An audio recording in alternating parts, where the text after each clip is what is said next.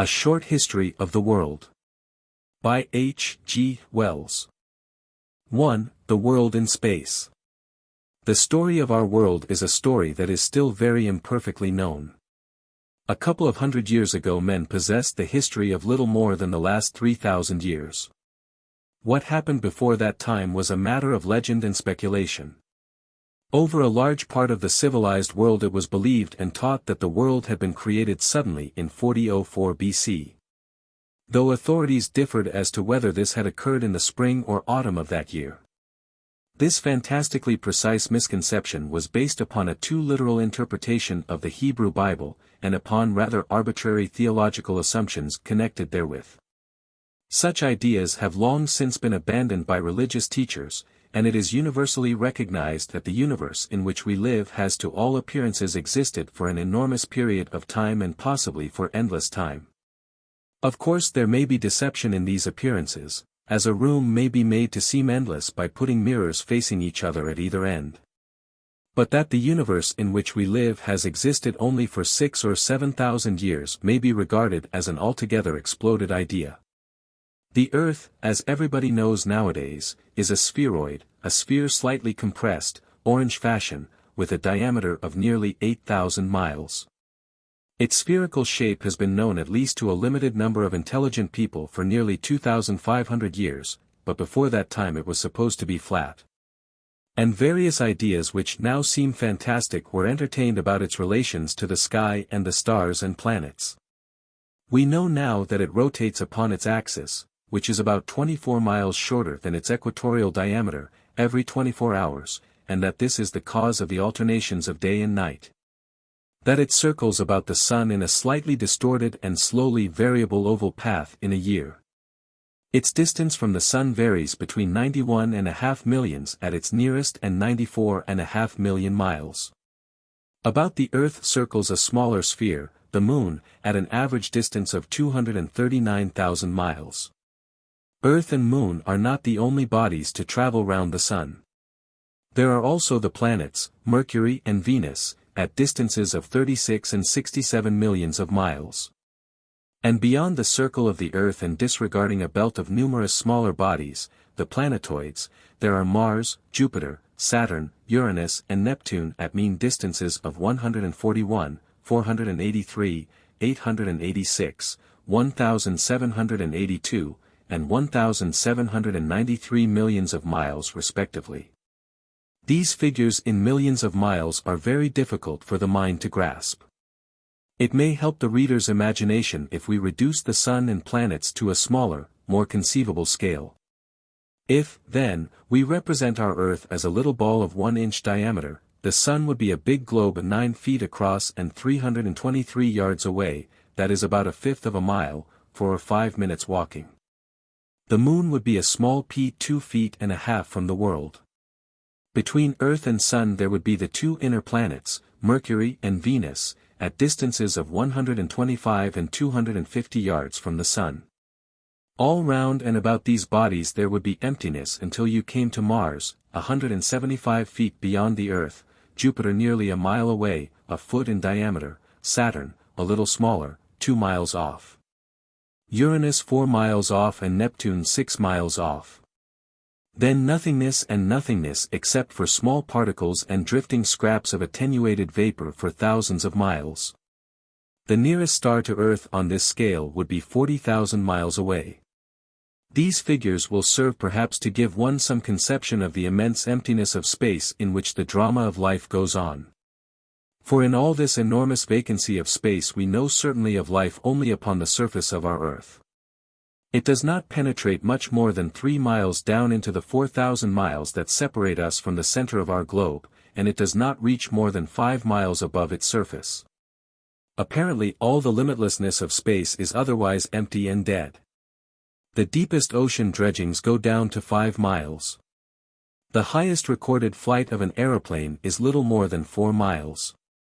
Men have reached to 7 miles up in balloons, but at a cost of great suffering. No bird can fly so high as 5 miles, and small birds and insects which have been carried up by aeroplanes drop off insensible far below that level. How do you find this book? Any thoughts about the book or the author? Any suggestion for improvement? Please take a moment to share your thoughts in a comment. If you like it, share it with your friends who might enjoy it as well. Subscribe to keep in touch. Visit CompleteAudiobooks.com for more quality content. 2. The World in Time. In the last 50 years there has been much very fine and interesting speculation on the part of scientific men upon the age and origin of our Earth. Here we cannot pretend to give even a summary of such speculations because they involve the most subtle mathematical and physical considerations. The truth is that the physical and astronomical sciences are still too undeveloped as yet to make anything of the sort more than an illustrative guesswork. The general tendency has been to make the estimated age of our globe longer and longer. It now seems probable that the Earth has had an independent existence as a spinning planet flying round and round the Sun for a longer period than 2 billion years. It may have been much longer than that. This is a length of time that absolutely overpowers the imagination. Before that vast period of separate existence, the Sun and Earth and the other planets that circulate round the Sun may have been a great swirl of diffused matter in space. The telescope reveals to us in various parts of the heavens luminous spiral clouds of matter, the spiral nebulae, which appear to be in rotation about a center.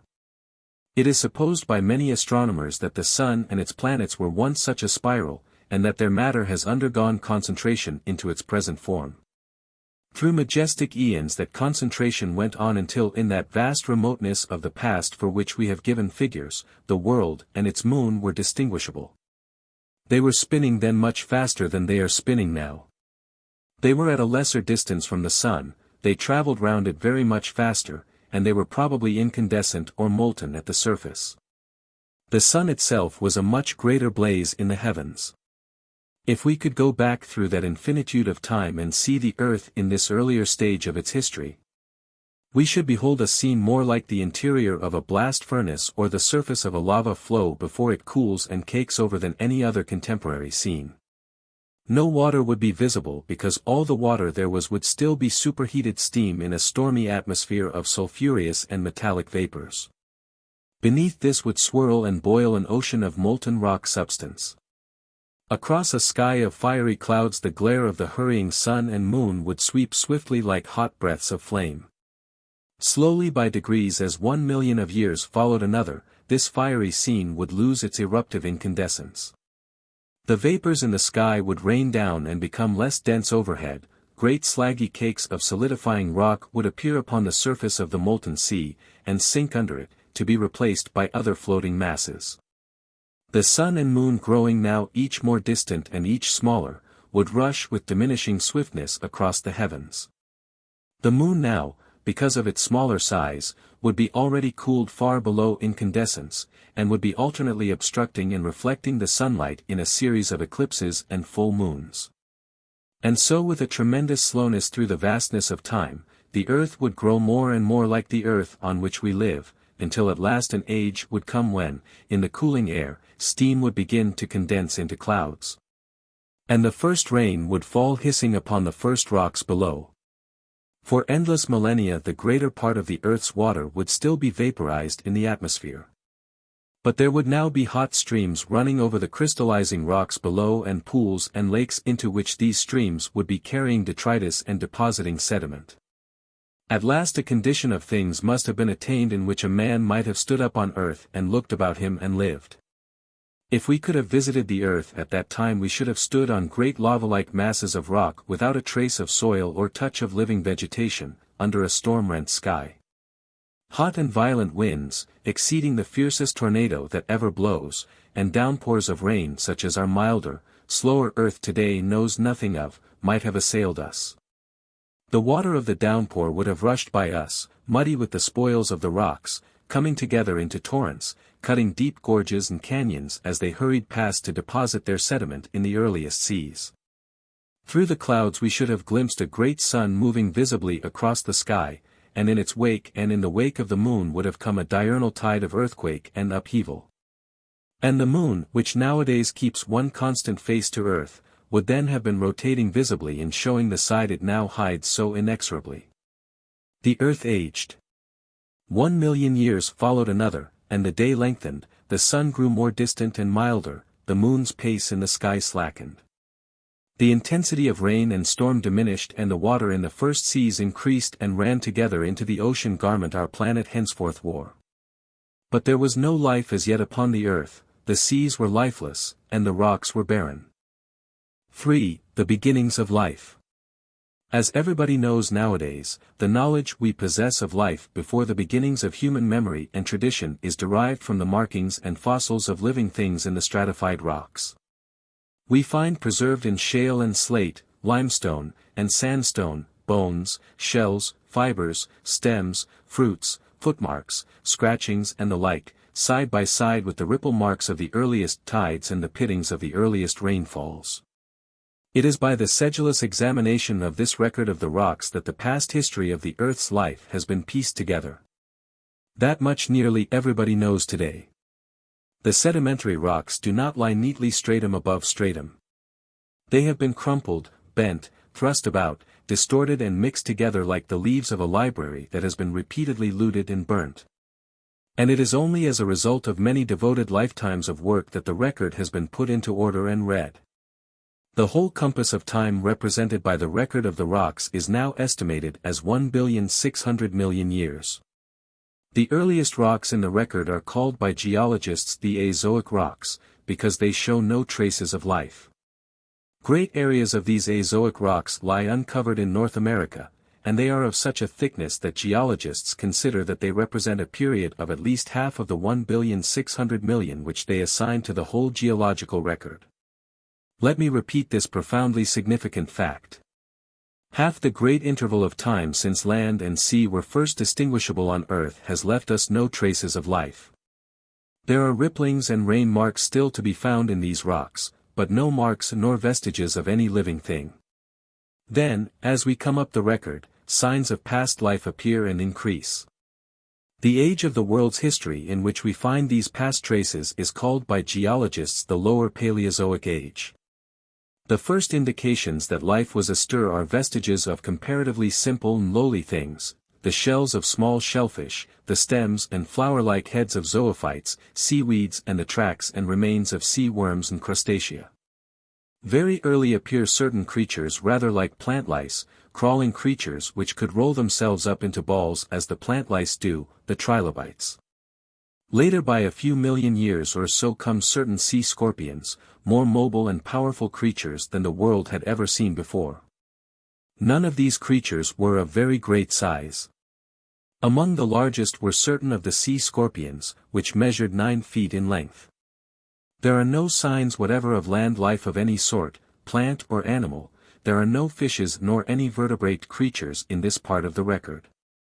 Essentially all the plants and creatures which have left us their traces from this period of the Earth's history are shallow water and intertidal beings.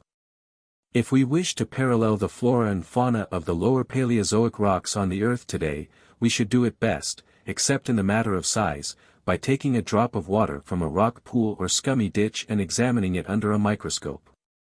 The little crustacea, the small shellfish, the zoophytes and algae we should find there would display a quite striking resemblance to these clumsier, larger prototypes that once were the crown of life upon our planet. It is well, however, to bear in mind that the lower Paleozoic rocks probably do not give us anything at all representative of the first beginnings of life on our planet. Unless a creature has bones or other hard parts, unless it wears a shell or is big enough and heavy enough to make characteristic footprints and trails in mud, it is unlikely to leave any fossilized traces of its existence behind. Today there are hundreds of thousands of species of small soft-bodied creatures in our world which it is inconceivable can ever leave any mark for future geologists to discover. In the world's past, millions of species of such creatures may have lived and multiplied and flourished and passed away without a trace remaining. The waters of the warm and shallow lakes and seas of the so-called Azoic period may have teemed with an infinite variety of lowly, jelly-like, shell-less and boneless creatures. And a multitude of green scummy plants may have spread over the sunlit intertidal rocks and beaches. The record of the rocks is no more a complete record of life in the past than the books of a bank are a record of the existence of everybody in the neighborhood.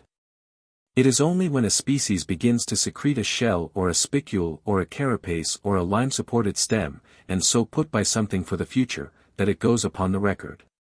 But in rocks of an age prior to those which bear any fossil traces, graphite, a form of uncombined carbon, is sometimes found. And some authorities consider that it may have been separated out from combination through the vital activities of unknown living things. 4. The Age of Fishes.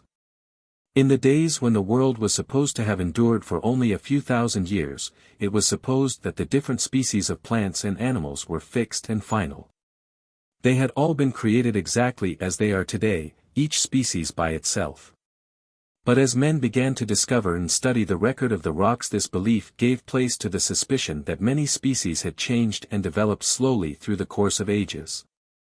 And this again expanded into a belief in what is called organic evolution, a belief that all species of life upon earth, animal and vegetable alike, are descended by slow continuous processes of change from some very simple ancestral form of life.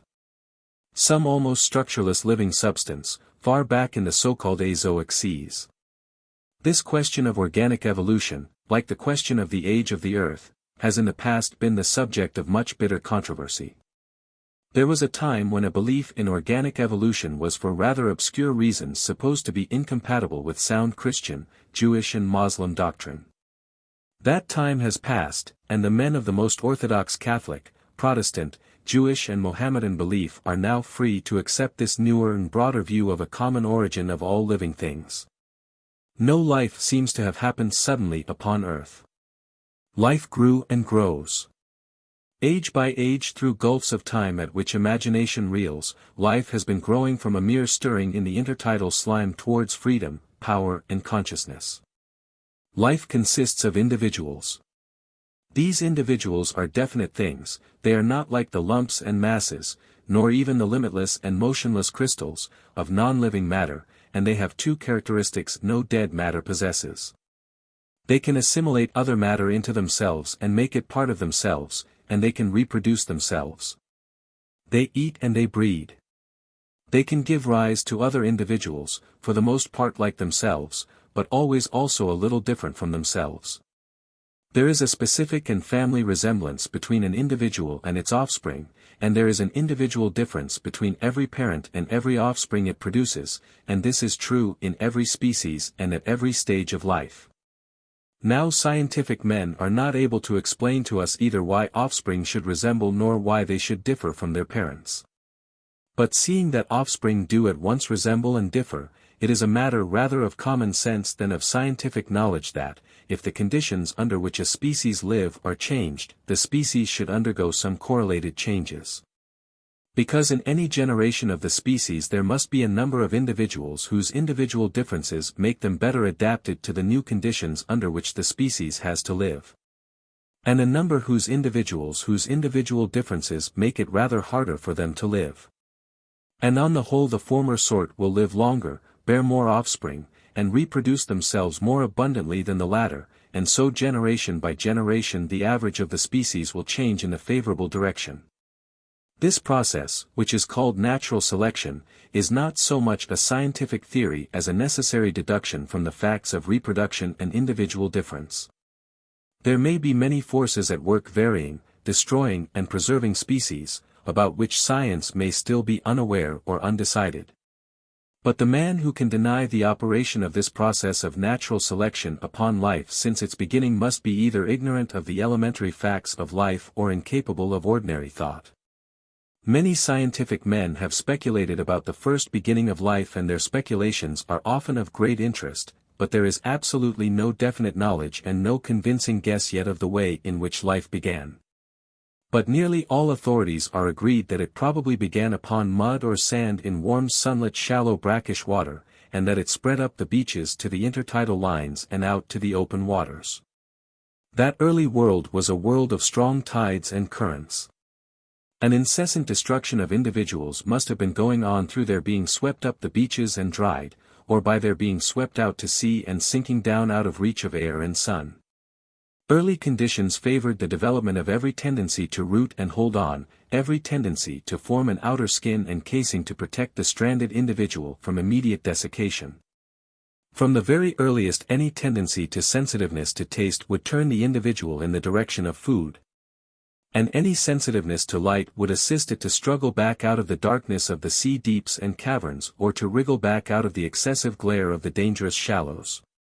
Probably the first shells and body armor of living things were protections against drying rather than against active enemies. But tooth and claw come early into our earthly history. We have already noted the size of the earlier water scorpions. For long ages such creatures were the supreme lords of life. Then in a division of these Paleozoic rocks called the Silurian division, which many geologists now suppose to be as old as 500 million years, there appears a new type of being. Equipped with eyes and teeth and swimming powers of an altogether more powerful kind. These were the first known backboned animals, the earliest fishes, the first known vertebrata. These fishes increase greatly in the next division of rocks, the rocks known as the Devonian system. They are so prevalent that this period of the record of the rocks has been called the Age of Fishes. Fishes of a pattern now gone from the earth, and fishes allied to the sharks and sturgeons of today, rushed through the waters, leapt in the air, browsed among the seaweeds, pursued and preyed upon one another, and gave a new liveliness to the waters of the world. None of these were excessively big by our present standards. Few of them were more than 2 or 3 feet long, but there were exceptional forms which were as long as 20 feet. We know nothing from geology of the ancestors of these fishes. They do not appear to be related to any of the forms that preceded them. Zoologists have the most interesting views of their ancestry, but these they derive from the study of the development of the eggs of their still living relations, and from other sources. Apparently the ancestors of the vertebrata were soft-bodied and perhaps quite small swimming creatures who began first to develop hard parts as teeth round and about their mouths.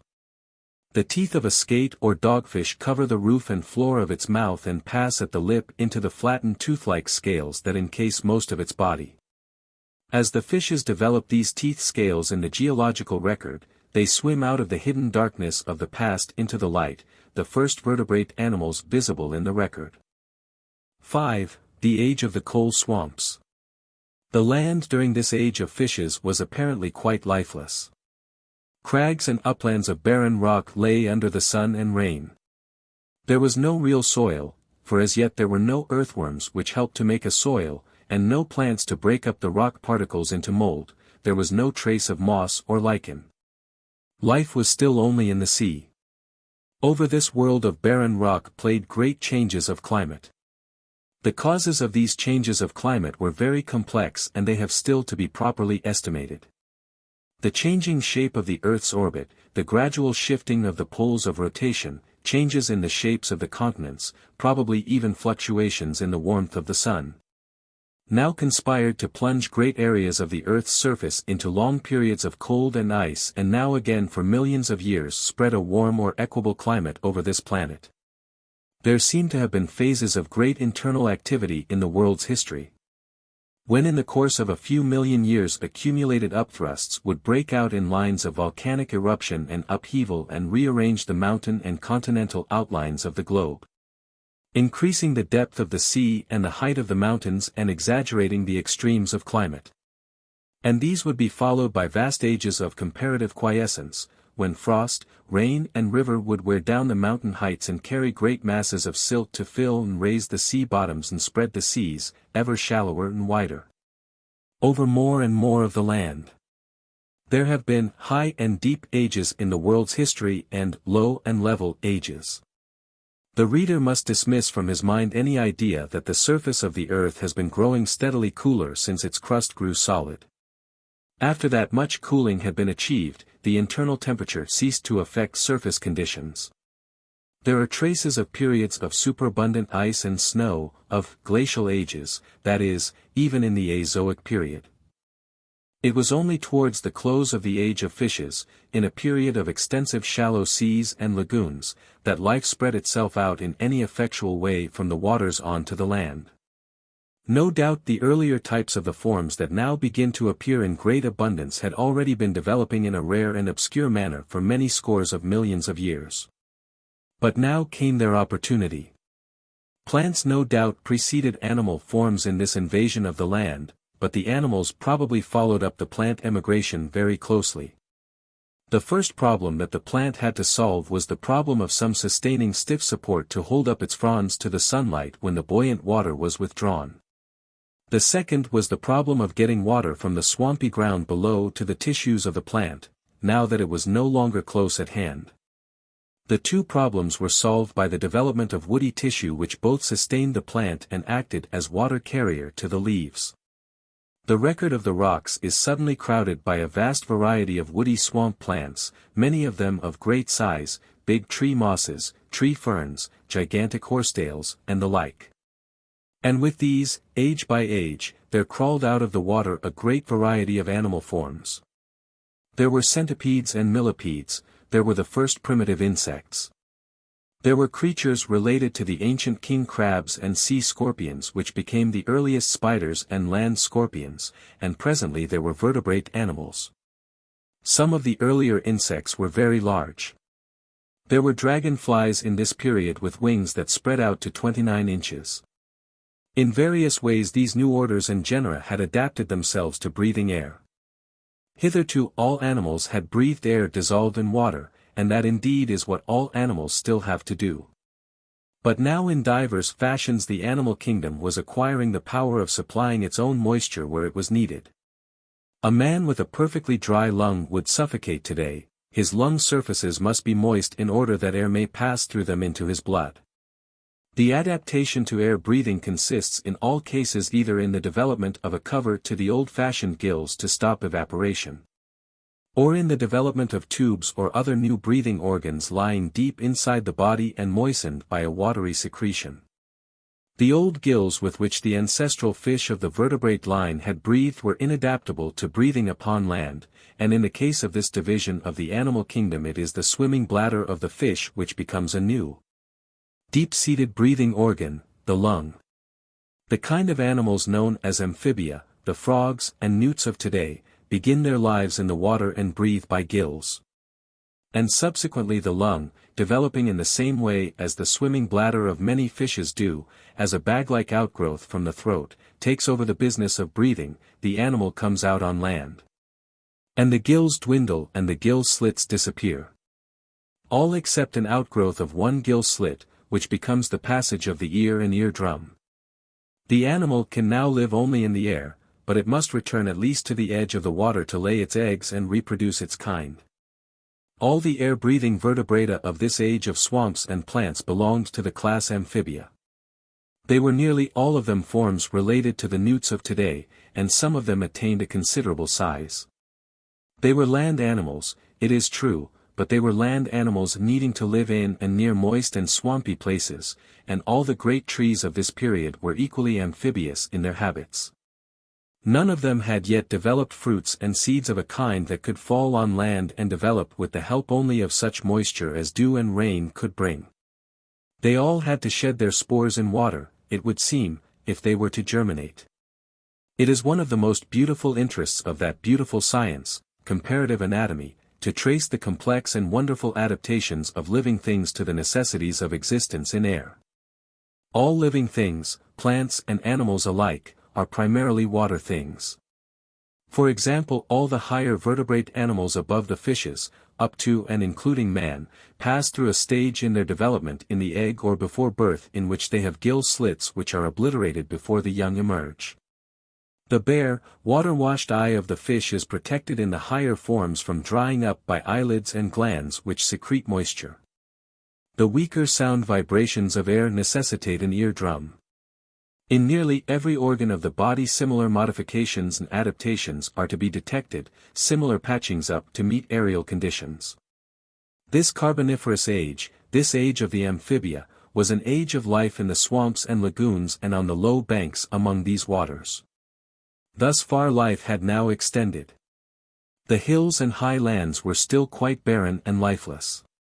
Life had learned to breathe air indeed, but it still had its roots in its native water, it still had to return to the water to reproduce its kind. 6. The Age of Reptiles. The abundant life of the Carboniferous period was succeeded by a vast cycle of dry and bitter ages. They are represented in the record of the rocks by thick deposits of sandstones and the like, in which fossils are comparatively few. The temperature of the world fluctuated widely, and there were long periods of glacial cold. Over great areas the former profusion of swamp vegetation ceased, and, overlaid by these newer deposits, it began that process of compression and mineralization that gave the world most of the cold deposits of today. But it is during periods of change that life undergoes its most rapid modifications, and under hardship that it learns its hardest lessons. As conditions revert towards warmth and moisture again, we find a new series of animal and plant forms established. We find in the record the remains of vertebrate animals that laid eggs which, instead of hatching out tadpoles which needed to live for a time in water, carried on their development before hatching to a stage so nearly like the adult form that the young could live in air from the first moment of independent existence. Gills had been cut out altogether, and the gill slits only appeared as an embryonic phase. These new creatures without a tadpole stage were the reptiles. Concurrently there had been a development of seed-bearing trees, which could spread their seed, independently of swamp or lakes. There were now palm-like cycads and many tropical conifers, though as yet there were no flowering plants and no grasses. There was a great number of ferns. And there was now also an increased variety of insects. There were beetles, though bees and butterflies had yet to come. But all the fundamental forms of a new real land fauna and flora had been laid down during these vast ages of severity. This new land life needed only the opportunity of favorable conditions to flourish and prevail. Age by age and with abundant fluctuations that mitigation came. The still incalculable movements of the Earth's crust, the changes in its orbit, the increase and diminution of the mutual inclination of orbit and pole, worked together to produce a great spell of widely diffused warm conditions. The period lasted altogether, it is now supposed, upwards of 200 million years. It is called the Mesozoic period, to distinguish it from the altogether vaster Paleozoic and Azoic periods, together 1400 millions, that preceded it. And from the Cainozoic or New Life period that intervened between its close and the present time, and it is also called the Age of Reptiles because of the astonishing predominance and variety of this form of life. It came to an end some 80 million years ago. In the world today the genera of reptiles are comparatively few and their distribution is very limited. They are more various, it is true, than are the few surviving members of the order of the amphibia which once in the Carboniferous period ruled the world. We still have the snakes, the turtles and tortoises, the chelonia, the alligators and crocodiles, and the lizards. Without exception they are creatures requiring warmth all the year round. They cannot stand exposure to cold, and it is probable that all the reptilian beings of the Mesozoic suffered under the same limitation. It was a hothouse fauna, living amidst a hothouse flora. It endured no frosts. But the world had at least attained a real dry land fauna and flora as distinguished from the mud and swamp fauna and flora of the previous heyday of life upon Earth. All the sorts of reptile we know now were much more abundantly represented then, great turtles and tortoises, big crocodiles and many lizards and snakes.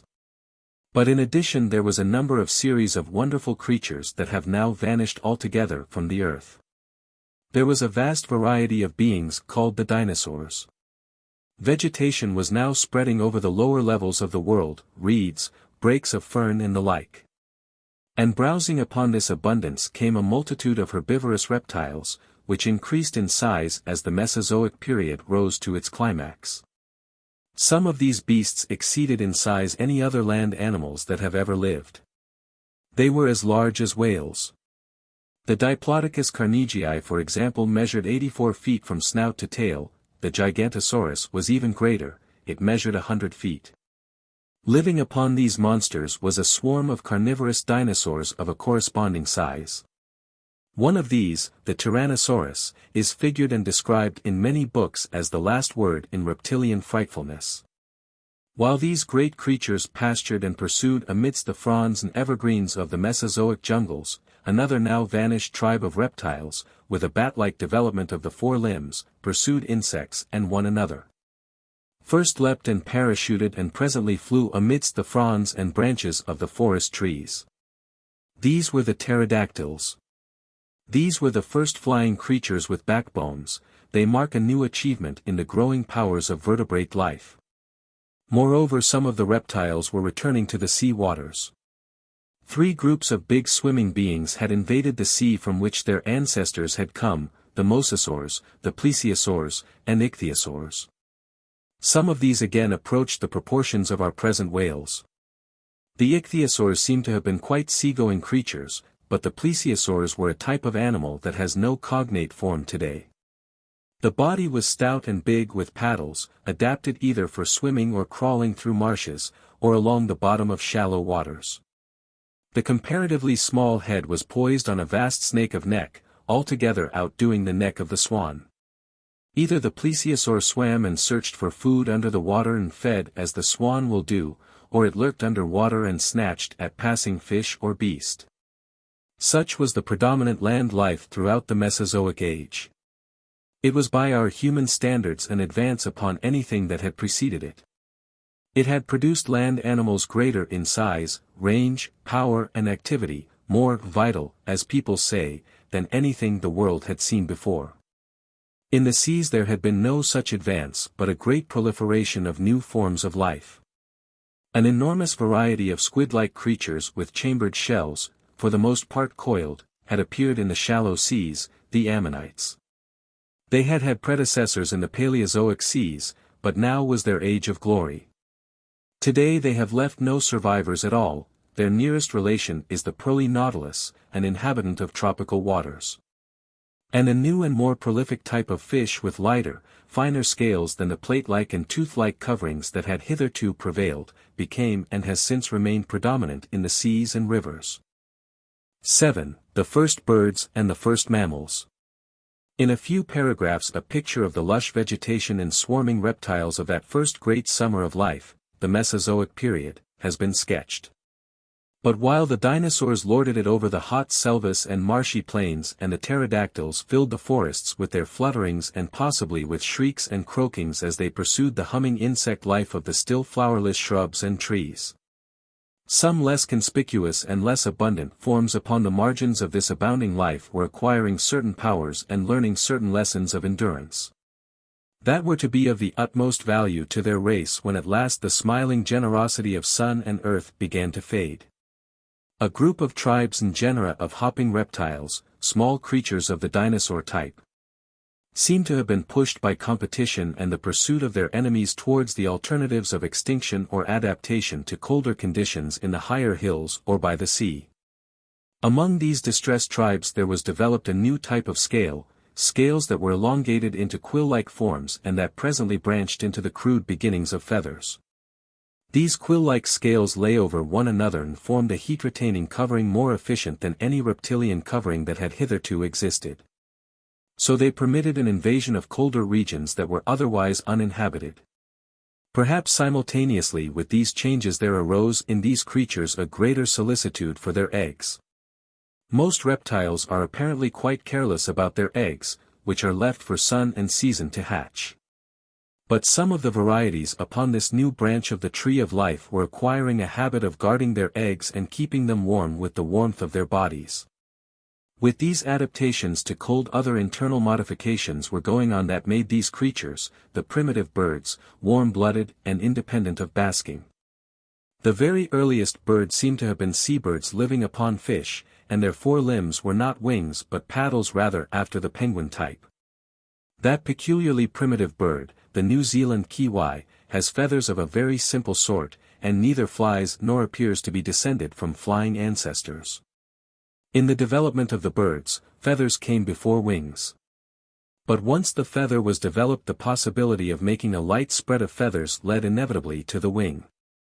We know of the fossil remains of one bird at least which had reptilian teeth in its jaw and a long reptilian tail, but which also had a true bird's wing and which certainly flew and held its own among the pterodactyls of the Mesozoic time. Nevertheless birds were neither varied nor abundant in Mesozoic times. If a man could go back to typical Mesozoic country, he might walk for days and never see or hear such a thing as a bird, though he would see a great abundance of pterodactyls and insects among the fronds and reeds. And another thing he would probably never see, and that would be any sign of a mammal. Probably the first mammals were in existence millions of years before the first thing one could call a bird, but they were altogether too small and obscure and remote for attention. The earliest mammals, like the earliest birds, were creatures driven by competition and pursuit into a life of hardship and adaptation to cold. With them also the scale became quill-like, and was developed into a heat-retaining covering. And they too underwent modifications, similar in kind though different in detail, to become warm-blooded and independent of basking. Instead of feathers they developed hairs, and instead of guarding and incubating their eggs they kept them warm and safe by retaining them inside their bodies until they were almost mature. Most of them became altogether viviparous and brought their young into the world alive. And even after their young were born they tended to maintain a protective and nutritive association with them. Most but not all mammals today have mammae and suckle their young. 2 mammals still live which lay eggs and which have not proper mammae, though they nourish their young by a nutritive secretion of the underskin. These are the duck-billed platypus and the echidna. The echidna lays leathery eggs and then puts them into a pouch under its belly, and so carries them about warm and safe until they hatch. But just as a visitor to the Mesozoic world might have searched for days and weeks before finding a bird, so, unless he knew exactly where to go and look, he might have searched in vain for any traces of a mammal. Both birds and mammals would have seemed very eccentric and secondary and unimportant creatures in Mesozoic times. The age of reptiles lasted, it is now guessed, 80 million years. Had any quasi-human intelligence been watching the world through that inconceivable length of time, how safe and eternal the sunshine and abundance must have seemed. How assured the wallowing prosperity of the dinosaurs and the flapping abundance of the flying lizards. And then the mysterious rhythms and accumulating forces of the universe began to turn against that quasi-eternal stability. That run of luck for life was running out. Age by age, myriad of years after myriad of years, with halts no doubt and retrogressions, came a change towards hardship and extreme conditions, came great alterations of level and great redistributions of mountain and sea. We find one thing in the record of the rocks during the decadence of the long Mesozoic age of prosperity that is very significant of steadily sustained changes of condition. And that is a violent fluctuation of living forms and the appearance of new and strange species. Under the gathering threat of extinction the older orders and genera are displaying their utmost capacity for variation and adaptation. The Ammonites for example in these last pages of the Mesozoic chapter exhibit a multitude of fantastic forms. Under settled conditions there is no encouragement for novelties, they do not develop, they are suppressed, what is best adapted is already there. Under novel conditions it is the ordinary type that suffers, and the novelty that may have a better chance to survive and establish itself. There comes a break in the record of the rocks that may represent several million years. There is a veil here still, over even the outline of the history of life. When it lifts again, the age of reptiles is at an end. The dinosaurs, the plesiosaurs and ichthyosaurs, the pterodactyls, the innumerable genera and species of ammonite have all gone absolutely. In all their stupendous variety they have died out and left no descendants. The cold has killed them. All their final variations were insufficient, they had never hit upon survival conditions. The world had passed through a phase of extreme conditions beyond their powers of endurance, a slow and complete massacre of Mesozoic life has occurred, and we find now a new scene, a new and hardier flora. And a new and hardier fauna in possession of the world. It is still a bleak and impoverished scene with which this new volume of the Book of Life begins. The cycads and tropical conifers have given place very largely to trees that shed their leaves to avoid destruction by the snows of winter and to flowering plants and shrubs, and where there was formerly a profusion of reptiles. An increasing variety of birds and mammals is entering into their inheritance. 8. The Age of Mammals. The opening of the next great period in the life of the Earth, the Cainozoic period, was a period of upheaval and extreme volcanic activity. Now it was that the vast masses of the Alps and Himalayas and the mountain backbone of the Rockies and Andes were thrust up, and that the rude outlines of our present oceans and continents appeared. The map of the world begins to display a first dim resemblance to the map of today. It is estimated now that between 40 and 80 million years have elapsed from the beginnings of the Cainozoic period to the present time. At the outset of the Cainozoic period the climate of the world was austere. It grew generally warmer until a fresh phase of great abundance was reached, after which conditions grew hard again and the earth passed into a series of extremely cold cycles, the glacial ages, from which apparently it is now slowly emerging. But we do not know sufficient of the causes of climatic change at present to forecast the possible fluctuations of climatic conditions that lie before us. We may be moving towards increasing sunshine or lapsing towards another glacial age. Volcanic activity and the upheaval of mountain masses may be increasing or diminishing, we do not know, we lack sufficient science. With the opening of this period the grasses appear, for the first time there is pasture in the world. And with the full development of the once obscure mammalian type, appear a number of interesting grazing animals and of carnivorous types which prey upon these. At first these early mammals seem to differ only in a few characters from the great herbivorous and carnivorous reptiles that ages before had flourished and then vanished from the earth. A careless observer might suppose that in this second long age of warmth and plenty that was now beginning, nature was merely repeating the first, with herbivorous and carnivorous mammals to parallel the herbivorous and carnivorous dinosaurs. With birds replacing pterodactyls and so on. But this would be an altogether superficial comparison. The variety of the universe is infinite and incessant, it progresses eternally, history never repeats itself and no parallels are precisely true.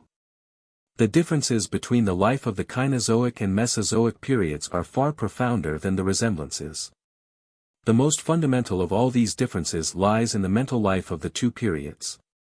It arises essentially out of the continuing contact of parent and offspring which distinguishes mammalian and in a lesser degree bird life, from the life of the reptile. With very few exceptions the reptile abandons its egg to hatch alone. The young reptile has no knowledge whatever of its parent, its mental life, such as it is, begins and ends with its own experiences. It may tolerate the existence of its fellows but it has no communication with them. It never imitates, never learns from them, is incapable of concerted action with them.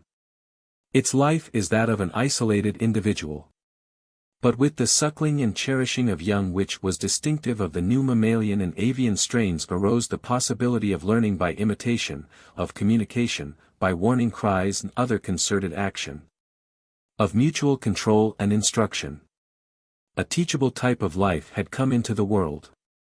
The earliest mammals of the Cainozoic period are but little superior in brain size to the more active carnivorous dinosaurs, but as we read on through the record towards modern times we find, in every tribe and race of the mammalian animals, a steady universal increase in brain capacity.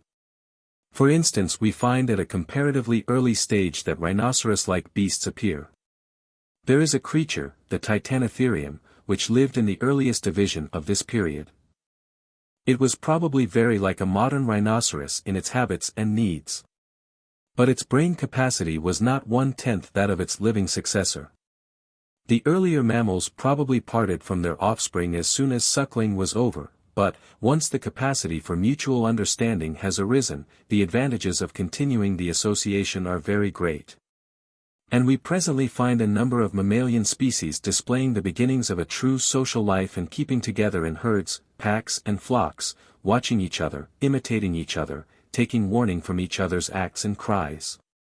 This is something that the world had not seen before among vertebrate animals. Reptiles and fish may no doubt be found in swarms and shoals. They have been hatched in quantities and similar conditions have kept them together. But in the case of the social and gregarious mammals the association arises not simply from a community of external forces, it is sustained by an inner impulse. They are not merely like one another and so found in the same places at the same times, they like one another and so they keep together. This difference between the reptile world and the world of our human minds is one our sympathies seem unable to pass. We cannot conceive in ourselves the swift uncomplicated urgency of a reptile's instinctive motives, its appetites, fears and hates. We cannot understand them in their simplicity because all our motives are complicated. Ours are balances and resultants and not simple urgencies. But the mammals and birds have self-restraint and consideration for other individuals, a social appeal, a self-control that is, at its lower level, after our own fashion. We can in consequence establish relations with almost all sorts of them.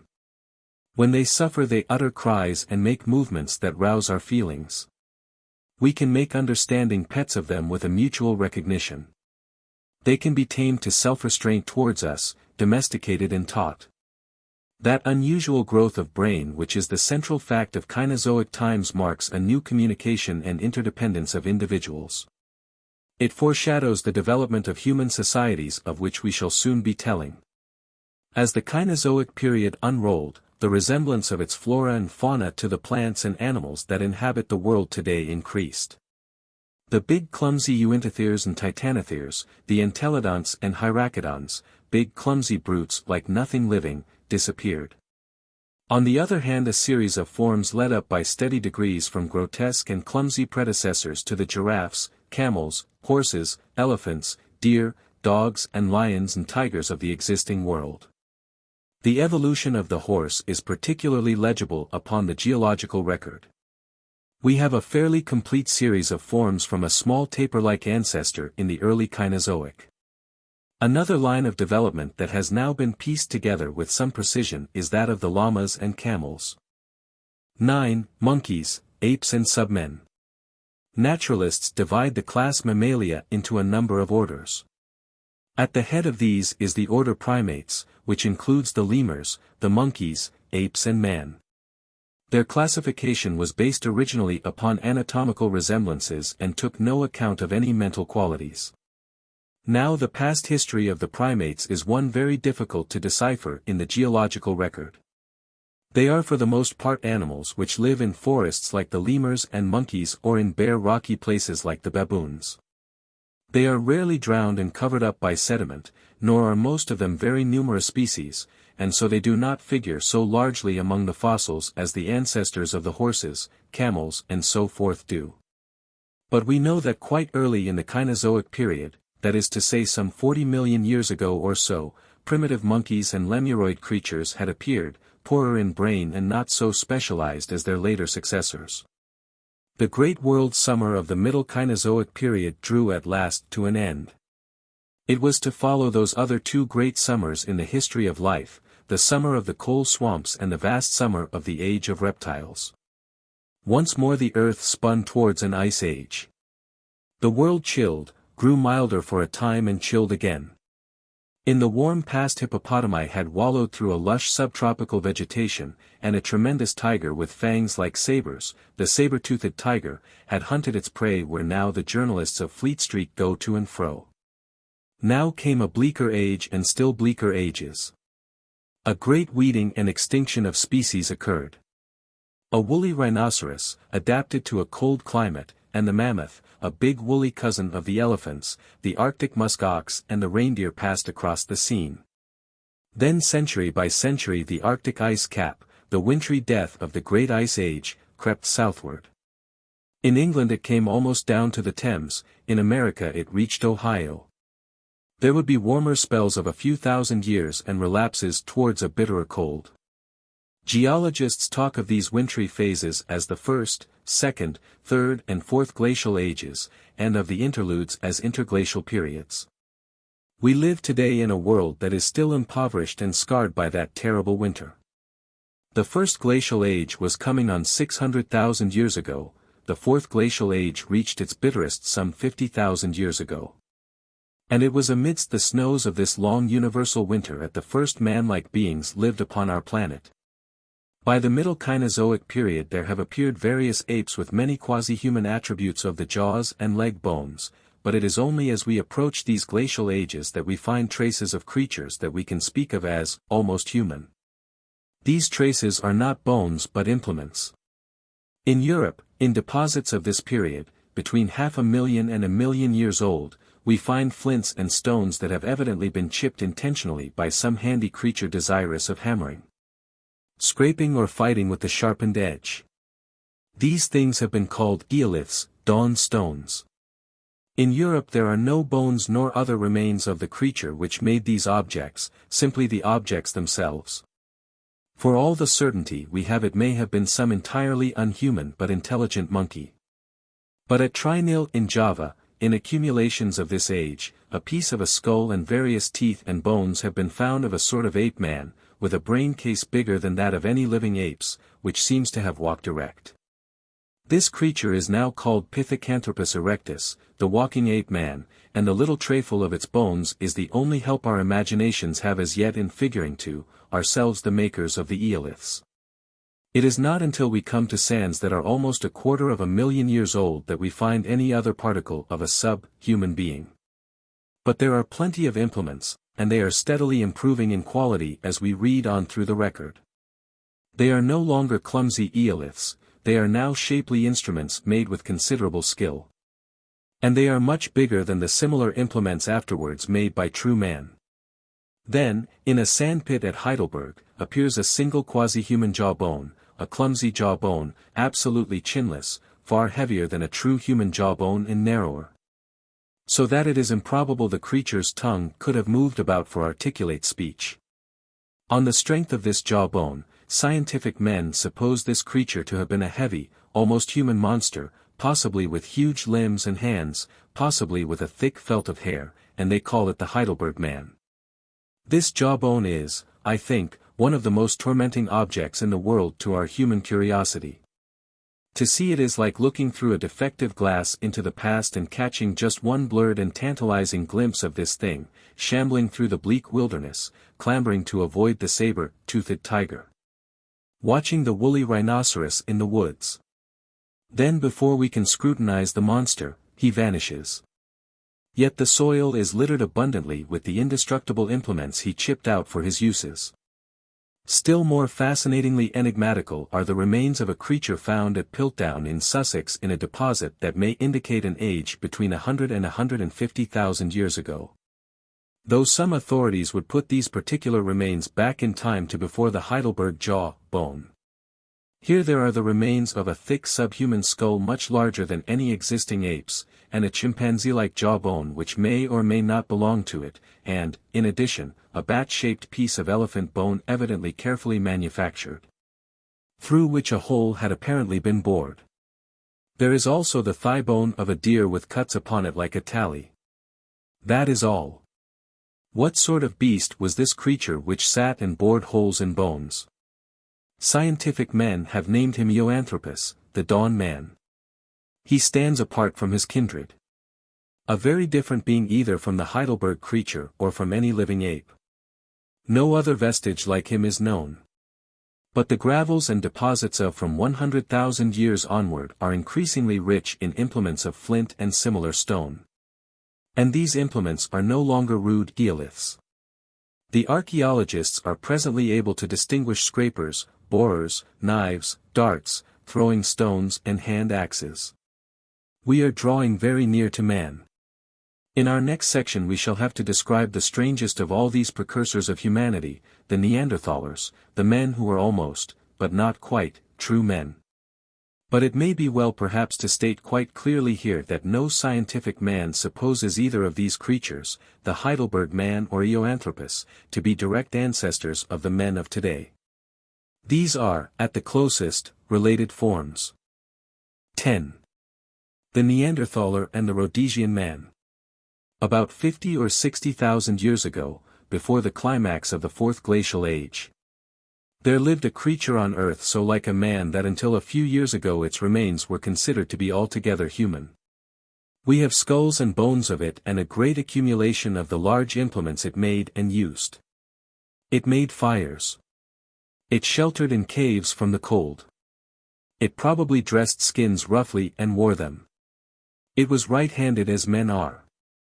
Yet now the ethnologists tell us these creatures were not true men.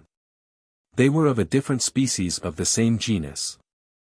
They had heavy protruding jaws and great brow ridges above the eyes and very low foreheads. Their thumbs were not opposable to the fingers as men's are, their necks were so poised that they could not turn back their heads and look up to the sky. They probably slouched along, head down and forward. Their chinless jawbones resemble the Heidelberg jawbone and are markedly unlike human jawbones. And there were great differences from the human pattern in their teeth. Their cheek teeth were more complicated in structure than ours, more complicated and not less so. They had not the long fangs of our cheek teeth, and also these quasi-men had not the marked canines, dog teeth, of an ordinary human being. The capacity of their skulls was quite human, but the brain was bigger behind and lower in front than the human brain. Their intellectual faculties were differently arranged. They were not ancestral to the human line. Mentally and physically they were upon a different line from the human line. Skulls and bones of this extinct species of man were found at Neanderthal among other places, and from that place these strange proto-men have been christened Neanderthal men, or Neanderthalers. They must have endured in Europe for many hundreds or even thousands of years. At that time the climate and geography of our world was very different from what they are at the present time. Europe, for example, was covered with ice reaching as far south as the Thames and into central Germany and Russia. There was no channel separating Britain from France.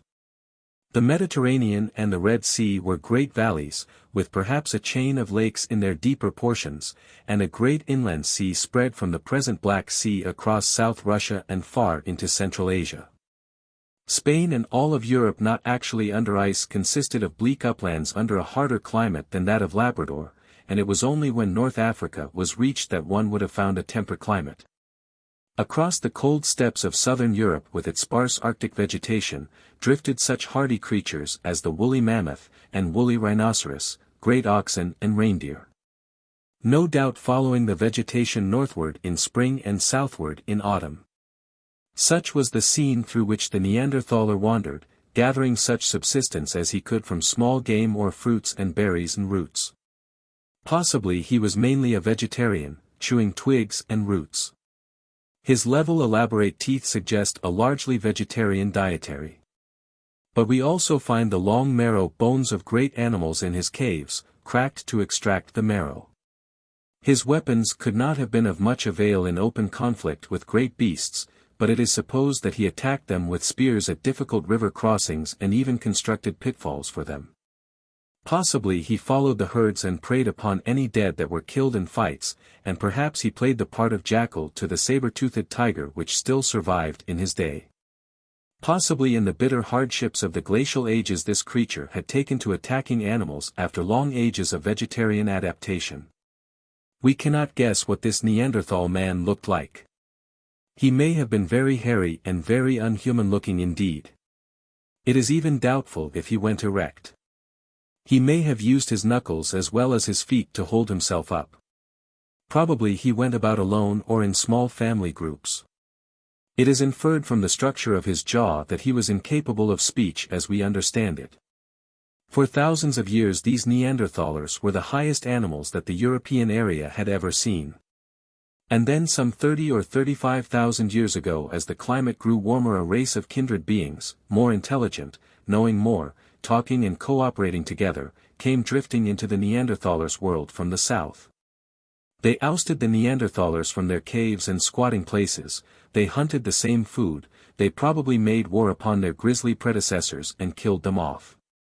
These newcomers from the south or the east, for at present we do not know their region of origin, who at last drove the Neanderthalers out of existence altogether, were beings of our own blood and kin, the first true men.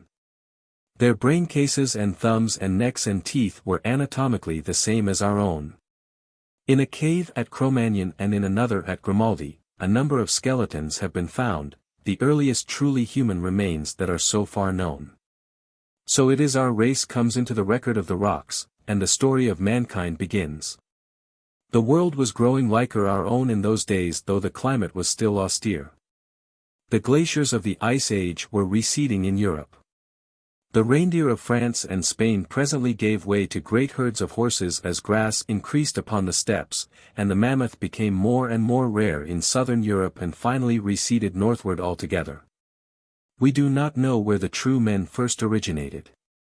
But in the summer of 1921, an extremely interesting skull was found together with pieces of a skeleton at Broken Hill in South Africa, which seems to be a relic of a third sort of man.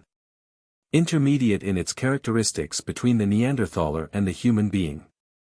The brain case indicates a brain bigger in front and smaller behind than the Neanderthalers, and the skull was poised erect upon the backbone in a quite human way. The teeth also and the bones are quite human. But the face must have been ape-like with enormous brow ridges and a ridge along the middle of the skull. The creature was indeed a true man, so to speak, with an ape-like, Neanderthaler face. This Rhodesian man is evidently still closer to real men than the Neanderthal man. This Rhodesian skull is probably only the second of what in the end may prove to be a long list of finds of subhuman species which lived on the earth in the vast interval of time between the beginnings of the Ice Age and the appearance of their common heir. And perhaps their common exterminator, the true man. The Rhodesian skull itself may not be very ancient. Up to the time of publishing this book there has been no exact determination of its probable age.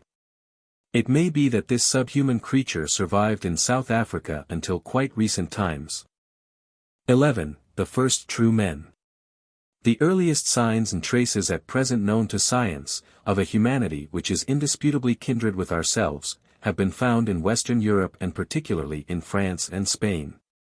Bones, weapons, scratchings upon bone and rock, carved fragments of bone, and paintings in caves and upon rock surfaces dating, it is supposed, from 30,000 years ago or more, have been discovered in both these countries.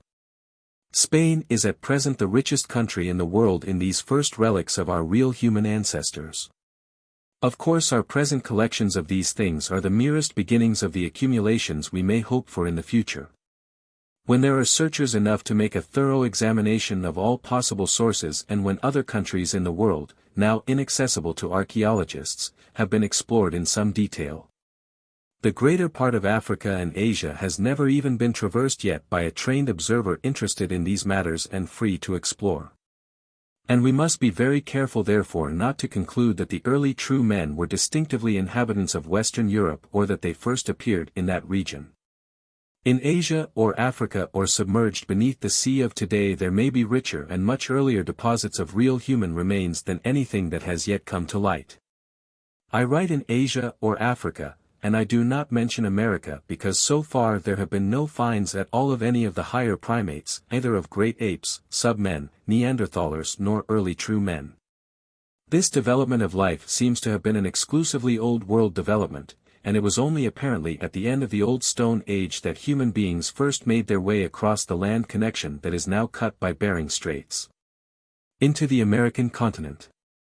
These first real human beings we know of in Europe appear already to have belonged to one or other of at least two very distinct races. One of these races was of a very high type indeed, it was tall and big-brained. One of the women's skulls found exceeds in capacity that of the average man of today. One of the men's skeletons is over 6 feet in height. The physical type resembled that of the North American Indian. From the Cro-Magnon cave in which the first skeletons were found these people have been called Cro-Magnards. They were savages, but savages of a high order. The second race, the race of the Grimaldi cave remains, was distinctly Negroid in its characters.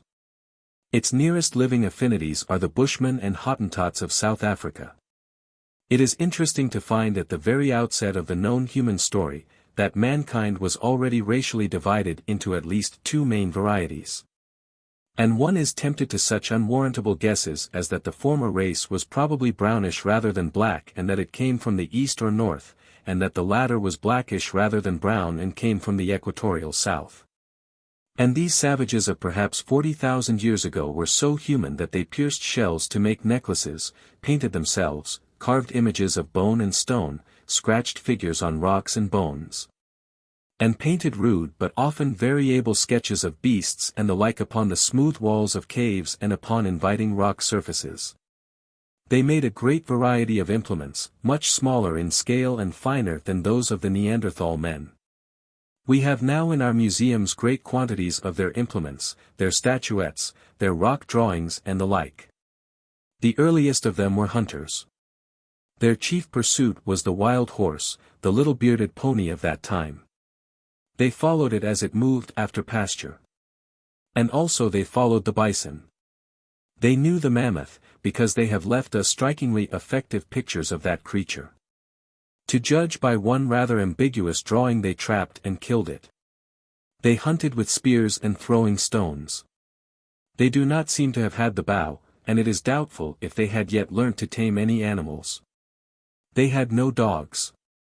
There is one carving of a horse's head and one or two drawings that suggest a bridled horse, with a twisted skin or tendon round it. But the little horses of that age and region could not have carried a man, and if the horse was domesticated it was used as a led horse. It is doubtful and improbable that they had yet learnt the rather unnatural use of animals' milk as food. They do not seem to have erected any buildings, though they may have had tents of skins, and though they made clay figures they never rose to the making of pottery. Since they had no cooking implements, their cookery must have been rudimentary or non-existent. They knew nothing of cultivation and nothing of any sort of basket work or woven cloth. Except for their robes of skin or fur, they were naked painted savages. These earliest known men hunted the open steppes of Europe for 100 centuries perhaps, and then slowly drifted and changed before a change of climate. Europe, century by century, was growing milder and damper. Reindeer receded northward and eastward, and bison and horse followed. The steppes gave way to forests, and red deer took the place of horse and bison. There is a change in the character of the implements with this change in their application. River and lake fishing becomes of great importance to men, and fine implements of bone increased.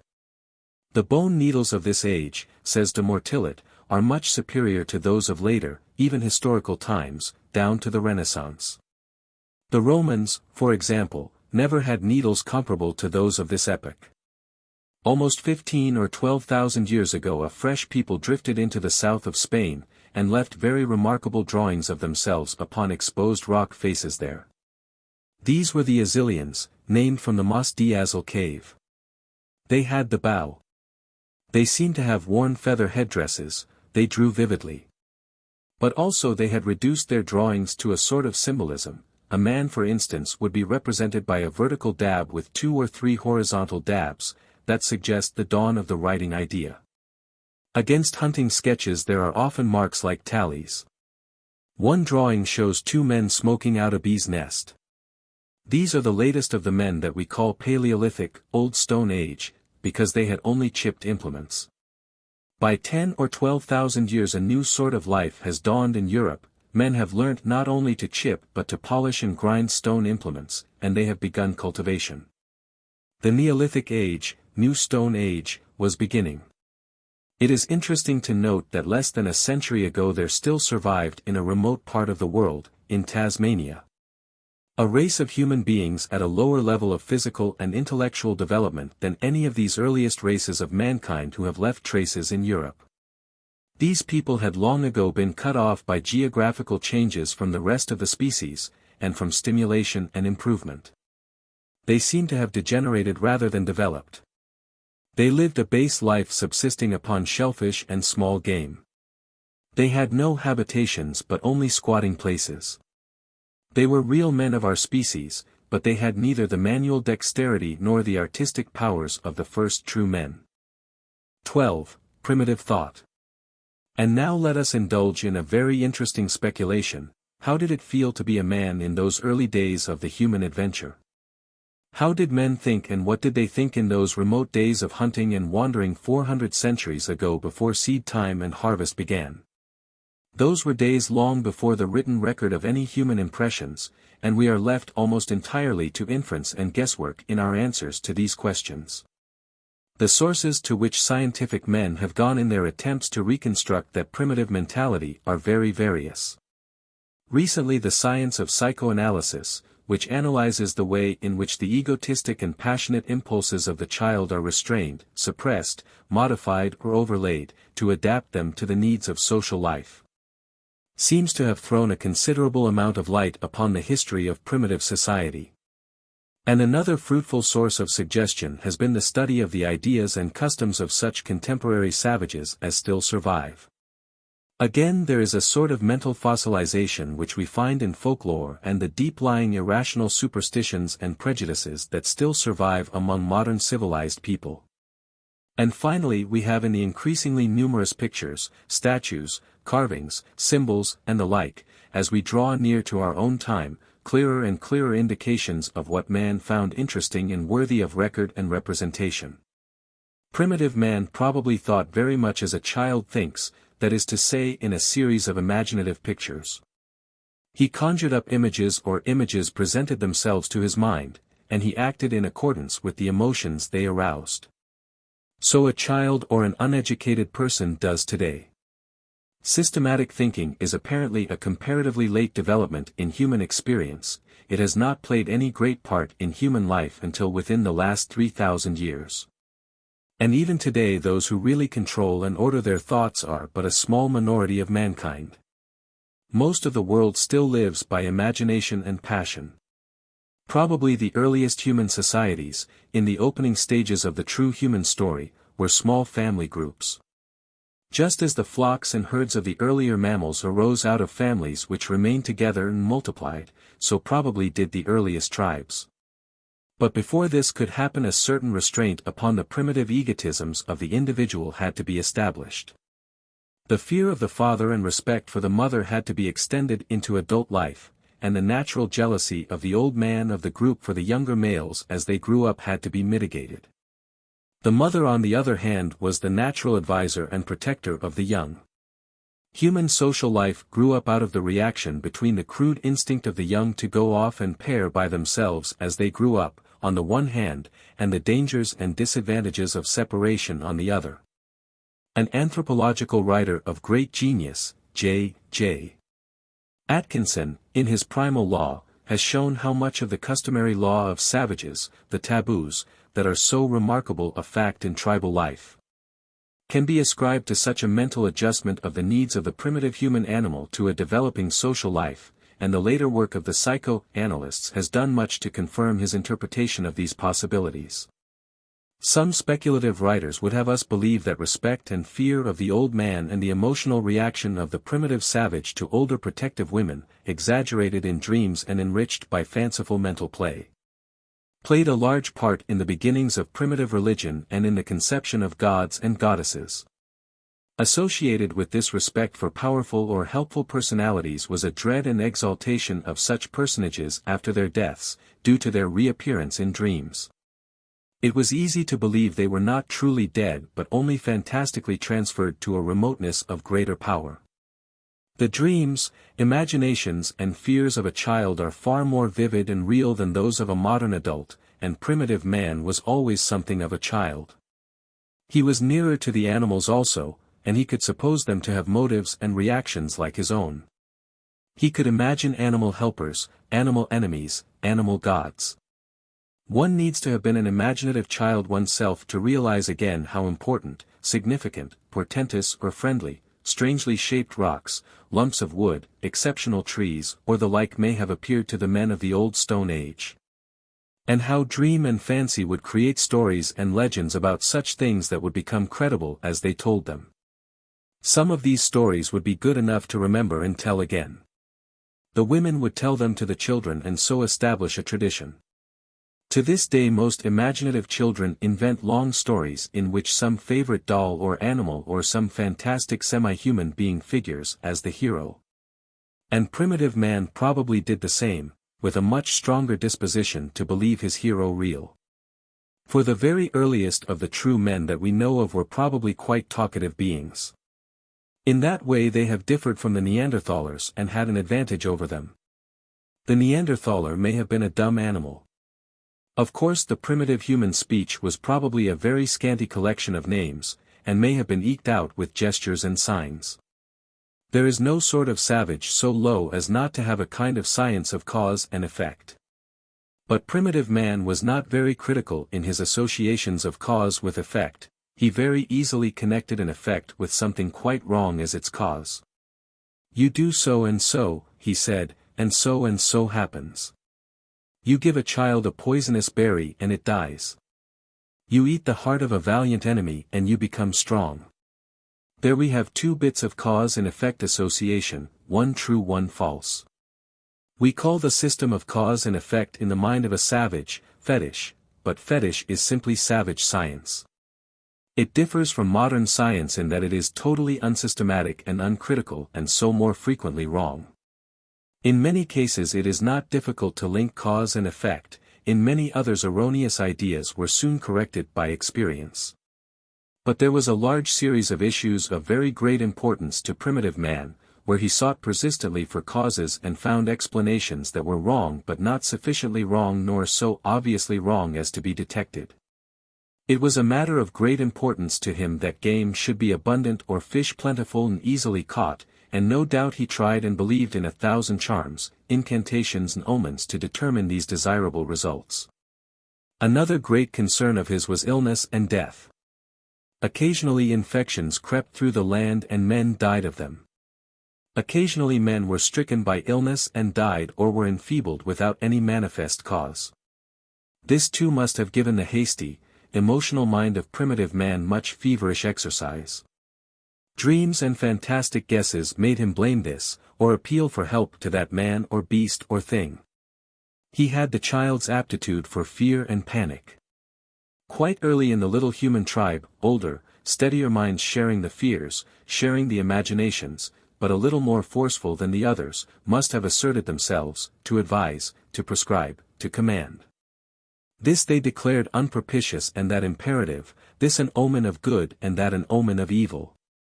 The expert in fetish, the medicine man, was the first priest. He exhorted, he interpreted dreams, he warned, he performed the complicated hocus pocus that brought luck or averted calamity. Primitive religion was not so much what we now call religion as practice and observance, and the early priest dictated what was indeed an arbitrary primitive practical science. 13. The beginnings of cultivation. We are still very ignorant about the beginnings of cultivation and settlement in the world, although a vast amount of research and speculation has been given to these matters in the last 50 years. All that we can say with any confidence at present is that someone about 15,000 and 12,000 BC. While the Assyrian people were in the south of Spain and while the remnants of the earlier hunters were drifting northward and eastward. Somewhere in North Africa or Western Asia or in that great Mediterranean valley that is now submerged under the waters of the Mediterranean Sea, there were people who, age by age, were working out two vitally important things. They were beginning cultivation and they were domesticating animals. They were also beginning to make, in addition to the chipped implements of their hunter forebears, implements of polished stone. They had discovered the possibility of basketwork and roughly woven textiles of plant fiber, and they were beginning to make a rudely modeled pottery. They were entering upon a new phase in human culture, the Neolithic phase, New Stone Age, as distinguished from the Paleolithic, Old Stone, phase of the Cro-Magnards, the Grimaldi people, the Assyrians, and their like. One slowly these Neolithic people spread over the warmer parts of the world, and the arts they had mastered, the plants and animals they had learnt to use, spread by imitation and acquisition even more widely than they did. By 10,000 BC, most of mankind was at the Neolithic level. Now the ploughing of land, the sowing of seed, the reaping of harvest, threshing and grinding, may seem the most obviously reasonable steps to a modern mind, just as to a modern mind it is a commonplace that the world is round. What else could you do? People will ask. What else can it be? But to the primitive man of 20,000 years ago neither of the systems of action and reasoning that seem so sure and manifest to us today were at all obvious. He felt his way to effectual practice through a multitude of trials and misconceptions, with fantastic and unnecessary elaborations and false interpretations at every turn. Somewhere in the Mediterranean region, wheat grew wild. And man may have learnt to pound and then grind up its seeds for food long before he learnt to sow, he reaped before he sowed. And it is a very remarkable thing that throughout the world wherever there is sowing and harvesting there is still traceable the vestiges of a strong primitive association of the idea of sowing with the idea of a blood sacrifice. And primarily of the sacrifice of a human being. The study of the original entanglement of these two things is a profoundly attractive one to the curious mind, the interested reader will find it very fully developed in that monumental work, Sir J. G. Fraser's Golden Bough. It was an entanglement, we must remember, in the childish, dreaming, myth-making primitive mind. No reasoned process will explain it. But in that world of 12,000 to 20,000 years ago, it would seem that whenever seed time came round to the Neolithic peoples there was a human sacrifice. And it was not the sacrifice of any mean or outcast person. It was the sacrifice usually of a chosen youth or maiden, a youth more often who was treated with profound deference and even worship up to the moment of his immolation. He was a sort of sacrificial god-king, and all the details of his killing had become a ritual directed by the old, knowing men and sanctioned by the accumulated usage of ages. At first primitive men, with only a very rough idea of the seasons, must have found great difficulty in determining when was the propitious moment for the seed-time sacrifice and the sowing. There is some reason for supposing that there was an early stage in human experience when men had no idea of a year. The first chronology was in lunar months. It is supposed that the years of the biblical patriarchs are really moons, and the Babylonian calendar shows distinct traces of an attempt to reckon seed time by taking 13 lunar months to see it round. This lunar influence upon the calendar reaches down to our own days.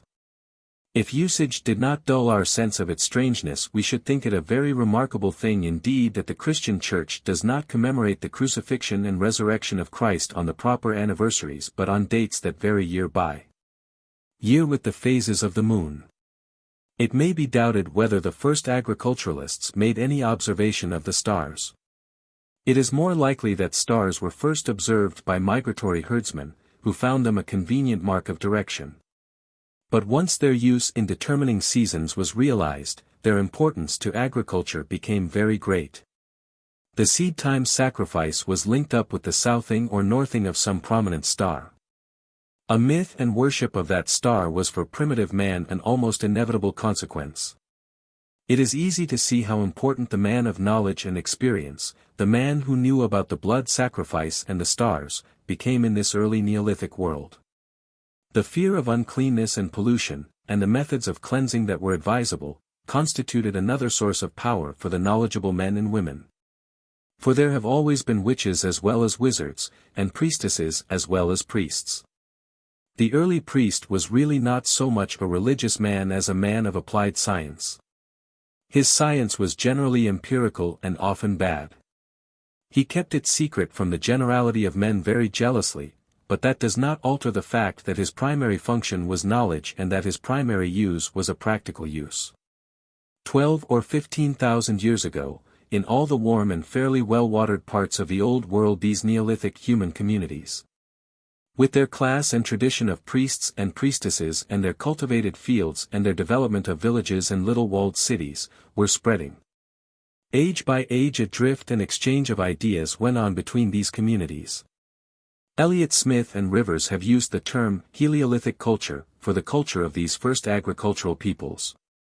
Heliolithic, sun and stone, is not perhaps the best possible word to use for this, but until scientific men give us a better one we shall have to use it. Originating somewhere in the Mediterranean and Western Asiatic area, it spread age by age eastward and from island to island across the Pacific until it may even have reached America and mingled with the more primitive ways of living of the Mongoloid immigrants coming down from the north. Wherever the brownish people with the Heliolithic culture went, they took with them all or most of a certain group of curious ideas and practices.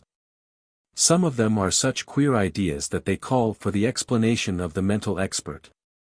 They made pyramids and great mounds, and set up great circles of big stones, perhaps to facilitate the astronomical observation of the priests. They made mummies of some or all of their dead, they tattooed and circumcised.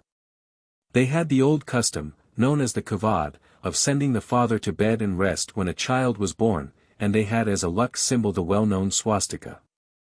If we were to make a map of the world with dots to show how far these group practices have left their traces, we should make a belt along the temperate and subtropical coasts of the world from Stonehenge and Spain across the world to Mexico and Peru. But Africa below the equator, North-Central Europe, and North Asia would show none of these dottings. There lived races who were developing along practically independent lines.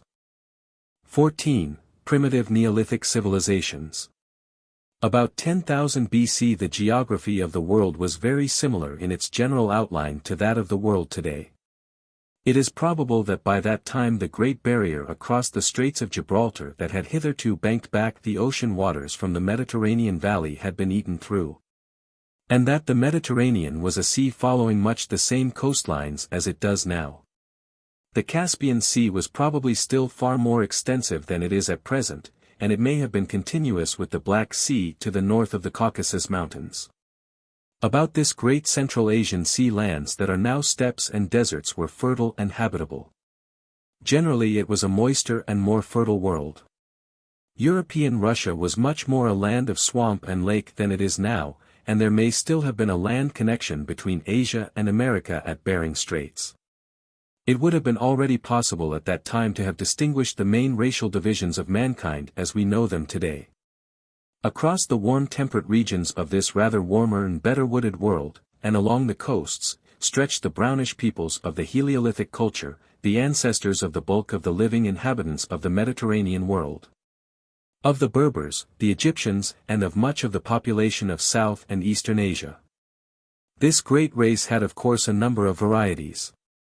The Iberian or Mediterranean or dark white race of the Atlantic and Mediterranean coast, the Hamitic peoples which include the Berbers and Egyptians, the Dravidians. The darker people of India, a multitude of East Indian people, many Polynesian races and the Maoris are all divisions of various value of this great main mass of humanity. Its western varieties are whiter than its eastern. In the forests of Central and Northern Europe a more blonde variety of men with blue eyes was becoming distinguishable, branching off from the main mass of brownish people, a variety which many people now speak of as the Nordic race. In the more open regions of northeastern Asia was another differentiation of this brownish humanity in the direction of a type with more oblique eyes, high cheekbones, a yellowish skin, and very straight black hair, the Mongolian peoples. In South Africa, Australia, in many tropical islands in the south of Asia were remains of the early Negroid peoples.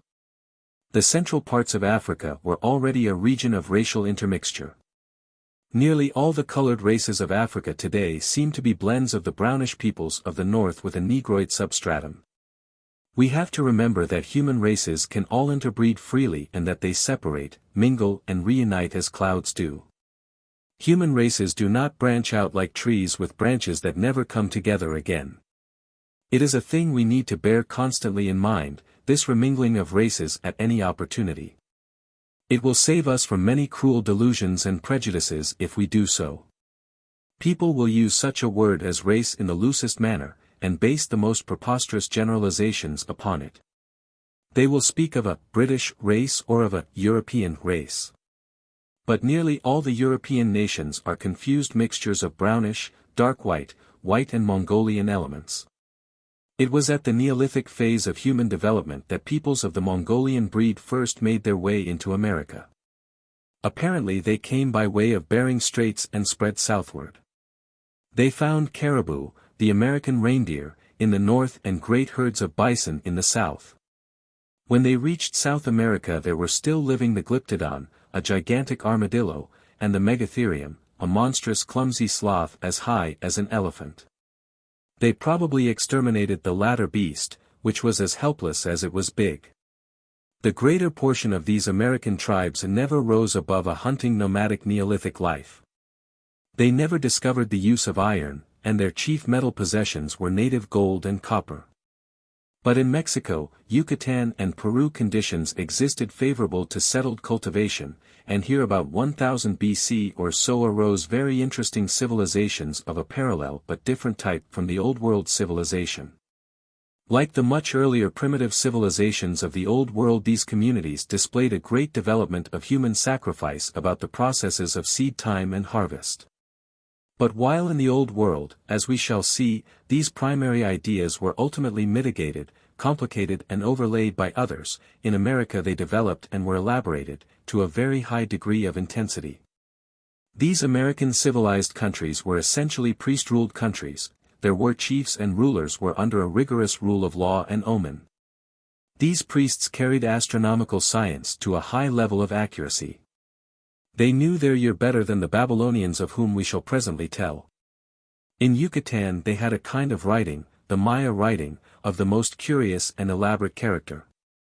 So far as we have been able to decipher it, it was used mainly for keeping the exact and complicated calendars upon which the priests expended their intelligence. The art of the Maya civilization came to a climax about 700 or 800 AD. The sculptured work of these people amazes the modern observer by its great plastic power and its frequent beauty, and perplexes him by a grotesqueness and by a sort of insane conventionality and intricacy outside the circle of his ideas. There is nothing quite like it in the Old World.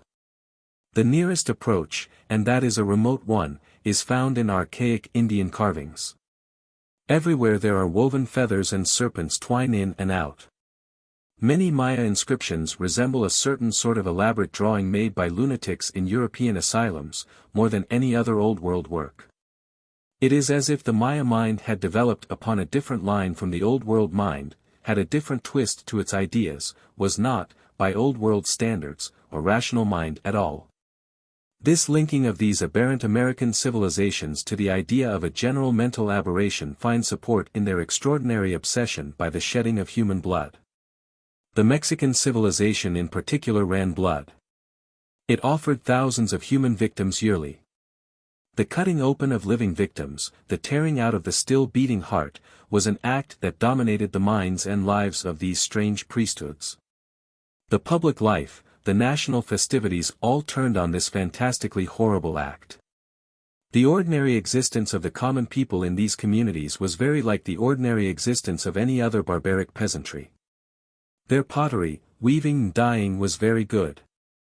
The Maya writing was not only carven on stone but written and painted upon skins and the like.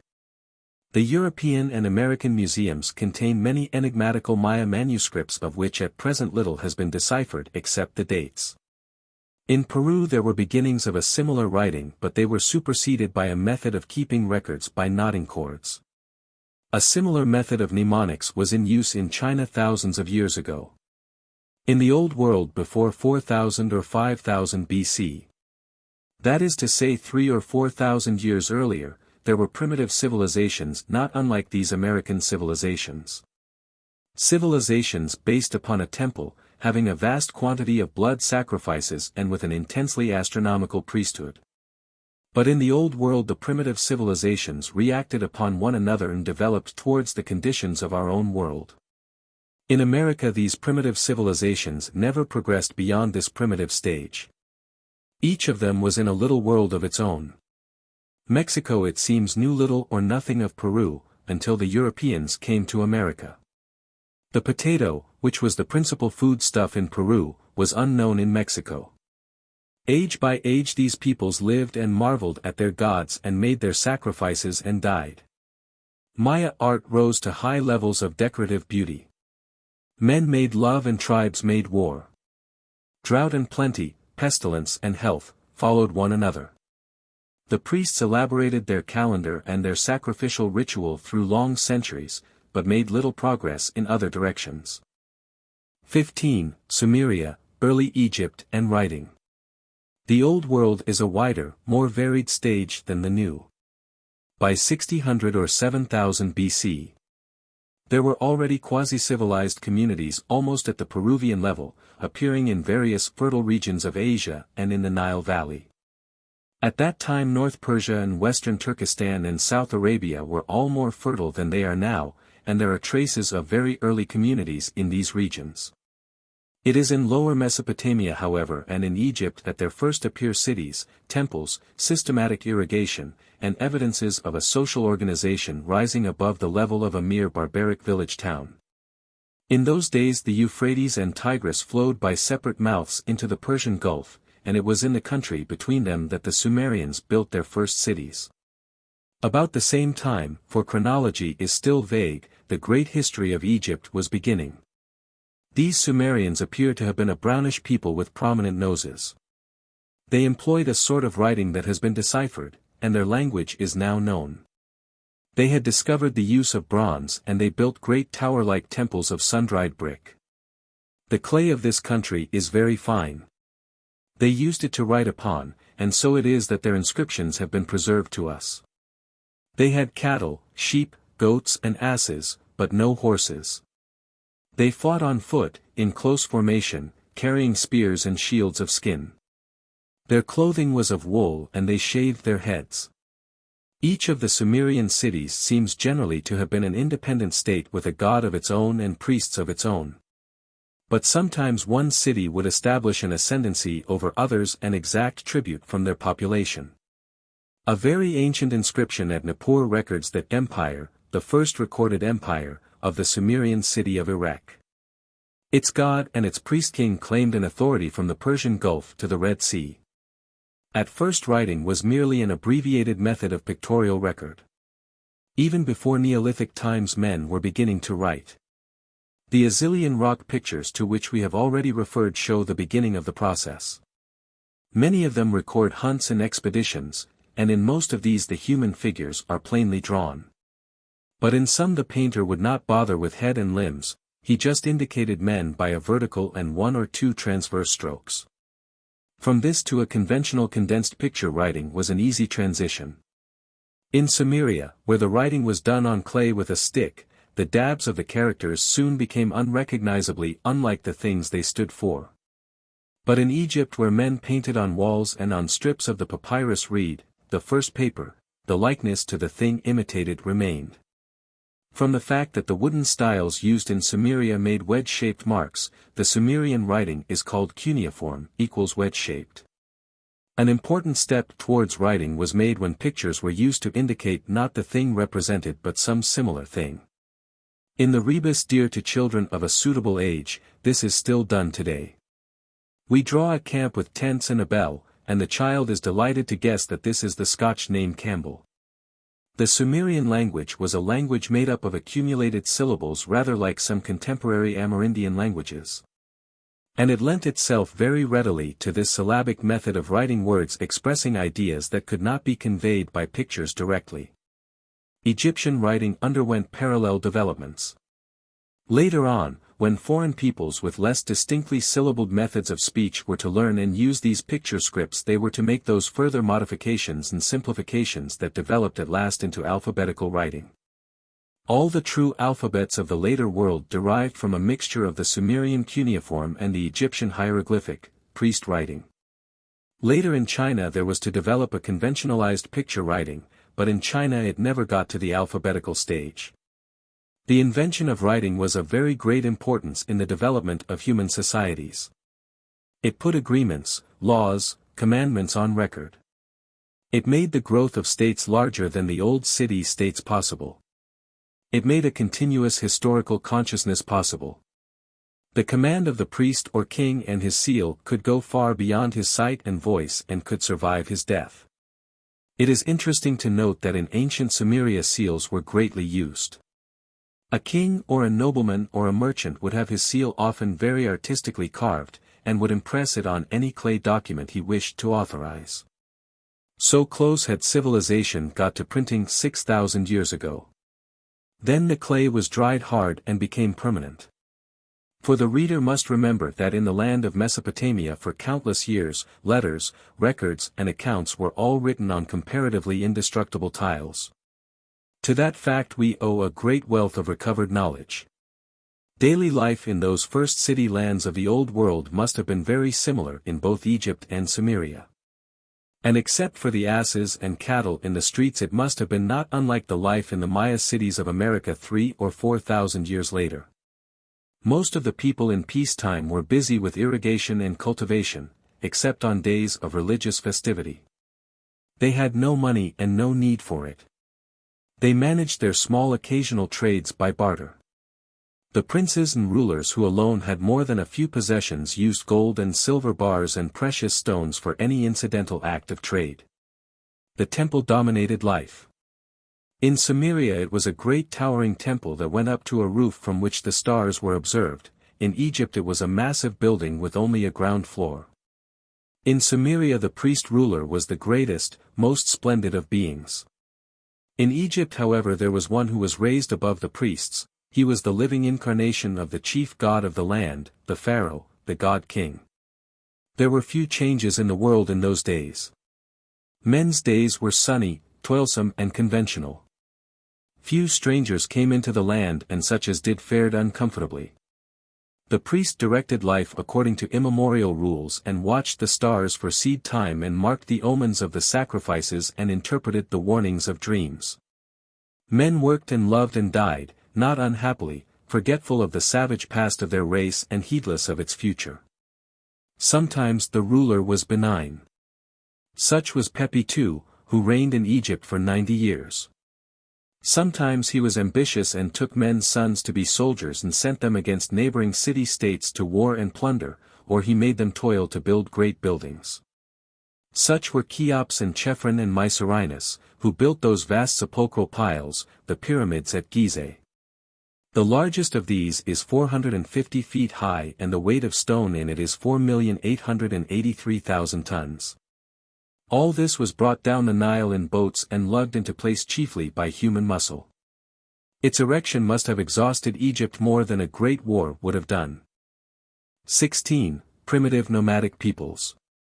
It was not only in Mesopotamia and the Nile Valley that men were settling down to agriculture and the formation of city-states in the centuries between 600 and 800 BC.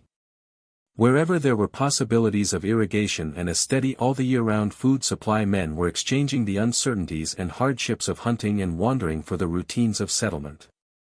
On the upper Tigris a people called the Assyrians were founding cities. In the valleys of Asia Minor and on the Mediterranean shores and islands, there were small communities growing up to civilization. Possibly parallel developments of human life were already going on in favorable regions of India and China. In many parts of Europe where there were lakes well stocked with fish, little communities of men had long settled in dwellings built on piles over the water, and were eking out agriculture by fishing and hunting. But over much larger areas of the Old World no such settlement was possible. The land was too harsh, too thickly wooded or too arid, or the seasons too uncertain for mankind, with only the implements and science of that age to take root. For settlement under the conditions of the primitive civilizations men needed a constant water supply and warmth and sunshine. Where these needs were not satisfied, man could live as a transient, as a hunter following his game, as a herdsman following the seasonal grass, but he could not settle. The transition from the hunting to the herding life may have been very gradual. From following herds of wild cattle or, in Asia, wild horses, men may have come to an idea of property in them, have learnt to pen them into valleys, have fought for them against wolves, wild dogs and other predatory beasts. So while the primitive civilizations of the cultivators were growing up chiefly in the great river valleys, a different way of living, the nomadic life, a life in constant movement to and fro from winter pasture to summer pasture, was also growing up. The nomadic peoples were on the whole hardier than the agriculturalists. They were less prolific and numerous, they had no permanent temples and no highly organized priesthood, they had less gear. But the reader must not suppose that theirs was necessarily a less highly developed way of living on that account. In many ways this free life was a fuller life than that of the tillers of the soil. The individual was more self-reliant. Less of a unit in a crowd. The leader was more important, the medicine man perhaps less so. Moving over large stretches of country, the nomad took a wider view of life. He touched on the confines of this settled land and that. He was used to the sight of strange faces. He had to scheme and treat for pasture with competing tribes. He knew more of minerals than the folk upon the plough lands because he went over mountain passes and into rocky places. He may have been a better metallurgist. Possibly bronze and much more probably iron smelting were nomadic discoveries. Some of the earliest implements of iron reduced from its ores have been found in Central Europe far away from the early civilizations. On the other hand, the settled folk had their textiles and their pottery and made many desirable things. It was inevitable that as the two sorts of life, the agricultural and the nomadic differentiated, a certain amount of looting and trading should develop between the two. In Sumeria particularly, which had deserts and seasonal country on either hand, it must have been usual to have the nomads camping close to the cultivated fields, trading and stealing and perhaps tinkering, as gypsies do to this day. But hens they would not steal, because the domestic fowl, an Indian jungle fowl originally was not domesticated by man until about 1000 BC. They would bring precious stones and things of metal and leather. If they were hunters they would bring skins. They would get in exchange pottery and beads and glass, garments and such like manufactured things. 3 main regions and 3 main kinds of wandering and imperfectly settled people there were in those remote days of the first civilizations in Sumeria and early Egypt. Away in the forests of Europe were the blonde Nordic peoples, hunters and herdsmen, a lowly race. The primitive civilizations saw very little of this race before 1500 BC. Away on the steppes of Eastern Asia various Mongolian tribes, the Hunnish peoples, were domesticating the horse and developing a very wide sweeping habit of seasonal movement between their summer and winter camping places. Possibly the Nordic and Hunnish peoples were still separated from one another by the swamps of Russia and the greater Caspian Sea of that time. For very much of Russia there was swamp and lake. In the deserts, which were growing more arid now, of Syria and Arabia, tribes of a dark white or brownish people, the Semitic tribes, were driving flocks of sheep and goats and asses from pasture to pasture. It was these Semitic shepherds and certain more negroid people from southern Persia, the Elamites, who were the first nomads to come into close contact with the early civilizations. They came as traders and as raiders. Finally there arose leaders among them with bolder imaginations, and they became conquerors. About 2750 BC. A great Semitic leader, Sargon, had conquered the whole Sumerian land and was master of all the world from the Persian Gulf to the Mediterranean Sea. He was an illiterate barbarian and his people, the Akkadians, learnt the Sumerian writing and adopted the Sumerian language as the speech of the officials and the learned. The empire he founded decayed after 2 centuries, and after one inundation of Elamites a fresh Semitic people, the Amorites, by degrees established their rule over Sumeria. They made their capital in what had hitherto been a small upriver town, Babylon, and their empire is called the First Babylonian Empire. It was consolidated by a great king called Hammurabi, circa 2100 BC, who made the earliest code of laws yet known to history. The narrow valley of the Nile lies less open to nomadic invasion than Mesopotamia, but about the time of Hammurabi occurred a successful Semitic invasion of Egypt and a line of pharaohs was set up, the Hyksos or shepherd kings, which lasted for several centuries. These Semitic conquerors never assimilated themselves with the Egyptians, they were always regarded with hostility as foreigners and barbarians, and they were at last expelled by a popular uprising about 1600 BC. But the Semites had come into Sumeria for good and all, the 2 races assimilated and the Babylonian Empire became Semitic in its language and character. 17. The first seagoing peoples. The earliest boats and ships must have come into use some 25 or 30,000 years ago. Man was probably paddling about on the water with a log of wood or an inflated skin to assist him, at latest in the beginnings of the Neolithic period. A basketwork boat covered with skin and caulked was used in Egypt and Sumeria from the beginnings of our knowledge. Such boats are still used there. They are used to this day in Ireland and Wales and in Alaska. Sealskin boats still make the crossing of Bering Straits. The hollow log followed as tools improved. The building of boats and then ships came in a natural succession. Perhaps the legend of Noah's Ark preserves the memory of some early exploit in shipbuilding, just as the story of the flood, so widely distributed among the peoples of the world, may be the tradition of the flooding of the Mediterranean basin. There were ships upon the Red Sea long before the pyramids were built, and there were ships on the Mediterranean and Persian Gulf by 700 BC. Mostly these were the ships of fishermen, but some were already trading in pirate ships, for knowing what we do of mankind we may guess pretty safely that the first sailors plundered where they could and traded where they had to do so. The seas on which these first ships adventured were inland seas on which the wind blew fitfully and which were often at a dead calm for days together, so that sailing did not develop beyond an accessory use.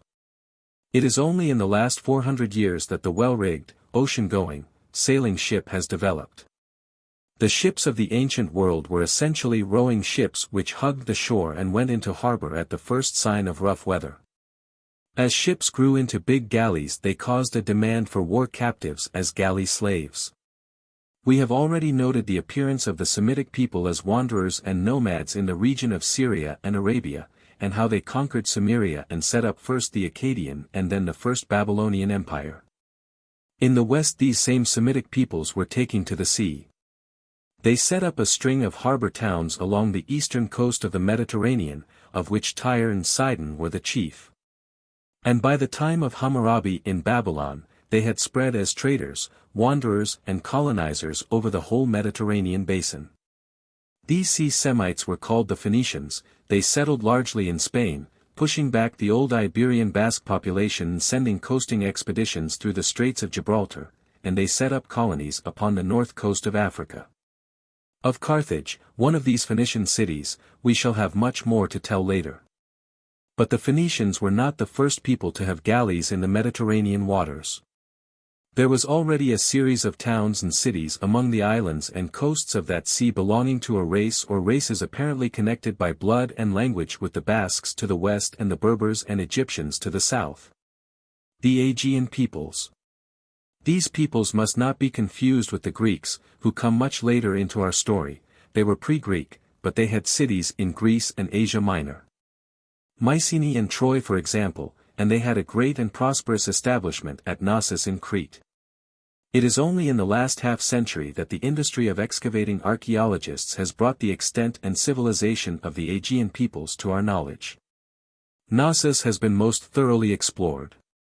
It was happily not succeeded by any city big enough to destroy its ruins, and so it is our chief source of information about this once almost forgotten civilization.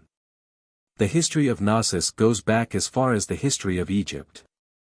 The two countries were trading actively across the sea by 4000 BC.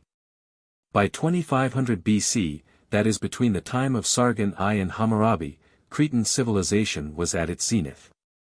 Knossos was not so much a town as a great palace for the Cretan monarch and his people. It was not even fortified. It was only fortified later as the Phoenicians grew strong, and as a new and more terrible breed of pirates, the Greeks, came upon the sea from the north. The monarch was called Minos, as the Egyptian monarch was called Pharaoh. And he kept his state in a palace fitted with running water, with bathrooms and the like conveniences such as we know of in no other ancient remains. There he held great festivals and shows. There was bullfighting, singularly like the bullfighting that still survives in Spain. There was resemblance even in the costumes of the bullfighters, and there were gymnastic displays. The women's clothes were remarkably modern in spirit. They wore corsets and flounced dresses. The pottery, the textile manufactures, the sculpture, painting, jewelry, ivory, metal and inlay work of these Cretans was often astonishingly beautiful. And they had a system of writing, but that still remains to be deciphered. This happy and sunny and civilized life lasted for some score of centuries. About 2000 BC. Knossos and Babylon abounded in comfortable and cultivated people who probably led very pleasant lives. They had shows and they had religious festivals, they had domestic slaves to look after them and industrial slaves to make a profit for them. Life must have seemed very secure in Knossos for such people, sunlit and girdled by the blue sea.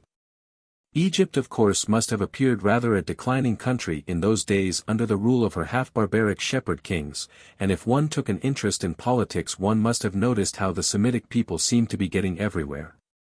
Ruling Egypt, ruling distant Babylon, building Nineveh on the upper Tigris, sailing west to the Pillars of Hercules, the Straits of Gibraltar, and setting up their colonies on those distant coasts.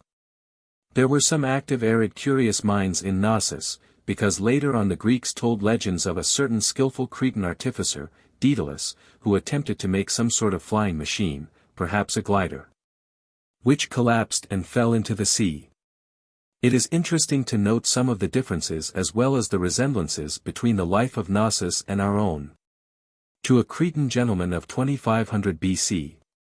Iron was a rare metal which fell out of the sky and was curious rather than useful, for as yet only meteoric iron was known, iron had not been obtained from its ores.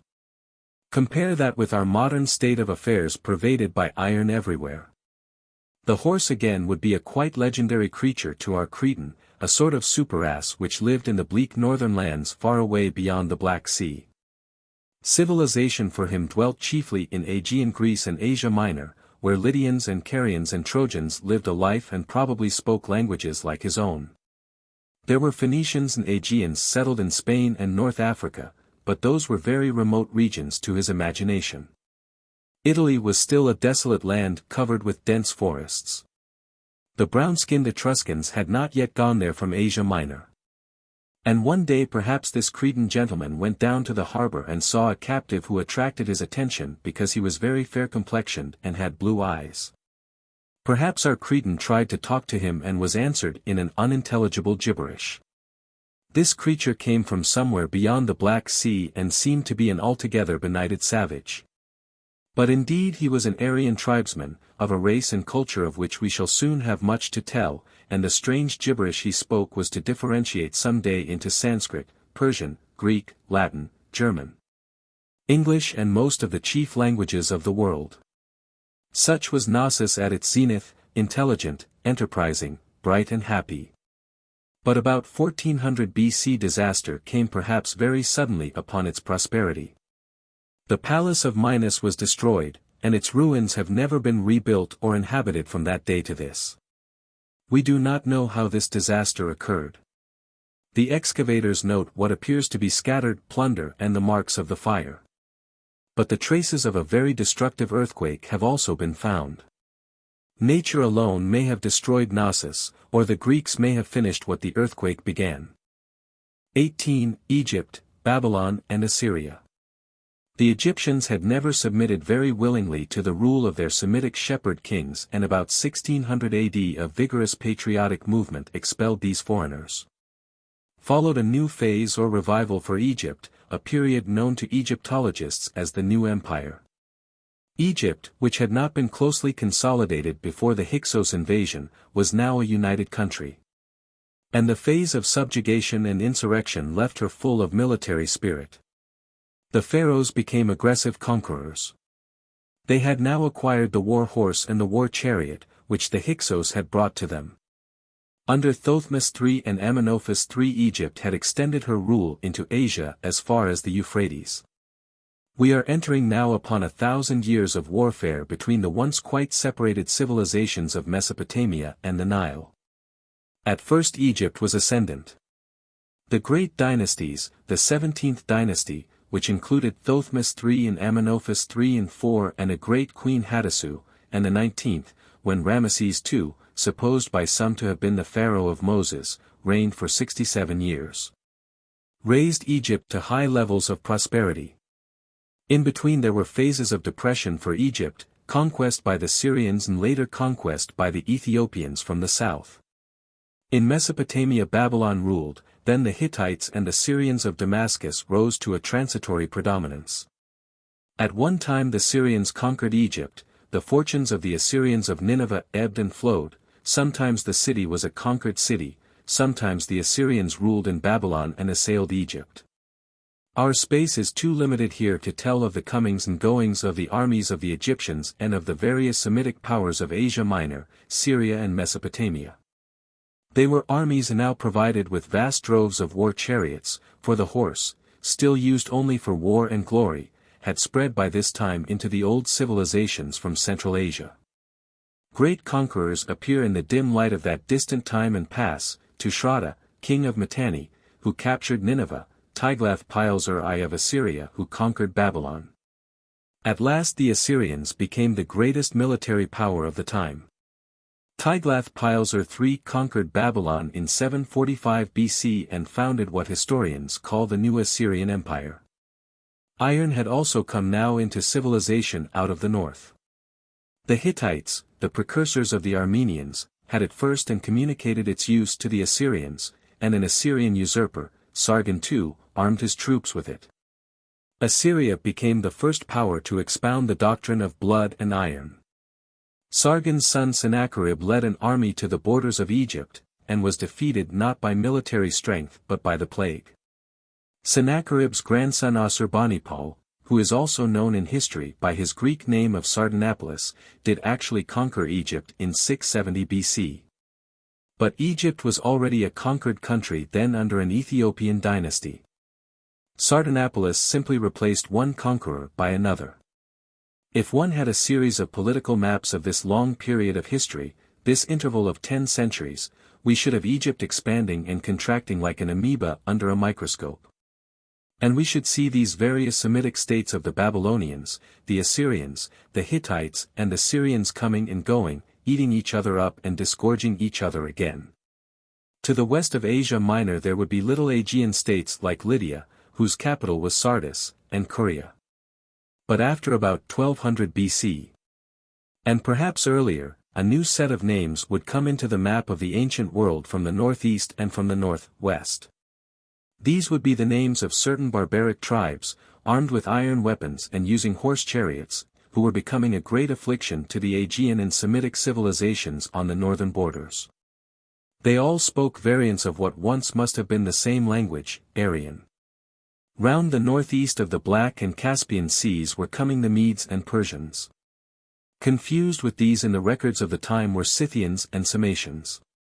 From northeast or northwest came the Armenians, from the north-west of the sea barrier through the Balkan peninsula came Sumerians, Phrygians and the Hellenic tribes whom now we call the Greeks. They were raiders and robbers and plunderers of cities, these Aryans, east and west alike. They were all kindred and similar peoples, hardy herdsmen who had taken to plunder. In the east they were still only borderers and raiders, but in the west they were taking cities and driving out the civilized Aegean populations. The Aegean peoples were so pressed that they were seeking new homes in lands beyond the Aryan range. Some were seeking a settlement in the delta of the Nile and being repulsed by the Egyptians. Some, the Etruscans, seem to have sailed from Asia Minor to found a state in the forest wildernesses of Middle Italy. Some built themselves cities upon the south-east coasts of the Mediterranean and became later that people known in history as the Philistines. Of these Aryans who came thus rudely upon the scene of the ancient civilizations we will tell more fully in a later section. Here we note simply all this stir and emigration amidst the area of the ancient civilizations. That was set up by the swirl of the gradual and continuous advance of these Aryan barbarians out of the northern forests and wildernesses between 1600 and 600 B.C. And in a section to follow we must tell also of a little Semitic people, the Hebrews, in the hills behind the Phoenician and Philistine coasts, who began to be of significance in the world towards the end of this period. They produced a literature of very great importance in subsequent history, a collection of books, histories, poems, books of wisdom and prophetic works, the Hebrew Bible. In Mesopotamia and Egypt the coming of the Aryans did not cause fundamental changes until after 600 BC. The flight of the Aegeans before the Greeks and even the destruction of Knossos must have seemed a very remote disturbance to both the citizens of Egypt and of Babylon. Dynasties came and went in these cradle states of civilization, but the main tenor of human life went on, with a slow increase in refinement and complexity age by age. In Egypt the accumulated monuments of more ancient times, the pyramids were already in their third thousand of years and a show for visitors just as they are today, were supplemented by fresh and splendid buildings. More particularly in the time of the 17th and 19th dynasties. The great temples at Karnak and Luxor date from this time. All the chief monuments of Nineveh, the great temples, the winged bulls with human heads, the reliefs of kings and chariots and lion hunts, were done in these centuries between 1600 and 600 BC. And this period also covers most of the splendors of Babylon. Both from Mesopotamia and Egypt we now have abundant public records, business accounts, stories, poetry and private correspondence. We know that life, for prosperous and influential people in such cities as Babylon and the Egyptian Thebes, was already almost as refined and as luxurious as that of comfortable and prosperous people today. Such people lived an orderly and ceremonious life in beautiful and beautifully furnished and decorated houses, wore richly decorated clothing and lovely jewels. They had feasts and festivals, entertained one another with music and dancing, were waited upon by highly trained servants, were cared for by doctors and dentists. They did not travel very much or very far, but boating excursions were a common summer pleasure both on the Nile and on the Euphrates. The beast of burthen was the ass. The horse was still used only in chariots for war and upon occasions of state. The mule was still novel, and the camel, though it was known in Mesopotamia, had not been brought into Egypt. And there were few utensils of iron. Copper and bronze remained the prevailing metals. Fine linen and cotton fabrics were known as well as wool. But there was no silk yet. Glass was known and beautifully colored, but glass things were usually small. There was no clear glass and no optical use of glass. People had gold stoppings in their teeth but no spectacles on their noses. One odd contrast between the life of old Thebes or Babylon and modern life was the absence of coined money. Most trade was still done by barter. Babylon was financially far ahead of Egypt. Gold and silver were used for exchange and kept in ingots, and there were bankers, before coinage, who stamped their names and the weight on these lumps of precious metal. A merchant or traveler would carry precious stones to sell to pay for his necessities. Most servants and workers were slaves who were paid not money but in kind. As money came in, slavery declined. A modern visitor to these crowning cities of the ancient world would have missed two very important articles of diet: there were no hens and no eggs. A French cook would have found small joy in Babylon. These things came from the east somewhere about the time of the last Assyrian Empire. Religion, like everything else, had undergone great refinement. Human sacrifice, for instance, had long since disappeared. Animals or bread dummies had been substituted for the victim. But the Phoenicians, and especially the citizens of Carthage, their greatest settlement in Africa, were accused, later, of immolating human beings. When a great chief had died in the ancient days, it had been customary to sacrifice his wives and slaves and break spear and bow at his tomb so that he should not go unattended and unarmed in the spirit world. In Egypt there survived of this dark tradition the pleasant custom of burying small models of house and shop and servants and cattle with the dead. Models that give us today the liveliest realization of the safe and cultivated life of these ancient people, 3,000 years and more ago.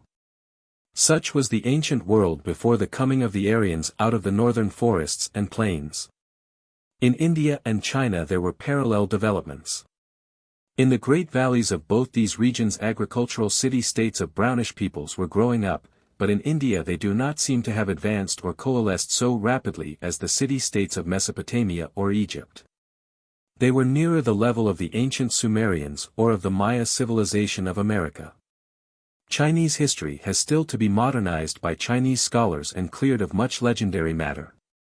Probably China at this time was in advance of India. Contemporary with the 17th dynasty in Egypt, there was a dynasty of emperors in China, the Shang dynasty, priest emperors over a loose-knit empire of subordinate kings. The chief duty of these early emperors was to perform the seasonal sacrifices. Beautiful bronze vessels from the time of the Shang dynasty still exist, and their beauty and workmanship compel us to recognize that many centuries of civilization must have preceded their manufacture. 19. The Primitive Aryans. 4,000 years ago, that is to say about 2000 BC, Central and Southeastern Europe and Central Asia were probably warmer, moister and better wooded than they are now. In these regions of the earth wandered a group of tribes mainly of the fair and blue-eyed Nordic race, sufficiently in touch with one another to speak merely variations of one common language from the Rhine to the Caspian Sea. At that time they may not have been a very numerous people, and their existence was unsuspected by the Babylonians to whom Hammurabi was giving laws. Or by the already ancient and cultivated land of Egypt, which was tasting in those days for the first time the bitterness of foreign conquest. These Nordic people were destined to play a very important part indeed in the world's history. They were a people of the parklands and the forest clearings. They had no horses at first, but they had cattle. When they wandered they put their tents and other gear on rough ox wagons. When they settled for a time they may have made huts of wattle and mud. They burnt their important dead. They did not bury them ceremoniously as the brunette peoples did. They put the ashes of their greater leaders in urns and then made a great circular mound about them. These mounds are the round barrows that occur all over North Europe. The brunette people, their predecessors, did not burn their dead but buried them in a sitting position in elongated mounds, the long barrows. The Aryans raised crops of wheat, plowing with oxen, but they did not settle down by their crops. They would reap and move on. They had bronze, and somewhen about 1500 BC they acquired iron. They may have been the discoverers of iron smelting. And somewhen vaguely about that time they also got the horse, which to begin with they used only for draft purposes.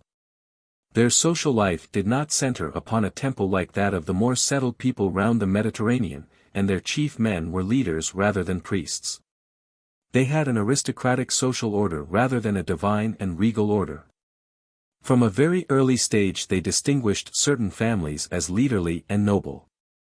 They were a very vocal people. They enlivened their wanderings by feasts, at which there was much drunkenness and at which a special sort of man, the bards, would sing and recite. They had no writing until they had come into contact with civilization, and the memories of these bards were their living literature. This use of recited language as an entertainment did much to make it a fine and beautiful instrument of expression, and to that no doubt the subsequent predominance of the languages derived from Aryan is, in part, to be ascribed. Every Aryan people had its legendary history crystallized in bardic recitations, epics, sagas and Vedas, as they were variously called. The social life of these people centered about the households of their leading men. The hall of the chief where they settled for a time was often a very capacious timber building. There were no doubt huts for herds and outlying farm buildings. But with most of the Aryan peoples this hall was the general center. Everyone went there to feast and hear the bards and take part in games and discussions. Cowsheds and stabling surrounded it. The chief and his wife and so forth would sleep on a dais or in an upper gallery. The commoner sort slept about anywhere, as people still do in Indian households. Except for weapons, ornaments, tools and such like personal possessions there was a sort of patriarchal communism in the tribe. The chief owned the cattle and grazing lands in the common interest. Forest and rivers were the wild. This was the fashion of the people who were increasing and multiplying over the great spaces of Central Europe and West Central Asia during the growth of the great civilization of Mesopotamia and the Nile. And whom we find pressing upon the Heliolithic peoples everywhere in the second millennium before Christ. They were coming into France and Britain and into Spain. They pushed westward in two waves. The first of these people who reached Britain and Ireland were armed with bronze weapons. They exterminated or subjugated the people who had made the great stone monuments of Carnac in Brittany and Stonehenge and Avebury in England. They reached Ireland. They are called the Goidelic Celts. The second wave of a closely kindred people, perhaps intermixed with other racial elements, brought iron with it into Great Britain, and is known as the wave of Brythonic Celts. From them the Welsh derived their language. Kindred Celtic peoples were pressing southward into Spain and coming into contact not only with the Heliolithic Basque people who still occupied the country but with the Semitic Phoenician colonies of the sea coast. A closely allied series of tribes, the Italians, were making their way down the still wild and wooded Italian peninsula. They did not always conquer. In the 8th century BC, Rome appears in history, a trading town on the Tiber, inhabited by Aryan Latins but under the rule of Etruscan nobles and kings. At the other extremity of the Aryan range there was a similar progress southward of similar tribes. Aryan peoples, speaking Sanskrit, had come down through the western passes into North India long before 1000 BC. There they came into contact with a primordial brunette civilization, the Dravidian civilization, and learnt much from it. Other Aryan tribes seem to have spread over the mountain masses of Central Asia far to the east of the present range of such peoples. In eastern Turkestan there are still fair, blue-eyed Nordic tribes, but now they speak Mongolian tongues. Between the Black and Caspian seas the ancient Hittites had been submerged and Aryanized by the Armenians before 1000 BC. And the Assyrians and Babylonians were already aware of a new and formidable fighting barbarism on the northeastern frontiers, a group of tribes amidst which the Scythians, the Medes and the Persians remain as outstanding names. But it was through the Balkan Peninsula that Aryan tribes made their first heavy thrust into the heart of the Old World civilization. They were already coming southward and crossing into Asia Minor many centuries before 1000 BC. First came a group of tribes of whom the Phrygians were the most conspicuous, and then in succession the Aeolic, the Ionic and the Dorian Greeks. By 1000 BC, they had wiped out the ancient Aegean civilization both in the mainland of Greece and in most of the Greek islands. The cities of Mycenae and Tiryns were obliterated and Knossos was nearly forgotten. The Greeks had taken to the sea before 1000 AD. They had settled in Crete and Rhodes, and they were founding colonies in Sicily and the south of Italy after the fashion of the Phoenician trading cities that were dotted along the Mediterranean coasts. So it was, while Tiglath-Pileser III and Sargon II and Sardanapalus were ruling in Assyria and fighting with Babylonia and Syria and Egypt. The Aryan peoples were learning the methods of civilization and making it over for their own purposes in Italy and Greece and North Persia. The theme of history from the 9th century BC AD onward for 6 centuries is the story of how these Aryan peoples grew to power and enterprise and how at last they subjugated the whole ancient world, Semitic, Aegean and Egyptian alike. In form the Aryan peoples were altogether victorious, but the struggle of Aryan, Semitic and Egyptian ideas and methods was continued long after the scepter was in Aryan hands. It is indeed a struggle that goes on through all the rest of history and still in a manner continues to this day. 20. The last Babylonian Empire and the Empire of Darius I. We have already mentioned how Assyria became a great military power under Tiglath-Pileser III and under the usurper Sargon II. Sargon was not this man's original name. He adopted it to flatter the conquered Babylonians by reminding them of that ancient founder of the Akkadian Empire, Sargon I, 2000 years before his time. Babylon, for all that it was a conquered city, was of greater population and importance than Nineveh, and its great god Bel-Marduk and its traders and priests had to be treated politely. In Mesopotamia in the 8th century BC AD, we are already far beyond the barbaric days when the capture of a town meant loot and massacre. Conquerors sought to propitiate and win the conquered.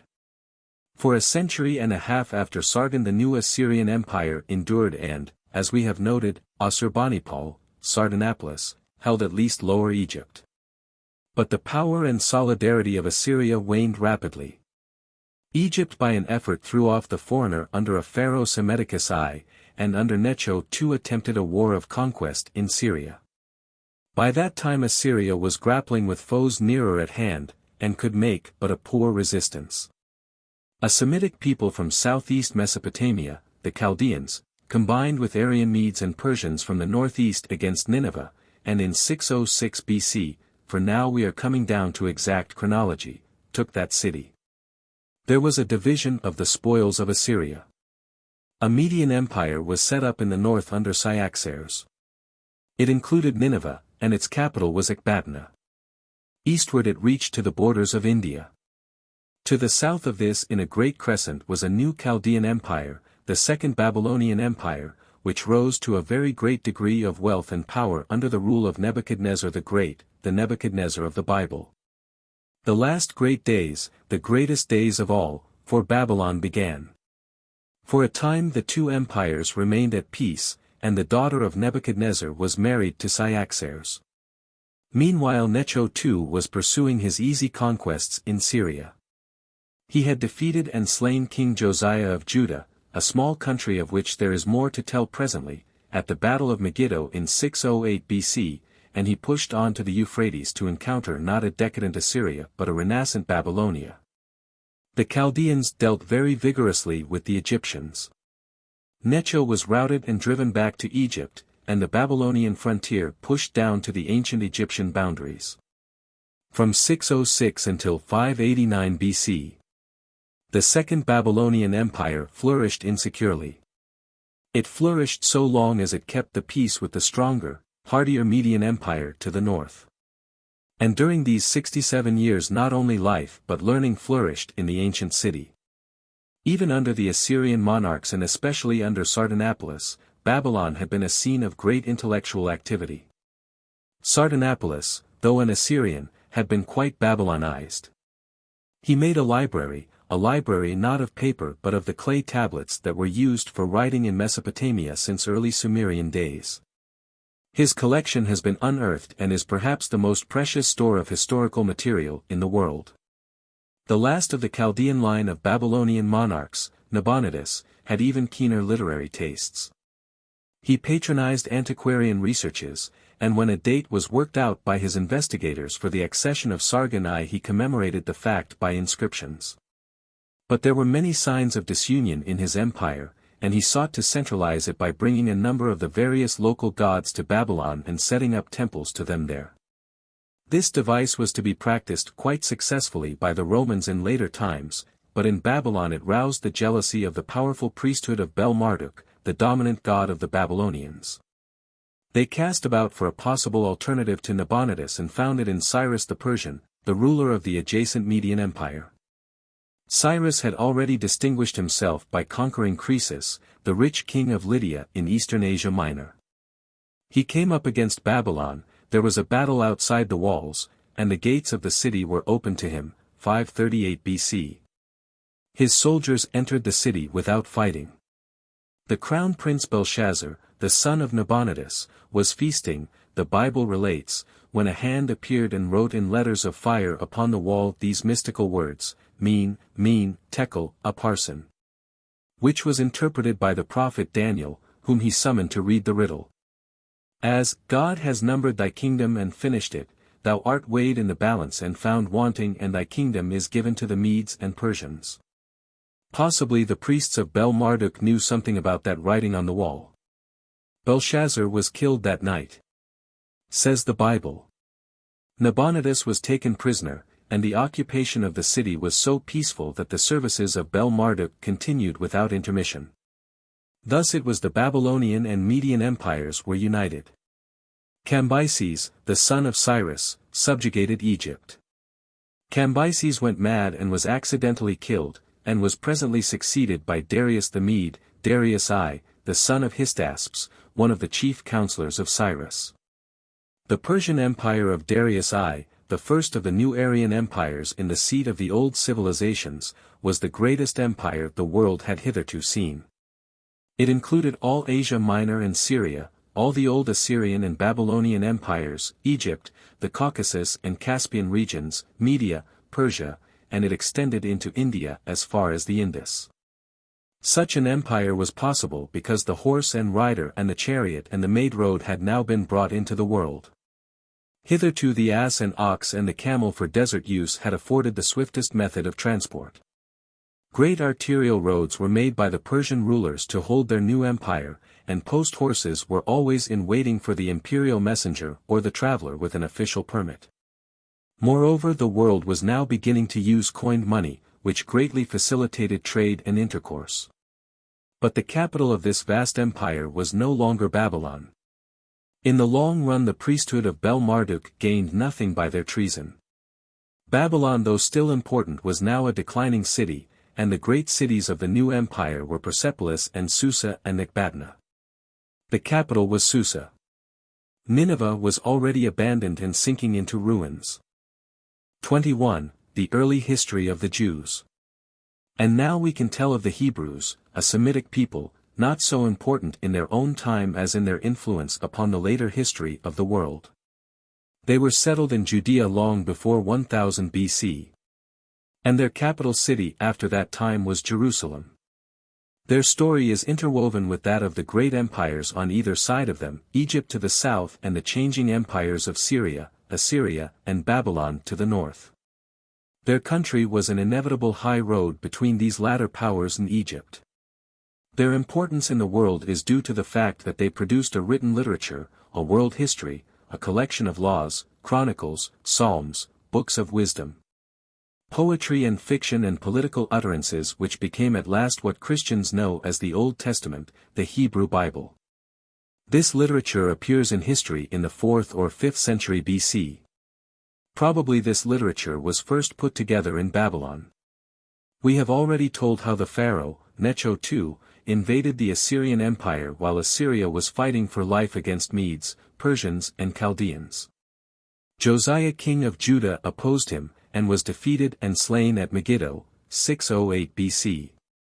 Judah became a tributary to Egypt, and when Nebuchadnezzar the Great, the new Chaldean king in Babylon, rolled back Necho into Egypt, he attempted to manage Judah by setting up puppet kings in Jerusalem. The experiment failed. The people massacred his Babylonian officials, and he then determined to break up this little state altogether, which had long been playing off Egypt against the Northern Empire. Jerusalem was sacked and burnt. And the remnant of the people was carried off captive to Babylon. There they remained until Cyrus took Babylon, 538 BC. He then collected them together and sent them back to resettle their country and rebuild the walls and temple of Jerusalem. Before that time the Jews do not seem to have been a very civilized or united people. Probably only a very few of them could read or write. In their own history one never hears of the early books of the Bible being read. The first mention of a book is in the time of Josiah. The Babylonian captivity civilized them and consolidated them. They returned aware of their own literature, an acutely self-conscious and political people. Their Bible at that time seems to have consisted only of the Pentateuch, that is to say the first 5 books of the Old Testament as we know it. In addition, as separate books they already had many of the other books that have since been incorporated with the Pentateuch into the present Hebrew Bible, Chronicles, the Psalms and Proverbs for example. The accounts of the creation of the world, of Adam and Eve and of the flood, with which the Bible begins, run closely parallel with similar Babylonian legends. They seem to have been part of the common beliefs of all the Semitic peoples. So too the stories of Moses and of Samson have Sumerian and Babylonian parallels. But with the story of Abraham and onward begins something more special to the Jewish race. Abraham may have lived as early as the days of Hammurabi in Babylon. He was a patriarchal Semitic nomad. To the book of Genesis the reader must go for the story of his wanderings and for the stories of his sons and grandchildren and how they became captive in the land of Egypt. He traveled through Canaan, and the God of Abraham, says the Bible story, promised this smiling land of prosperous cities to him and to his children. And after a long sojourn in Egypt and after 50 years of wandering in the wilderness under the leadership of Moses, the children of Abraham, grown now to a host of 12 tribes, invaded the land of Canaan from the Arabian deserts to the east. They may have done this somewhere between 1600 BC and 1300 BC, there are no Egyptian records of Moses nor of Canaan at this time to help out the story. But at any rate they did not succeed in conquering any more than the hilly backgrounds of the Promised Land. The coast was now in the hands, not of the Canaanites but of newcomers, those Aegean peoples, the Philistines. And their cities, Gaza, Gath, Ashdod, Ascalon and Joppa successfully withstood the Hebrew attack. For many generations the children of Abraham remained an obscure people of the hilly back country engaged in incessant bickerings with the Philistines and with the kindred tribes about them, the Moabites, the Midianites and so forth. The reader will find in the book of Judges a record of their struggles and disasters during this period. For very largely it is a record of disasters and failures frankly told. For most of this period the Hebrews were ruled, so far as there was any rule among them, by priestly judges selected by the elders of the people, but at last someone towards 1000 BC they chose themselves a king, Saul, to lead them in battle. But Saul's leading was no great improvement upon the leading of the judges. He perished under the hail of Philistine arrows at the battle of Mount Gilboa, his armor went into the temple of the Philistine Venus, and his body was nailed to the walls of Bethshan. His successor David was more successful and more politic. With David dawned the only period of prosperity the Hebrew peoples were ever to know. It was based on a close alliance with the Phoenician city of Tyre, whose king Hiram seems to have been a man of very great intelligence and enterprise. He wished to secure a trade route to the Red Sea through the Hebrew hill country. Normally Phoenician trade went to the Red Sea by Egypt, but Egypt was in a state of profound disorder at this time. There may have been other obstructions to Phoenician trade along this line, and at any rate Hiram established the very closest relations both with David and with his son and successor Solomon. Under Hiram's auspices the walls, palace and temple of Jerusalem arose, and in return Hiram built and launched his ships on the Red Sea. A very considerable trade passed northward and southward through Jerusalem. And Solomon achieved a prosperity and magnificence unprecedented in the experience of his people. He was even given a daughter of Pharaoh in marriage. But it is well to keep the proportion of things in mind. At the climax of his glories Solomon was only a little subordinate king in a little city.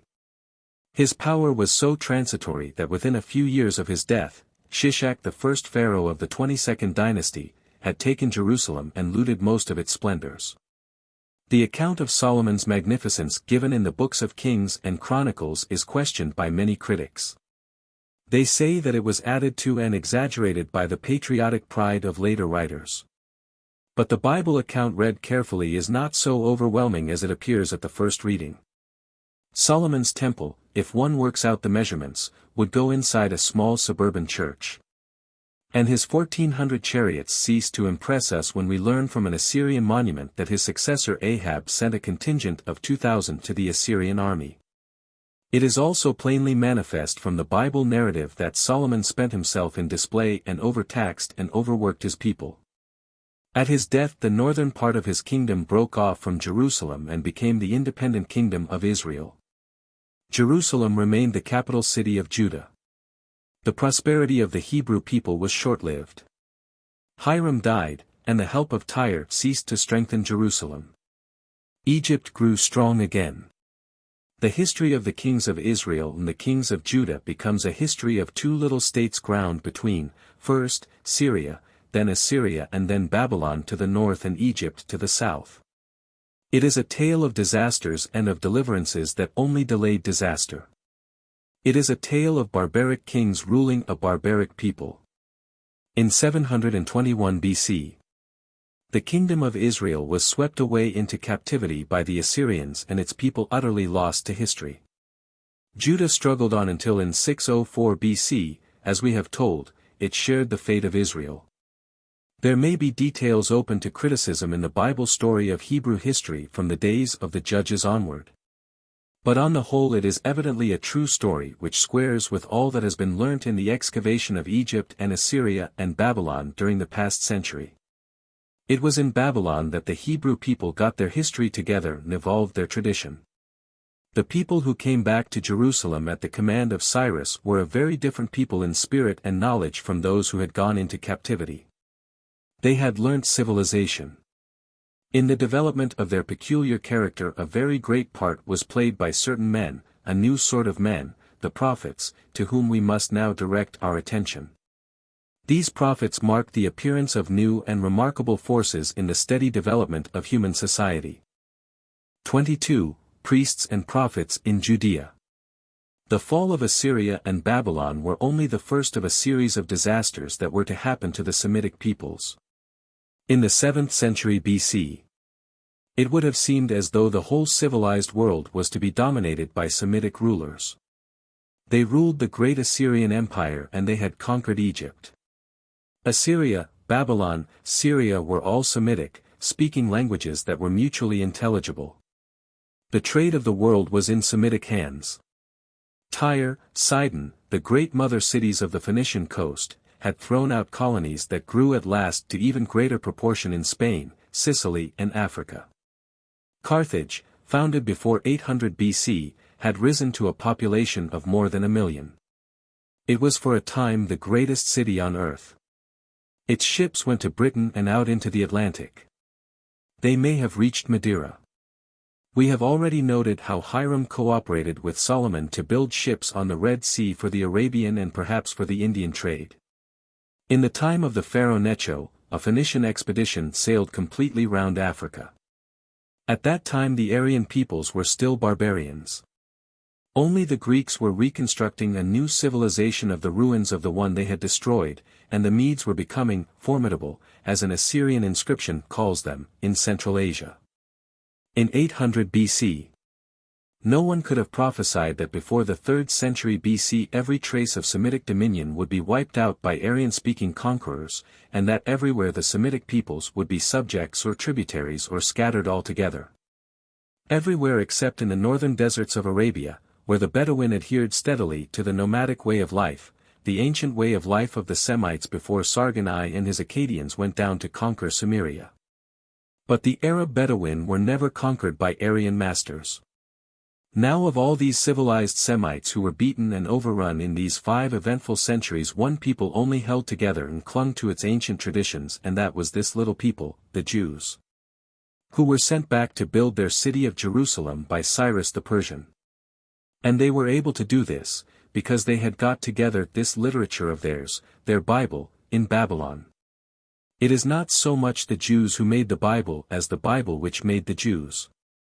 Running through this Bible were certain ideas, different from the ideas of the people about them, very stimulating and sustaining ideas, to which they were destined to cling through 25 centuries of hardship, adventure, and oppression. Foremost of these Jewish ideas was this, that their God was invisible and remote, an invisible God in a temple not made with hands, a Lord of righteousness throughout the earth. All other peoples had national gods embodied in images that lived in temples. If the image was smashed and the temple razed, presently that God died out. But this was a new idea, this God of the Jews, in the heavens, high above priests and sacrifices. And this God of Abraham, the Jews believed, had chosen them to be his peculiar people, to restore Jerusalem and make it the capital of righteousness in the world. They were a people exalted by their sense of a common destiny. This belief saturated them all when they returned to Jerusalem after the captivity in Babylon. Is it any miracle that in their days of overthrow and subjugation many Babylonians and Syrians and so forth, and later on many Phoenicians, speaking practically the same language and having endless customs, habits, tastes and traditions in common, should be attracted by this inspiring cult and should seek to share in its fellowship and its promise? After the fall of Tyre, Sidon, Carthage and the Spanish Phoenician cities, the Phoenicians suddenly vanish from history. And as suddenly we find, not simply in Jerusalem but in Spain, Africa, Egypt, Arabia, the East, wherever the Phoenicians had set their feet, communities of Jews. And they were all held together by the Bible and by the reading of the Bible. Jerusalem was from the first only their nominal capital, their real city was this book of books. This is a new sort of thing in history. It is something of which the seeds were sown long before, when the Sumerians and Egyptians began to turn their hieroglyphics into writing. The Jews were a new thing, a people without a king and presently without a temple, for as we shall tell, Jerusalem itself was broken up in 70 AD. Held together and consolidated out of heterogeneous elements by nothing but the power of the written word. And this mental welding of the Jews was neither planned nor foreseen nor done by either priests or statesmen.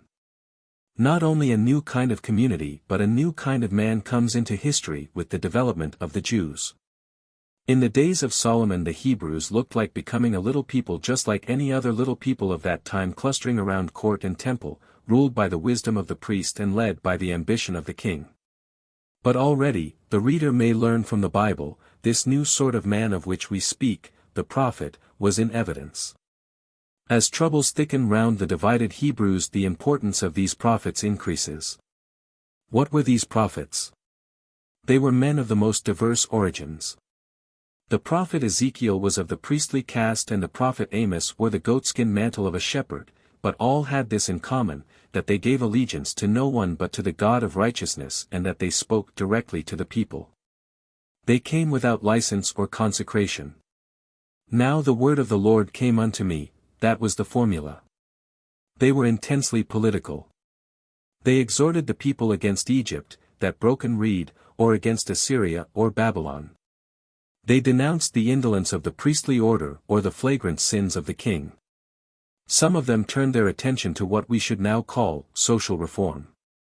The rich were grinding the faces of the poor, the luxurious were consuming the children's bread, wealthy people made friends with and imitated the splendors and vices of foreigners. And this was hateful to Jehovah, the God of Abraham, who would certainly punish this land. These fulminations were written down and preserved and studied. They went wherever the Jews went, and wherever they went they spread a new religious spirit. They carried the common man past priest and temple, passed court and king and brought him face to face with the rule of righteousness. That is their supreme importance in the history of mankind. In the great utterances of Isaiah, the prophetic voice rises to a pitch of splendid anticipation and foreshadows the whole earth united and at peace under one God. Therein the Jewish prophecies culminate. All the prophets did not speak in this fashion, and the intelligent reader of the prophetic books will find much hate in them, much prejudice, and much that will remind him of the propaganda pamphlets of the present time. Nevertheless, it is the Hebrew prophets of the period round and about the Babylonian captivity who mark the appearance of a new power in the world, the power of individual moral appeal. Of an appeal to the free conscience of mankind against the fetish sacrifices and slavish loyalties that had hitherto bridled and harnessed our race. 23. The Greeks. Now while after Solomon, whose reign was probably about 960 BC, the divided kingdoms of Israel and Judah were suffering destruction and deportation, and while the Jewish people were developing their tradition in captivity in Babylon, another great power over the human mind, the Greek tradition, was also arising. While the Hebrew prophets were working out a new sense of direct moral responsibility between the people and an eternal and universal God of right, the Greek philosophers were training the human mind in a new method and spirit of intellectual adventure. The Greek tribes, as we have told, were a branch of the Aryan-speaking stem. They had come down among the Aegean cities and islands some centuries before 1000 BC. They were probably already in southward movement before the pharaoh Thothmes hunted his first elephants beyond the conquered Euphrates. For in those days there were elephants in Mesopotamia and lions in Greece. It is possible that it was a Greek raid that burnt Knossos, but there are no Greek legends of such a victory, though there are stories of Minos and his palace, the labyrinth, and of the skill of the Cretan artificers. Like most of the Aryans, these Greeks had singers and reciters whose performances were an important social link, and these handed down from the barbaric beginnings of their people two great epics, the Iliad, telling how a league of Greek tribes besieged and took and sacked the town of Troy in Asia Minor, and the Odyssey, being a long adventure story of the return of the sage captain, Odysseus, from Troy to his own island. These epics were written down somewhen in the 8th or 7th century BC, when the Greeks had acquired the use of an alphabet from their more civilized neighbors, but they are supposed to have been in existence very much earlier. Formerly they were ascribed to a particular blind bard, Homer, who was supposed to have sat down and composed them as Milton composed Paradise Lost. Whether there really was such a poet, whether he composed or only wrote down and polished these epics and so forth, is a favorite quarreling ground for the erudite. We need not concern ourselves with such bickerings here. The thing that matters from our point of view is that the Greeks were in possession of their epics in the 8th century BC. And that they were a common possession and a link between their various tribes, giving them a sense of fellowship as against the outer barbarians. They were a group of kindred peoples linked by the spoken and afterwards by the written word, and sharing common ideals of courage and behavior. The epics showed the Greeks a barbaric people without iron, without writing, and still not living in cities. They seem to have lived at first in open villages of huts around the halls of their chiefs outside the ruins of the Aegean cities they had destroyed. Then they began to wall their cities and to adopt the idea of temples from the people they had conquered. It has been said that the cities of the primitive civilizations grew up about the altar of some tribal god, and that the wall was added. In the cities of the Greeks the wall preceded the temple. They began to trade and send out colonies. By the 7th century BC, a new series of cities had grown up in the valleys and islands of Greece, forgetful of the Aegean cities and civilization that had preceded them, Athens, Sparta, Corinth, Thebes, Samos, Miletus among the chief. There were already Greek settlements along the coast of the Black Sea and in Italy and Sicily. The heel and toe of Italy was called Magna Graecia. Marseilles was a Greek town established on the site of an earlier Phoenician colony. Now countries which are great plains or which have as a chief means of transport some great river like the Euphrates or Nile tend to become united under some common rule. The cities of Egypt and the cities of Sumeria, for example, ran together under one system of government.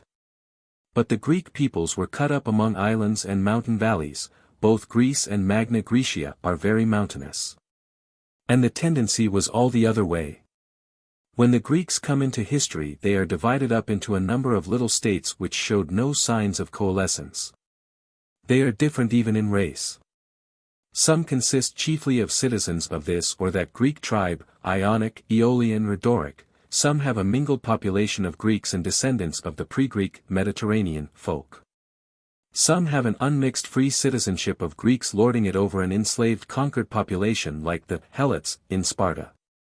In some the old leaderly Aryan families have become a close aristocracy.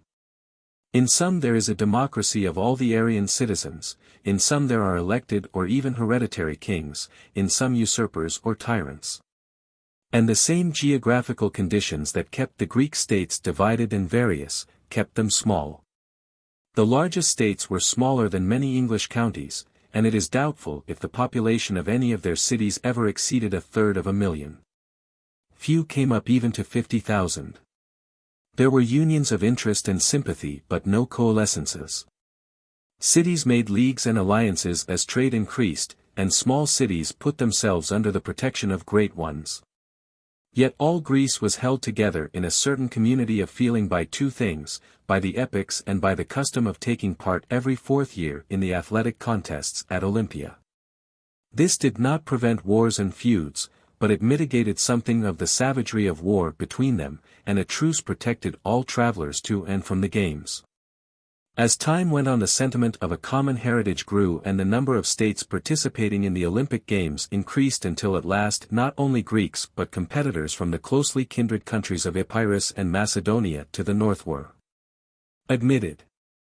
The Greek cities grew in trade and importance, and the quality of their civilization rose steadily in the 7th and 6th centuries BC. Their social life differed in many interesting points from the social life of the Aegean and river valley civilizations. They had splendid temples, but the priesthood was not the great traditional body it was in the cities of the older world, the repository of all knowledge, the storehouse of ideas. They had leaders and noble families, but no quasi-divine monarchs surrounded by an elaborately organized court. Rather their organization was aristocratic, with leading families which kept each other in order. Even their so-called democracies were aristocratic. Every citizen had a share in public affairs and came to the assembly in a democracy, but everybody was not a citizen. The Greek democracies were not like our modern democracies, in which everyone has a vote. Many of the Greek democracies had a few hundred or a few thousand citizens and then many thousands of slaves, freedmen, and so forth, with no share in public affairs. Generally in Greece affairs were in the hands of a community of substantial men.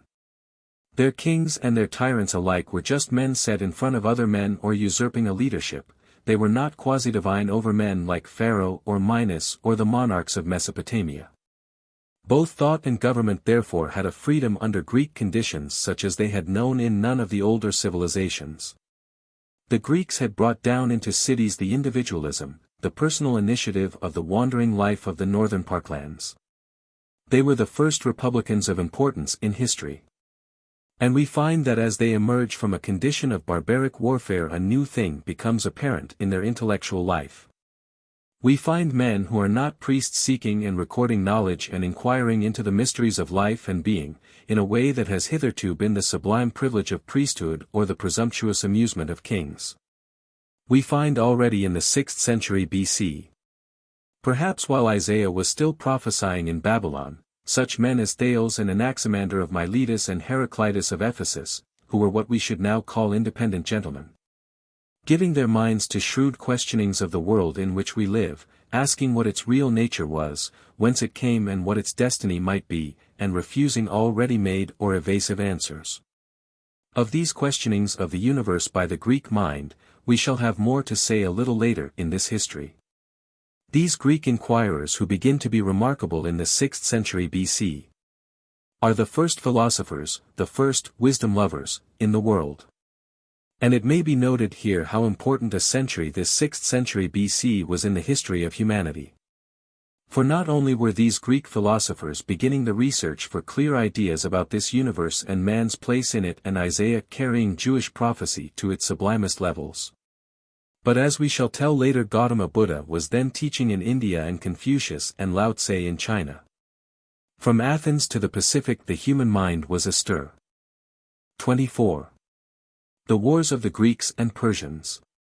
While the Greeks in the cities in Greece, South Italy and Asia Minor were embarking upon free intellectual inquiry, and while in Babylon and Jerusalem the last of the Hebrew prophets were creating a free conscience for mankind, two adventurous Aryan peoples, the Medes and the Persians, were in possession of the civilization of the ancient world and were making a great empire, the Persian Empire, which was far larger in extent than any empire the world had seen hitherto.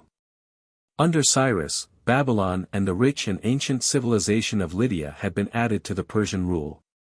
The Phoenician cities of the Levant and all the Greek cities in Asia Minor had been made tributary. Cambyses had subjected Egypt, and Darius I, the Mede, the third of the Persian rulers, 521 BC, found himself monarch as it seemed of all the world. His couriers rode with his decrees from the Dardanelles to the Indus and from Upper Egypt to Central Asia.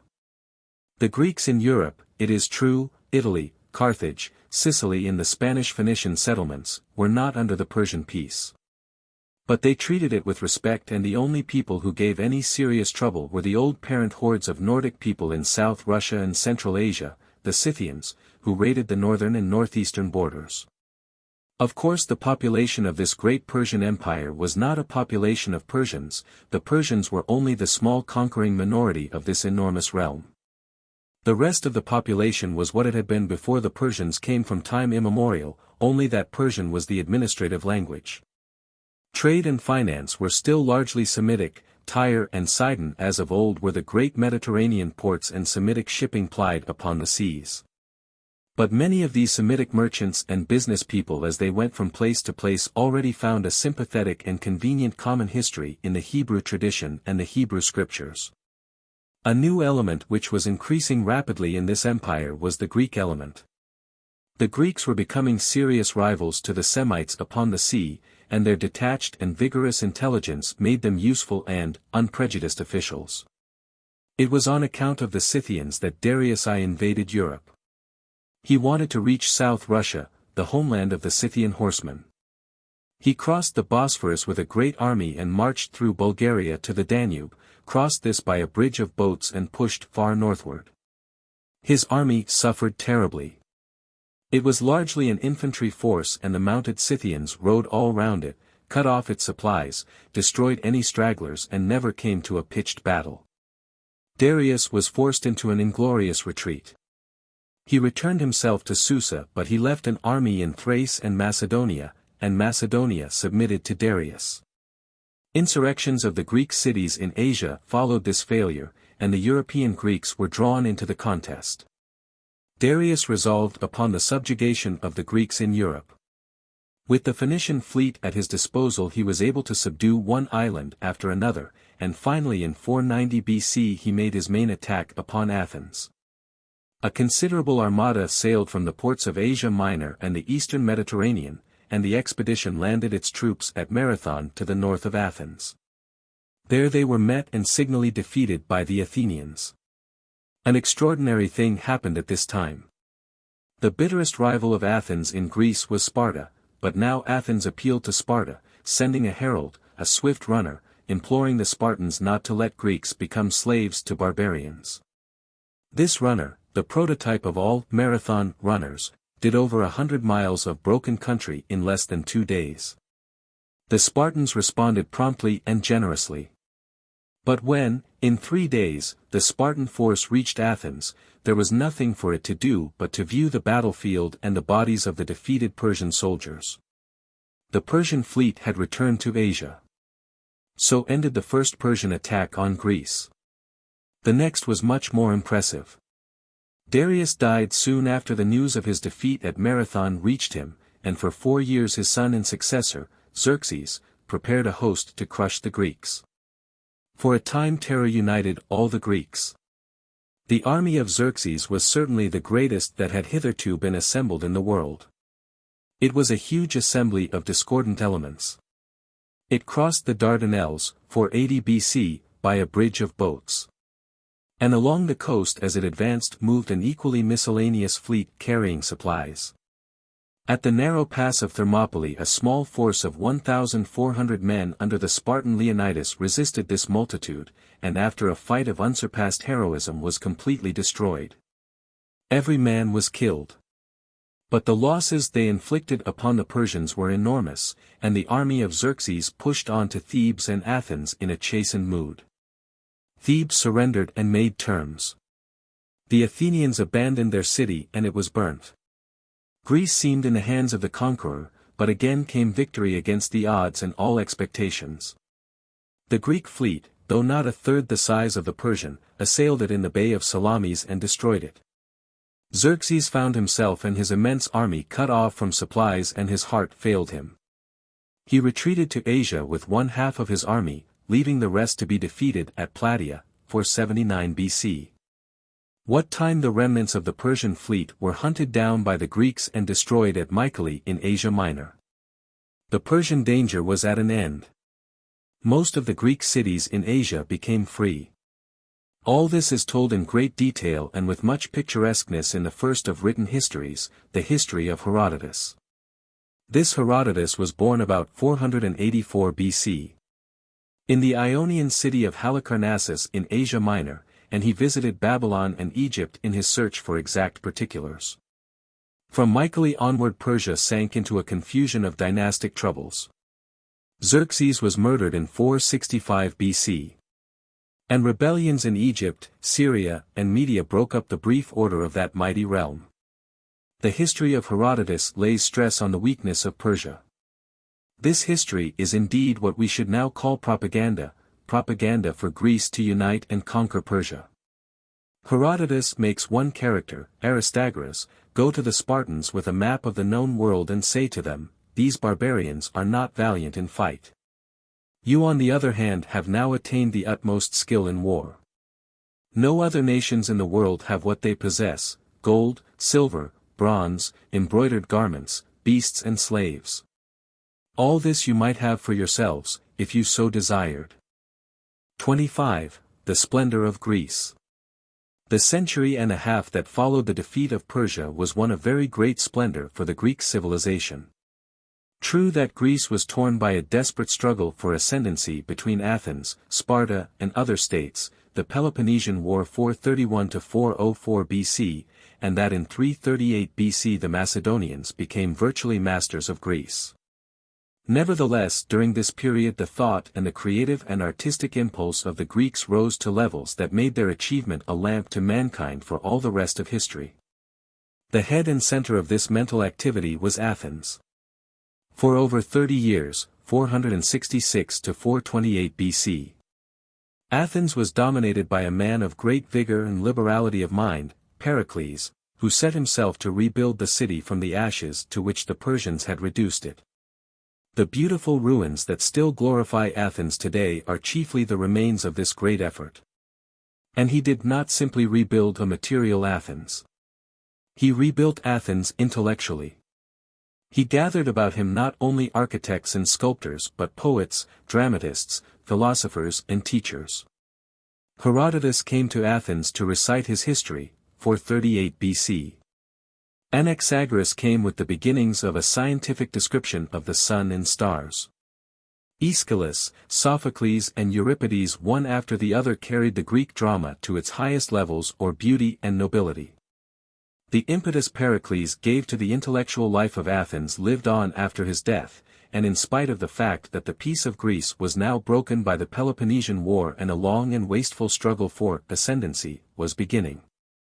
Indeed, the darkling of the political horizon seems for a time to have quickened rather than discouraged men's minds. Already long before the time of Pericles the peculiar freedom of Greek institutions had given great importance to skill in discussion. Decision rested neither with king nor with priest but in the assemblies of the people or of leading men. Eloquence and able argument became very desirable accomplishments therefore, and a class of teachers arose, the sophists, who undertook to strengthen young men in these arts. But one cannot reason without matter, and knowledge followed in the wake of speech. The activities and rivalries of these sophists led very naturally to an acute examination of style, of methods of thought and of the validity of arguments. When Pericles died, a certain Socrates was becoming prominent as an able and destructive critic of bad argument, and much of the teaching of the sophists was bad argument. A group of brilliant young men gathered about Socrates. In the end, Socrates was executed for disturbing people's minds, 399 BC. He was condemned after the dignified fashion of the Athens of those days to drink in his own house and among his own friends a poisonous draught made from hemlock, but the disturbance of people's minds went on in spite of his condemnation. His young men carried on his teaching. Chief among these young men was Plato, 427 to 347 BC, who presently began to teach philosophy in the grove of the Academy.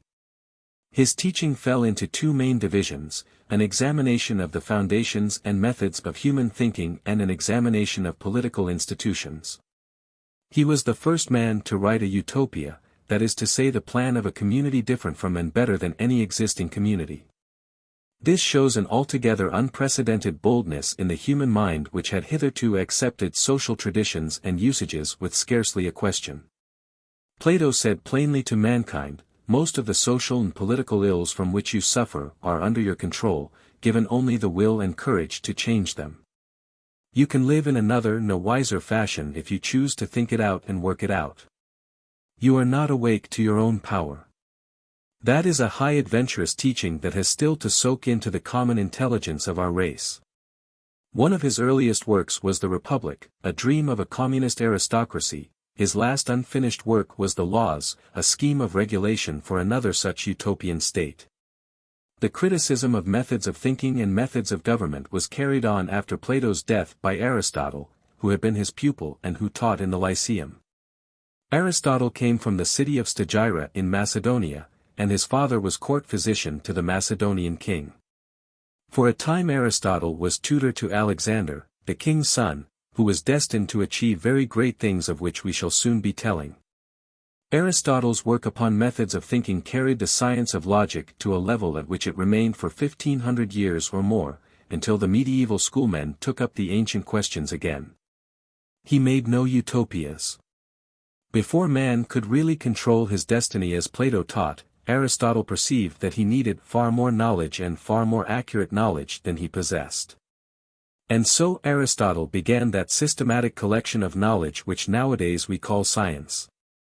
He sent out explorers to collect facts. He was the father of natural history. He was the founder of political science. His students at the Lyceum examined and compared the constitutions of 158 different states.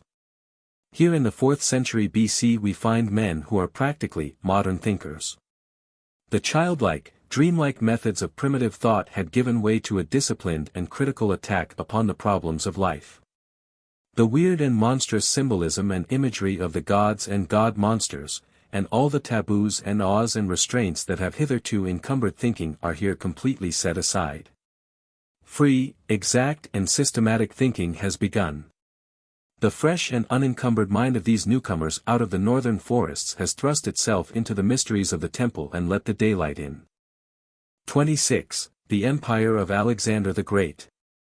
From 431 to 404 BC the Peloponnesian War wasted Greece. Meanwhile to the north of Greece, the kindred country of Macedonia was rising slowly to power and civilization. The Macedonians spoke a language closely akin to Greek, and on several occasions Macedonian competitors had taken part in the Olympic Games.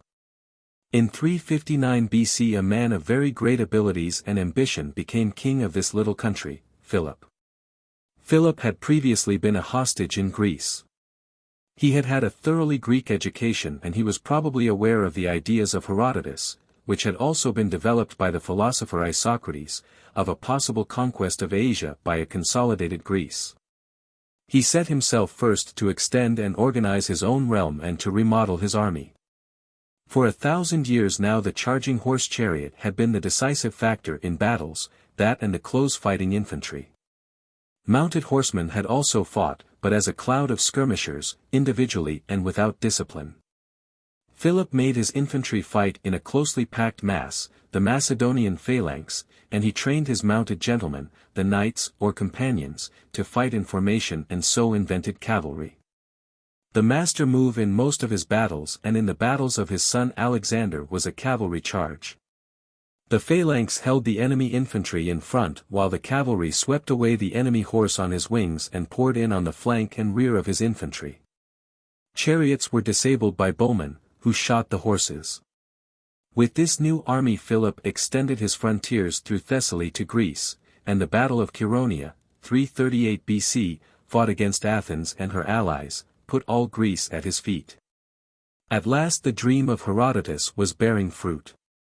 A congress of all the Greek states appointed Philip captain general of the Greco-Macedonian Confederacy against Persia, and in 336 BC his advanced guard crossed into Asia upon this long premeditated adventure. But he never followed it. He was assassinated, it is believed at the instigation of his queen Olympias, Alexander's mother. She was jealous because Philip had married a second wife. But Philip had taken unusual pains with his son's education. He had not only secured Aristotle, the greatest philosopher in the world, as this boy's tutor, but he had shared his ideas with him and thrust military experience upon him. At Chaeronea Alexander, who was then only 18 years old, had been in command of the cavalry. And so it was possible for this young man, who was still only 20 years old at the time of his accession, to take up his father's task at once and to proceed successfully with the Persian adventure. In 334 BC, for 2 years were needed to establish and confirm his position in Macedonia and Greece. He crossed into Asia, defeated a not very much bigger Persian army at the Battle of the Granicus and captured a number of cities in Asia Minor. He kept along the sea coast. It was necessary for him to reduce and garrison all the coast towns as he advanced because the Persians had control of the fleets of Tyre and Sidon and so had command of the sea. Had he left a hostile port in his rear the Persians might have landed forces to raid his communications and cut him off. At Issus, 333 BC, he met and smashed a vast conglomerate host under Darius III. Like the host of Xerxes that had crossed the Dardanelles a century and a half before, it was an incoherent accumulation of contingents and it was encumbered with a multitude of court officials, the harem of Darius and many camp followers. Sidon surrendered to Alexander but Tyre resisted obstinately. Finally that great city was stormed and plundered and destroyed. Gaza also was stormed, and towards the end of 332 BC. The conqueror entered Egypt and took over its rule from the Persians. At Alexandretta and at Alexandria in Egypt he built great cities, accessible from the land and so incapable of revolt. To these the trade of the Phoenician cities was diverted. The Phoenicians of the western Mediterranean suddenly disappear from history, and as immediately the Jews of Alexandria and the other new trading cities created by Alexander appear. In 331 BC, Alexander marched out of Egypt upon Babylon as Thothmes and Ramesses and Necho had done before him. But he marched by way of Tyre. At Arbela near the ruins of Nineveh, which was already a forgotten city, he met Darius and fought the decisive battle of the war. The Persian chariot charge failed, a Macedonian cavalry charge broke up the great composite host and the phalanx completed the victory. Darius led the retreat. He made no further attempt to resist the invader but fled northward into the country of the Medes. Alexander marched on to Babylon, still prosperous and important, and then to Susa and Persepolis. There after a drunken festival he burnt down the palace of Darius, the king of kings. Thence Alexander presently made a military parade of Central Asia, going to the utmost bounds of the Persian Empire. At first he turned northward. Darius was pursued, and he was overtaken at dawn dying in his chariot, having been murdered by his own people. He was still living when the foremost Greeks reached him.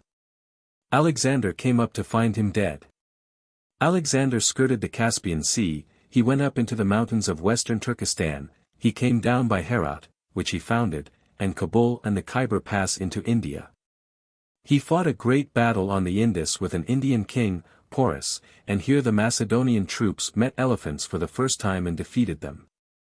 Finally he built himself ships, sailed down to the mouth of the Indus, and marched back by the coast of Baluchistan, reaching Susa again in 324 BC after an absence of 6 years. He then prepared to consolidate and organize this vast empire he had won. He sought to win over his new subjects. He assumed the robes and tiara of a Persian monarch, and this roused the jealousy of his Macedonian commanders. He had much trouble with them. He arranged a number of marriages between these Macedonian officers and Persian and Babylonian women, the marriage of the East and West. He never lived to effect the consolidation he had planned. A fever seized him after a drinking bout in Babylon and he died in 323 BC. Immediately this vast dominion fell to pieces. One of his generals, Seleucus, retained most of the old Persian Empire from the Indus to Ephesus. Another, Ptolemy, seized Egypt, and Antigonus secured Macedonia. The rest of the empire remained unstable, passing under the control of a succession of local adventurers. Barbarian raids began from the north and grew in scope and intensity. Until at last, as we shall tell, a new power, the power of the Roman Republic, came out of the west to subjugate one fragment after another and weld them together into a new and more enduring empire. 27. The Museum and Library at Alexandria. Before the time of Alexander, Greeks had already been spreading as merchants, artists, officials, mercenary soldiers, over most of the Persian dominions. In the dynastic disputes that followed the death of Xerxes, a band of 10,000 Greek mercenaries played a part under the leadership of Xenophon. Their return to Asiatic Greece from Babylon is described in his Retreat of the 10,000, one of the first war stories that was ever written by a general in command. But the conquests of Alexander and the division of his brief empire among his subordinate generals, greatly stimulated this permeation of the ancient world by the Greeks and their language and fashions and culture. Traces of this Greek dissemination are to be found far away in Central Asia and in northwest India. Their influence upon the development of Indian art was profound. For many centuries Athens retained her prestige as a center of art and culture. Her schools went on indeed to 529 AD, that is to say for nearly 1,000 years. But the leadership in the intellectual activity of the world passed presently across the Mediterranean to Alexandria, the new trading city that Alexander had founded. Here the Macedonian general Ptolemy had become pharaoh, with a court that spoke Greek. He had become an intimate of Alexander before he became king, and he was deeply saturated with the ideas of Aristotle. He set himself, with great energy and capacity, to organize knowledge and investigation. He also wrote a history of Alexander's campaigns which, unhappily, is lost to the world. Alexander had already devoted considerable sums to finance the inquiries of Aristotle, but Ptolemy I was the first person to make a permanent endowment of science. He set up a foundation in Alexandria which was formerly dedicated to the Muses, the Museum of Alexandria. For 2 or 3 generations the scientific work done at Alexandria was extraordinarily good. Euclid, Eratosthenes who measured the size of the earth and came within 50 miles of its true diameter, Apollonius who wrote on conic sections, Hipparchus who made the first star map and catalogue, and Hero who devised the first steam engine are among the greater stars of an extraordinary constellation of scientific pioneers. Archimedes came from Syracuse to Alexandria to study, and was a frequent correspondent of the museum. Herophilus was one of the greatest of Greek anatomists, and is said to have practiced vivisection. For a generation or so during the reigns of Ptolemy I and Ptolemy II there was such a blaze of knowledge and discovery at Alexandria as the world was not to see again until the 16th century AD. But it did not continue. There may have been several causes of this decline. Chief among them, the late Professor Mahaffy suggested, was the fact that the museum was a royal college and all its professors and fellows were appointed and paid by Pharaoh. This was all very well when Pharaoh was Ptolemy I, the pupil and friend of Aristotle. But as the dynasty of the Ptolemies went on they became Egyptianized, they fell under the sway of Egyptian priests and Egyptian religious developments, they ceased to follow the work that was done. And their control stifled the spirit of inquiry altogether. The museum produced little good work after its first century of activity. Ptolemy I not only sought in the most modern spirit to organize the finding of fresh knowledge. He tried also to set up an encyclopedic storehouse of wisdom in the library of Alexandria. It was not simply a storehouse, it was also a book-copying and book-selling organization. A great army of copyists was set to work perpetually multiplying copies of books. Here then we have the definite first opening up of the intellectual process in which we live today. Here we have the systematic gathering and distribution of knowledge. The foundation of this museum and library marks one of the great epochs in the history of mankind. It is the true beginning of modern history. Both the work of research and the work of dissemination went on under serious handicaps. One of these was the great social gap that separated the philosopher, who was a gentleman, from the trader and the artisan. There were glass workers and metal workers in abundance in those days, but they were not in mental contact with the thinkers. The glass worker was making the most beautifully colored beads and phials and so forth, but he never made a Florentine flask or a lens. Clear glass does not seem to have interested him. The metal worker made weapons and jewelry, but he never made a chemical balance. The philosopher speculated loftily about atoms and the nature of things, but he had no practical experience of enamels and pigments and filters and so forth. He was not interested in substances. So Alexandria in its brief day of opportunity produced no microscopes and no chemistry. And though Hero invented a steam engine, it was never set either to pump or drive a boat or do any useful thing. There were few practical applications of science except in the realm of medicine, and the progress of science was not stimulated and sustained by the interest and excitement of practical applications. There was nothing to keep the work going, therefore, when the intellectual curiosity of Ptolemy I and Ptolemy II was withdrawn. The discoveries of the museum went on record in obscure manuscripts and never, until the revival of scientific curiosity at the Renaissance, reached out to the mass of mankind. Nor did the library produce any improvements in bookmaking. That ancient world had no paper made in definite sizes from rag pulp. Paper was a Chinese invention and it did not reach the Western world until the 9th century AD. The only book materials were parchment and strips of the papyrus reed joined edge to edge. These strips were kept on rolls which were very unwieldy to wind to and fro and read, and very inconvenient for reference. It was these things that prevented the development of paged and printed books. Printing itself was known in the world, it would seem, as early as the Old Stone Age. There were seals in ancient Sumeria. But without abundant paper there was little advantage in printing books, an improvement that may further have been resisted by trades unionism on the part of the copyists employed.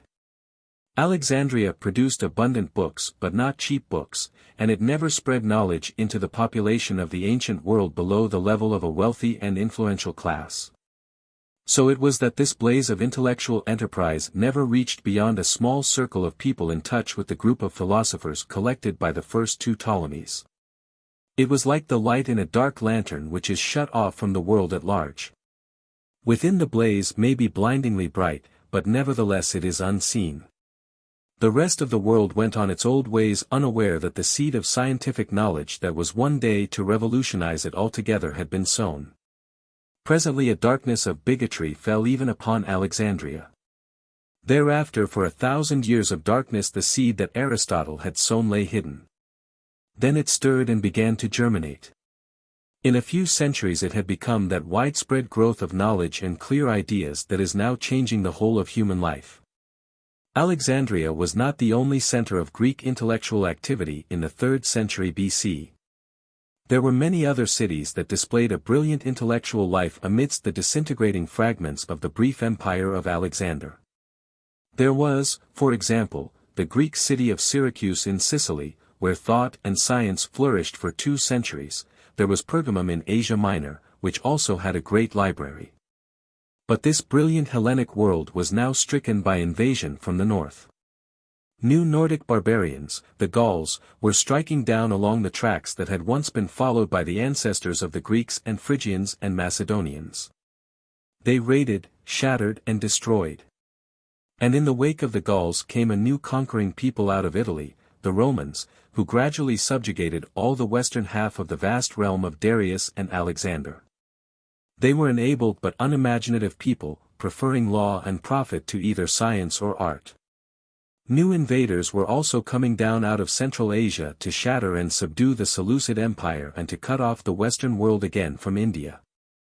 These were the Parthians, hosts of mounted bowmen, who treated the Greco-Persian Empire of Persepolis and Susa in the 3rd century BC in much the same fashion that the Medes and Persians had treated it in the 7th and 6th.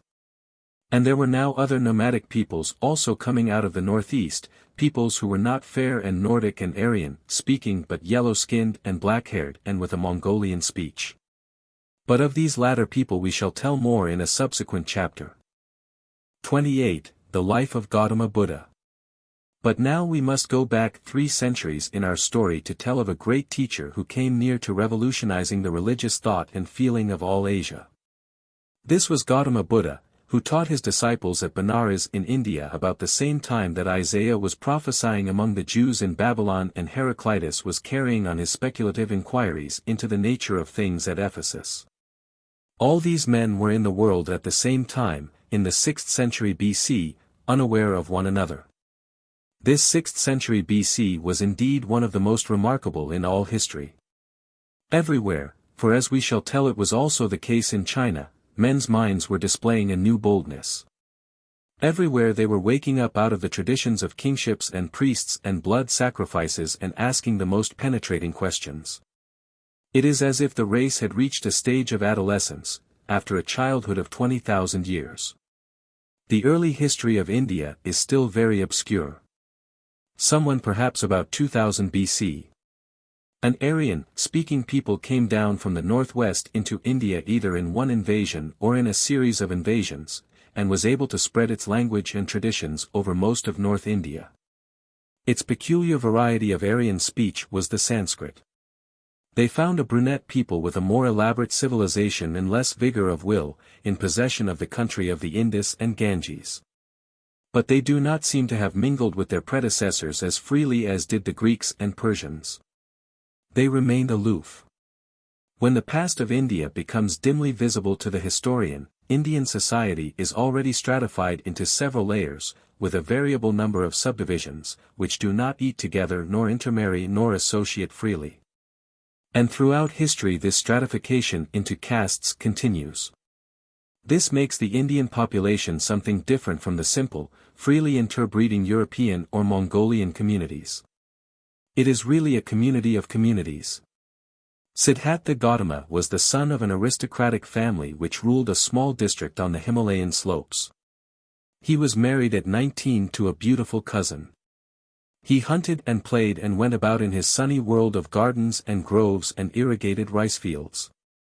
And it was amidst this life that a great discontent fell upon him. It was the unhappiness of a fine brain that seeks employment. He felt that the existence he was leading was not the reality of life, but a holiday that had gone on too long. The sense of disease and mortality, the insecurity and the unsatisfactoriness of all happiness, descended upon the mind of Gautama. While he was in this mood he met one of those wandering ascetics who already existed in great numbers in India. These men lived under severe rules, spending much time in meditation and in religious discussion. They were supposed to be seeking some deeper reality in life, and a passionate desire to do likewise took possession of Gautama. He was meditating upon this project, says the story, when the news was brought to him that his wife had been delivered of his firstborn son. "This is another tie to break," said Gautama. He returned to the village amidst the rejoicings of his fellow clansmen. There was a great feast and a nautch dance to celebrate the birth of this new tie, and in the night Gautama awoke in a great agony of spirit, like a man who is told that his house is on fire. He resolved to leave his happy aimless life forthwith. He went softly to the threshold of his wife's chamber, and saw her by the light of a little oil lamp, sleeping sweetly, surrounded by flowers, with his infant son in her arms. He felt a great craving to take up the child in one first and last embrace before he departed, but the fear of waking his wife prevented him. And at last he turned away and went out into the bright Indian moonshine and mounted his horse and rode off into the world. Very far he rode that night, and in the morning he stopped outside the lands of his clan, and dismounted beside a sandy river. There he cut off his flowing locks with his sword, removed all his ornaments and sent them and his horse and sword back to his house. Going on he presently met a ragged man and exchanged clothes with him, and so having divested himself of all worldly entanglements he was free to pursue his search after wisdom. He made his way southward to a resort of hermits and teachers in a hilly spur of the Vindhya mountains. There lived a number of wise men in a warren of caves, going into the town for their simple supplies and imparting their knowledge by word of mouth to such as cared to come to them. Gautama became versed in all the metaphysics of his age. But his acute intelligence was dissatisfied with the solutions offered him. The Indian mind has always been disposed to believe that power and knowledge may be obtained by extreme asceticism, by fasting, sleeplessness, and self-torment, and these ideas Gautama now put to the test. He betook himself with 5 disciple companions to the jungle and there he gave himself up to fasting and terrible penances. His fame spread, like the sound of a great bell hung in the canopy of the skies. But it brought him no sense of truth achieved. One day he was walking up and down, trying to think in spite of his enfeebled state. Suddenly he fell unconscious. When he recovered, the preposterousness of these semi-magical ways to wisdom was plain to him. He horrified his companions by demanding ordinary food and refusing to continue his mortifications. He had realized that whatever truth a man may reach is reached best by a nourished brain in a healthy body. Such a conception was absolutely foreign to the ideas of the land and age. His disciples deserted him, and went off in a melancholy state to Benares. Gautama wandered alone. When the mind grapples with a great and intricate problem, it makes its advances step by step, with but little realization of the gains it has made, until suddenly, with an effect of abrupt illumination, it realizes its victory. So it happened to Gautama. He had seated himself under a great tree by the side of a river to eat, when this sense of clear vision came to him. It seemed to him that he saw life plain. He is said to have sat all day and all night in profound thought, and then he rose up to impart his vision to the world. He went on to Benares and there he sought out and won back his lost disciples to his new teaching. In the king's deer park at Benares they built themselves huts and set up a sort of school to which came many who were seeking after wisdom. The starting point of his teaching was his own question as a fortunate young man, why am I not completely happy? It was an introspective question. It was a question very different in quality from the frank and self-forgetful externalized curiosity with which Thales and Heraclitus were attacking the problems of the universe. Or the equally self-forgetful burden of moral obligation that the culminating prophets were imposing upon the Hebrew mind. The Indian teacher did not forget self, he concentrated upon self and sought to destroy it. All suffering, he taught, was due to the greedy desires of the individual.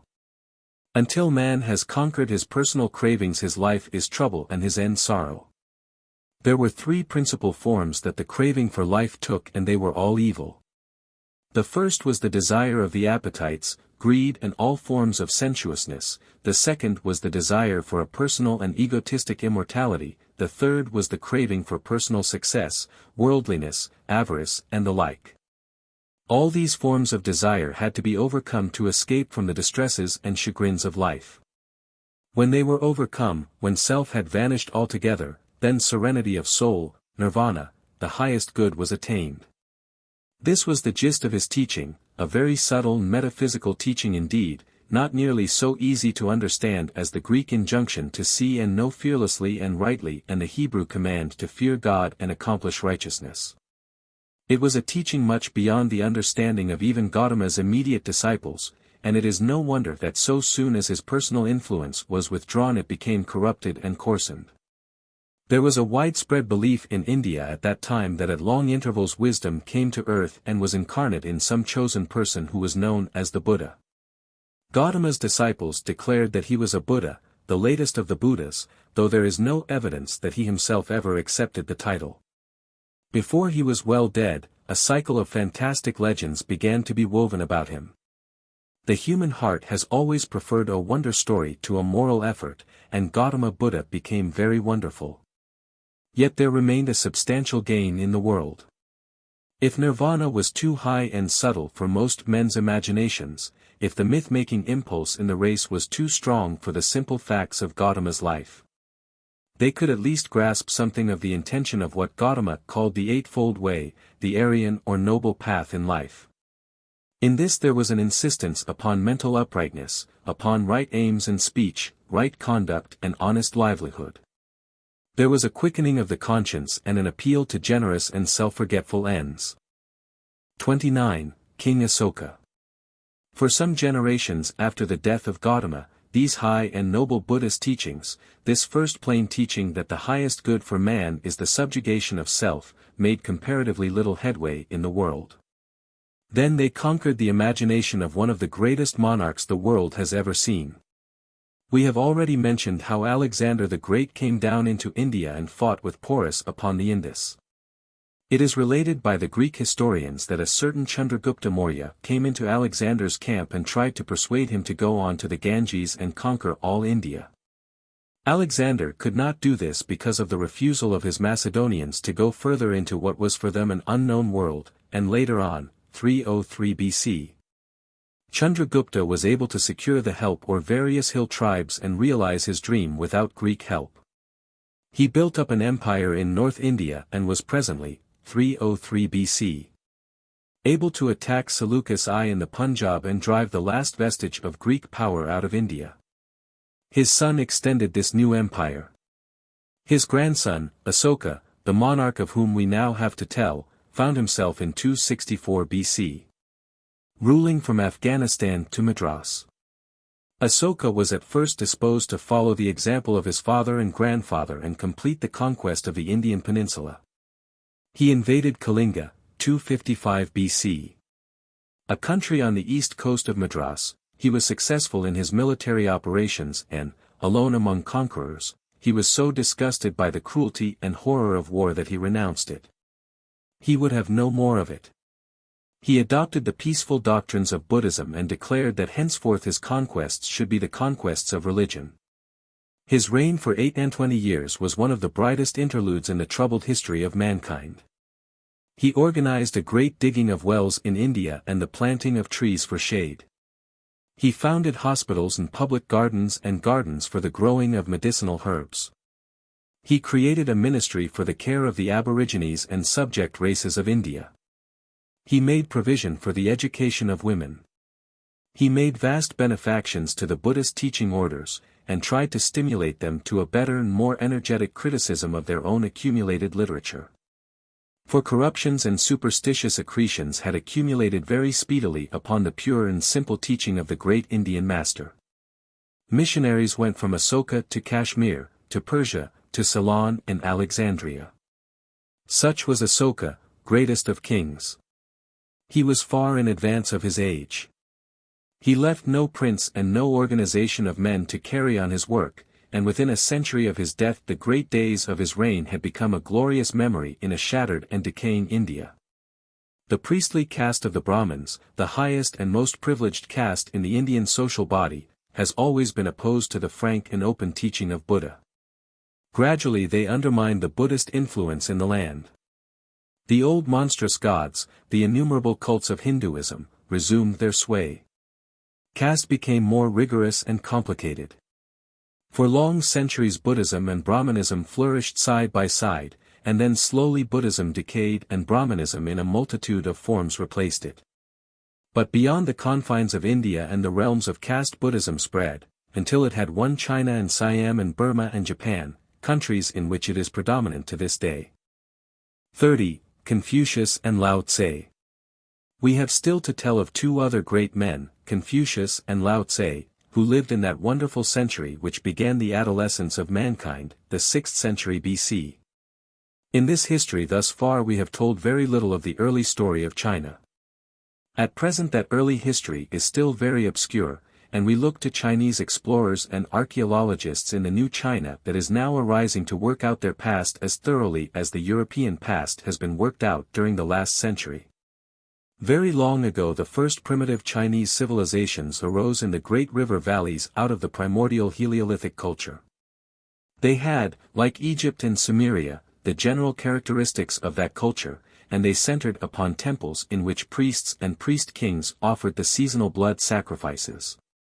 The life in those cities must have been very like the Egyptian and Sumerian life of 6 or 7,000 years ago and very like the Maya life of Central America 1,000 years ago. If there were human sacrifices, they had long given way to animal sacrifices before the dawn of history. And a form of picture writing was growing up long before 1,000 years BC. And just as the primitive civilizations of Europe and Western Asia were in conflict with the nomads of the desert and the nomads of the north, so the primitive Chinese civilizations had a great cloud of nomadic peoples on their northern borders.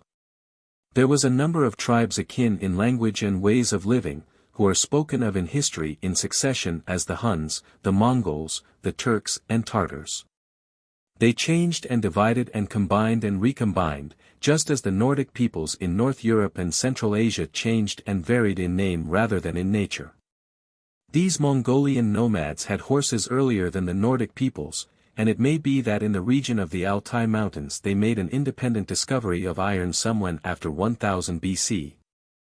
And just as in the Western case, so ever and again these Eastern nomads would achieve a sort of political unity, and become the conquerors and masters and revivers of this or that settled and civilized region. It is quite possible that the earliest civilization of China was not Mongolian at all any more than the earliest civilization of Europe and Western Asia was Nordic or Semitic. It is quite possible that the earliest civilization of China was a brunette civilization and of a piece with the earliest Egyptian, Sumerian and Dravidian civilizations. And that when the first recorded history of China began there had already been conquests and intermixture. At any rate, we find that by 1750 BC, China was already a vast system of little kingdoms and city-states, all acknowledging a loose allegiance and paying more or less regularly, more or less definite feudal dues to one great priest-emperor, the Son of Heaven.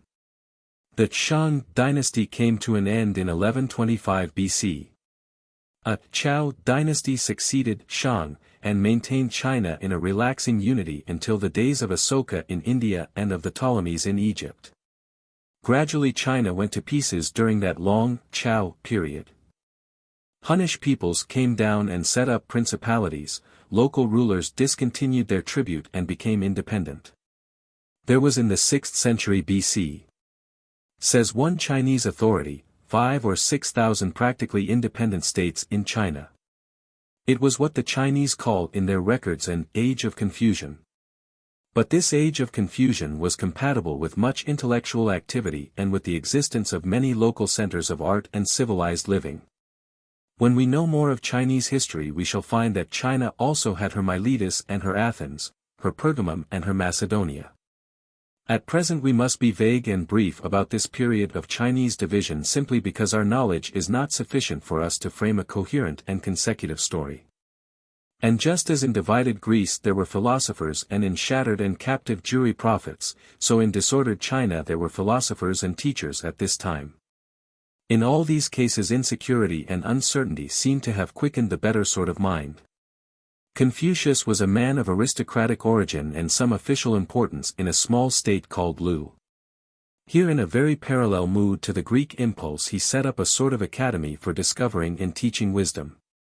The lawlessness and disorder of China distressed him profoundly.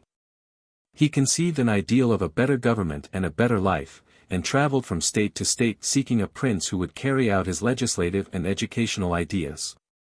He never found his prince. He found a prince, but court intrigues undermined the influence of the teacher and finally defeated his reforming proposals. It is interesting to note that a century and a half later the Greek philosopher Plato also sought a prince, and was for a time advisor to the tyrant Dionysius who ruled Syracuse in Sicily. Confucius died a disappointed man. "No intelligent ruler arises to take me as his master," he said, "and my time has come to die." But his teaching had more vitality than he imagined in his declining and hopeless years, and it became a great formative influence with the Chinese people. It became one of what the Chinese called the three teachings, the other two being those of Buddha and of Lao Tse.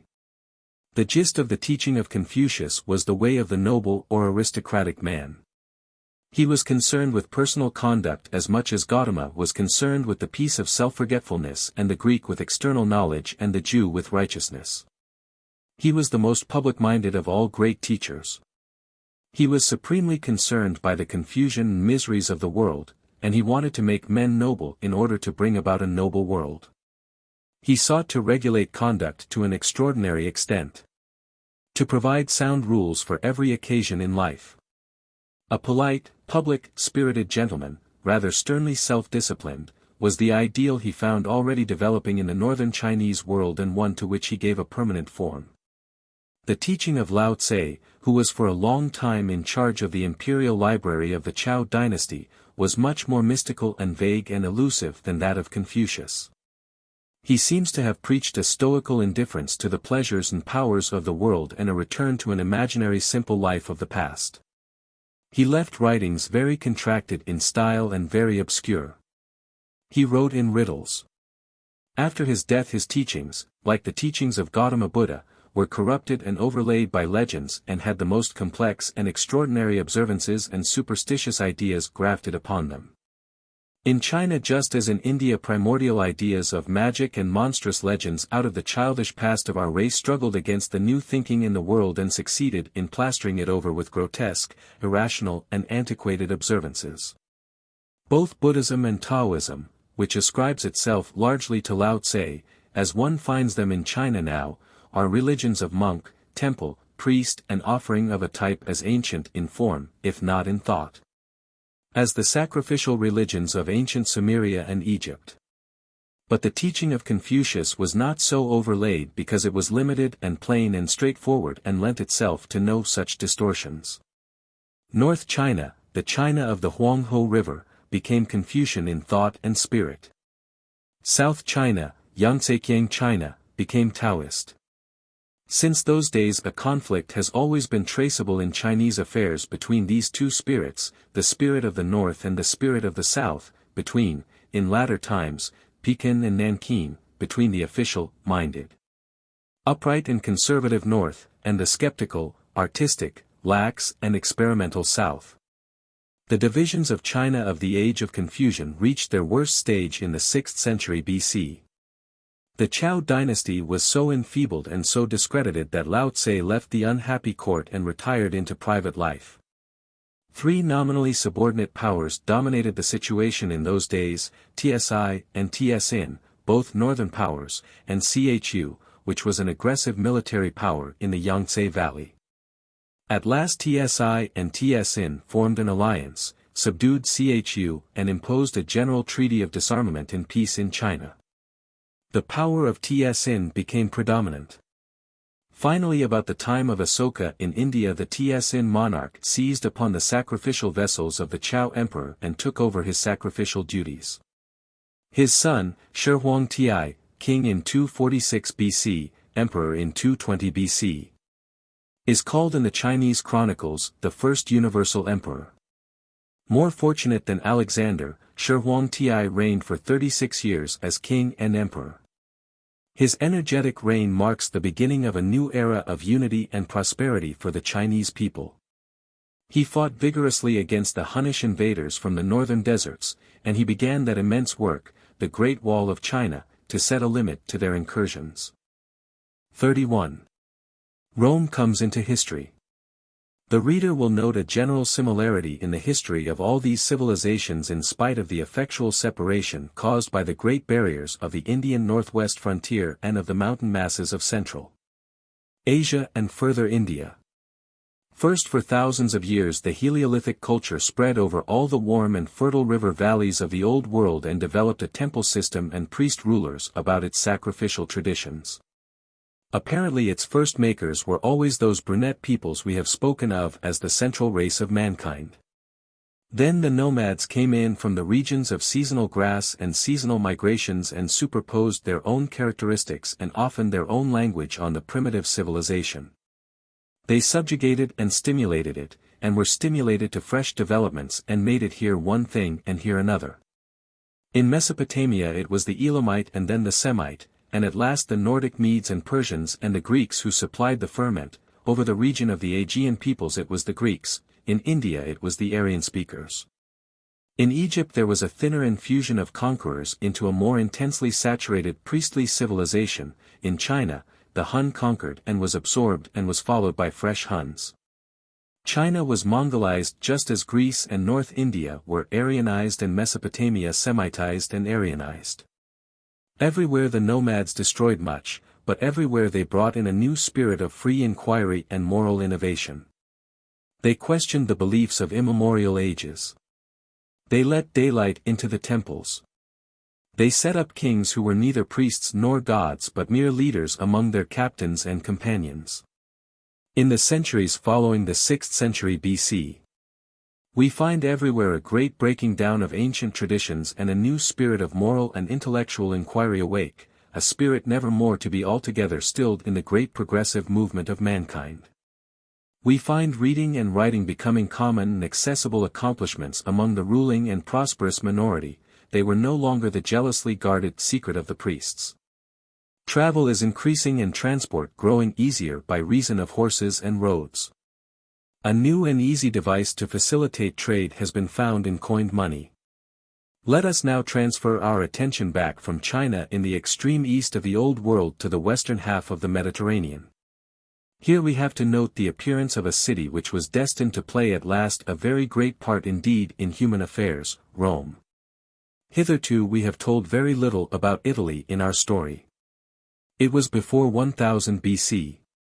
A land of mountain and forest and thinly populated.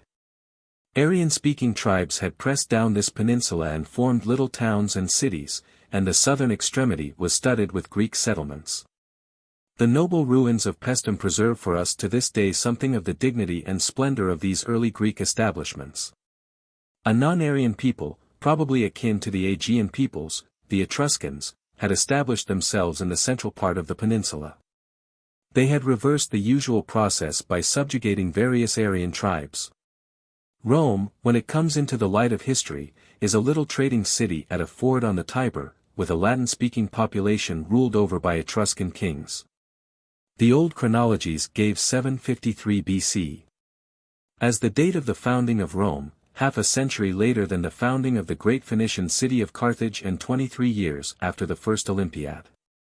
Etruscan tombs of a much earlier date than 753 BC have, however, been excavated in the Roman Forum. In that red-letter century, the 6th century BC, the Etruscan kings were expelled, 510 BC. And Rome became an aristocratic republic with a lordly class of patrician families dominating a commonalty of plebeians. Except that it spoke Latin, it was not unlike many aristocratic Greek republics. For some centuries the internal history of Rome was the story of a long and obstinate struggle for freedom and a share in the government on the part of the plebeians.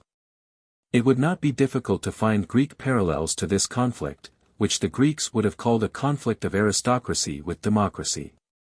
In the end the plebeians broke down most of the exclusive barriers of the old families and established a working equality with them.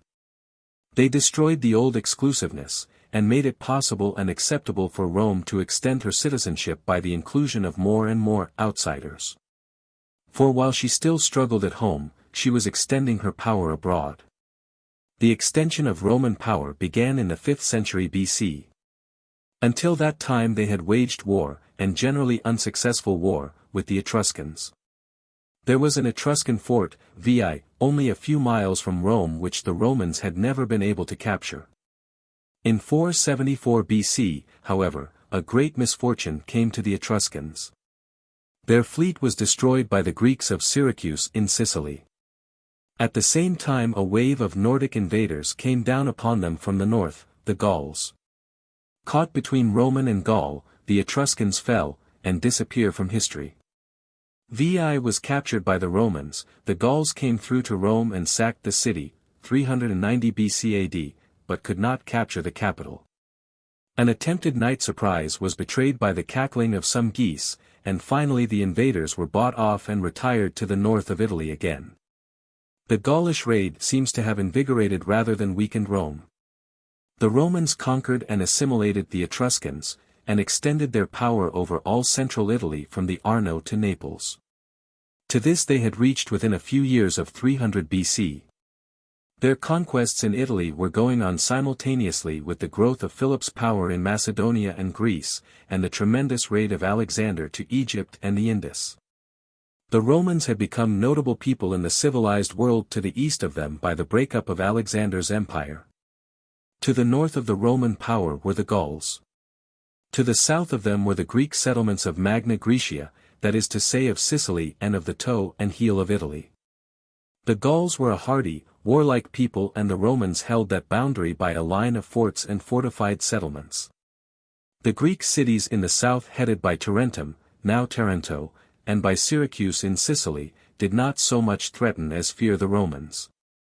They looked about for some help against these new conquerors. We have already told how the empire of Alexander fell to pieces and was divided among his generals and companions. Among these adventurers was a kinsman of Alexander's named Pyrrhus, who established himself in Epirus, which is across the Adriatic Sea over against the heel of Italy. It was his ambition to play the part of Philip of Macedonia to Magna Graecia, and to become protector and master general of Tarentum, Syracuse, and the rest of that part of the world. He had what was then a very efficient modern army. He had an infantry phalanx, cavalry from Thessaly, which was now quite as good as the original Macedonian cavalry, and 20 fighting elephants. He invaded Italy and routed the Romans in 2 considerable battles, Heraclea, 280 BC. And Osculum, 279 BC, and having driven them north, he turned his attention to the subjugation of Sicily. But this brought against him a more formidable enemy than were the Romans at that time, the Phoenician trading city of Carthage, which was probably then the greatest city in the world.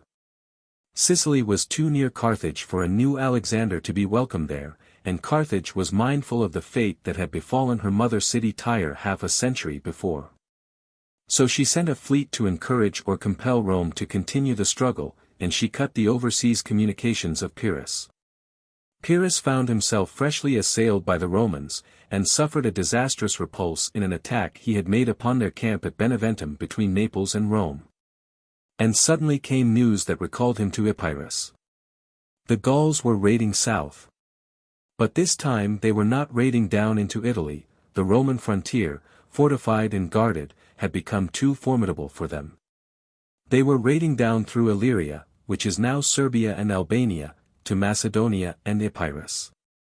Repulsed by the Romans, endangered at sea by the Carthaginians, and threatened at home by the Gauls, Pyrrhus abandoned his dream of conquest and went home, 275 BC, and the power of Rome was extended to the Straits of Messina.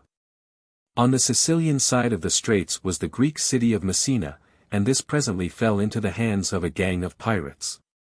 The Carthaginians, who were already practically overlords of Sicily and allies of Syracuse, suppressed these pirates, 270 BC, and put in a Carthaginian garrison there. The pirates appealed to Rome and Rome listened to their complaint.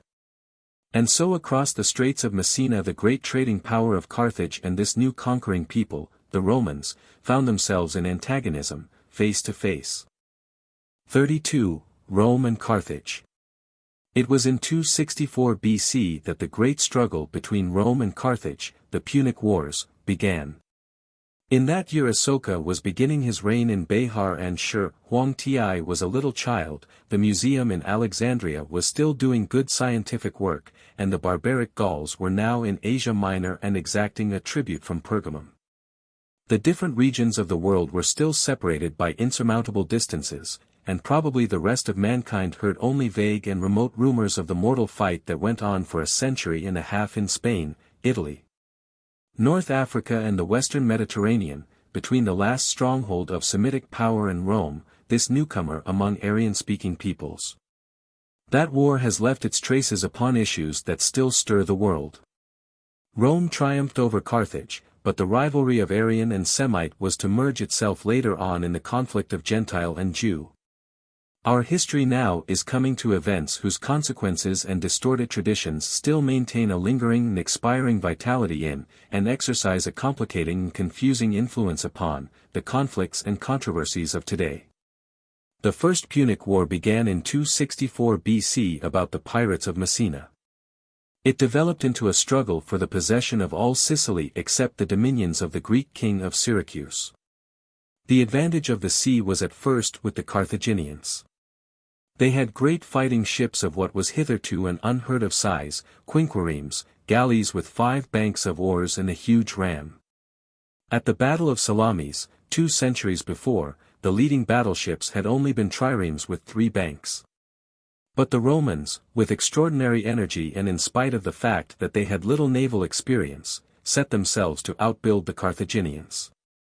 They manned the new navy they created chiefly with Greek seamen, and they invented grappling and boarding to make up for the superior seamanship of the enemy. When the Carthaginian came up to ram or shear the oars of the Roman, huge grappling irons seized him and the Roman soldiers swarmed aboard him. At Mylae, 260 BC, and at Ecnomus, 256 BC, the Carthaginians were disastrously beaten. They repulsed a Roman landing near Carthage but were badly beaten at Palermo, losing 104 elephants there, to grace such a triumphal procession through the Forum as Rome had never seen before. But after that came 2 Roman defeats and then a Roman recovery. The last naval forces of Carthage were defeated by its last Roman effort at the Battle of the Aegaean Isles, 241 BC, and Carthage sued for peace. All Sicily except the dominions of Hiero, king of Syracuse, was ceded to the Romans. For 22 years Rome and Carthage kept the peace. Both had trouble enough at home. In Italy the Gauls came south again, threatened Rome, which in a state of panic offered human sacrifices to the gods, and were routed at Telamon. Rome pushed forward to the Alps, and even extended her dominions down the Adriatic coast to Illyria. Carthage suffered from domestic insurrections and from revolts in Corsica and Sardinia, and displayed far less recuperative power. Finally, an act of intolerable aggression, Rome seized and annexed the 2 revolting islands. Spain at that time was Carthaginian as far north as the river Ebro. To that boundary the Romans restricted them. Any crossing of the Ebro by the Carthaginians was to be considered an act of war against the Romans. At last in 218 BC, the Carthaginians, provoked by new Roman aggressions, did cross this river under a young general named Hannibal, one of the most brilliant commanders in the whole of history. He marched his army from Spain over the Alps into Italy, raised the Gauls against the Romans, and carried on the Second Punic War in Italy itself for 15 years. He inflicted tremendous defeats upon the Romans at Lake Trasimir and at Cannae, and throughout all his Italian campaigns no Roman army stood against him and escaped disaster. But a Roman army had landed at Marseilles and cut his communications with Spain, he had no siege train, and he could never capture Rome. Finally the Carthaginians, threatened by the revolt of the Numidians at home, were forced back upon the defense of their own city in Africa. A Roman army crossed into Africa. And Hannibal experienced his first defeat under its walls at the Battle of Zama, 202 B.C., at the hands of Scipio Africanus the Elder. The Battle of Zama ended this Second Punic War. Carthage capitulated, she surrendered Spain and her war fleet. She paid an enormous indemnity and agreed to give up Hannibal to the vengeance of the Romans.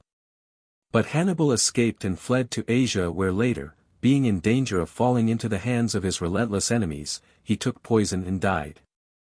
For 56 years Rome and the shorn city of Carthage were at peace. And meanwhile Rome spread her empire over confused and divided Greece, invaded Asia Minor, and defeated Antiochus III, the Seleucid monarch, at Magnesia in Lydia.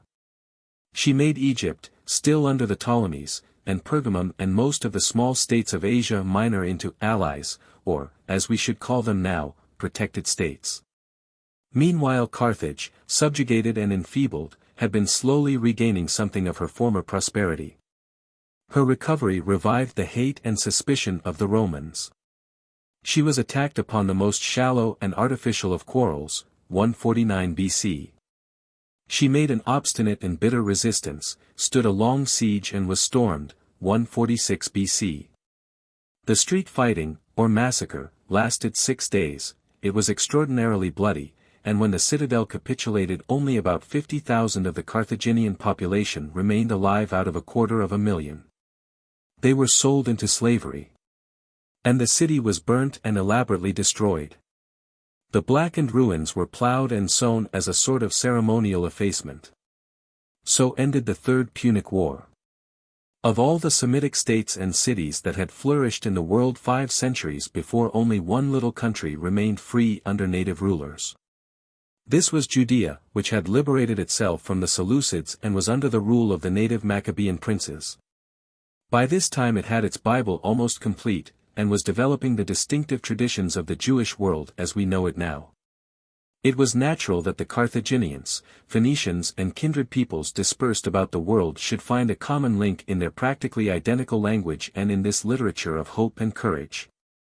To a large extent they were still the traders and bankers of the world.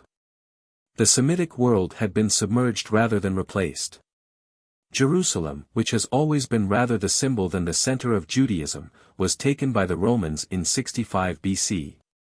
And after various vicissitudes of quasi-independence and revolt was besieged by them in 70 AD and captured after a stubborn struggle. The temple was destroyed. A later rebellion in 132 AD completed its destruction, and the Jerusalem we know today was rebuilt later under Roman auspices.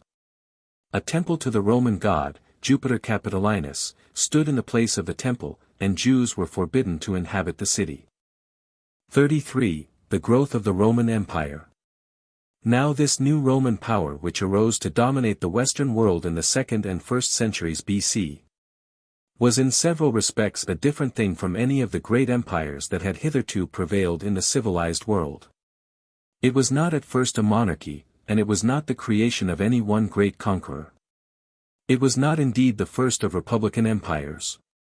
Athens had dominated a group of allies and dependents in the time of Pericles, and Carthage when she entered upon her fatal struggle with Rome was mistress of Sardinia and Corsica, Morocco, Algiers, Tunis, and most of Spain and Sicily. But it was the first republican empire that escaped extinction and went on to fresh developments. The center of this new system lay far to the west of the more ancient centers of empire, which had hitherto been the river valleys of Mesopotamia and Egypt. This westward position enabled Rome to bring into civilization quite fresh regions and peoples. The Roman power extended to Morocco and Spain, and was presently able to thrust northwestward over what is now France and Belgium to Britain and northeastward into Hungary and South Russia. But on the other hand it was never able to maintain itself in Central Asia or Persia because they were too far from its administrative centers. It included therefore great masses of fresh Nordic Aryan-speaking peoples. It presently incorporated nearly all the Greek people in the world, and its population was less strongly Hamitic and Semitic than that of any preceding empire. For some centuries this Roman Empire did not fall into the grooves of precedent that had so speedily swallowed up Persian and Greek, and all that time it developed. The rulers of the Medes and Persians became entirely Babylonized in a generation or so. They took over the tiara of the King of Kings and the temples and priesthoods of his gods. Alexander and his successors followed in the same easy path of assimilation. The Seleucid monarchs had much the same court and administrative methods as Nebuchadnezzar. The Ptolemies became pharaohs and altogether Egyptian. They were assimilated just as before them the Semitic conquerors of the Sumerians had been assimilated. But the Romans ruled in their own city, and for some centuries kept to the laws of their own nature. The only people who exercised any great mental influence upon them before the 2nd or 3rd century AD were the kindred and similar Greeks. So that the Roman Empire was essentially a first attempt to rule a great dominion upon mainly Aryan lines. It was so far a new pattern in history, it was an expanded Aryan republic. The old pattern of a personal conqueror ruling over a capital city that had grown up round the temple of a harvest god did not apply to it. The Romans had gods and temples, but like the gods of the Greeks their gods were quasi-human immortals, divine patricians. The Romans also had blood sacrifices and even made human ones in times of stress, things they may have learnt to do from their dusky Etruscan teachers. But until Rome was long past its zenith neither priest nor temple played a large part in Roman history. The Roman Empire was a growth, an unplanned novel growth. The Roman people found themselves engaged almost unawares in a vast administrative experiment. It cannot be called a successful experiment. In the end their empire collapsed altogether. And it changed enormously in form and method from century to century. It changed more in 100 years than Bengal or Mesopotamia or Egypt changed in 1,000. It was always changing. It never attained to any fixity. In a sense the experiment failed. In a sense the experiment remains unfinished, and Europe and America today are still working out the riddles of worldwide statescraft first confronted by the Roman people. It is well for the student of history to bear in mind the very great changes not only in political but in social and moral matters that went on throughout the period of Roman dominion. There is much too strong a tendency in people's minds to think of the Roman rule as something finished and stable, firm, rounded, noble and decisive. Macaulay's Lays of Ancient Rome, SPQR. The elder Cato, the Scipios, Julius Caesar, Diocletian, Constantine the Great, triumphs, orations, gladiatorial combats and Christian martyrs are all mixed up together in a picture of something high and cruel and dignified. The items of that picture have to be disentangled. They are collected at different points from a process of change profounder than that which separates the London of William the Conqueror from the London of today. We may very conveniently divide the expansion of Rome into 4 stages. The first stage began after the sack of Rome by the Goths in 390 BC and went on until the end of the First Punic War, 240 BC. We may call this stage the stage of the assimilative republic. It was perhaps the finest, most characteristic stage in Roman history. The age-long dissensions of patrician and plebeian were drawing to it close, the Etruscan threat had come to an end, no one was very rich yet nor very poor, and most men were public-spirited. It was a republic like the Republic of the South African Boers before 1900 or like the northern states of the American Union between 1800 and 1850, a free, farmers' republic. At the outset of this stage Rome was a little state scarcely 20 miles square. She fought the sturdy but kindred states about her, and sought not their destruction but coalescence. Her centuries of civil dissension had trained her people in compromise and concessions. Some of the defeated cities became altogether Roman with a voting share in the government, some became self-governing with the right to trade and marry in Rome. Garrisons full of citizens were set up at strategic points and colonies of varied privileges founded among the freshly conquered people. Great roads were made. The rapid Latinization of all Italy was the inevitable consequence of such a policy. In 89 BC all the free inhabitants of Italy became citizens of the city of Rome. Formally the whole Roman Empire became at last an extended city. In 212 AD every free man in the entire extent of the empire was given citizenship. The right, if he could get there, to vote in the town meeting in Rome. This extension of citizenship to tractable cities and to whole countries was the distinctive device of Roman expansion. It reversed the old process of conquest and assimilation altogether. By the Roman method the conquerors assimilated the conquered.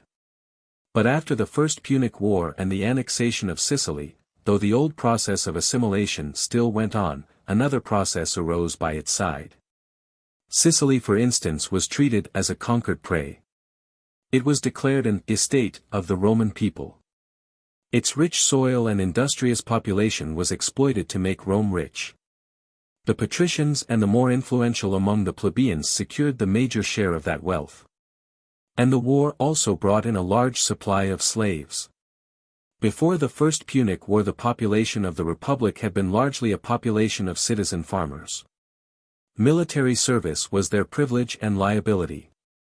While they were on active service their farms fell into debt and a new large-scale slave agriculture grew up. When they returned they found their produce in competition with slave-grown produce from Sicily and from the new estates at home. Times had changed. The Republic had altered its character. Not only was Sicily in the hands of Rome, the common man was in the hands of the rich creditor and the rich competitor. Rome had entered upon its second stage, the Republic of adventurous rich men. For 200 years the Roman soldier farmers had struggled for freedom and a share in the government of their state. For 100 years they had enjoyed their privileges. The First Punic War wasted them and robbed them of all they had won. The value of their electoral privileges had also evaporated. The governing bodies of the Roman Republic were two in number. The first and more important was the Senate. This was a body originally of patricians and then of prominent men of all sorts, who were summoned to it first by certain powerful officials, the consuls and censors. Like the British House of Lords, it became a gathering of great landowners, prominent politicians, big businessmen and the like. It was much more like the British House of Lords than it was like the American Senate. For 3 centuries, from the Punic Wars onward, it was the center of Roman political thought and purpose. The second body was the Popular Assembly. This was supposed to be an assembly of all the citizens of Rome. When Rome was a little state 20 miles square, this was a possible gathering. When the citizenship of Rome had spread beyond the confines in Italy, it was an altogether impossible one. Its meetings, proclaimed by horn blowing from the Capitol and the city walls, became more and more a gathering of political hacks and city riffraff. In the 4th century BC, the Popular Assembly was a considerable check upon the Senate, a competent representation of the claims and rights of the common man. By the end of the Punic Wars, it was an impotent relic of a vanquished popular control. No effectual legal check remained upon the big men. Nothing of the nature of representative government was ever introduced into the Roman Republic. No one thought of electing delegates to represent the will of the citizens. This is a very important point for the student to grasp. The Popular Assembly never became the equivalent of the American House of Representatives or the British House of Commons. In theory, it was all the citizens. In practice, it ceased to be anything at all worth consideration. The common citizen of the Roman Empire was therefore in a very poor case after the Second Punic War. He was impoverished, he had often lost his farm, he was ousted from profitable production by slaves, and he had no political power left to him to remedy these things. The only methods of popular expression left to a people without any form of political expression are the strike and the revolt. The story of the 2nd and 1st centuries BC, so far as internal politics go, is a story of feudal revolutionary upheaval. The scale of this history will not permit us to tell of the intricate struggles of that time, of the attempts to break up estates and restore the land to the free farmer, of proposals to abolish debts in whole or in part. There was revolt and civil war. In 73 BC, the distresses of Italy were enhanced by a great insurrection of the slaves under Spartacus. The slaves of Italy revolted with some effect, for among them were the trained fighters of the gladiatorial shows. For 2 years Spartacus held out in the crater of Vesuvius, which seemed at that time to be an extinct volcano. This insurrection was defeated at last and suppressed with frantic cruelty.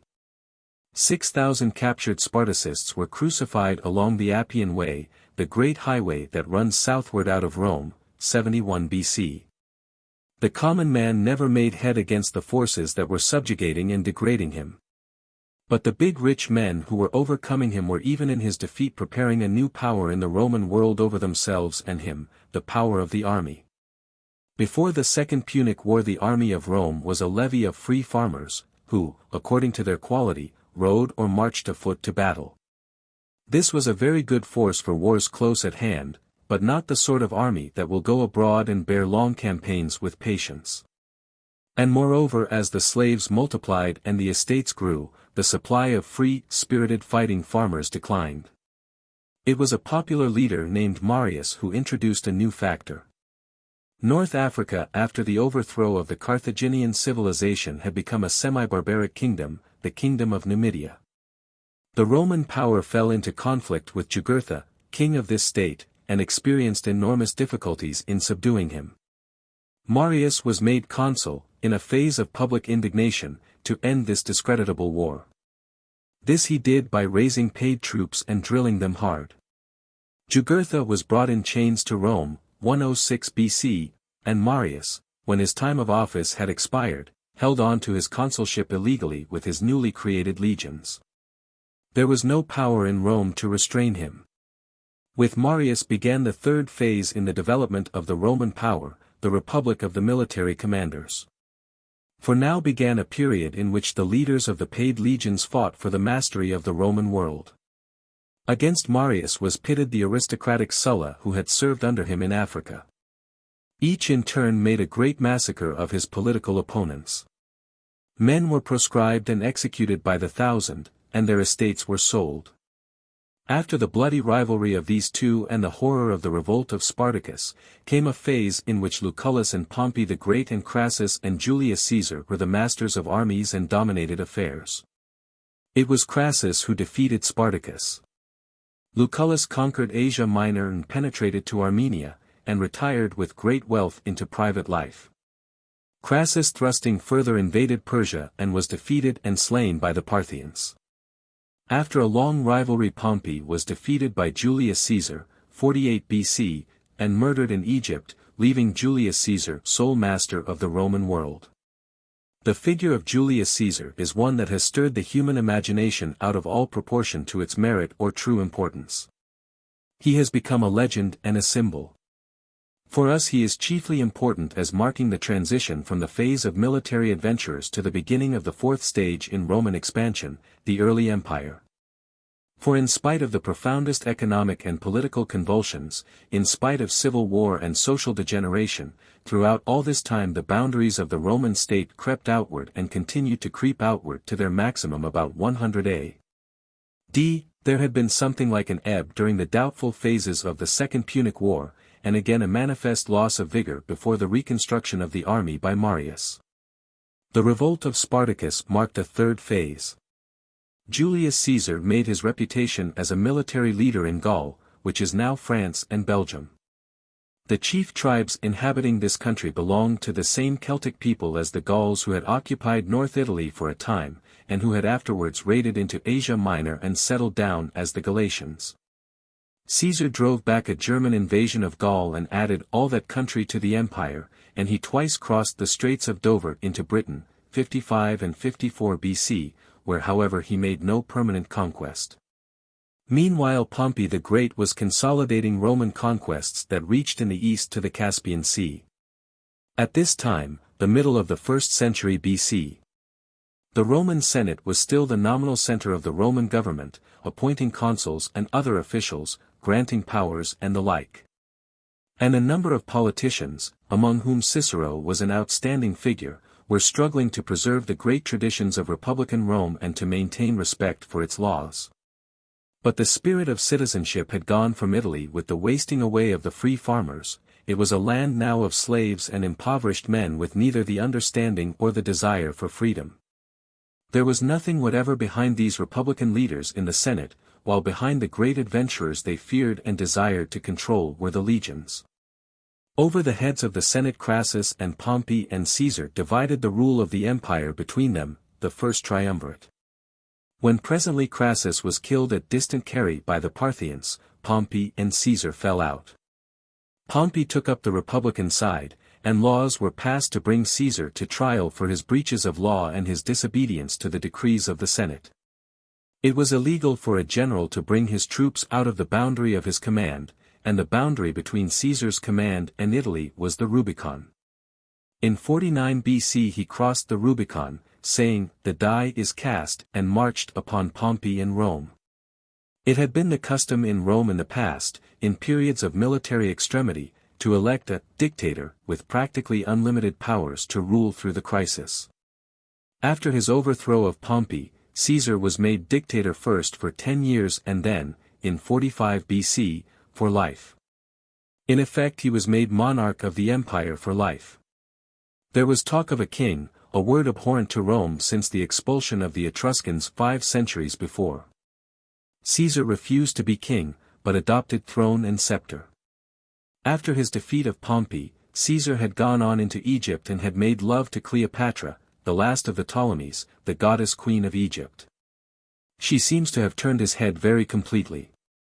He had brought back to Rome the Egyptian idea of a god-king. His statue was set up in a temple with an inscription, "To the unconquerable God."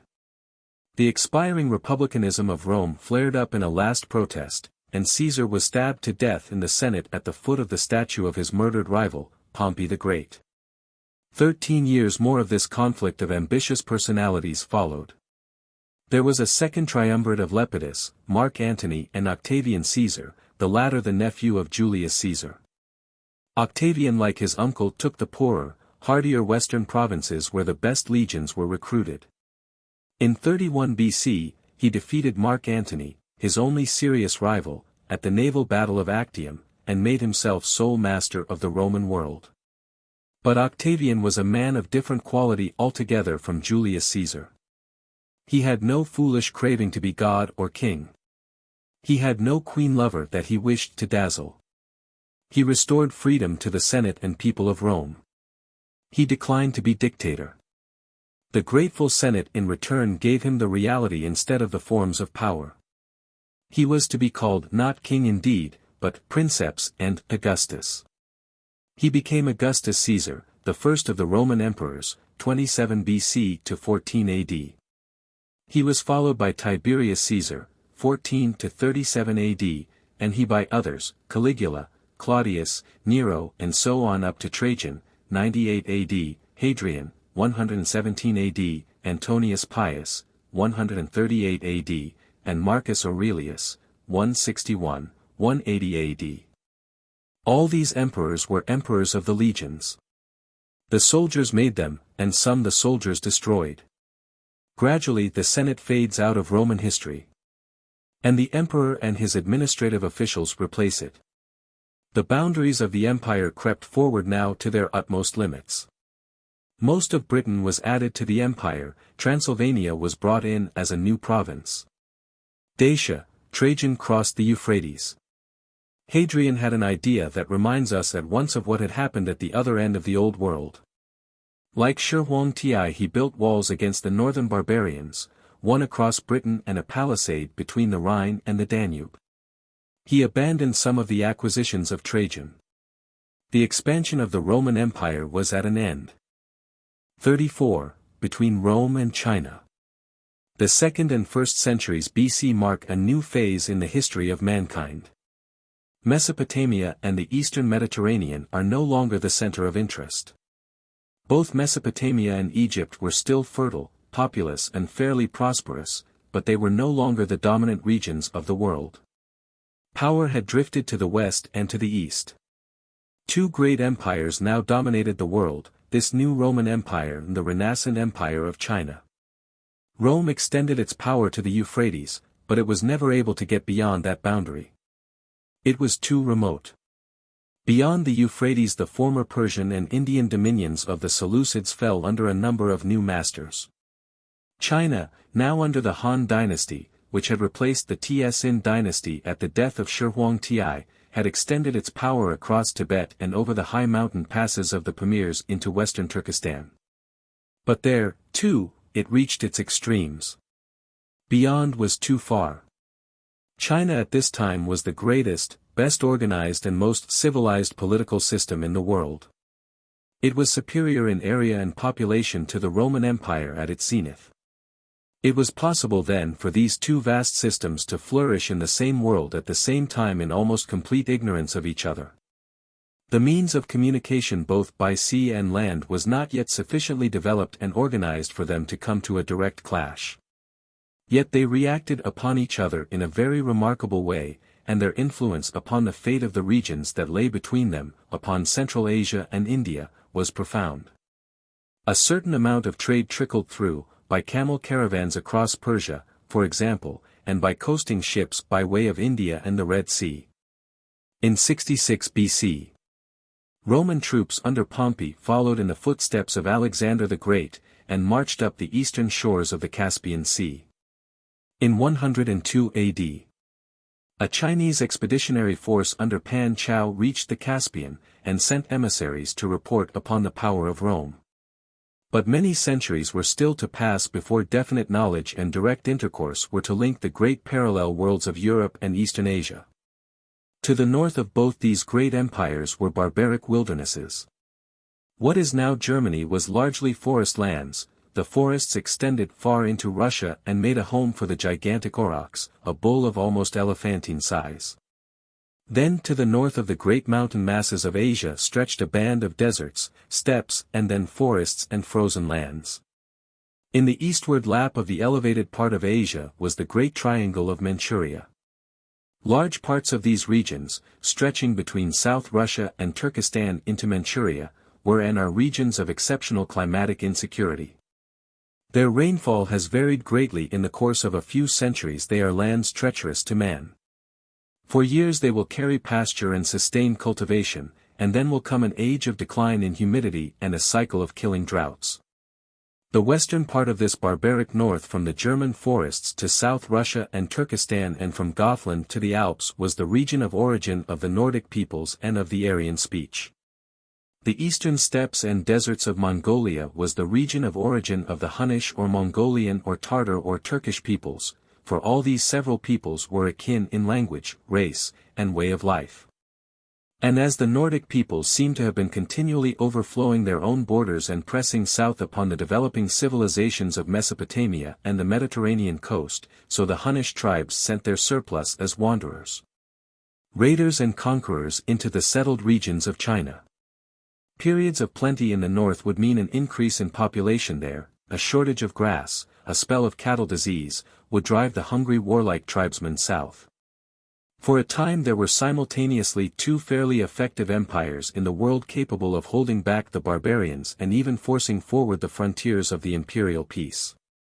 The thrust of the Han Empire from North China into Mongolia was strong and continuous.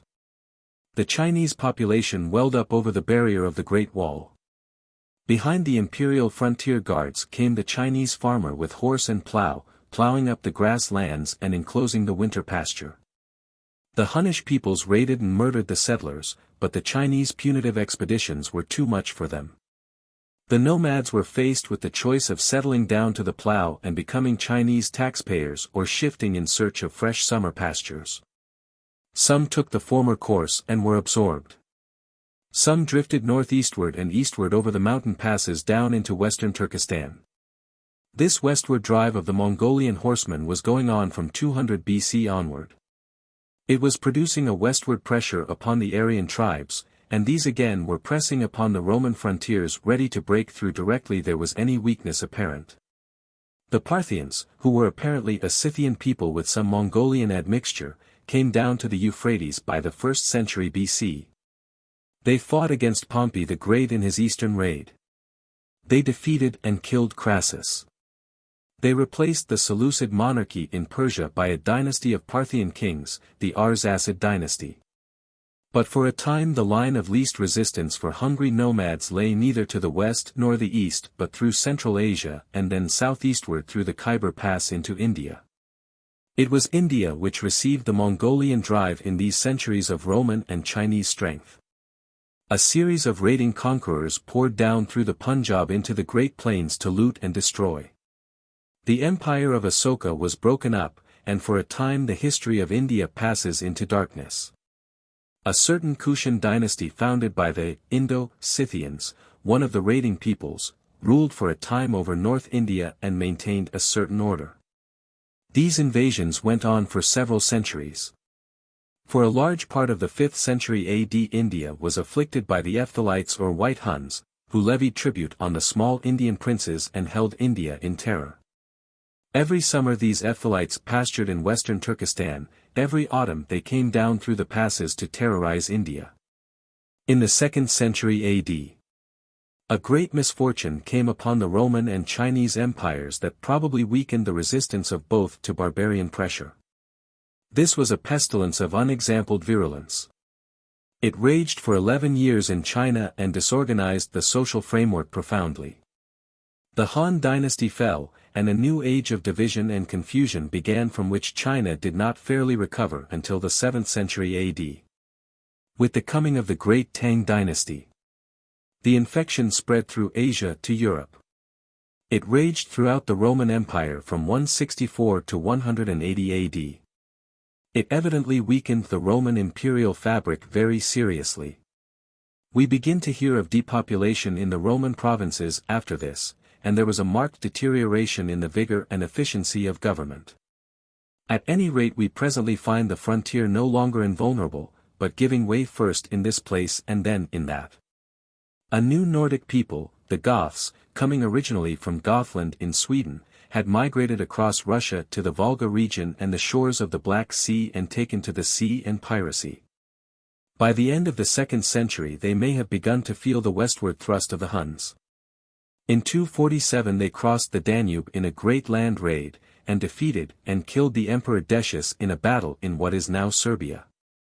In 236 another Germanic people, the Franks, had broken bounds upon the Lower Rhine, and the Alemanni had poured into Alsace. The legions in Gaul beat back their invaders, but the Goths in the Balkan Peninsula raided again and again. The province of Dacia vanished from Roman history. A chill had come to the pride and confidence of Rome. In 270 to 275 Rome, which had been an open and secure city for 3 centuries, was fortified by the Emperor Aurelian. 35. The common man's life under the early Roman Empire. Before we tell of how this Roman Empire, which was built up in the 2 centuries BC, and which flourished in peace and security from the days of Augustus Caesar onward for 2 centuries, fell into disorder and was broken up, it may be as well to devote some attention to the life of the ordinary people throughout this great realm. Our history has come down now to within 2,000 years of our own time. And the life of the civilized people, both under the peace of Rome and the peace of the Han dynasty, was beginning to resemble more and more clearly the life of their civilized successors today. In the Western world coined money was now in common use. Outside the priestly world there were many people of independent means who were neither officials of the government nor priests. People traveled about more freely than they had ever done before, and there were high roads and inns for them. Compared with the past, with the time before 500 BC, life had become much more loose. Before that date civilized men had been bound to a district or country, had been bound to a tradition and lived within a very limited horizon, only the nomads traded and traveled. But neither the Roman peace nor the peace of the Han dynasty meant a uniform civilization over the large areas they controlled. There were very great local differences and great contrasts and inequalities of culture between one district and another, just as there are today under the British peace in India. The Roman garrisons and colonies were dotted here and there over this great space, worshipping Roman gods and speaking the Latin language. But where there had been towns and cities before the coming of the Romans, they went on, subordinated indeed but managing their own affairs, and, for a time at least, worshipping their own gods in their own fashion. Over Greece, Asia Minor, Egypt and the Hellenized East generally, the Latin language never prevailed. Greek ruled there invincibly. Saul of Tarsus, who became the Apostle Paul, was a Jew and a Roman citizen. But he spoke and wrote Greek and not Hebrew. Even at the court of the Parthian dynasty, which had overthrown the Greek Seleucids in Persia, and was quite outside the Roman imperial boundaries, Greek was the fashionable language. In some parts of Spain and in North Africa, the Carthaginian language also held on for a long time in spite of the destruction of Carthage. Such a town as Seville, which had been a prosperous city long before the Roman name had been heard of, kept its Semitic goddess and preserved its Semitic speech for generations, in spite of a colony of Roman veterans at Italica a few miles away. Septimius Severus, who was emperor from 193 to 211 AD, spoke Carthaginian as his mother speech. He learnt Latin later as a foreign tongue. And it is recorded that his sister never learnt Latin and conducted her Roman household in the Punic language. In such countries as Gaul and Britain and in provinces like Dacia, now roughly Romania, and Pannonia, Hungary south of the Danube, where there were no pre-existing great cities and temples and cultures, the Roman Empire did however Latinaize. It civilized these countries for the first time. It created cities and towns where Latin was from the first the dominant speech, and where Roman gods were served and Roman customs and fashions followed. The Romanian, Italian, French and Spanish languages, all variations and modifications of Latin, remain to remind us of this extension of Latin speech and customs. Northwest Africa also became at last largely Latin-speaking. Egypt, Greece and the rest of the empire to the east were never Latinized. They remained Egyptian and Greek in culture and spirit. And even in Rome, among educated men, Greek was learnt as the language of a gentleman, and Greek literature and learning were very, properly preferred to Latin. In this miscellaneous empire the ways of doing work and business were naturally also very miscellaneous. The chief industry of the settled world was still largely agriculture. We have told how in Italy the sturdy free farmers who were the backbone of the early Roman Republic were replaced by estates worked by slave labor after the Punic Wars. The Greek world had had very various methods of cultivation, from the Arcadian plan, wherein every free citizen toiled with his own hands, to Sparta, wherein it was a dishonor to work and where agricultural work was done by a special slave class. The Helots. But that was ancient history now, and over most of the Hellenized world the estate system and slave gangs had spread. The agricultural slaves were captives who spoke many different languages so that they could not understand each other, or they were born slaves. They had no solidarity to resist oppression, no tradition of rights, no knowledge, for they could not read nor write. Although they came to form a majority of the country population, they never made a successful insurrection. The insurrection of Spartacus in the 1st century BC was an insurrection of the special slaves who were trained for the gladiatorial combats. The agricultural workers in Italy in the latter days of the Republic and the early Empire suffered frightful indignities. They would be chained at night to prevent escape or have half the head shaved to make it difficult. They had no wives of their own, they could be outraged, mutilated and killed by their masters. A master could sell his slave to fight beasts in the arena. If a slave slew his master, all the slaves in his household and not merely the murderer were crucified. In some parts of Greece, in Athens notably, the lot of the slave was never quite so frightful as this, but it was still detestable. To such a population the barbarian invaders who presently broke through the defensive line of the legions, came not as enemies but as liberators. The slave system had spread to most industries and to every sort of work that could be done by gangs. Mines and metallurgical operations, the rowing of galleys, road-making and big building operations were all largely slave occupations. And almost all domestic service was performed by slaves. There were poor free men and there were freedmen in the cities and upon the countryside, working for themselves or even working for wages. They were artisans, supervisors and so forth, workers of a new money-paid class working in competition with slave workers, but we do not know what proportion they made of the general population. It probably varied widely in different places and at different periods. And there were also many modifications of slavery, from the slavery that was chained at night and driven with whips to the farm or quarry, to the slave whose master found it advantageous to leave him to cultivate his patch or work his craft and own his wife like a free man, provided he paid in a satisfactory quittance to his owner. There were armed slaves.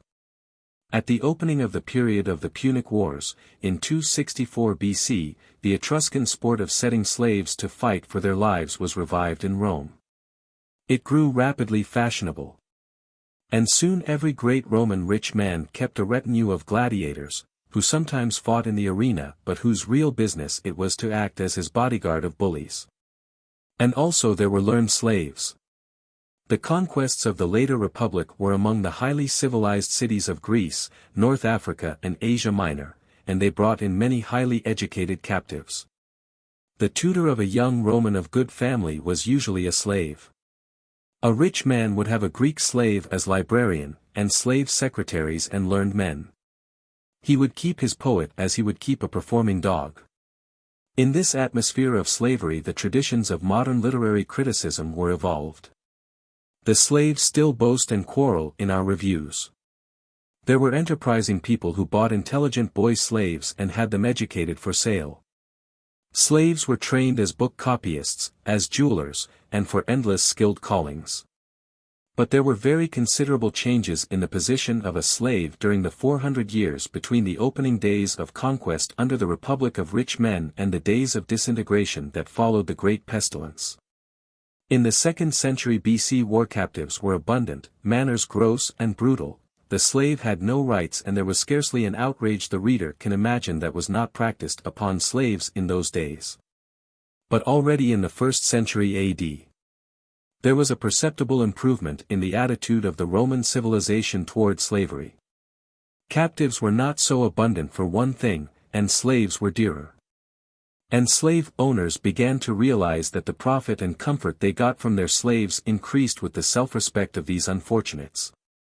But also the moral tone of the community was rising, and a sense of justice was becoming effective. The higher mentality of Greece was qualifying the old Roman harshness. Restrictions upon cruelty were made. A master might no longer sell his slave to fight beasts, a slave was given property rights in what was called his peculium, slaves were paid wages as an encouragement and stimulus. A form of slave marriage was recognized. Very many forms of agriculture do not lend themselves to gang working, or require gang workers only at certain seasons. In regions where such conditions prevailed, the slave presently became a serf, paying his owner part of his produce or working for him at certain seasons. When we begin to realize how essentially this great Latin and Greek-speaking Roman Empire of the first 2 centuries AD was a slave state and how small was the minority who had any pride or freedom in their lives, we lay our hands on the clues to its decay and collapse. There was little of what we should call family life, few homes of temperate living and active thought and study, schools and colleges were few and far between. The free will and the free mind were nowhere to be found. The great roads, the ruins of splendid buildings, the tradition of law and power it left for the astonishment of succeeding generations must not conceal from us that all its outer splendor was built upon thwarted wills, stifled intelligence, and crippled and perverted desires. And even the minority who lorded it over that wide realm of subjugation and of restraint and forced labor were uneasy and unhappy in their souls. Art and literature, science and philosophy, which are the fruits of free and happy minds, waned in that atmosphere. There was much copying and imitation, an abundance of artistic artificers, much slavish pedantry among the servile men of learning. But the whole Roman Empire in 4 centuries produced nothing to set beside the bold and noble intellectual activities of the comparatively little city of Athens during its 1 century of greatness. Athens decayed under the Roman scepter. The science of Alexandria decayed. The spirit of man, it seemed, was decaying in those days. 36. Religious developments under the Roman Empire. The soul of man under that Latin and Greek empire of the first 2 centuries of the Christian era was a worried and frustrated soul. Compulsion and cruelty reigned. There were pride and display but little honor, little serenity or steadfast happiness. The unfortunate were despised and wretched, the fortunate were insecure and feverishly eager for gratifications. In a great number of cities life centered on the red excitement of the arena, where men and beasts fought and were tormented and slain. Amphitheaters are the most characteristic of Roman ruins. Life went on in that key. The uneasiness of men's hearts manifested itself in profound religious unrest. From the days when the Aryan hordes first broke in upon the ancient civilizations, it was inevitable that the old gods of the temples and priesthoods should suffer great adaptations or disappear. In the course of hundreds of generations the agricultural peoples of the brunette civilizations had shaped their lives and thoughts to the temple-centered life. Observances and the fear of disturbed routines, sacrifices and mysteries, dominated their minds. Their gods seem monstrous and illogical to our modern minds because we belong to an Aryanized world, but to these older peoples these deities had the immediate conviction and vividness of things seen in an intense dream. The conquest of one city-state by another in Sumeria or early Egypt meant a change or a renaming of gods or goddesses, but left the shape and spirit of the worship intact. There was no change in its general character. The figures in the dream changed, but the dream went on and it was the same sort of dream. And the early Semitic conquerors were sufficiently akin in spirit to the Sumerians to take over the religion of the Mesopotamian civilization they subjugated without any profound alteration. Egypt was never indeed subjugated to the extent of a religious revolution. Under the Ptolemies and under the Caesars, her temples and altars and priesthoods remained essentially Egyptian. So long as conquests went on between people of similar social and religious habits it was possible to get over the clash between the god of this temple and region and the god of that by a process of grouping or assimilation. If the two gods were alike in character they were identified. It was really the same God under another name, said the priests and the people. This fusion of gods is called theocrasia, and the age of the great conquests of the 1,000 years BC was an age of theocrasia. Over wide areas the local gods were displaced by, or rather they were swallowed up in, a general god. So that when at last Hebrew prophets in Babylon proclaimed one God of righteousness in all the earth, men's minds were fully prepared for that idea. But often the gods were too dissimilar for such an assimilation, and then they were grouped together in some plausible relationship. A female god, and the Aegean world before the coming of the Greek was much addicted to mother gods, would be married to a male god, and an animal god or a star god would be humanized and the animal or astronomical aspect. The serpent or the sun or the star, made into an ornament or a symbol. Or the god of a defeated people would become a malignant antagonist to the brighter gods. The history of theology is full of such adaptations, compromises and rationalizations of once local gods. As Egypt developed from city-states into one united kingdom, there was much of this theocrasia. The chief god, so to speak, was Osiris, a sacrificial harvest god of whom Pharaoh was supposed to be the earthly incarnation. Osiris was represented as repeatedly dying and rising again. He was not only the seed and the harvest but also by a natural extension of thought the means of human immortality. Among his symbols was the wide-winged scarabaeus beetle which buries its eggs to rise again, and also the effulgent sun which sets to rise. Later on he was to be identified with Apis, the sacred bull. Associated with him was the goddess Isis. Isis was also Hathor, a cow goddess, and the crescent moon and the star of the sea. Osiris dies and she bears a child, Horus, who is also a hawk god and the dawn, and who grows to become Osiris again. The effigies of Isis represent her as bearing the infant Horus in her arms and standing on the crescent moon. These are not logical relationships, but they were devised by the human mind before the development of hard and systematic thinking, and they have a dreamlike coherence. Beneath this triple group there are other and darker Egyptian gods, bad gods, the dog-headed Anubis, Black Knight and the like, devourers, tempters, enemies of God and man. Every religious system does in the course of time fit itself to the shape of the human soul, and there can be no doubt that out of these illogical and even uncouth symbols, Egyptian people were able to fashion for themselves ways of genuine devotion and consolation.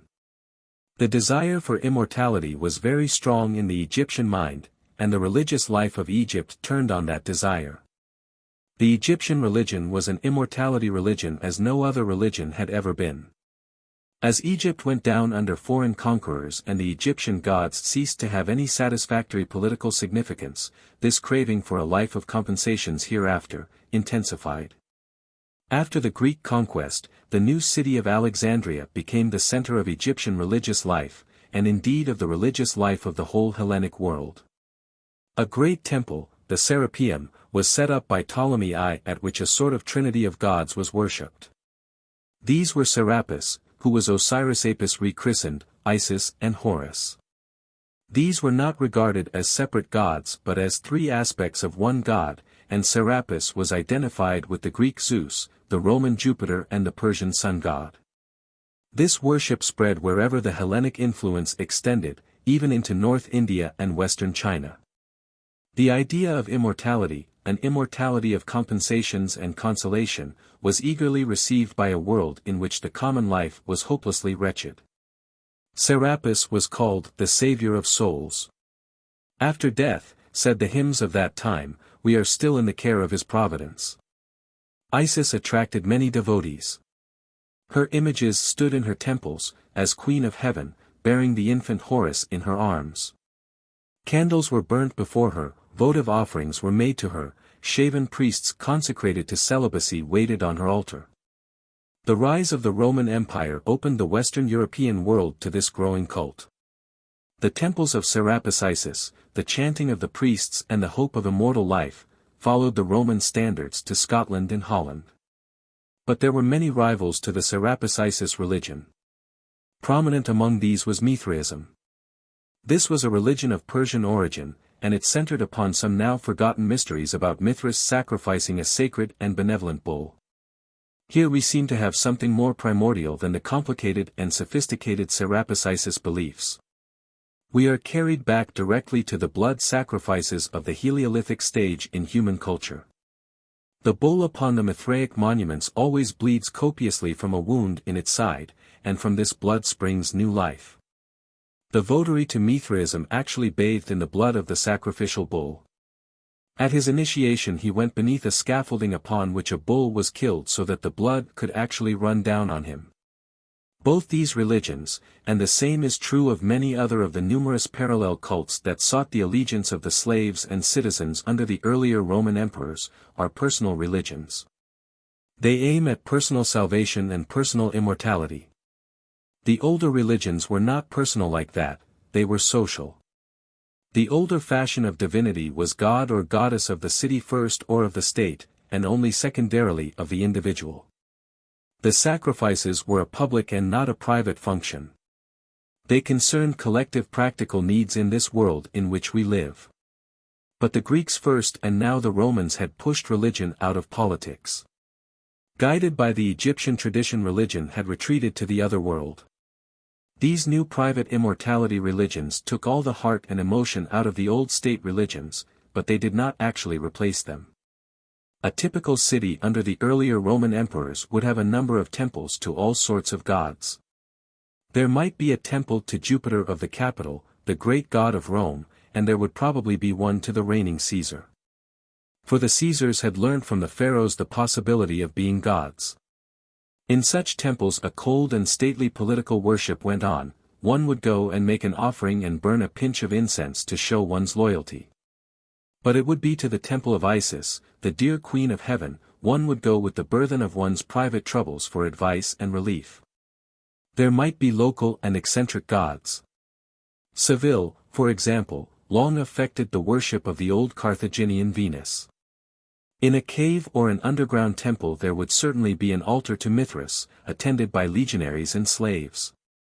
And probably also there would be a synagogue where the Jews gathered to read their Bible and uphold their faith in the unseen God of all the earth. Sometimes there would be trouble with the Jews about the political side of the state religion. They held that their God was a jealous God intolerant of idolatry, and they would refuse to take part in the public sacrifices to Caesar.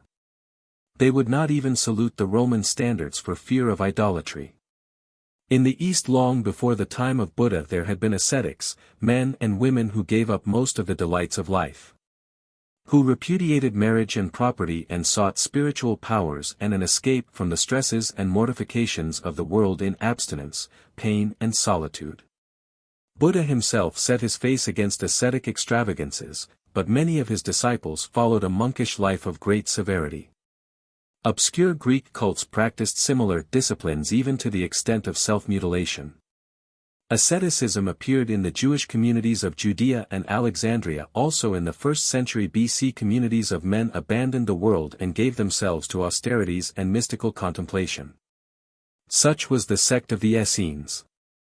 Throughout the 1st and 2nd centuries AD there was an almost worldwide resort to such repudiations of life, a universal search for salvation from the distresses of the time.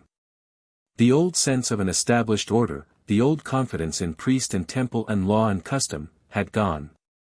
Amidst the prevailing slavery, cruelty, fear, anxiety, waste, display and hectic self-indulgence, went this epidemic of self-disgust and mental insecurity, this agonized search for peace even at the price of renunciation and voluntary suffering. This it was that filled the Serapeum with weeping penitence and brought the converts into the gloom and gore of the Mithraic cave. 37. The teaching of Jesus. It was while Augustus Caesar, the first of the emperors, was reigning in Rome that Jesus, who is the Christ of Christianity, was born in Judea. In his name a religion was to arise which was destined to become the official religion of the entire Roman Empire. Now it is on the whole more convenient to keep history and theology apart. A large proportion of the Christian world believes that Jesus was an incarnation of that God of all the earth whom the Jews first recognized. The historian, if he is to remain historian, can neither accept nor deny that interpretation. Materially Jesus appeared in the likeness of a man, and it is as a man that the historian must deal with him. He appeared in Judea in the reign of Tiberius Caesar. He was a prophet. He preached after the fashion of the preceding Jewish prophets. He was a man of about 30, and we are in the profoundest ignorance of his manner of life before his preaching began. Our only direct sources of information about the life and teaching of Jesus are the four Gospels. All four agree in giving us a picture of a very definite personality. One is obliged to say, here was a man. This could not have been invented. But just as the personality of Gautama Buddha has been distorted and obscured by the stiff squatting figure, the gilded idol of later Buddhism, so one feels that the lean and strenuous personality of Jesus is much wronged by the unreality and conventionality that a mistaken reverence has imposed upon his figure in modern Christian art. Jesus was a penniless teacher, who wandered about the dusty sun-bit country of Judea, living upon casual gifts of food. Yet he is always represented clean, combed and sleek, in spotless raiment, erect and with something motionless about him as though he was gliding through the air. This alone has made him unreal and incredible to many people who cannot distinguish the core of the story from the ornamental and unwise additions of the unintelligently devout. We are left, if we do strip this record of these difficult accessories, with the figure of a being, very human, very earnest and passionate, capable of swift anger, and teaching a new and simple and profound doctrine, namely, the universal loving fatherhood of God and the coming of the kingdom of heaven. He was clearly a person, to use a common phrase, of intense personal magnetism. He attracted followers and filled them with love and courage. Weak and ailing people were heartened and healed by his presence. Yet he was probably of a delicate physique, because of the swiftness with which he died under the pains of crucifixion. There is a tradition that he fainted when, according to the custom, he was made to bear his cross to the place of execution. He went about the country for 3 years spreading his doctrine, and then he came to Jerusalem and was accused of trying to set up a strange kingdom in Judea. He was tried upon this charge, and crucified together with 2 thieves. Long before these 2 were dead his sufferings were over. The doctrine of the kingdom of heaven, which was the main teaching of Jesus, is certainly one of the most revolutionary doctrines that ever stirred and changed human thought. It is small wonder if the world of that time failed to grasp its full significance, and recoiled in dismay from even a half-apprehension of its tremendous challenges to the established habits and institutions of mankind. For the doctrine of the kingdom of heaven, as Jesus seems to have preached it, was no less than a bold and uncompromising demand for a complete change and cleansing of the life of our struggling race, an utter cleansing, without and within. To the Gospels the reader must go for all that is preserved of this tremendous teaching. Here we are only concerned with the jar of its impact upon established ideas. The Jews were persuaded that God, the one God of the whole world, was a righteous God, but they also thought of him as a trading God who had made a bargain with their father Abraham about them, a very good bargain indeed for them, to bring them at last to predominance in the earth. With dismay and anger they heard Jesus sweeping away their dear securities. God, he taught, was no bargainer, there were no chosen people and no favorites in the kingdom of heaven. God was the loving Father of all life, as incapable of showing favor as the universal Son. And all men were brothers, sinners alike and beloved sons alike, of this divine Father. In the parable of the Good Samaritan Jesus cast scorn upon that natural tendency we all obey, to glorify our own people and to minimize the righteousness of other creeds and other races. In the parable of the laborers he thrust aside the obstinate claim of the Jews to have a special claim upon God. All whom God takes into the kingdom, he taught, God serves alike. There is no distinction in his treatment, because there is no measure to his bounty. From all moreover, as the parable of the buried talent witnesses, and as the incident of the widow's mite enforces, he demands the utmost. There are no privileges, no rebates and no excuses in the kingdom of heaven. But it is not only the intense tribal patriotism of the Jews that Jesus outraged. They were a people of intense family loyalty, and he would have swept away all the narrow and restrictive family affections in the great flood of the love of God. The whole kingdom of heaven was to be the family of his followers. We are told that, while he yet talked to the people, behold, his mother and his brethren stood without, desiring to speak with him. Then one said unto him, Behold, thy mother and thy brethren stand without, desiring to speak with thee. But he answered and said unto him that told him, Who is my mother? And who are my brethren? And he stretched forth his hands towards his disciples, and said, Behold my mother and my brethren. For whosoever shall do the will of my Father which is in heaven, the same is my brother, and sister, and mother. 2. And not only did Jesus strike at patriotism and the bonds of family loyalty in the name of God's universal fatherhood and brotherhood of all mankind, but it is clear that his teaching condemned all the gradations of the economic system. All private wealth, and personal advantages. All men belonged to the kingdom, all their possessions belonged to the kingdom, the righteous life for all men, the only righteous life, was the service of God's will with all that we had, with all that we were. Again and again he denounced private riches and the reservation of any private life. And when he was gone forth into the way, there came one running, and kneeled to him, and asked him, Good Master, what shall I do that I may inherit eternal life? And Jesus said to him, Why callest thou me good? There is none good but one, that is God. Thou knowest the commandments, Do not commit adultery, do not kill, do not steal, do not bear false witness, defraud not, honor thy father and mother. And he answered and said unto him, Master, all these things have I observed from my youth. Then Jesus beholding him loved him, and said unto him, One thing thou lackest. Go thy way, sell whatsoever thou hast, and give to the poor, and thou shalt have treasure in heaven, and come, take up the cross, and follow me. And he was sad at that saying, and went away grieved, for he had great possessions. And Jesus looked round about, and saith unto his disciples, How hardly shall they that have riches enter into the kingdom of God? And the disciples were astonished at his words. But Jesus answered again, and saith unto them, Children, how hard is it for them that trust in riches to enter into the kingdom of God? It is easier for a camel to go through the eye of a needle, than for a rich man to enter into the kingdom of God. 3. Moreover, in his tremendous prophecy of this kingdom which was to make all men one together in God, Jesus had small patience for the bargaining righteousness of formal religion. Another large part of his recorded utterances is aimed against the meticulous observance of the rules of the pious career. Then the Pharisees and scribes asked him, Why walk not thy disciples according to the tradition of the elders, but eat bread with unwashen hands? He answered and said unto them, Well hath Isaiah prophesied of you hypocrites, as it is written. This people honoureth me with their lips. But their heart is far from me. Howbeit in vain do they worship me, teaching for doctrines the commandments of men. For laying aside the commandment of God, ye hold the tradition of men, as the washing of pots and cups, and many other such things ye do.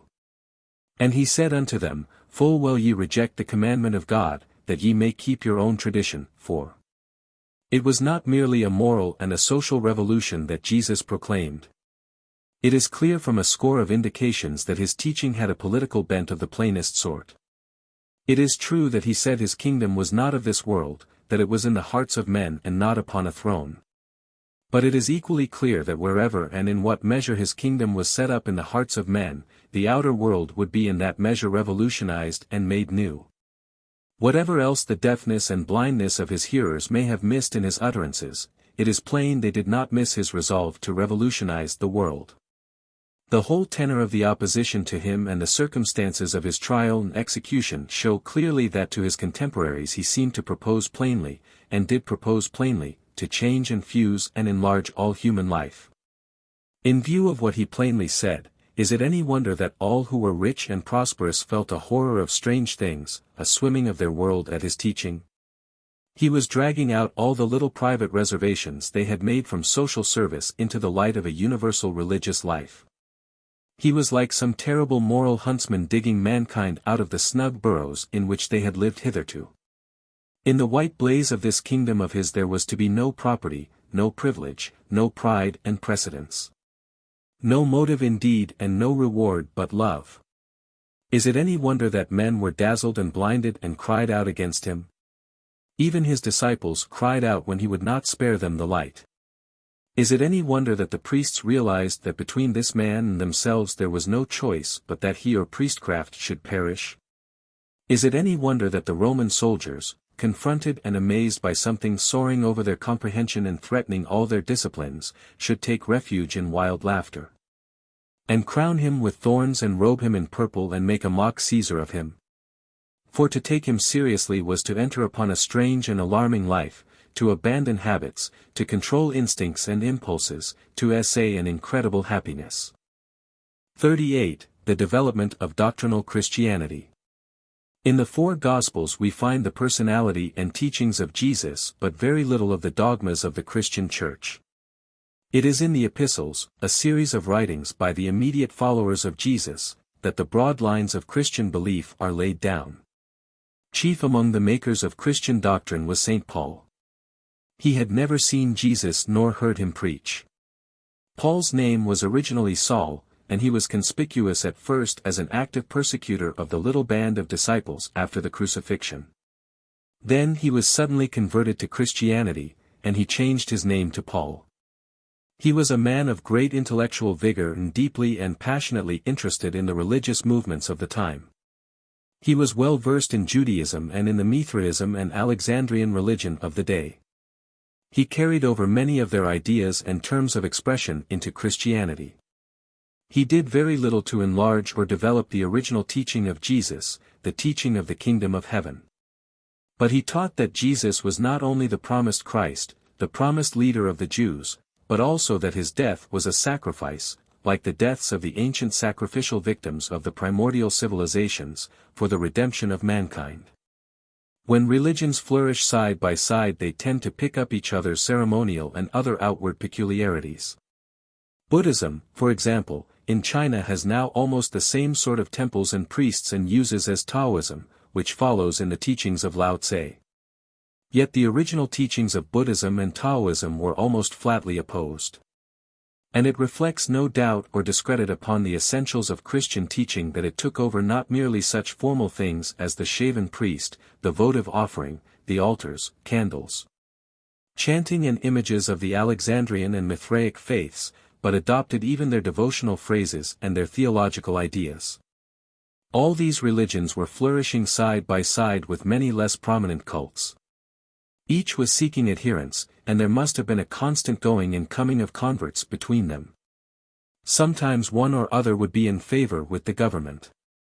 But Christianity was regarded with more suspicion than its rivals because, like the Jews, its adherents would not perform acts of worship to the god Caesar. This made it a seditious religion, quite apart from the revolutionary spirit of the teachings of Jesus himself. St. Paul familiarized his disciples with the idea that Jesus, like Osiris, was a god who died to rise again and give men immortality.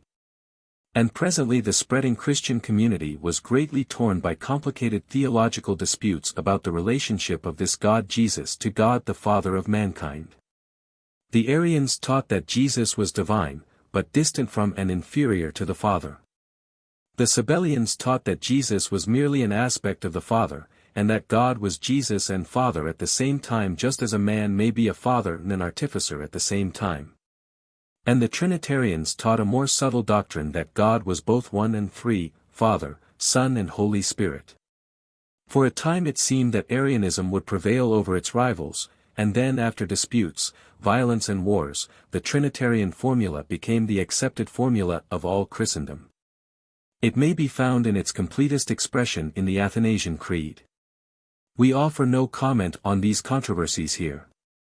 They do not sway history as the personal teaching of Jesus sways history. The personal teaching of Jesus does seem to mark a new phase in the moral and spiritual life of our race.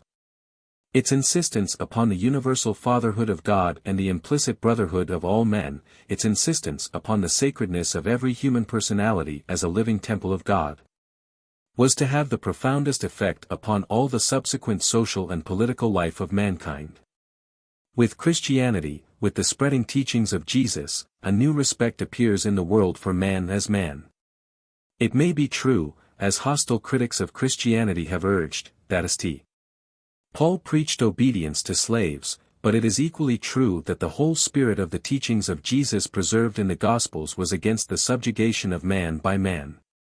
And still more distinctly was Christianity opposed to such outrages upon human dignity as the gladiatorial combats in the arena. Throughout the first 2 centuries after Christ, the Christian religion spread throughout the Roman Empire, weaving together an ever-growing multitude of converts into a new community of ideas and will. The attitude of the emperors varied between hostility and toleration. There were attempts to suppress this new faith in both the 2nd and 3rd centuries, and finally in 303 and the following years a great persecution under the Emperor Diocletian. The considerable accumulations of church property were seized, all Bibles and religious writings were confiscated and destroyed, Christians were put out of the protection of the law and many executed. The destruction of the books is particularly notable. It shows how the power of the written word in holding together the new faith was appreciated by the authorities. These book religions, Christianity and Judaism, were religions that educated. Their continued existence depended very largely on people being able to read and understand their doctrinal ideas. The older religions had made no such appeal to the personal intelligence. In the ages of barbaric confusion that were now at hand in Western Europe, it was the Christian Church that was mainly instrumental in preserving the tradition of learning. The persecution of Diocletian failed completely to suppress the growing Christian community. In many provinces it was ineffective because the bulk of the population and many of the officials were Christian. In 317 an edict of toleration was issued by the associated Emperor Galerius, and in 324 Constantine the Great, a friend and on his deathbed a baptized convert to Christianity, became sole ruler of the Roman world. He abandoned all divine pretensions and put Christian symbols on the shields and banners of his troops. In a few years Christianity was securely established as the official religion of the empire. The competing religions disappeared or were absorbed with extraordinary celerity, and in 300 Theodosius the Great caused the great statue of Jupiter Serapis at Alexandria to be destroyed. From the outset of the 5th century onward the only priests or temples in the Roman Empire were Christian priests and temples. 39. The barbarians break the empire into East and West. Throughout the 3rd century the Roman Empire, decaying socially and disintegrating morally, faced the barbarians. The emperors of this period were fighting military autocrats, and the capital of the empire shifted with the necessities of their military policy. Now the imperial headquarters would be at Milan in North Italy, now in what is now Serbia at Sirmium or Nish, now in Nicomedia in Asia Minor. Rome halfway down Italy was too far from the center of interest to be a convenient imperial seat. It was a declining city. Over most of the empire peace still prevailed and men went about without arms. The armies continued to be the sole repositories of power. The emperors, dependent on their legions, became more and more autocratic to the rest of the empire and their state more and more like that of the Persian and other Oriental monarchs. Diocletian assumed a royal diadem and oriental robes. All along the imperial frontier, which ran roughly along the Rhine and Danube, enemies were now pressing. The Franks and other German tribes had come up to the Rhine. In North Hungary were the Vandals. In what was once Dacia and is now Romania, the Visigoths or West Goths. Behind these in South Russia were the East Goths or Ostrogoths, and beyond these again in the Volga region the Alans. But now Mongolian peoples were forcing their way towards Europe. The Huns were already exacting tribute from the Alans and Ostrogoths and pushing them to the west. In Asia the Roman frontiers were crumpling back under the push of a renascent Persia. This new Persia, the Persia of the Sassanid kings, was to be a vigorous and on the whole a successful rival of the Roman Empire in Asia for the next 3 centuries. A glance at the map of Europe will show the reader the peculiar weakness of the empire. The river Danube comes down to within a couple of 100 miles of the Adriatic Sea in the region of what is now Bosnia and Serbia. It makes a square re-entrant angle there. The Romans never kept their sea communications in good order, and this 200-mile strip of land was their line of communication between the western Latin-speaking part of the empire and the eastern Greek-speaking portion. Against this square angle of the Danube the barbarian pressure was greatest. When they broke through there it was inevitable that the empire should fall into two parts. A more vigorous empire might have thrust forward and reconquered Dacia, but the Roman Empire lacked any such vigor. Constantine the Great was certainly a monarch of great devotion and intelligence. He beat back a raid of the Goths from just these vital Balkan regions, but he had no force to carry the frontier across the Danube. He was too preoccupied with the internal weaknesses of the empire. He brought the solidarity and moral force of Christianity to revive the spirit of the declining empire, and he decided to create a new permanent capital at Byzantium upon the Hellespont. This new-made Byzantium, which was rechristened Constantinople in his honor, was still building when he died. Towards the end of his reign occurred a remarkable transaction. The Vandals, being pressed by the Goths, asked to be received into the Roman Empire. They were assigned lands in Pannonia, which is now that part of Hungary west of the Danube, and their fighting men became nominally legionaries. But these new legionaries remained under their own chiefs. Rome failed to digest them. Constantine died working to reorganize his great realm, and soon the frontiers were ruptured again and the Visigoths came almost to Constantinople. They defeated the Emperor Valens at Adrianople and made a settlement in what is now Bulgaria, similar to the settlement of the Vandals in Pannonia. Nominally they were subjects of the emperor, practically they were conquerors. From 379 to 395 AD. Reigned the Emperor Theodosius the Great, and while he reigned the empire was still formally intact. Over the armies of Italy and Pannonia presided Stilicho, a Vandal, over the armies in the Balkan Peninsula, Alaric, a Goth. When Theodosius died at the close of the 4th century he left two sons. Alaric supported one of these, Arcadius, in Constantinople, and Stilicho the other, Honorius, in Italy. In other words, Alaric and Stilicho fought for the empire with the princes as puppets. In the course of their struggle Alaric marched into Italy and after a short siege took Rome, 410 AD.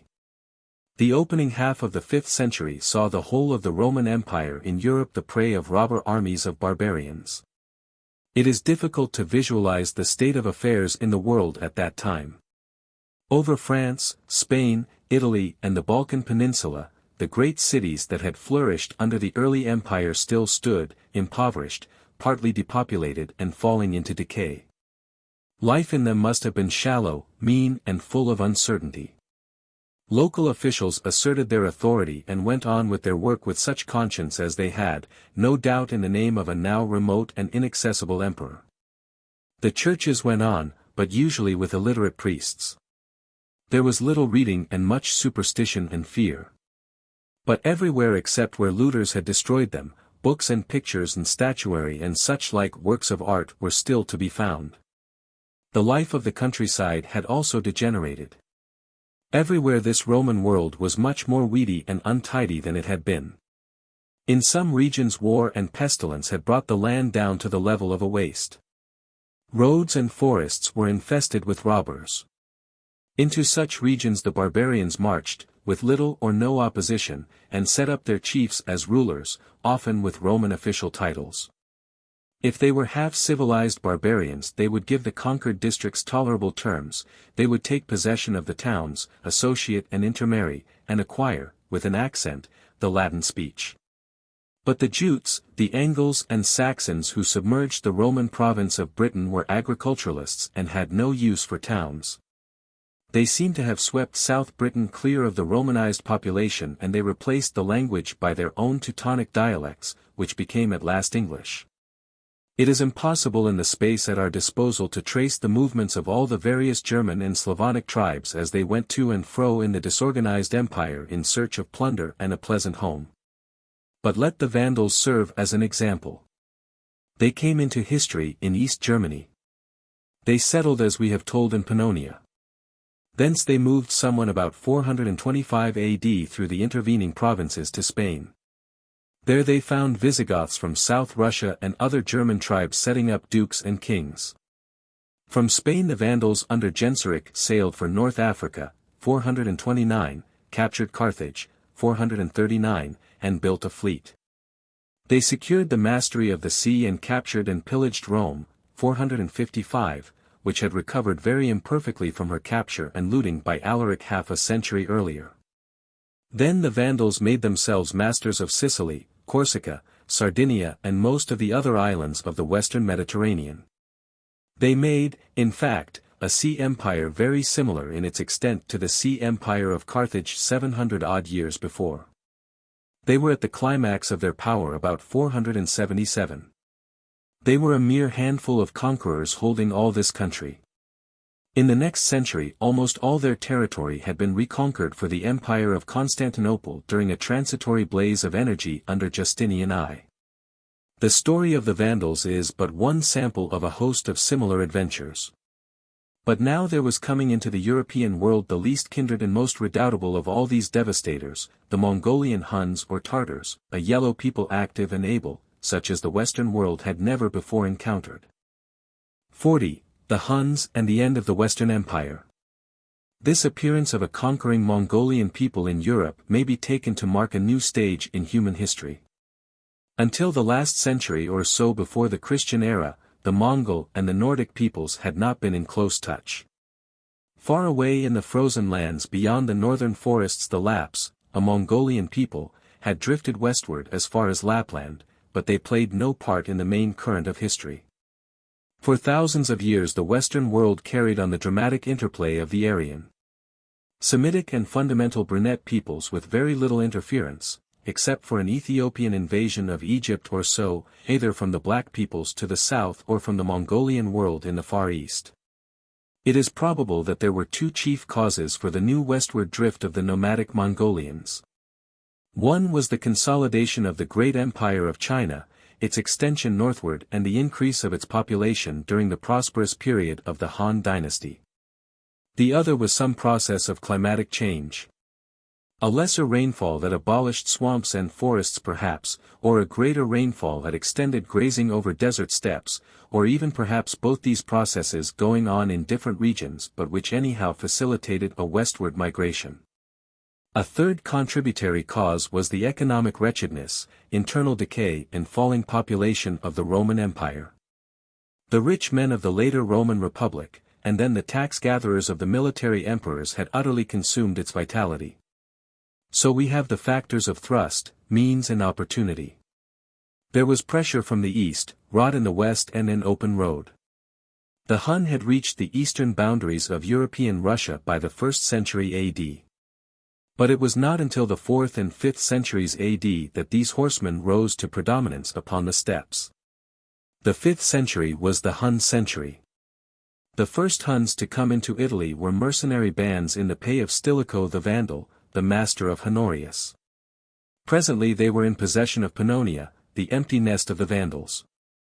By the second quarter of the 5th century a great war chief had arisen among the Huns, Attila. We have only vague and tantalizing glimpses of his power. He ruled not only over the Huns but over a conglomerate of tributary Germanic tribes. His empire extended from the Rhine across the plains into Central Asia. He exchanged ambassadors with China. His head camp was in the plain of Hungary east of the Danube. There he was visited by an envoy from Constantinople, Priscus, who has left us an account of his state.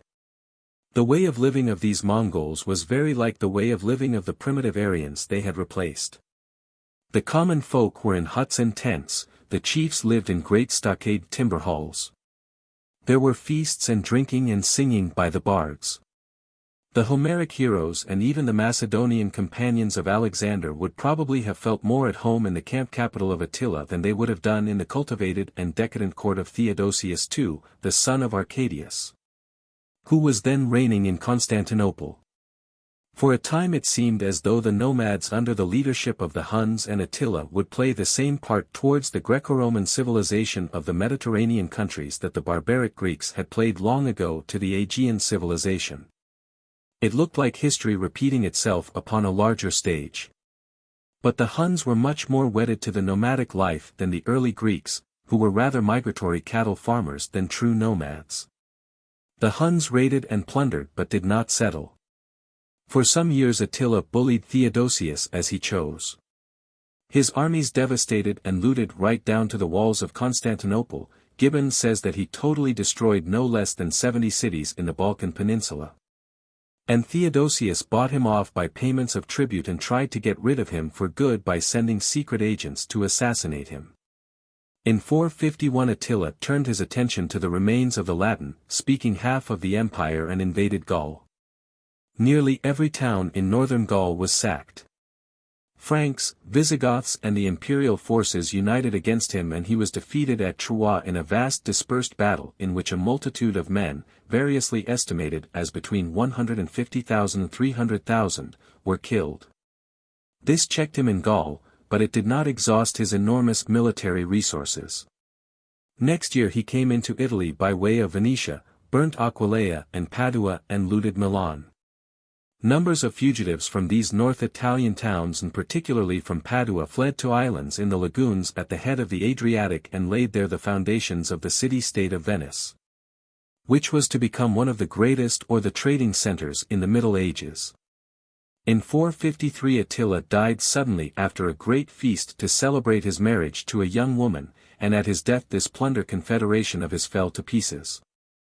The actual Huns disappear from history, mixed into the surrounding more numerous Aryan-speaking populations. But these great Hun raids practically consummated the end of the Latin Roman Empire. After his death 10 different emperors ruled in Rome in 20 years, set up by Vandal and other mercenary troops. The Vandals from Carthage took and sacked Rome in 455.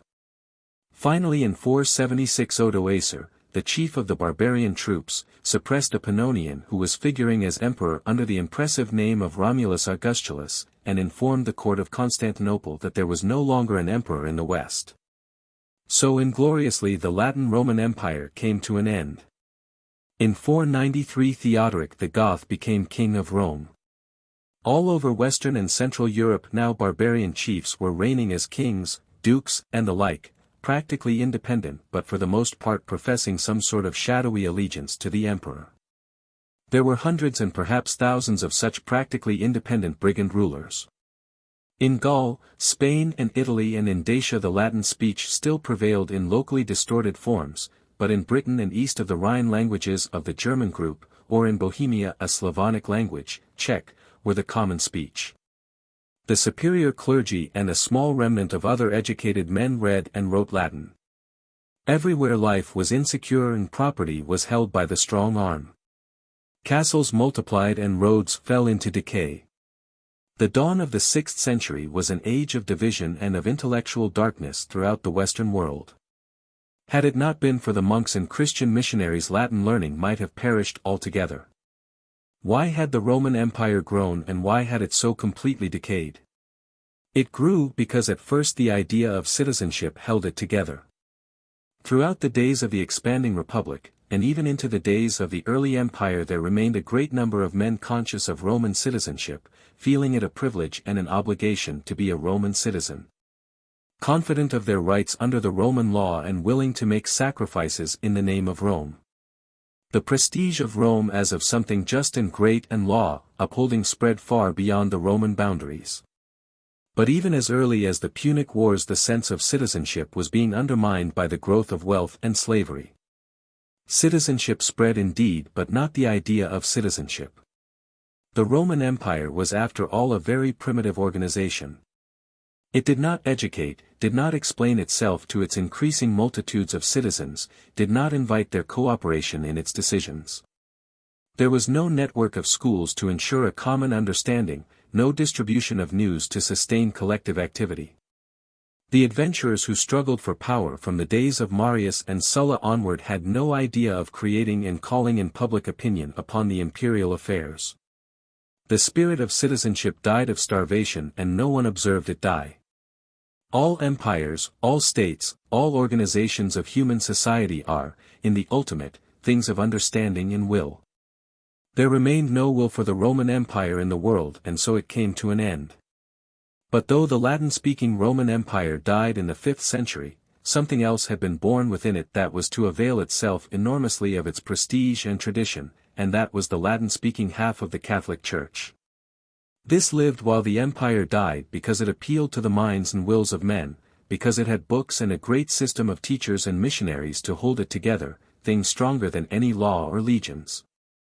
Throughout the 4th and 5th centuries AD, while the empire was decaying, Christianity was spreading to a universal dominion in Europe. It conquered its conquerors, the barbarians. When Attila seemed disposed to march on Rome, the Patriarch of Rome intercepted him and did what no armies could do, turning him back by sheer moral force. The Patriarch or Pope of Rome claimed to be the head of the entire Christian Church. Now that there were no more emperors, he began to annex imperial titles and claims. He took the title of Pontifex Maximus, head sacrificial priest of the Roman dominion, the most ancient of all the titles that the emperors had enjoyed. 41. The Byzantine and Sassanid Empires. The Greek-speaking eastern half of the Roman Empire showed much more political tenacity than the western half. It weathered the disasters of the 5th century AD, which saw a complete and final breaking up of the original Latin Roman power. Attila bullied the Emperor Theodosius II and sacked and raided almost to the walls of Constantinople, but that city remained intact. The Nubians came down the Nile and looted Upper Egypt, but Lower Egypt and Alexandria were left still fairly prosperous. Most of Asia Minor was held against the Sassanid Persians. The 6th century, which was an age of complete darkness for the West, saw indeed a considerable revival of the Greek power.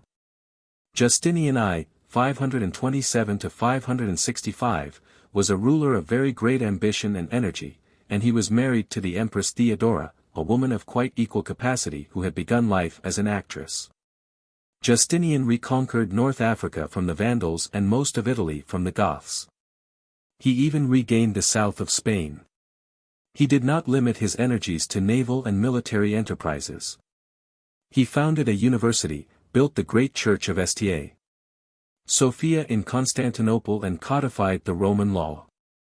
But in order to destroy a rival to his university foundation, he closed the schools of philosophy in Athens, which had been going on in unbroken continuity from the days of Plato, that is to say for nearly 1,000 years. From the 3rd century onwards the Persian Empire had been the steadfast rival of the Byzantine. The two empires kept Asia Minor, Syria and Egypt in a state of perpetual unrest and waste.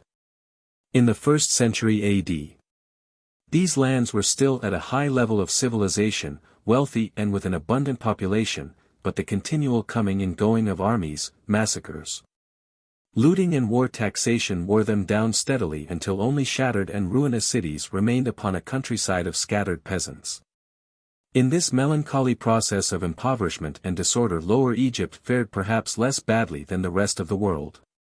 Alexandria, like Constantinople, continued a dwindling trade between the East and the West. Science and political philosophy seemed dead now in both these warring and decaying empires. The last philosophers of Athens, until their suppression, preserved the texts of the great literature of the past with an infinite reverence and want of understanding.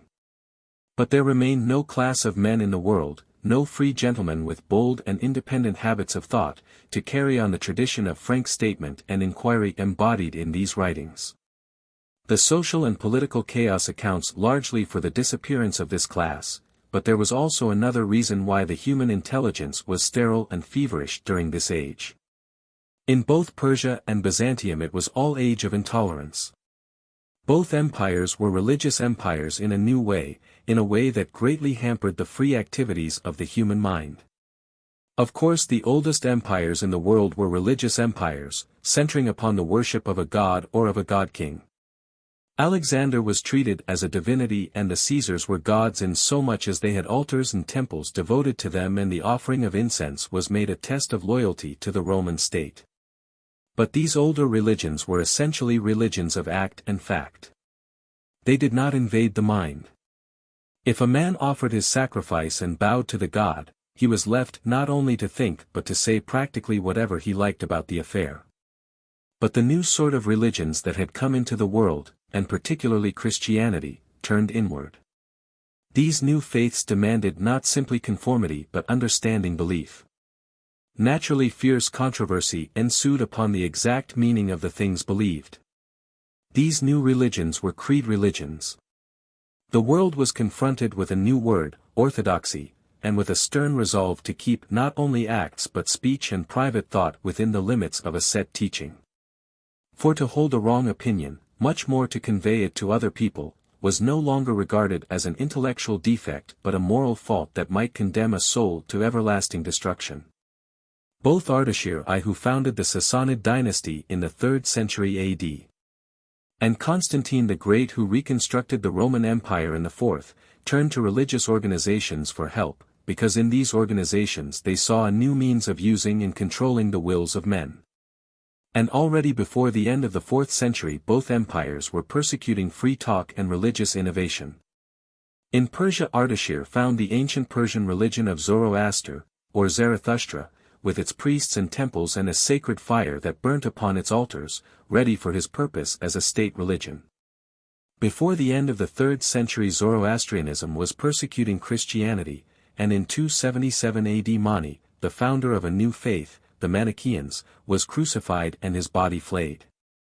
Constantinople, on its side, was busy hunting out Christian heresies. Manichaean ideas infected Christianity and had to be fought with the fiercest methods. In return ideas from Christianity affected the purity of the Zoroastrian doctrine. All ideas became suspect. Science, which demands before all things the free action of an untroubled mind, suffered a complete eclipse throughout this phase of intolerance. War, the bitterest theology, and the usual vices of mankind constituted Byzantine life of those days. It was picturesque, it was romantic, it had little sweetness or light. When Byzantium and Persia were not fighting the barbarians from the north, they wasted Asia Minor and Syria in dreary and destructive hostilities. Even in close alliance these two empires would have found it a hard task to turn back the barbarians and recover their prosperity. The Turks or Tartars first come into history as the allies first of one power and then of another. In the 6th century the two chief antagonists were Justinian and Khosrows I. In the opening of the 7th the Emperor Heraclius was pitted against Khosrows II, 580. At first and until after Heraclius had become emperor, 610, Khosrows II carried all before him. He took Antioch, Damascus and Jerusalem and his armies reached Chalcedon, which is in Asia Minor over against Constantinople. In 619 he conquered Egypt. Then Heraclius pressed a counter-attack home and routed a Persian army at Nineveh, 627, although at that time there were still Persian troops at Chalcedon.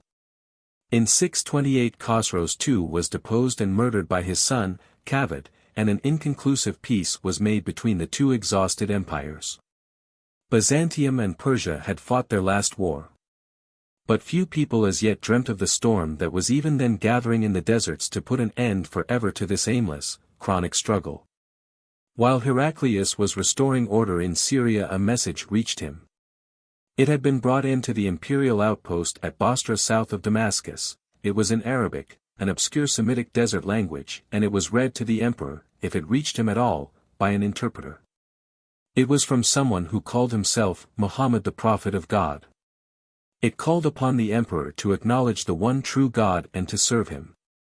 What the emperor said is not recorded. A similar message came to Kavad at Ctesiphon. He was annoyed, tore up the letter, and bade the messenger begone. This Muhammad, it appeared, was a Bedouin leader whose headquarters were in the mean little desert town of Medina. He was preaching a new religion of faith in the one true God. Even so, O Lord, he said, rend thou his kingdom from Kavad. 42. The dynasties of Sui and Tang in China. Throughout the 5th, 6th, 7th and 8th centuries, there was a steady drift of Mongolian peoples westward.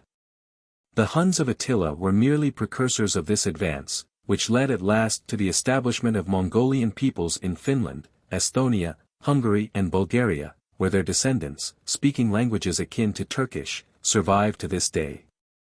The Mongolian nomads were, in fact, playing a role towards the Aryanized civilizations of Europe and Persia and India that the Aryans had played to the Aegean and Semitic civilizations 10 or 15 centuries before. In Central Asia the Turkish peoples had taken root in what is now Western Turkestan, and Persia already employed many Turkish officials and Turkish mercenaries. The Parthians had gone out of history, absorbed into the general population of Persia. There were no more Aryan nomads in the history of Central Asia, Mongolian people had replaced them. The Turks became masters of Asia from China to the Caspian. The same great pestilence at the end of the 2nd century AD that had shattered the Roman Empire had overthrown the Han dynasty in China.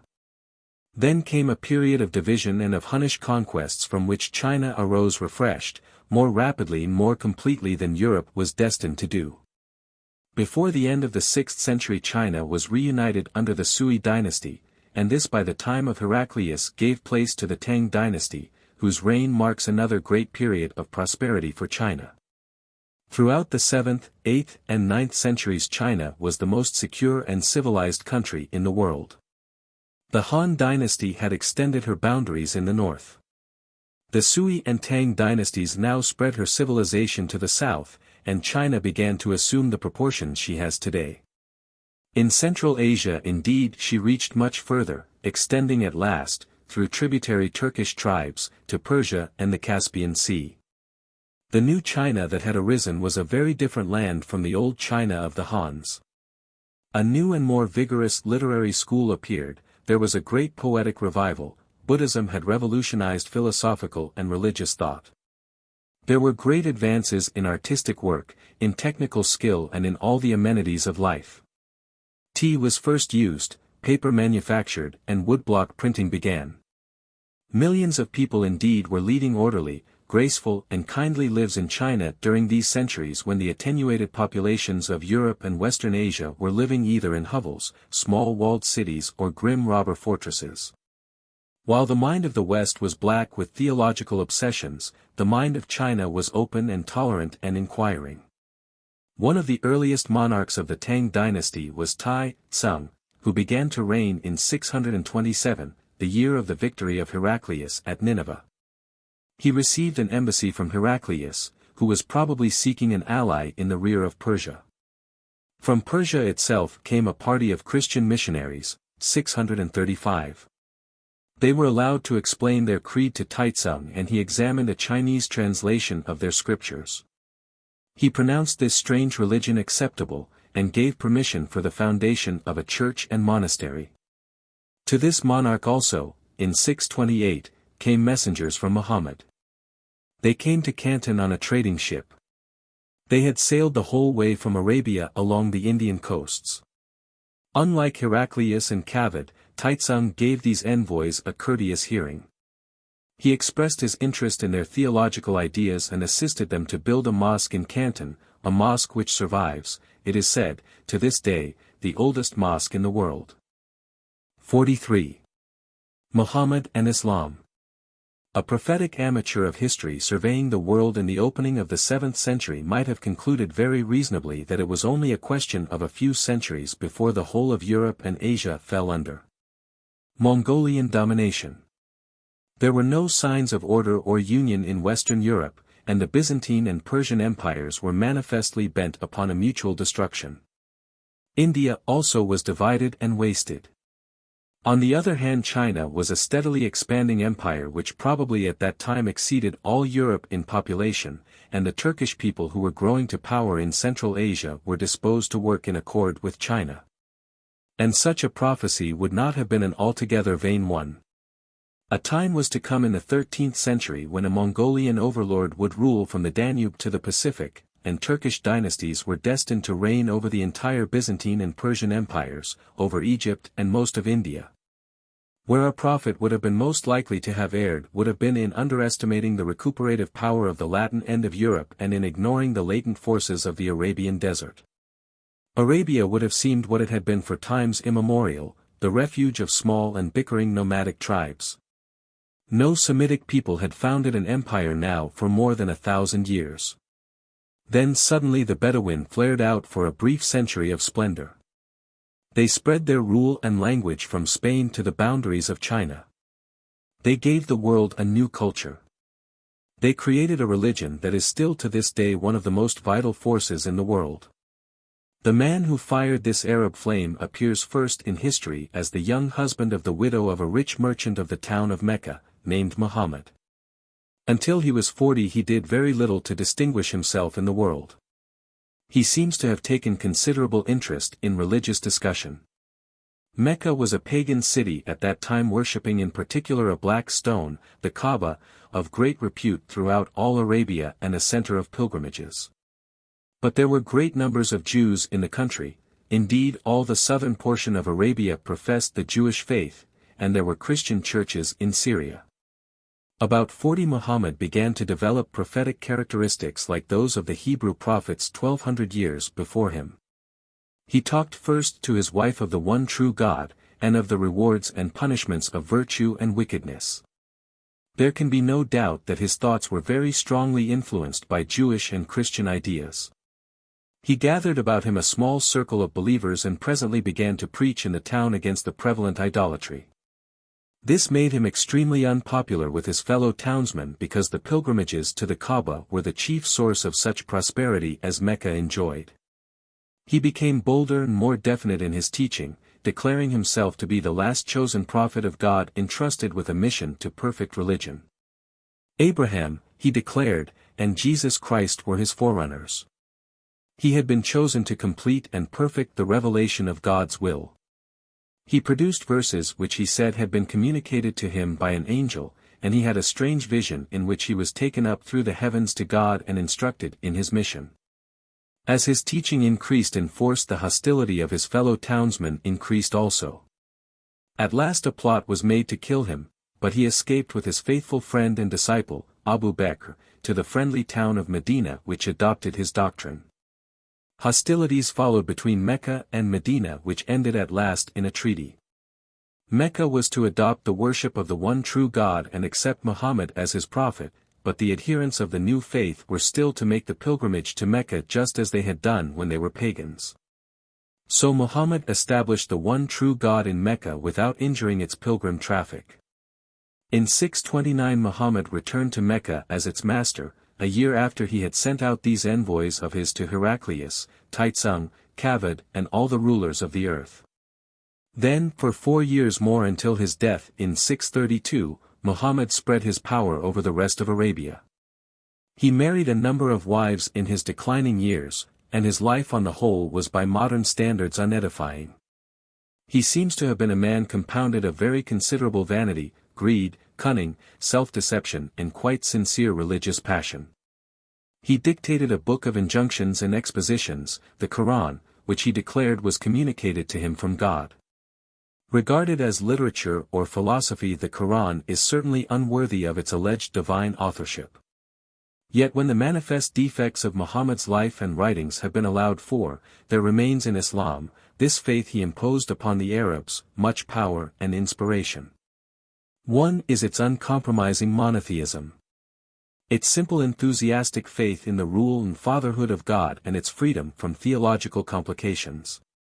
Another is its complete detachment from the sacrificial priest and the temple. It is an entirely prophetic religion, proof against any possibility of relapse towards blood sacrifices. In the Quran the limited and ceremonial nature of the pilgrimage to Mecca is stated beyond the possibility of dispute, and every precaution was taken by Muhammad to prevent the deification of himself after his death. And a third element of strength lay in the insistence of Islam upon the perfect brotherhood and equality before God of all believers, whatever their color, origin or status. These are the things that made Islam a power in human affairs. It has been said that the true founder of the empire of Islam was not so much Muhammad as his friend and helper, Abu Bakr. If Muhammad, with his shifty character, was the mind and imagination of primitive Islam, Abu Bakr was its conscience and its will. Whenever Muhammad wavered, Abu Bakr sustained him. And when Muhammad died, Abu Bakr became caliph, equal successor, and with that faith that moves mountains, he set himself simply and sanely to organize the subjugation of the whole world to Allah, with little armies of 3,000 or 4,000 Arabs, according to those letters the Prophet had written from Medina in 628 to all the monarchs of the world. 44. The Great Days of the Arabs. There follows the most amazing story of conquest in the whole history of our race. The Byzantine army was smashed at the Battle of the Yarmouk, a tributary of the Jordan, in 634. And the Emperor Heraclius, his energy sapped by dropsy and his resources exhausted by the Persian War, saw his new conquests in Syria, Damascus, Palmyra, Antioch, Jerusalem and the rest fall almost without resistance to the Moslem. Large elements in the population went over to Islam. Then the Moslem turned east.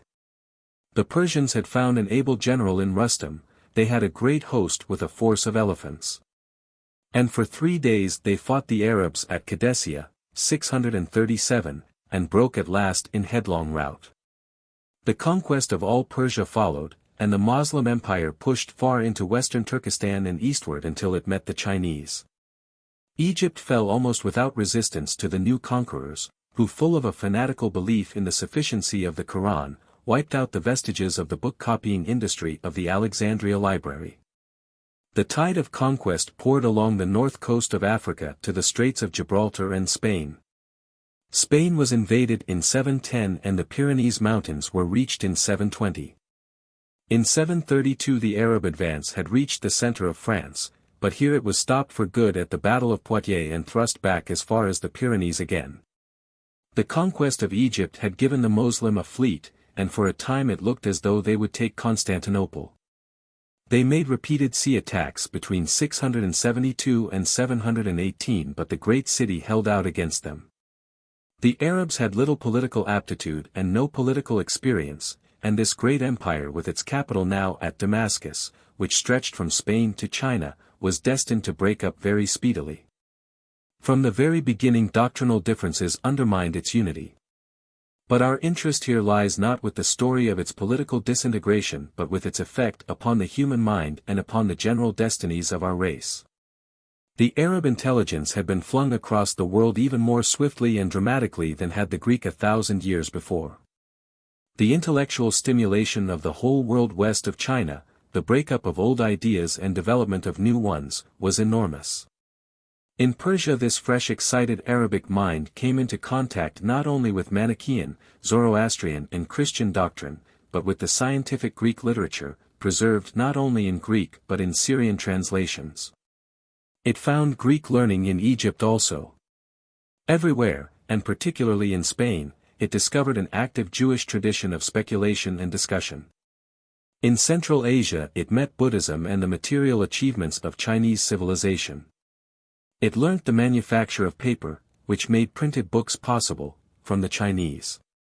And finally it came into touch with Indian mathematics and philosophy.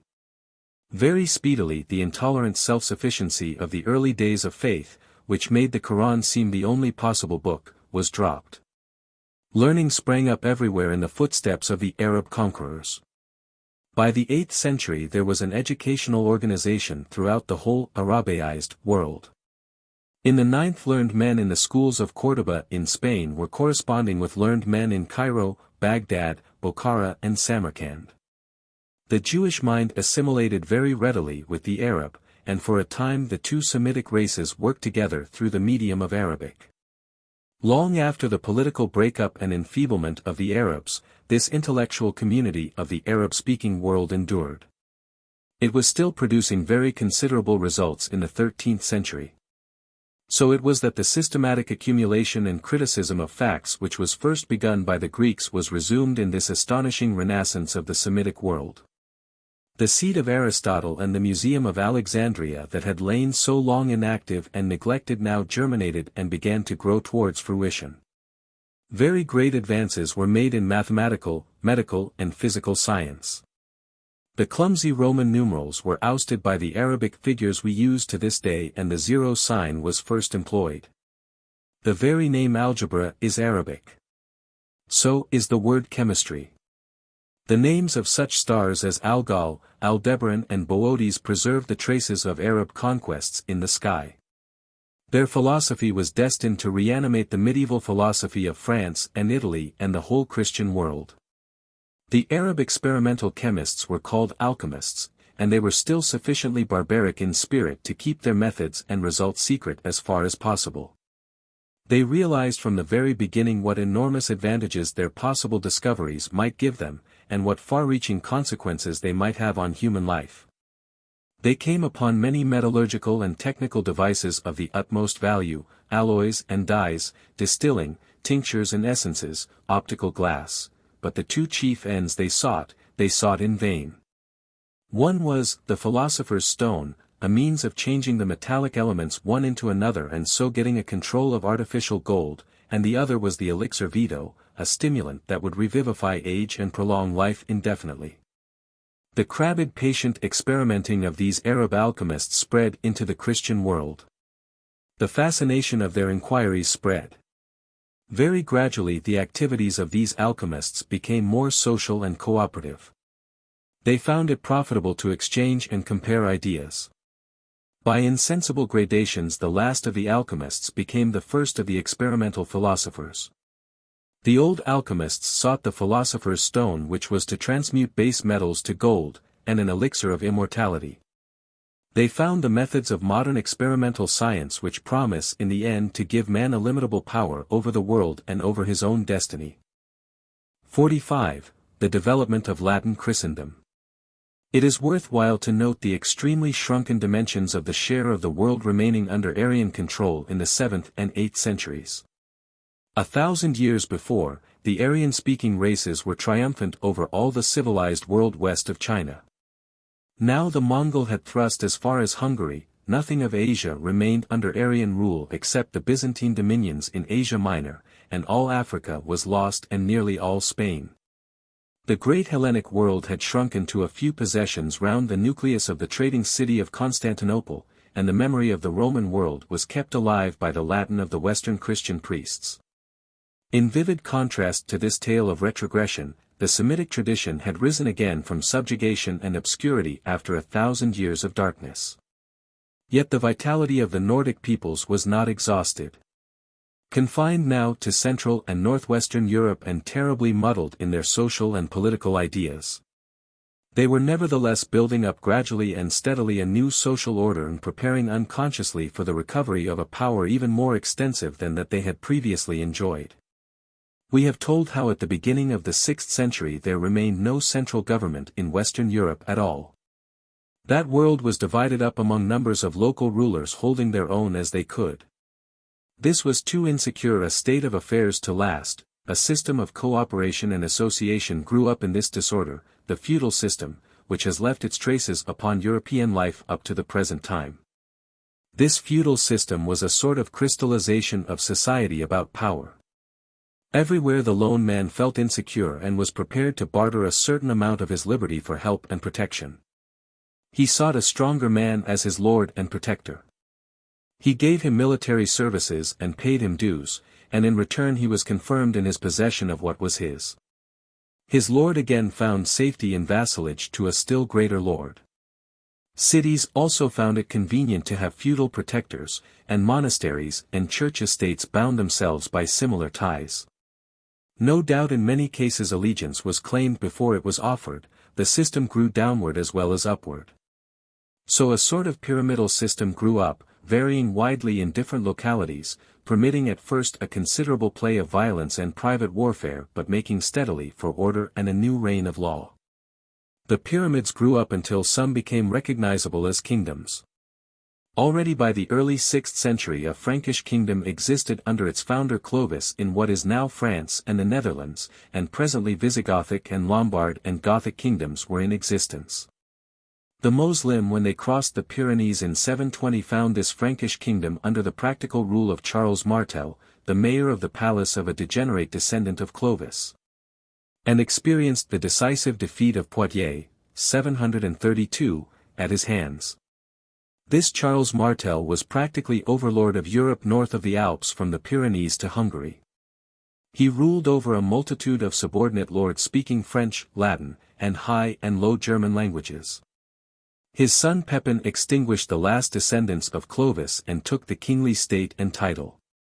His grandson Charlemagne, who began to reign in 768, found himself lord of a realm so large that he could think of reviving the title of Latin emperor. He conquered North Italy and made himself master of Rome.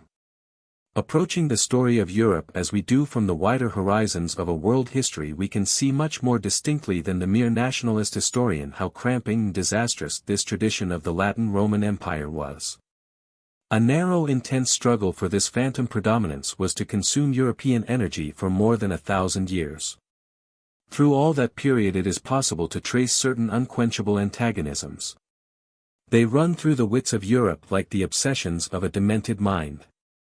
One driving force was this ambition of successful rulers, which Charlemagne, Charles the Great, embodied, to become Caesar. The realm of Charlemagne consisted of a complex of feudal German states at various stages of barbarism. West of the Rhine, most of these German peoples had learnt to speak various Latinized dialects which fused at last to form French. East of the Rhine, the racially similar German peoples did not lose their German speech. On account of this, communication was difficult between these two groups of barbarian conquerors and a split easily brought about. The split was made the more easy by the fact that the Frankish usage made it seem natural to divide the empire of Charlemagne among his sons at his death. So one aspect of the history of Europe from the days of Charlemagne onwards is a history of first this monarch and his family and then that, struggling to a precarious headship of the kings, princes, dukes, bishops and cities of Europe. While a steadily deepening antagonism between the French and German-speaking elements develops in the medley. There was a formality of election for each emperor, and the climax of his ambition was to struggle to the possession of that worn-out, misplaced capital Rome and to a coronation there. The next factor in the European political disorder was the resolve of the Church at Rome to make no temporal prince but the Pope of Rome himself emperor in effect. He was already Pontifex Maximus. For all practical purposes he held the decaying city. If he had no armies he had at least a vast propaganda organization in his priests throughout the whole Latin world. If he had little power over men's bodies he held the keys of heaven and hell in their imaginations and could exercise much influence upon their souls. So throughout the Middle Ages while one prince maneuvered against another first for equality, then for ascendancy, and at last for the supreme prize, the Pope of Rome, sometimes boldly, sometimes craftily, sometimes feebly, for the popes were a succession of oldish men and the average reign of a pope was not more than 2 years, maneuvered for the submission of all the princes to himself as the ultimate overlord of Christendom. But these antagonisms of prince against prince and of emperor against pope do not by any means exhaust the factors of the European confusion. There was still an emperor in Constantinople speaking Greek and claiming the allegiance of all Europe. When Charlemagne sought to revive the empire, it was merely the Latin end of the empire he revived. It was natural that a sense of rivalry between Latin Empire and Greek Empire should develop very readily. And still more readily did the rivalry of Greek-speaking Christianity and the newer Latin-speaking version develop. The Pope of Rome claimed to be the successor of St. Peter, the chief of the apostles of Christ, and the head of the Christian community everywhere. Neither the emperor or the patriarch in Constantinople were disposed to acknowledge this claim. A dispute about a fine point in the doctrine of the Holy Trinity consummated a long series of dissensions in a final rupture in 1054. The Latin Church and the Greek Church became and remained thereafter distinct and frankly antagonistic. This antagonism must be added to the others in our estimate of the conflicts that wasted Latin Christendom in the Middle Ages. Upon this divided world of Christendom rained the blows of 3 sets of antagonists. About the Baltic and North Seas remained a series of Nordic tribes who were only very slowly and reluctantly Christianized. These were the Northmen. They had taken to the sea and piracy, and were raiding all the Christian coasts down to Spain. They had pushed up the Russian rivers to the desolate central lands and brought their shipping over into the south-flowing rivers. They had come out upon the Caspian and Black Seas as pirates also. They set up principalities in Russia. They were the first people to be called Russians. These Northmen Russians came near to taking Constantinople. England in the early 9th century was a Christianized Low German country under a king, Egbert, a protégé and pupil of Charlemagne. The Northmen wrested half the kingdom from his successor Alfred the Great, 886, and finally under Canute, 1016, made themselves masters of the whole land. Under Rolf the Ganger, 912, another band of Northmen conquered the north of France, which became Normandy. Canute ruled not only over England but over Norway and Denmark, but his brief empire fell to pieces at his death through that political weakness of the barbaric peoples, division among a ruler's sons. It is interesting to speculate what might have happened if this temporary union of the Northmen had endured. They were a race of astonishing boldness and energy. They sailed in their galleys even to Iceland and Greenland. They were the first Europeans to land on American soil. Later on, Norman adventurers were to recover Sicily from the Saracens and sack Rome. It is a fascinating thing to imagine what a great northern seafaring power might have grown out of Canute's kingdom, reaching from America to Russia. To the east of the Germans and Latinized Europeans was a medley of Slav tribes and Turkish peoples. Prominent among these were the Magyars or Hungarians who were coming westward throughout the 8th and 9th centuries. Charlemagne held them for a time, but after his death they established themselves in what is now Hungary, and after the fashion of their kindred predecessors, the Huns, raided every summer into the settled parts of Europe. In 938 they went through Germany into France, crossed the Alps into North Italy, and so came home, burning, robbing and destroying. Finally pounding away from the south at the vestiges of the Roman Empire were the Saracens. They had made themselves largely masters of the sea. Their only formidable adversaries upon the water were the Northmen, the Russian Northmen out of the Black Sea and the Northmen of the West. Hemmed in by these more vigorous and aggressive peoples, amidst forces they did not understand and dangers they could not estimate, Charlemagne and after him a series of other ambitious spirits took up the feudal drama of restoring the Western Empire under the name of the Holy Roman Empire. From the time of Charlemagne onward this idea obsessed the political life of Western Europe. While in the east the Greek half of the Roman power decayed and dwindled until at last nothing remained of it at all but the corrupt trading city of Constantinople and a few miles of territory about it. Politically the continent of Europe remained traditional and uncreative from the time of Charlemagne onward for 1,000 years. The name of Charlemagne looms large in European history but his personality is but indistinctly seen. He could not read nor write, but he had a considerable respect for learning. He liked to be read aloud to at meals and he had a weakness for theological discussion. At his winter quarters at Aix-la-Chapelle or Mayence he gathered about him a number of learned men and picked up much from their conversation. In the summer he made war, against the Spanish Saracens, against the Slavs and Magyars, against the Saxons, and other still heathen German tribes. It is doubtful whether the idea of becoming Caesar in succession to Romulus Augustulus occurred to him before his acquisition of North Italy, or whether it was suggested to him by Pope Leo III, who was anxious to make the Latin Church independent of Constantinople. There were the most extraordinary maneuvers at Rome between the Pope and the prospective emperor in order to make it appear or not appear as if the Pope gave him the imperial crown.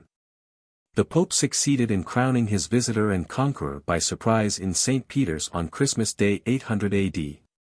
He produced a crown, put it on the head of Charlemagne and hailed him Caesar and Augustus. There was great applause among the people. Charlemagne was by no means pleased at the way in which the thing was done, it rankled in his mind as a defeat, and he left the most careful instructions to his son that he was not to let the Pope crown him emperor. He was to seize the crown into his own hands and put it on his own head himself. So at the very outset of this imperial revival we see beginning the age-long dispute of Pope and Emperor for priority. But Louis the Pious, the son of Charlemagne, disregarded his father's instructions and was entirely submissive to the Pope. The empire of Charlemagne fell apart at the death of Louis the Pious and the split between the French-speaking Franks and the German-speaking Franks widened. The next emperor to arise was Otto, the son of a certain Henry the Fowler, a Saxon, who had been elected king of Germany by an assembly of German princes and prelates in 919. Otto descended upon Rome and was crowned emperor there in 962. This Saxon line came to an end early in the 11th century and gave place to other German rulers. The feudal princes and nobles to the west who spoke various French dialects did not fall under the sway of these German emperors after the Carlovingian line, the line that is descended from Charlemagne, had come to an end. And no part of Britain ever came into the Holy Roman Empire. The Duke of Normandy, the King of France and a number of lesser feudal rulers remained outside. In 987 the Kingdom of France passed out of the possession of the Carlovingian line into the hands of Hugh Capet, whose descendants were still reigning in the 18th century.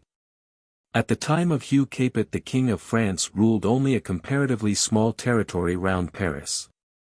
In 1066 England was attacked almost simultaneously by an invasion of the Norwegian Northmen under King Harold Hardrada and by the Latinized Northmen under the Duke of Normandy. Harold King of England defeated the former at the Battle of Stamford Bridge, and was defeated by the latter at Hastings. England was conquered by the Normans, and so cut off from Scandinavian, Teutonic and Russian affairs, and brought into the most intimate relations and conflicts with the French. For the next 4 centuries the English were entangled in the conflicts of the French feudal princes and wasted upon the fields of France. 46. The Crusades and the Age of Papal Dominion. It is interesting to note that Charlemagne corresponded with the Caliph Harun al-Rashid, the Harun al-Rashid of the Arabian Nights. It is recorded that Harun al-Rashid sent ambassadors from Baghdad, which had now replaced Damascus as the Moslem capital, with a splendid tent, a water clock, an elephant and the keys of the Holy Sepulchre. This latter present was admirably calculated to set the Byzantine Empire and this new Holy Roman Empire by the ears as to which was the proper protector of the Christians in Jerusalem. These presents remind us that while Europe in the 9th century was still a weltering disorder of war and pillage, there flourished a great Arab empire in Egypt and Mesopotamia, far more civilized than anything Europe could show. Here literature and science still lived, the arts flourished, and the mind of man could move without fear or superstition. And even in Spain and North Africa ere the Saracenic dominions were falling into political confusion there was a vigorous intellectual life. Aristotle was read and discussed by these Jews and Arabs during these centuries of European darkness. They guarded the neglected seeds of science and philosophy. Northeast of the Caliph's dominions was a number of Turkish tribes. They had been converted to Islam, and they held the faith much more simply and fiercely than the actively intellectual Arabs and Persians to the south. In the 10th century the Turks were growing strong and vigorous while the Arab power was divided and decaying. The relations of the Turks to the empire of the Caliphate became very similar to the relations of the Medes to the last Babylonian Empire 14 centuries before. In the 11th century a group of Turkish tribes, the Seljuk Turks, came down into Mesopotamia and made the Caliph their nominal ruler but really their captive and tool. They conquered Armenia. Then they struck at the remnants of the Byzantine power in Asia Minor. In 1071 the Byzantine army was utterly smashed at the Battle of Melisgerd, and the Turks swept forward until not a trace of Byzantine rule remained in Asia. They took the fortress of Nicaea over against Constantinople, and prepared to attempt that city. The Byzantine emperor, Michael VII, was overcome with terror. He was already heavily engaged in warfare with a band of Norman adventurers who had seized Durazzo, and with a fierce Turkish people, the Pechenegs, who were raiding over the Danube. In his extremity he sought help where he could, and it is notable that he did not appeal to the Western Emperor but to the Pope of Rome as the head of Latin Christendom. He wrote to Pope Gregory VII, and his successor Alexius Comnenus wrote still more urgently to Urban II. This was not a quarter of a century from the rupture of the Latin and Greek churches. That controversy was still vividly alive in men's minds, and this disaster to Byzantium must have presented itself to the Pope as a supreme opportunity for reasserting the supremacy of the Latin Church over the dissentient Greeks. Moreover, this occasion gave the Pope a chance to deal with 2 other matters that troubled Western Christendom very greatly. One was the custom of private war, which disordered social life, and the other was the superabundant fighting energy of the Low Germans and Christianized Northmen and particularly of the Franks and Normans. A religious war, the Crusade, the War of the Cross, was preached against the Turkish captors of Jerusalem, and a truce to all warfare amongst Christians, 1095. The declared object of this war was the recovery of the Holy Sepulchre from the unbelievers. A man called Peter the Hermit carried on a popular propaganda throughout France and Germany on broadly democratic lines.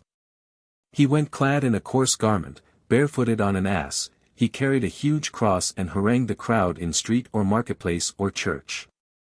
He denounced the cruelties practiced upon the Christian pilgrims by the Turks, and the shame of the Holy Sepulchre being in any but Christian hands. The fruits of centuries of Christian teaching became apparent in the response. A great wave of enthusiasm swept the Western world, and popular Christendom discovered itself. Such a widespread uprising of the common people in relation to a single idea as now occurred was a new thing in the history of our race. There is nothing to parallel it in the previous history of the Roman Empire or of India or China. On a smaller scale, however, there had been similar movements among the Jewish people after their liberation from the Babylonian captivity, and later on Islam was to display a parallel susceptibility to collective feeling. Such movements were certainly connected with the new spirit that had come into life with the development of the missionary, teaching religions. The Hebrew prophets, Jesus and his disciples, Mani, Muhammad, were all exhorters of men's individual souls. They brought the personal conscience face to face with God. Before that time religion had been much more a business of fetish, of pseudoscience, than of conscience. The old kind of religion turned upon temple, initiated priest and mystical sacrifice, and ruled the common man like a slave by fear. The new kind of religion made a man of him.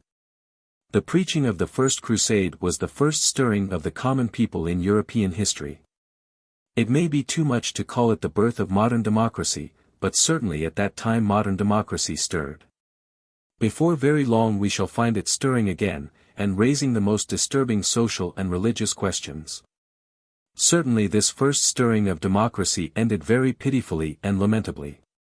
Considerable bodies of common people, crowds rather than armies, set out eastward from France and the Rhineland and Central Europe without waiting for leaders or proper equipment to rescue the Holy Sepulchre. This was the People's Crusade.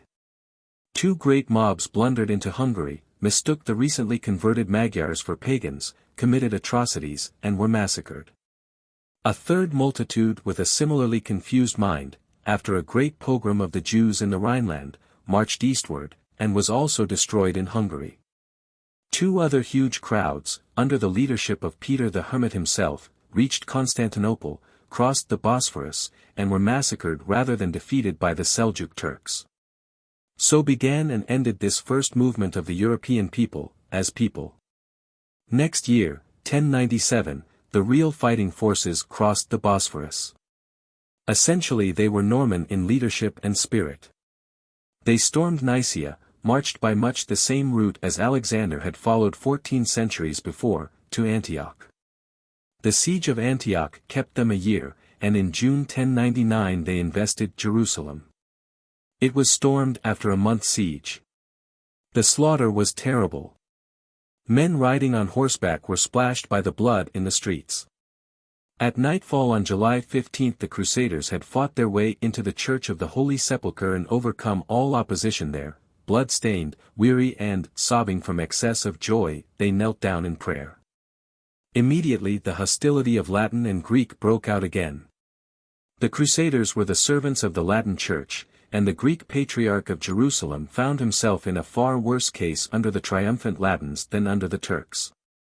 The Crusaders discovered themselves between Byzantine and Turk and fighting both. Much of Asia Minor was recovered by the Byzantine Empire, and the Latin princes were left, a buffer between Turk and Greek, with Jerusalem and a few small principalities, of which Edessa was one of the chief, in Syria. Their grip even on these possessions was precarious, and in 1144 Edessa fell to the Moslem, leading to an ineffective Second Crusade, which failed to recover Edessa but saved Antioch from a similar fate. In 1169 the forces of Islam were rallied under a Kurdish adventurer named Saladin who had made himself master of Egypt.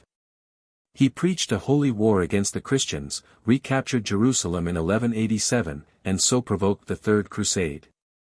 This failed to recover Jerusalem. In the Fourth Crusade, 1202-4, the Latin Church turned frankly upon the Greek Empire, and there was not even a pretense of fighting the Turks. It started from Venice and in 1204 it stormed Constantinople. The great rising trading city of Venice was the leader in this adventure, and most of the coasts and islands of the Byzantine Empire were annexed by the Venetians. A Latin emperor, Baldwin of Flanders, was set up in Constantinople, and the Latin and Greek Church were declared to be reunited.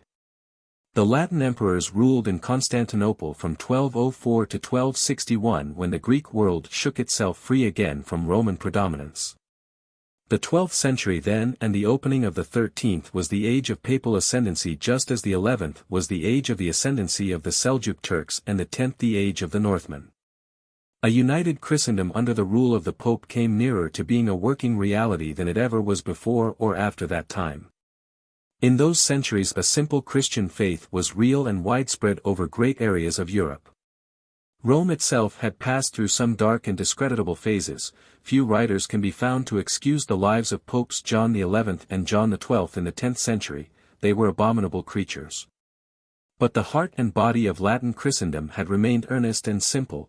The generality of the common priests and monks and nuns had lived exemplary and faithful lives. Upon the wealth of confidence such lives created rested the power of the Church. Among the great popes of the past have been Gregory the Great, Gregory I, 590 to 604, and Leo III, 795 to 816, who invited Charlemagne to be Caesar and crowned him in spite of himself. Towards the close of the 11th century there arose a great clerical statesman, Hildebrand, who ended his life as Pope Gregory VII, 1073 to 1085. Next but one after him came Urban II, 1087 to 1099, the Pope of the First Crusade. These two were the founders of this period of papal greatness during which the popes lorded it over the emperors. From Bulgaria to Ireland and from Norway to Sicily and Jerusalem the Pope was supreme.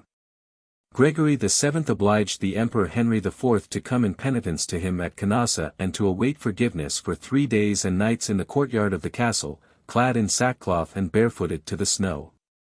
In 1176 at Venice the Emperor Frederick Barbarossa, knelt to Pope Alexander III and swore fealty to him. The great power of the Church in the beginning of the 11th century lay in the wills and consciences of men. It failed to retain the moral prestige on which its power was based. In the opening decades of the 14th century it was discovered that the power of the Pope had evaporated.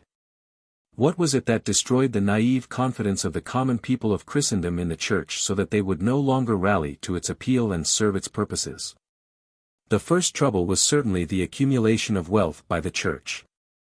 The Church never died, and there was a frequent disposition on the part of dying childless people to leave lands to the Church. Penitent sinners were exhorted to do so. Accordingly in many European countries as much as a fourth of the land became Church property. The appetite for property grows with what it feeds upon. Already in the 13th century it was being said everywhere that the priests were not good men, that they were always hunting for money and legacies. The kings and princes disliked this alienation of property very greatly. In the place of feudal lords capable of military support, they found their land supporting abbeys and monks and nuns. And these lands were really under foreign dominion. Even before the time of Pope Gregory VII there had been a struggle between the princes and the papacy over the question of investitures, the question that is of who should appoint the bishops. If that power rested with the Pope and not the king, then the latter lost control not only of the consciences of his subjects but of a considerable part of his dominions. For also the clergy claimed exemption from taxation. They paid their taxes to Rome. And not only that, but the Church also claimed the right to levy a tax of 1/10 upon the property of the layman in addition to the taxes he paid his prince. The history of nearly every country in Latin Christendom tells of the same phase in the 11th century, a phase of struggle between monarch and pope on the issue of investitures, and generally it tells of a victory for the pope. He claimed to be able to excommunicate the prince, to absolve his subjects from their allegiance to him, to recognize a successor. He claimed to be able to put a nation under an interdict, and then nearly all priestly functions ceased except the sacraments of baptism, confirmation and penance. The priests could neither hold the ordinary services, marry people, nor bury the dead. With these two weapons it was possible for the 12th century popes to curb the most recalcitrant princes and overawe the most restive peoples.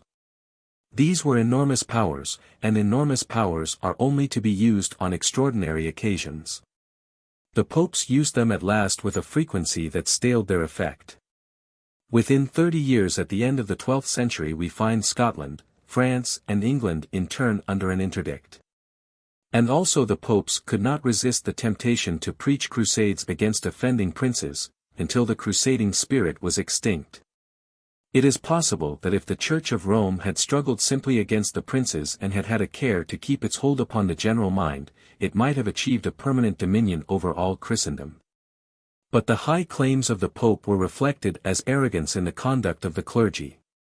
Before the 11th century the Roman priests could marry, they had close ties with the people among whom they lived, they were indeed a part of the people. Gregory VII made them celibates, he cut the priests off from too great an intimacy with the laymen in order to bind them more closely to Rome, but indeed he opened a fissure between the Church and the commonalty. The Church had its own law courts. Cases involving not merely priests but monks, students, crusaders, widows, orphans and the helpless were reserved for the clerical courts, and so were all matters relating to wills, marriages and oaths and all cases of sorcery, heresy and blasphemy. Whenever the layman found himself in conflict with the priest he had to go to a clerical court.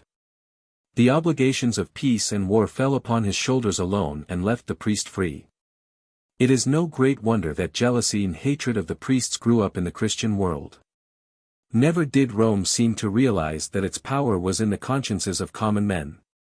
It fought against religious enthusiasm, which should have been its ally, and it forced doctrinal orthodoxy upon honest doubt and aberrant opinion.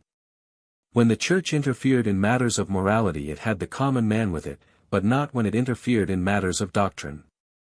When in the south of France Waldo taught a return to the simplicity of Jesus in faith and life, Innocent III preached a crusade against the Waldenses, Waldo's followers, and permitted them to be suppressed with fire, sword, rape and the most abominable cruelties. When again Saint Francis of Assisi, 1181–1226, taught the imitation of Christ in a life of poverty and service, his followers, the Franciscans, were persecuted, scourged, imprisoned and dispersed. In 1318 4 of them were burnt alive at Marseilles. On the other hand the fiercely orthodox order of the Dominicans, founded by St. Dominic, 1170–1221, was strongly supported by Innocent III, who with its assistance set up an organization, the Inquisition, for the hunting of heresy and the affliction of free thought. So it was that the Church by excessive claims, by unrighteous privileges, and by an irrational intolerance destroyed that free faith of the common man which was the final source of all its power. The story of its decline tells of no adequate foemen from without but continually of decay from within. 47. Recalcitrant princes and the Great Schism. One very great weakness of the Roman Church in its struggle to secure the headship of all Christendom was the manner in which the Pope was chosen. If indeed the papacy was to achieve its manifest ambition and establish one rule and one peace throughout Christendom, then it was vitally necessary that it should have a strong, steady and continuous direction. In those great days of its opportunity it needed before all things that the popes when they took office should be able men in the prime of life, that each should have his successor designate with whom he could discuss the policy of the Church. And that the forms and processes of election should be clear, definite, unalterable and unassailable. Unhappily none of these things obtained. It was not even clear who could vote in the election of a pope, nor whether the Byzantine or Holy Roman Emperor had a voice in the matter. That very great papal statesman Hildebrand, Pope Gregory VII, 1073–1085, did much to regularize the election. He confined the votes to the Roman cardinals and he reduced the emperor's share to a formula of assent conceded to him by the Church. But he made no provision for a successor designate and he left it possible for the disputes of the cardinals to keep the see vacant, as in some cases it was kept vacant, for a year or more. The consequences of this want of firm definition are to be seen in the whole history of the papacy up to the 16th century. From quite early times onward there were disputed elections and two or more men each claiming to be pope. The Church would then be subjected to the indignity of going to the emperor or some other outside arbiter to settle the dispute. And the career of every one of the great popes ended in a note of interrogation. At his death the church might be left headless and as ineffective as a decapitated body. Or he might be replaced by some old rival eager only to discredit and undo his work. Or some enfeebled old man tottering on the brink of the grave might succeed him. It was inevitable that this peculiar weakness of the papal organization should attract the interference of the various German princes, the French king, and the Norman and French kings who ruled in England. That they should all try to influence the elections, and have a pope in their own interest established in the Lateran Palace at Rome. And the more powerful and important the pope became in European affairs, the more urgent did these interventions become. Under the circumstances it is no great wonder that many of the popes were weak and futile. The astonishing thing is that many of them were able and courageous men. One of the most vigorous and interesting of the popes of this great period was Innocent III, 1198 to 1216, who was so fortunate as to become pope before he was 38. He and his successors were pitted against an even more interesting personality, the Emperor Frederick II, Stupor Mundi he was called, the wonder of the world. The struggle of this monarch against Rome is a turning place in history. In the end Rome defeated him and destroyed his dynasty, but he left the prestige of the church and pope so badly wounded that its wounds festered and led to its decay. Frederick was the son of the Emperor Henry VI and his mother was the daughter of Roger I, the Norman king of Sicily. He inherited this kingdom in 1198 when he was a child of 4 years. Innocent III had been made his guardian. Sicily in those days had been but recently conquered by the Normans, the court was half oriental and full of highly educated Arabs, and some of these were associated in the education of the young king. No doubt they were at some pains to make their point of view clear to him. He got a Moslem view of Christianity as well as a Christian view of Islam, and the unhappy result of this double system of instruction was a view, exceptional in that age of faith, that all religions were impostures. He talked freely on the subject. His heresies and blasphemies are on record. As the young man grew up he found himself in conflict with his guardian. Innocent III wanted altogether too much from his ward. When the opportunity came for Frederick to succeed as emperor, the pope intervened with conditions. Frederick must promise to put down heresy in Germany with a strong hand. Moreover he must relinquish his crown in Sicily and South Italy, because otherwise he would be too strong for the pope. And the German clergy were to be freed from all taxation. Frederick agreed but with no intention of keeping his word.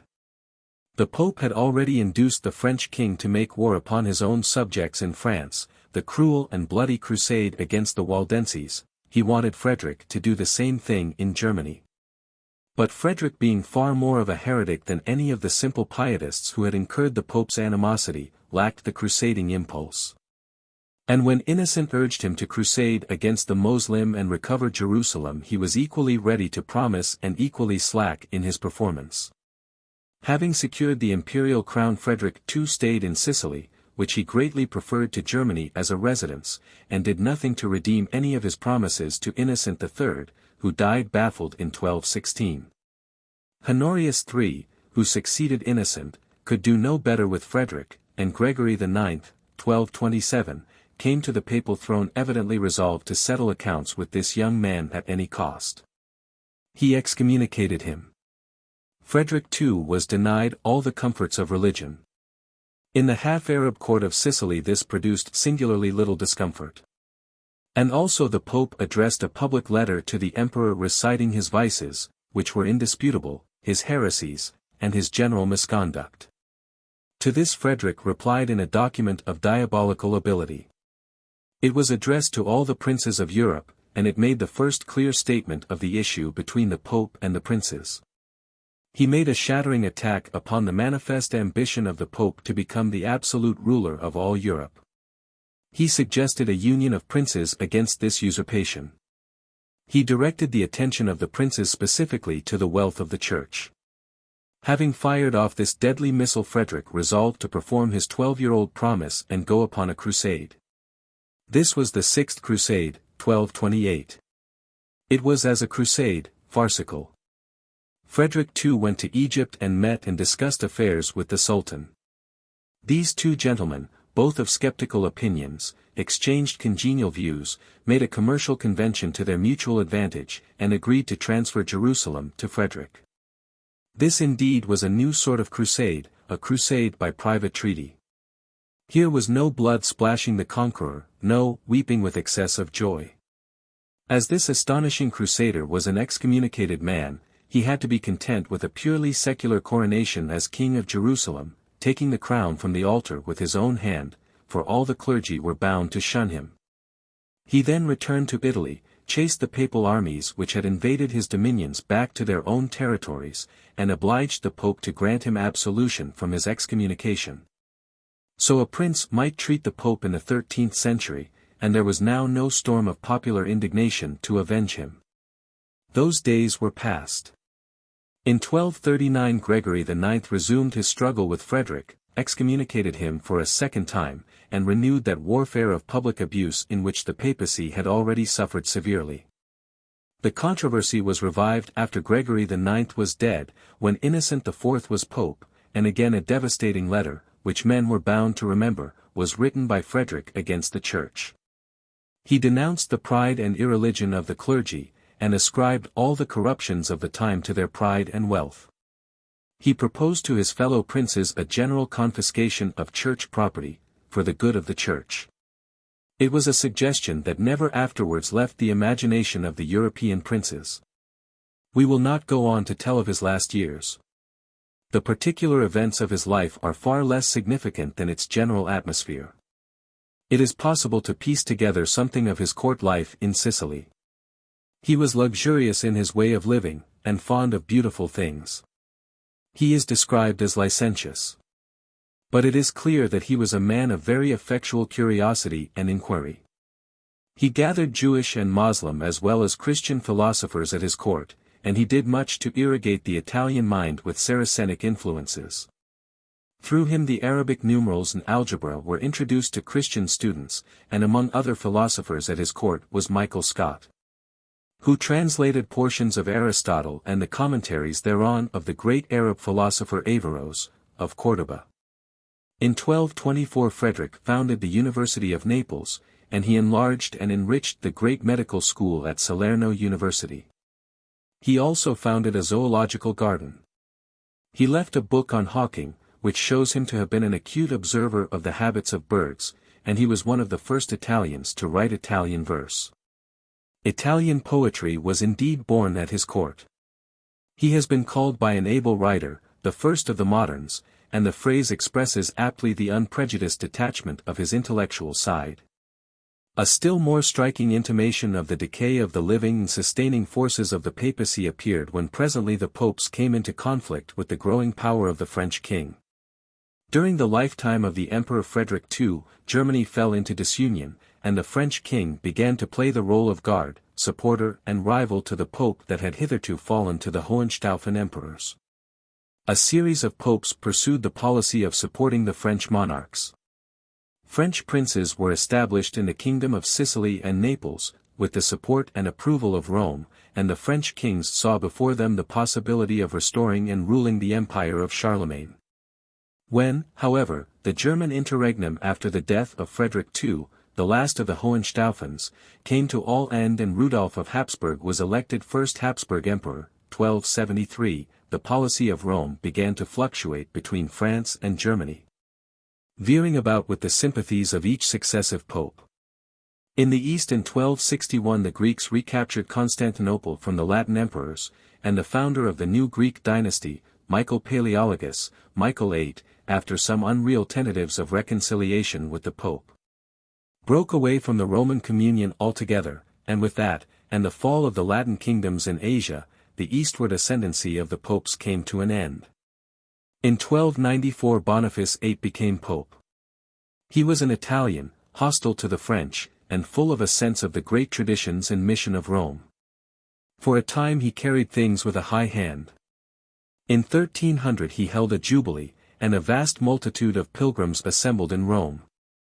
So great was the influx of money into the papal treasury, that 2 assistants were kept busy with the rakes collecting the offerings that were deposited at the tomb of St. Peter. 5. But this festival was a delusive triumph.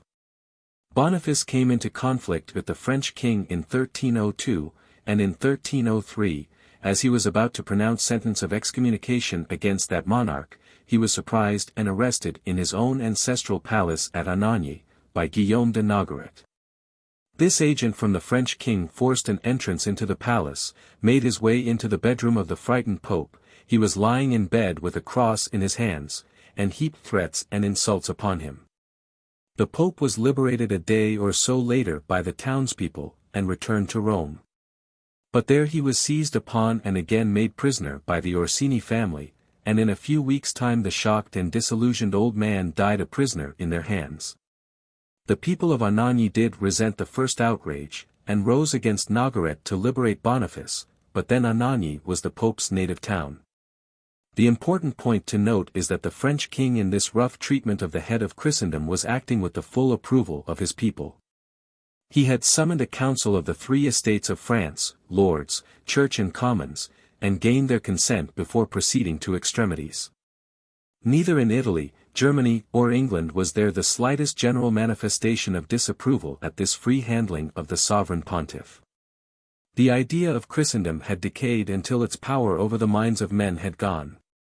Throughout the 14th century the papacy did nothing to recover its moral sway. The next pope elected, Clement V, was a Frenchman, the choice of King Philip of France.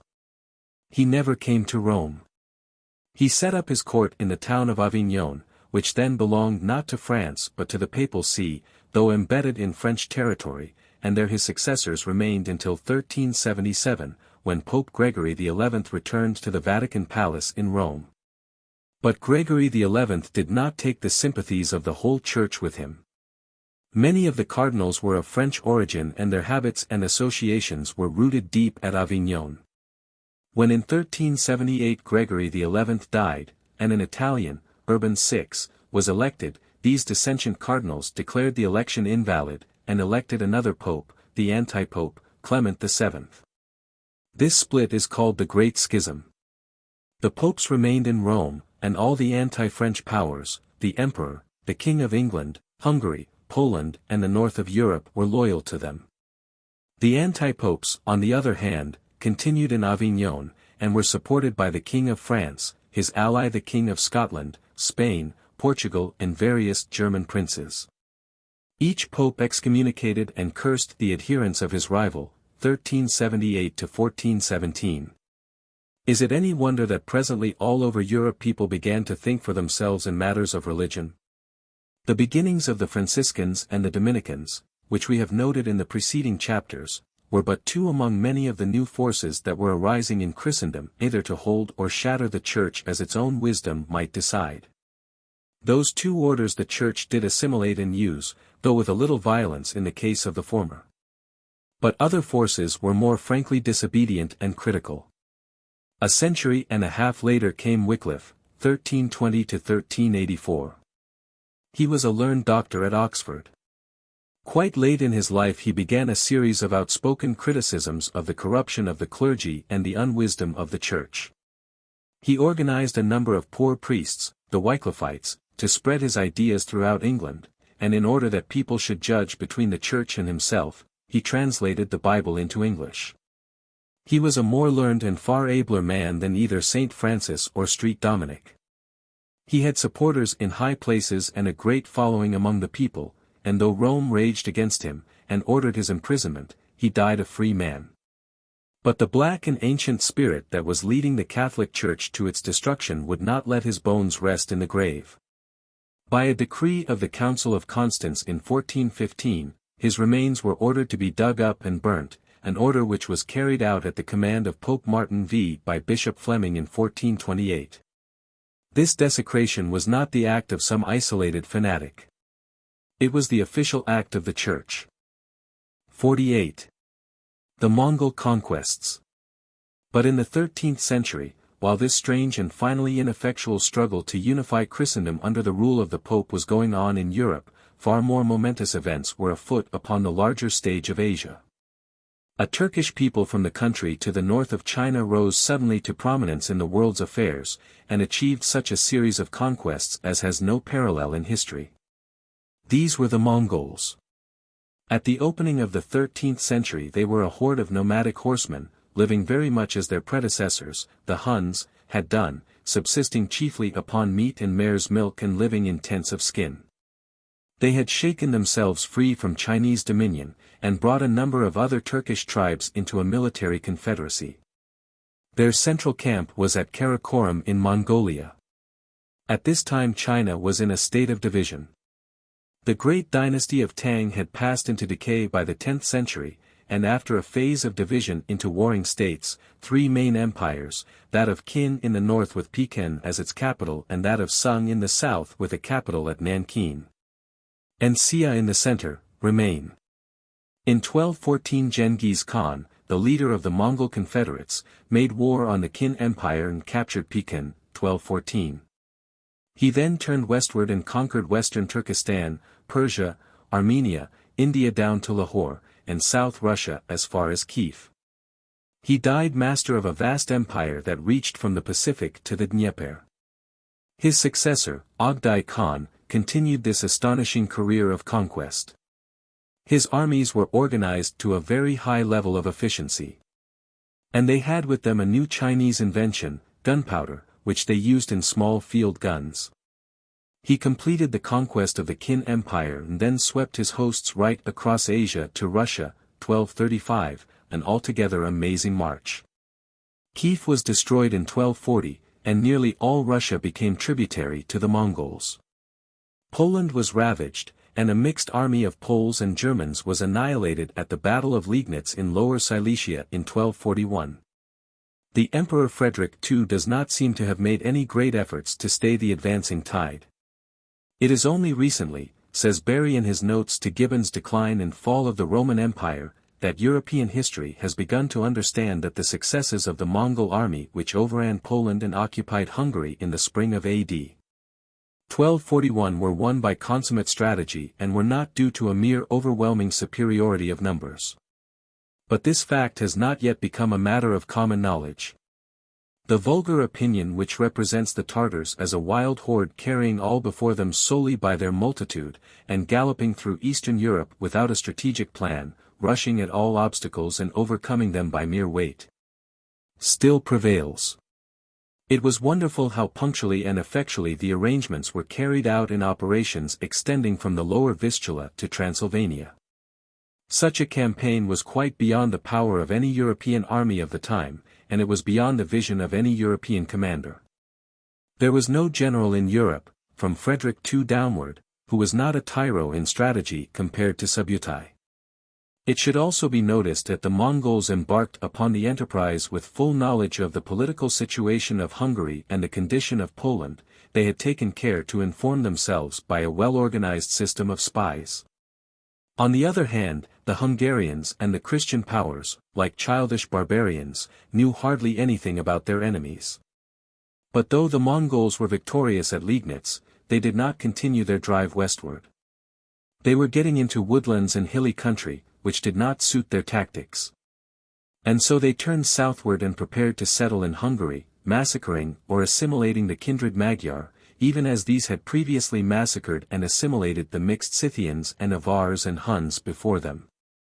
From the Hungarian plain they would probably have made raids west and south as the Hungarians had done in the 9th century, the Avars in the 7th and 8th and the Huns in the 5th. But Ogdai died suddenly, and in 1242 there was trouble about the succession, and recalled by this, the undefeated hosts of Mongols began to pour back across Hungary and Romania towards the east. Thereafter the Mongols concentrated their attention upon their Asiatic conquests. By the middle of the 13th century they had conquered the Sung Empire. Mangu Khan succeeded Ogdai Khan as Great Khan in 1251, and made his brother Kublai Khan governor of China. In 1280 Kublai Khan had been formally recognized Emperor of China, and so founded the Yuan dynasty which lasted until 1368. While the last ruins of the Sung rule were going down in China, another brother of Mangu, Hulagu, was conquering Persia and Syria. The Mongols displayed a bitter animosity to Islam at this time, and not only massacred the population of Baghdad when they captured that city, but set to work to destroy the immemorial irrigation system which had kept Mesopotamia incessantly prosperous and populous from the early days of Sumeria. From that time until our own Mesopotamia has been a desert of ruins, sustaining only a scanty population. Into Egypt the Mongols never penetrated. The Sultan of Egypt completely defeated an army of Hulagus in Palestine in 1260. After that disaster the tide of Mongol victory ebbed. The dominions of the Great Khan fell into a number of separate states. The eastern Mongols became Buddhists, like the Chinese, the western became Muslim. The Chinese threw off the rule of the Yuan dynasty in 1368, and set up the native Ming dynasty which flourished from 1368 to 1644.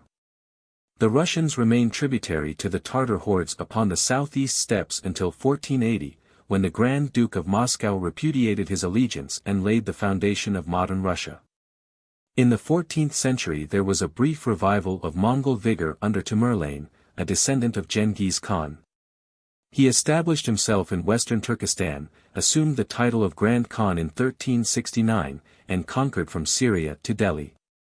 He was the most savage and destructive of all the Mongol conquerors. He established an empire of desolation that did not survive his death. In 1505, however, a descendant of this Timur, an adventurer named Babur, got together an army with guns and swept down upon the plains of India. His grandson Akbar, 1556 to 1605, completed his conquests, and this Mongol, or Mughal, as the Arabs called it, dynasty ruled in Delhi over the greater part of India until the 18th century. One of the consequences of the first great sweep of Mongol conquest in the 13th century was to drive a certain tribe of Turks, the Ottoman Turks, out of Turkestan into Asia Minor. They extended and consolidated their power in Asia Minor, crossed the Dardanelles and conquered Macedonia, Serbia and Bulgaria, until at last Constantinople remained like an island amongst the Ottoman dominions. In 1453 the Ottoman Sultan, Muhammad II, took Constantinople, attacking it from the European side with a great number of guns. This event caused intense excitement in Europe and there was talk of a crusade, but the day of the crusades was past. In the course of the 16th century the Ottoman sultans conquered Baghdad, Hungary, Egypt and most of North Africa, and their fleet made them masters of the Mediterranean. They very nearly took Vienna, and they exacted a tribute from the emperor. There were but two items to offset the general ebb of Christian dominion in the 15th century. One was the restoration of the independence of Moscow, 1480. The other was the gradual reconquest of Spain by the Christians. In 1492, Granada, the last Moslem state in the peninsula, fell to King Ferdinand of Aragon and his Queen Isabella of Castile. But it was not until as late as 1571 that the naval battle of Lepanto broke the prick of the Ottomans, and restored the Mediterranean waters to Christian ascendancy. 49. The intellectual revival of the Europeans. Throughout the 12th century there were many signs that the European intelligence was recovering courage and leisure, and preparing to take up again the intellectual enterprises of the first Greek scientific inquiries and such speculations as those of the Italian Lucretius. The causes of this revival were many and complex.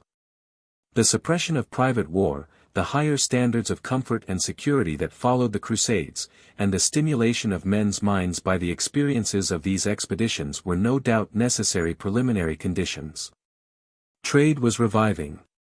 Cities were recovering ease and safety, the standard of education was arising in the church and spreading among laymen. The 13th and 14th centuries were a period of growing, independent or quasi-independent cities. Venice, Florence, Genoa, Lisbon, Paris, Bruges, London, Antwerp, Hamburg, Nuremberg, Novgorod, Wisby and Bergen for example. They were all trading cities with many travelers, and where men trade and travel they talk and think. The polemics of the popes and princes, the conspicuous savagery and wickedness of the persecution of heretics, were exciting men to doubt the authority of the church and question and discuss fundamental things.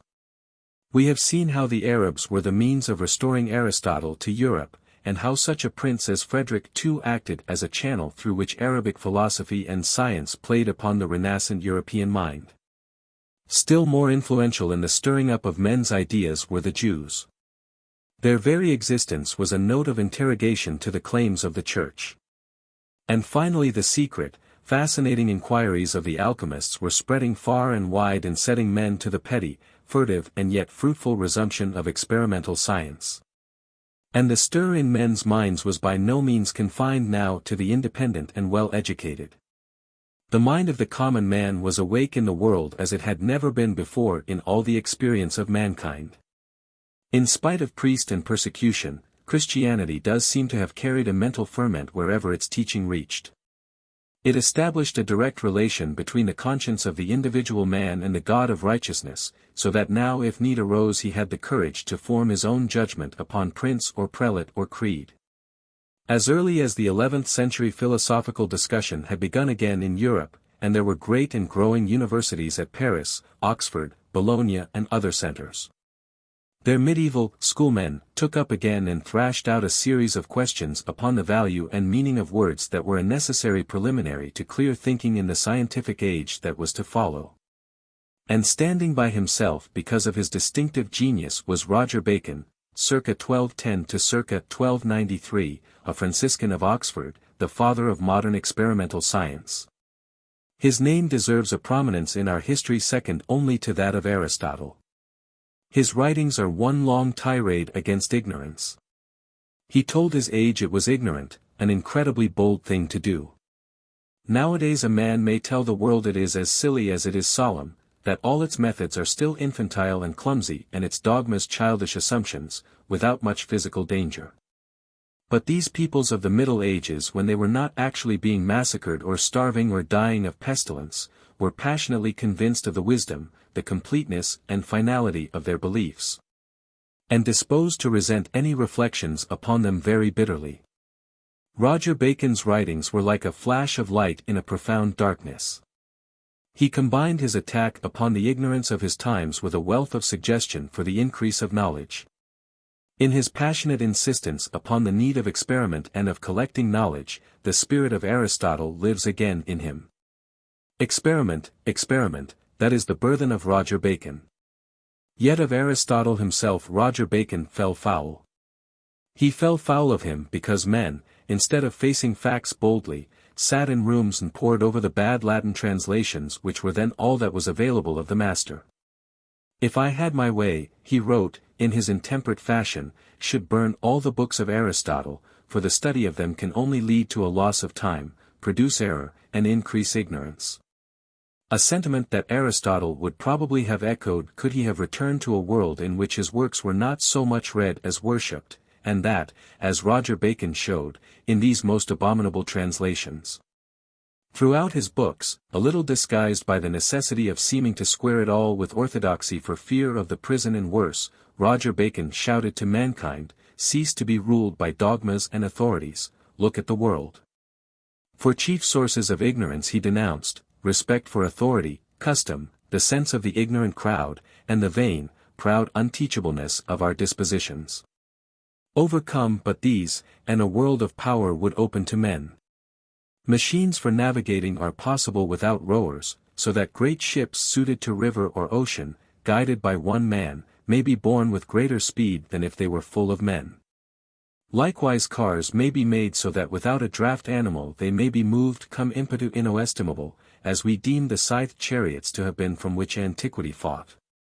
And flying machines are possible, so that a man may sit in the middle turning some device by which artificial wings may beat the air in the manner of a flying bird. So Roger Bacon wrote, but 3 more centuries were to elapse before men began any systematic attempts to explore the hidden stores of power and interest he realized so clearly existed beneath the dull surface of human affairs. But the Saracenic world not only gave Christendom the stimulus of its philosophers and alchemists, it also gave it paper. It is scarcely too much to say that paper made the intellectual revival of Europe possible. Paper originated in China, where its use probably goes back to the 2nd century BC. In 751 the Chinese made an attack upon the Arab Muslims in Samarkand. They were repulsed, and among the prisoners taken from them were some skilled papermakers, from whom the art was learnt. Arabic paper manuscripts from the 9th century onwards still exist.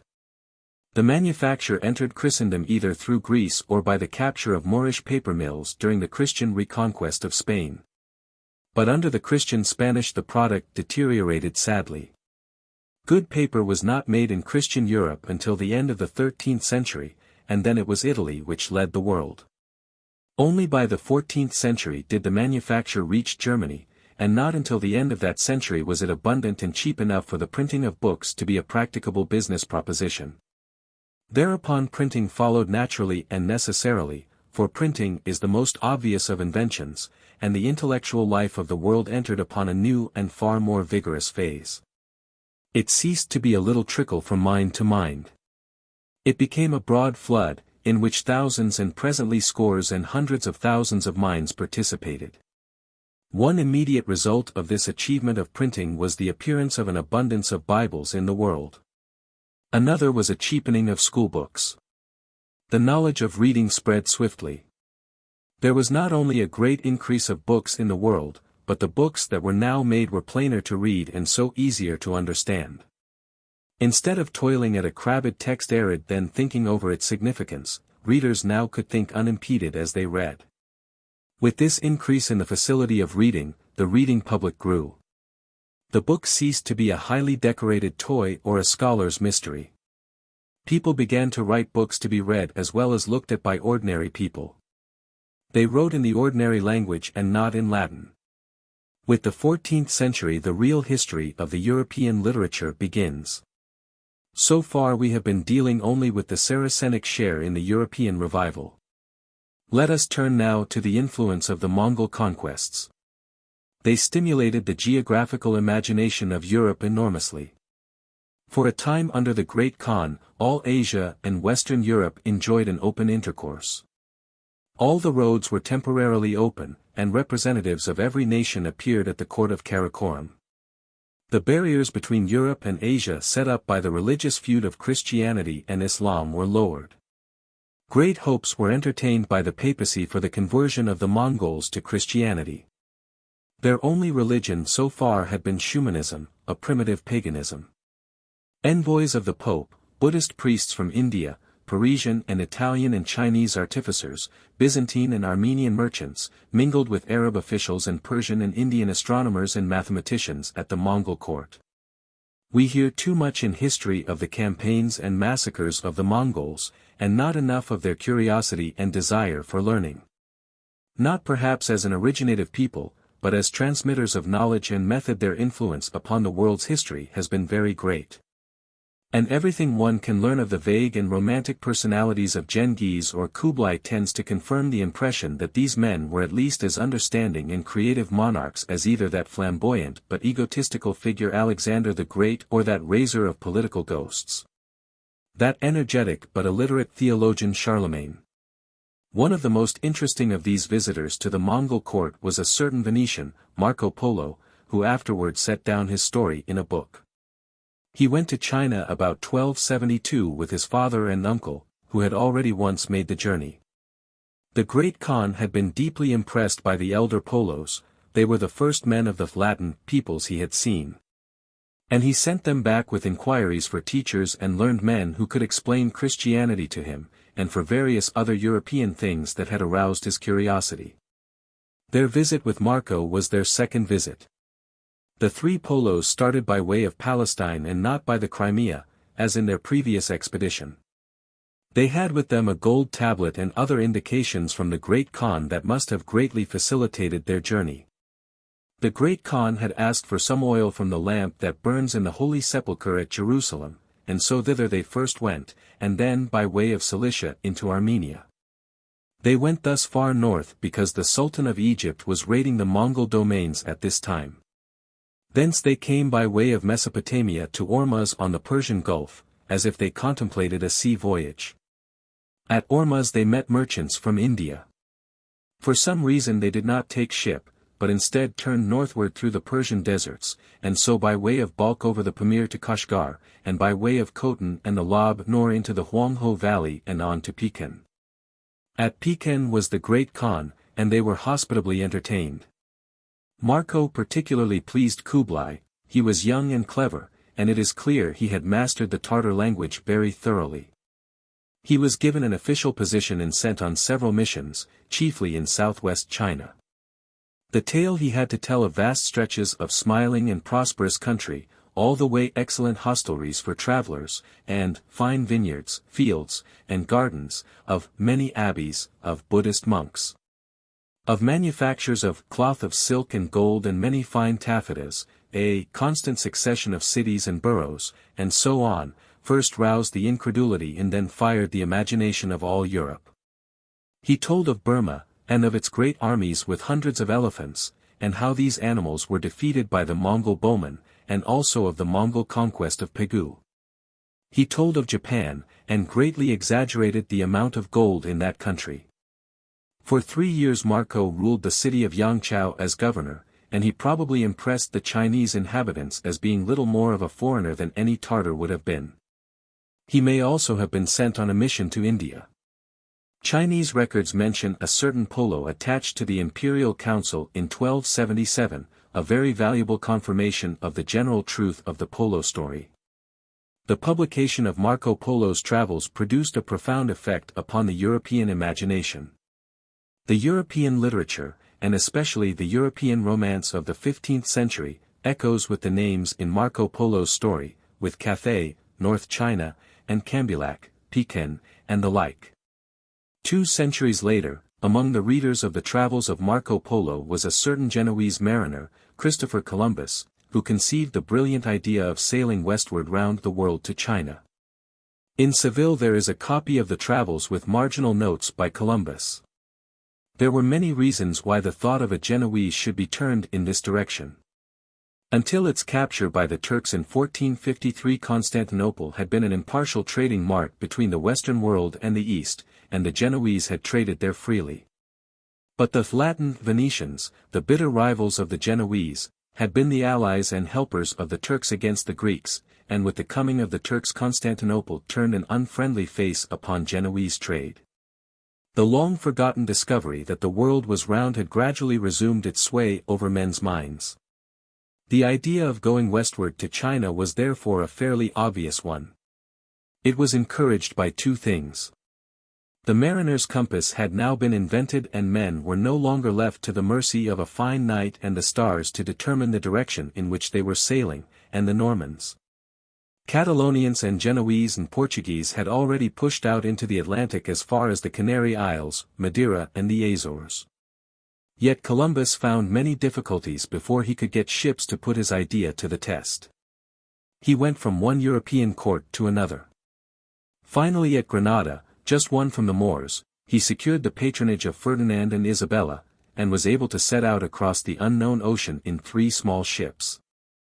After a voyage of 2 months and 9 days he came to a land which he believed to be India, but which was really a new continent, whose distinct existence the Old World had never hitherto suspected.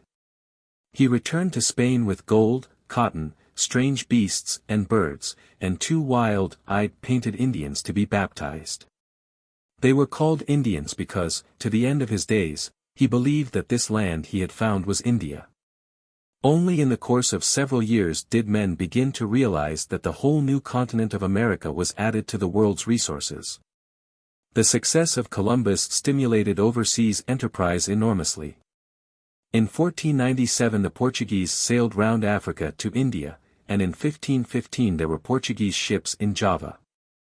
In 1519 Magellan, a Portuguese sailor in Spanish employment, sailed out of Seville westward with 5 ships, of which one, the Vittoria, came back up the river to Seville in 1522, the first ship that had ever circumnavigated the world.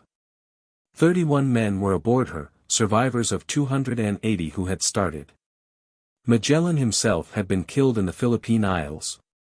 Printed paper books, a new realization of the round world as a thing altogether attainable, a new vision of strange lands, strange animals and plants, strange manners and customs.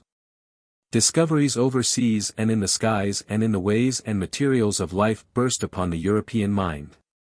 The Greek classics, buried and forgotten for so long, were speedily being printed and studied, and were coloring men's thoughts with the dreams of Plato and the traditions of an age of republican freedom and dignity. The Roman dominion had first brought law and order to Western Europe, and the Latin Church had restored it, but under both pagan and Catholic Rome curiosity and innovation were subordinate to and restrained by organization. The reign of the Latin mind was now drawing to an end. Between the 13th and the 16th century the European Aryans, thanks to the stimulating influence of Semite and Mongol and the rediscovery of the Greek classics, broke away from the Latin tradition and rose again to the intellectual and material leadership of mankind. 50. The Reformation of the Latin Church. The Latin Church itself was enormously affected by this mental rebirth. It was dismembered, and even the portion that survived was extensively renewed. We have told how nearly the Church came to the autocratic leadership of all Christendom in the 11th and 12th centuries, and how in the 14th and 15th its power over men's minds and affairs declined. We have described how popular religious enthusiasm which had in earlier ages been its support and power was turned against it by its pride, persecutions and centralization. And how the insidious skepticism of Frederick II bore fruit in a growing insubordination of the princes. The Great Schism had reduced its religious and political prestige to negligible proportions. The forces of insurrection struck it now from both sides. The teachings of the Englishman Wycliffe spread widely throughout Europe. In 1398 a learned Czech, John Huss, delivered a series of lectures upon Wycliffe's teachings in the University of Prague. This teaching spread rapidly beyond the educated class and aroused great popular enthusiasm. In 1414–18 a council of the whole Church was held at Constance to settle the Great Schism. Huss was invited to this council under promise of a safe conduct from the emperor, seized, put on trial for heresy and burnt alive, 1415. So far from tranquilizing the Bohemian people, this led to an insurrection of the Hussites in that country, the first of a series of religious wars that inaugurated the breakup of Latin Christendom. Against this insurrection Pope Martin V, the Pope specially elected at Constance as the head of a reunited Christendom, preached a crusade. 5 crusades in all were launched upon this sturdy little people and all of them failed. All the unemployed ruffianism of Europe was turned upon Bohemia in the 15th century, just as in the 13th it had been turned upon the Waldenses. But the Bohemian Czechs, unlike the Waldenses, believed in armed resistance. The Bohemian Crusade dissolved and streamed away from the battlefield at the sound of the Hussites' wagons and the distant chanting of their troops. It did not even wait to fight. Battle of Damaszles, 1431. In 1436 an agreement was patched up with the Hussites by a new council of the Church at Bâle in which many of the special objections to Latin practice were conceded. In the 15th century a great pestilence had produced much social disorganization throughout Europe. There had been extreme misery and discontent among the common people, and peasant risings against the landlords and the wealthy in England and France. After the Hussite wars these peasant insurrections increased in gravity in Germany and took on a religious character. Printing came in as an influence upon this development. By the middle of the 15th century there were printers at work with movable type in Holland and the Rhineland. The art spread to Italy and England, where Caxton was printing in Westminster in 1477. The immediate consequence was a great increase and distribution of Bibles, and greatly increased facilities for widespread popular controversies. The European world became a world of readers, to an extent that had never happened to any community in the past. And this sudden irrigation of the general mind with clearer ideas and more accessible information occurred just at a time when the Church was confused and divided and not in a position to defend itself effectively. And when many princes were looking for means to weaken its hold upon the vast wealth it claimed in their dominions. In Germany the attack upon the Church gathered round the personality of an ex-monk, Martin Luther, 1483–1546, who appeared in Wittenberg in 1517 offering disputations against various orthodox doctrines and practices. At first he disputed in Latin in the fashion of the schoolmen. Then he took up the new weapon of the printed word and scattered his views far and wide in German addressed to the ordinary people. An attempt was made to suppress him as Huss had been suppressed, but the printing press had changed conditions and he had too many open and secret friends among the German princes for this fate to overtake him. For now in this age of multiplying ideas and weakened faith there were many rulers who saw their advantage in breaking the religious ties between their people and Rome. They sought to make themselves in person the heads of a more nationalized religion. England, Scotland, Sweden, Norway, Denmark, North Germany and Bohemia, one after another, separated themselves from the Roman communion.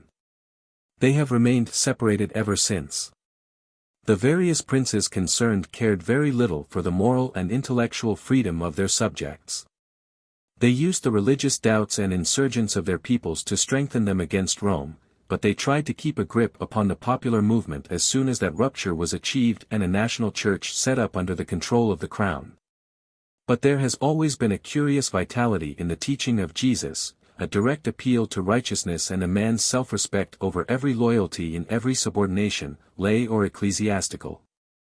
None of these princely churches broke off without also breaking off a number of fragmentary sects that would admit the intervention of neither prince nor pope between a man and his God. In England and Scotland, for example, there was a number of sects who now held firmly to the Bible as their one guide in life and belief. They refused the disciplines of a state church. In England these dissensions were the non-conformists, who played a very large part in the polities of that country in the 17th and 18th centuries.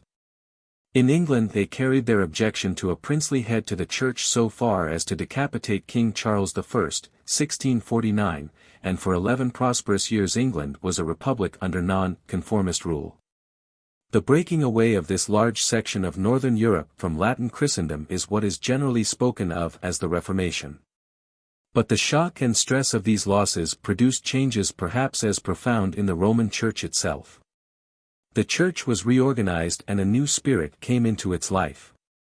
One of the dominant figures in this revival was a young Spanish soldier, Íñigo López de Recalde, better known to the world as Saint Ignatius of Loyola.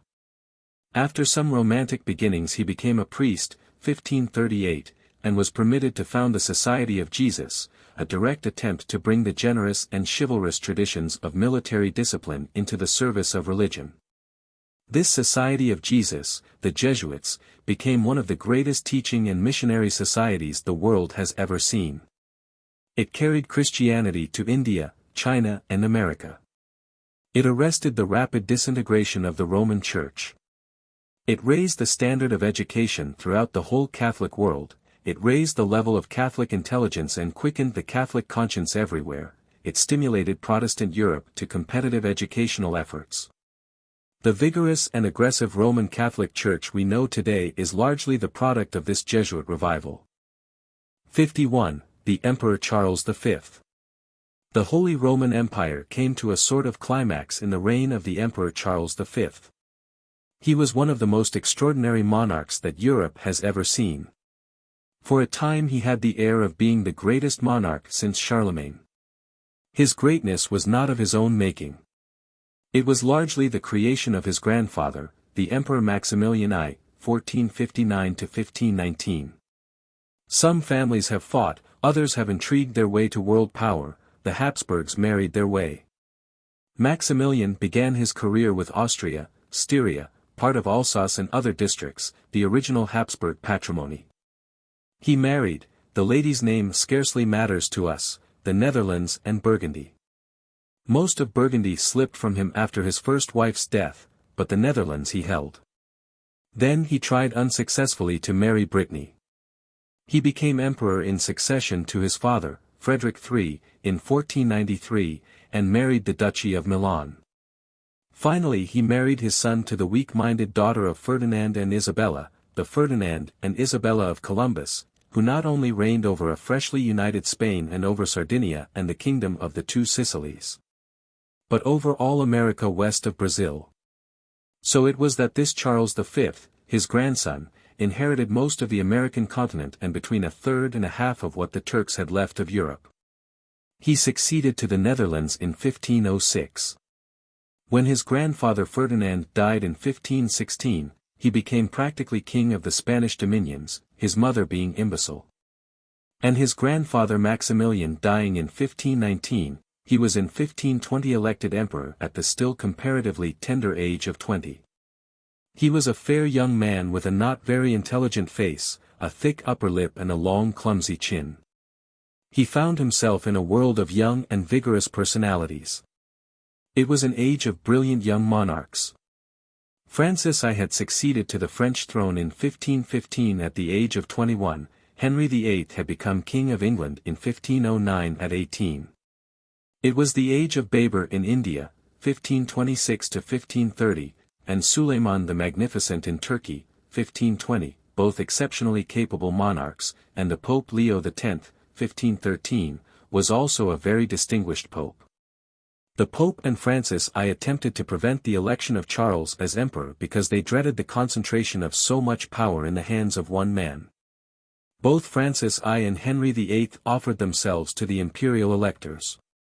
But there was now a long-established tradition of Habsburg emperors, since 1273, and some energetic bribery secured the election for Charles. At first the young man was very much a magnificent puppet in the hands of his ministers. Then slowly he began to assert himself and take control. He began to realize something of the threatening complexities of his exalted position. It was a position as unsound as it was splendid. From the very outset of his reign he was faced by the situation created by Luther's agitations in Germany. The emperor had one reason for siding with the reformers in the opposition of the Pope to his election. But he had been brought up in Spain, that most Catholic of countries, and he decided against Luther. So he came into conflict with the Protestant princes and particularly the Elector of Saxony. He found himself in the presence of an opening rift that was to split the outworn fabric of Christendom into two contending camps. His attempts to close that rift were strenuous and honest and ineffective. There was an extensive peasant revolt in Germany which interwove with the general political and religious disturbance. And these internal troubles were complicated by attacks upon the empire from east and west alike. On the west of Charles was his spirited rival, Francis I, to the east was the ever-advancing Turk, who was now in Hungary, in alliance with Francis and clamoring for certain arrears of tribute from the Austrian dominions. Charles had the money and army of Spain at his disposal, but it was extremely difficult to get any effective support in money from Germany. His social and political troubles were complicated by financial distresses. He was forced to ruinous borrowing.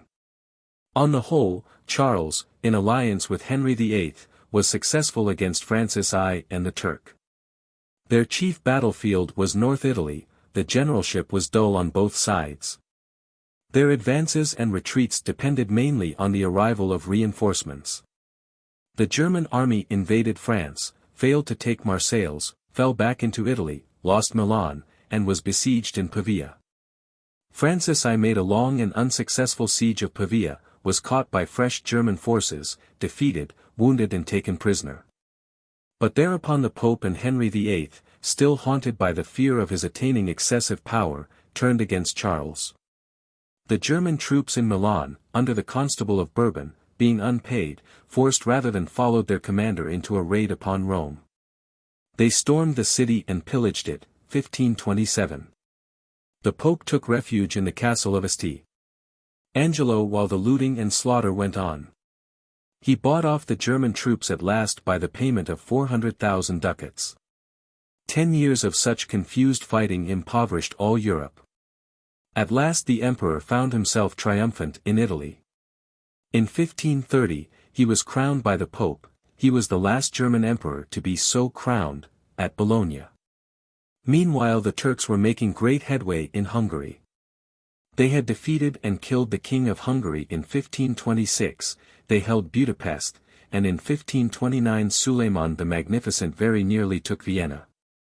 The emperor was greatly concerned by these advances, and did his utmost to drive back the Turks, but he found the greatest difficulty in getting the German princes to unite even with this formidable enemy upon their very borders. Francis I remained implacable for a time, and there was a new French war, but in 1538 Charles won his rival over to a more friendly attitude after ravaging the south of France. Francis and Charles then formed an alliance against the Turk. But the Protestant princes, the German princes who were resolved to break away from Rome, had formed a league, the Schmalkaldic League, against the emperor. And in the place of a great campaign to recover Hungary for Christendom, Charles had to turn his mind to the gathering internal struggle in Germany. Of that struggle he saw only the opening war.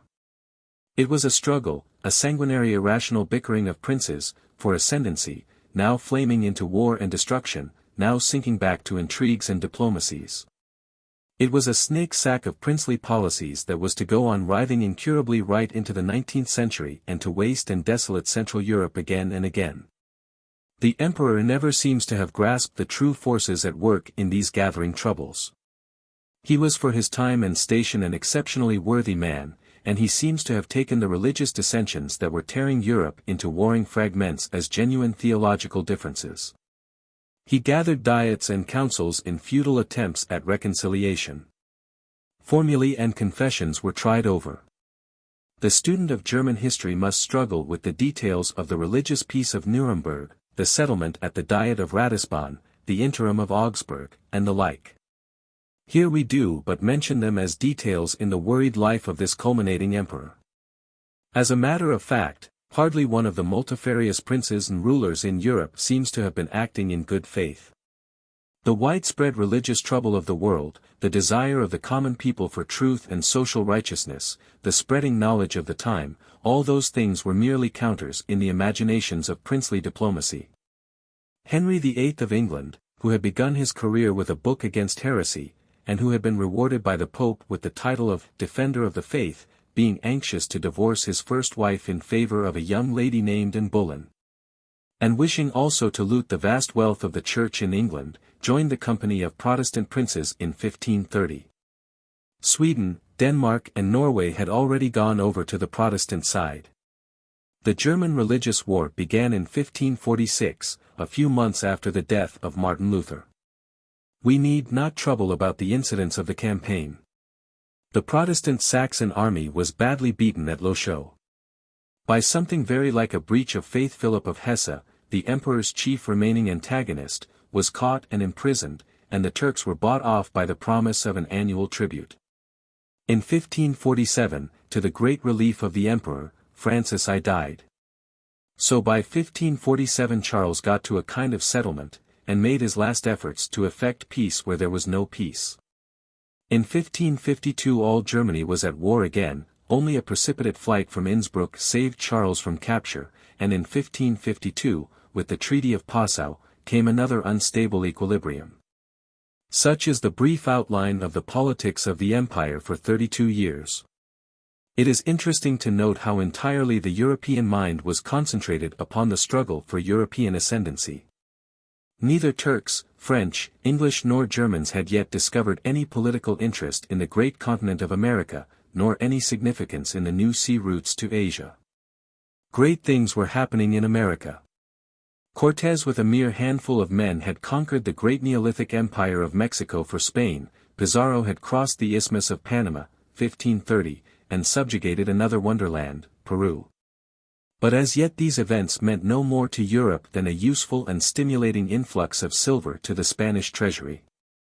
It was after the Treaty of Passau that Charles began to display his distinctive originality of mind. He was now entirely bored and disillusioned by his imperial greatness. A sense of the intolerable futility of these European rivalries came upon him. He had never been of a very sound constitution, he was naturally indolent and he was suffering greatly from gout. He abdicated. He made over all his sovereign rights in Germany to his brother Ferdinand, and Spain and the Netherlands he resigned to his son Philip. Then in a sort of magnificent dudgeon he retired to a monastery at Yusti, among the oak and chestnut forests in the hills to the north of the Tagus Valley. There he died in 1558. Much has been written in a sentimental vein of this retirement, this renunciation of the world by this tired majestic Titan, world-weary, seeking in an austere solitude his peace with God. But his retreat was neither solitary nor austere. He had with him nearly 150 attendants, his establishment had all the splendor and indulgences without the fatigues or a court, and Philip II was a dutiful son to whom his father's advice was a command. And if Charles had lost his living interest in the administration of European affairs, there were other motives of a more immediate sort to stir him. Says Prescott, in the almost daily correspondence between Quixada, or Gazdelu, and the Secretary of State at Valladolid, there is scarcely a letter that does not turn more or less on the emperor's eating or his illness. The one seems naturally to follow, like a running commentary, on the other. It is rare that such topics have formed the burden of communications with the Department of State. It must have been no easy matter for the secretary to preserve his gravity in the perusal of dispatches in which politics and gastronomy were so strangely mixed together. The courier from Valladolid to Lisbon was ordered to make a detour, so as to take Gerundilla in his route, and bring supplies to the royal table. On Thursdays he was to bring fish to serve for the jour maigre that was to follow. The trout in the neighborhood Charles thought too small, so others of a larger size were to be sent from Valladolid. Fish of every kind was to his taste, as, indeed, was anything that in its nature or habits at all approached to fish.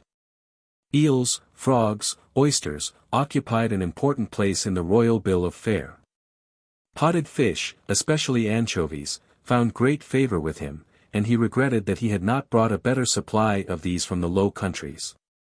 On an eel pasty he particularly doted. 6. In 1554 Charles had obtained a bull from Pope Julius III granting him a dispensation from fasting, and allowing him to break his fast early in the morning even when he was to take the sacrament. Eating and doctoring. It was a return to elemental things. He had never acquired the habit of reading, but he would be read aloud to at meals after the fashion of Charlemagne, and would make what one narrator describes as a sweet and heavenly commentary. He also amused himself with mechanical toys, by listening to music or sermons, and by attending to the imperial business that still came drifting into him. The death of the empress, to whom he was greatly attached, had turned his mind towards religion, which in his case took a punctilious and ceremonial form. Every Friday in Lent he scourged himself with the rest of the monks with such good will as to draw blood. These exercises and the gout released a bigotry in Charles that had hitherto been restrained by considerations of policy.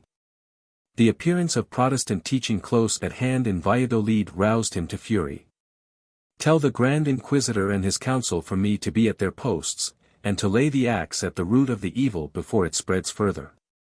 He expressed a doubt whether it would not be well, in so black an affair, to dispense with the ordinary course of justice, and to show no mercy, lest the criminal, if pardoned, should have the opportunity of repeating his crime.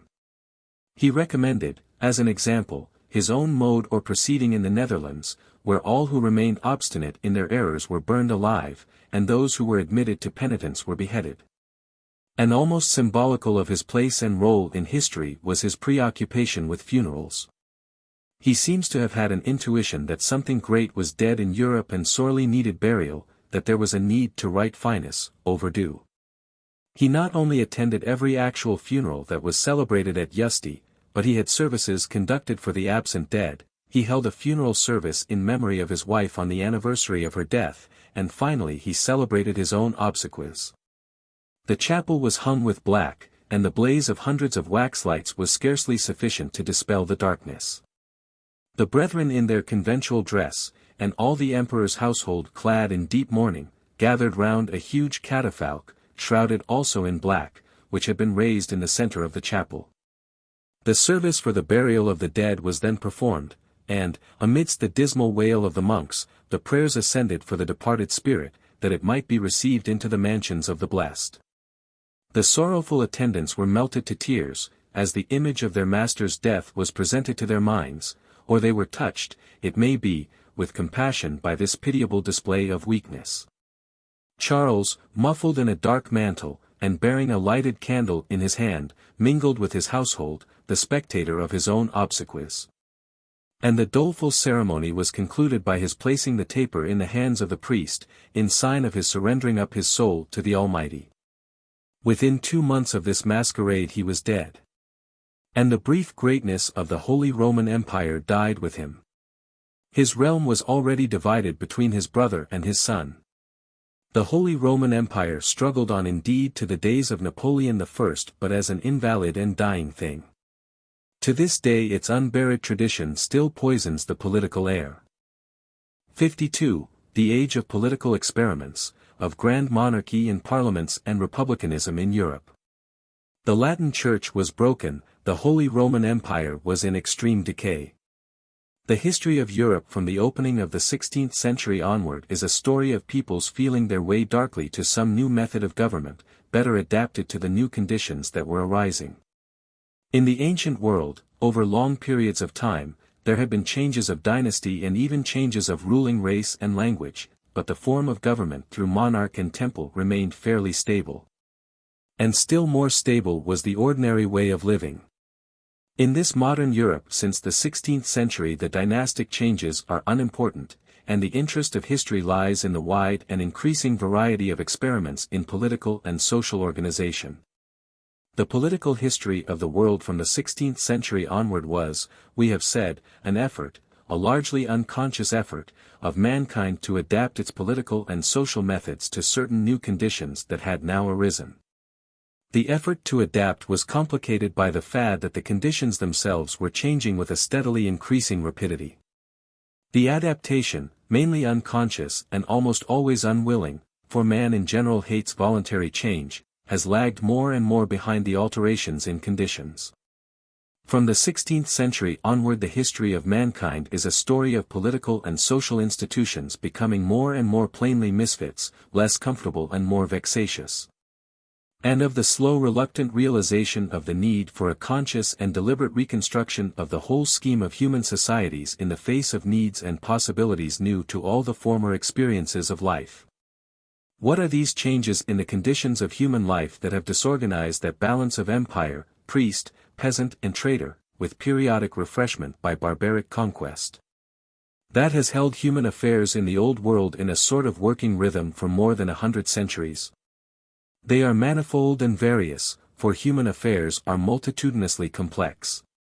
But the main changes seem all to turn upon one cause, namely the growth and extension of a knowledge of the nature of things, beginning first of all in small groups of intelligent people and spreading at first slowly. And in the last 500 years very rapidly, to larger and larger proportions of the general population. But there has also been a great change in human conditions due to a change in the spirit of human life. This change has gone on side by side with the increase and extension of knowledge, and is subtly connected with it. There has been an increasing disposition to treat a life based on the common and more elementary desires and gratifications as unsatisfactory, and to seek relationship with and service and participation in a larger life. This is the common characteristic of all the great religions that have spread throughout the world in the last 20-odd centuries, Buddhism, Christianity and Islam alike. They have had to do with the spirit of man in a way that the older religions did not have to do. They are forces quite different in their nature and effect from the old fetishistic blood sacrifice religions of priest and temple that they have in part modified and in part replaced. They have gradually evolved a self-respect in the individual and a sense of participation and responsibility in the common concerns of mankind that did not exist among the populations of the earlier civilizations. The first considerable change in the conditions of political and social life was the simplification and extended use of writing in the ancient civilizations which made larger empires and wider political understandings practicable and inevitable. The next movement forward came with the introduction of the horse, and later on of the camel as a means of transport, the use of wheeled vehicles, the extension of roads and the increased military efficiency due to the discovery of terrestrial iron. Then followed the profound economic disturbances due to the device of coined money and the change in the nature of debt, proprietorship and trade due to this convenient but dangerous convention. The empires grew in size and range, and men's ideas grew likewise to correspond with these things. Came the disappearance of local gods, the age of theocracia, and the teaching of the great world religions. Came also the beginnings of reasoned and recorded history and geography, the first realization by man of his profound ignorance, and the first systematic search for knowledge. For a time the scientific process which began so brilliantly in Greece and Alexandria was interrupted. The raids of the Teutonic barbarians, the westward drive of the Mongolian peoples, convulsive religious reconstruction and great pestilences put enormous strains upon political and social order. When civilization emerged again from this phase of conflict and confusion, slavery was no longer the basis of economic life, and the first paper mills were preparing a new medium for collective information and cooperation in printed matter. Gradually at this point and that, the search for knowledge, the systematic scientific process, was resumed. And now from the 16th century onward, as an inevitable byproduct of systematic thought, appeared a steadily increasing series of inventions and devices affecting the intercommunication and interaction of men with one another. They all tended towards wider range of action, greater mutual benefits or injuries, and increased cooperation, and they came faster and faster. Men's minds had not been prepared for anything of the sort, and until the great catastrophes at the beginning of the 20th century quickened men's minds. The historian has very little to tell of any intelligently planned attempts to meet the new conditions this increasing flow of inventions was creating. The history of mankind for the last 4 centuries is rather like that of an imprisoned sleeper, stirring clumsily and uneasily while the prison that restrains and shelters him catches fire. Not waking but incorporating the crackling and warmth of the fire with ancient and incongruous dreams, than like that of a man consciously awake to danger and opportunity. Since history is the story not of individual lives but of communities, it is inevitable that the inventions that figure most in the historical record are inventions affecting communications. In the 16th century the chief new things that we have to note are the appearance of printed paper and the seaworthy, ocean-going sailing ship using the new device of the mariner's compass.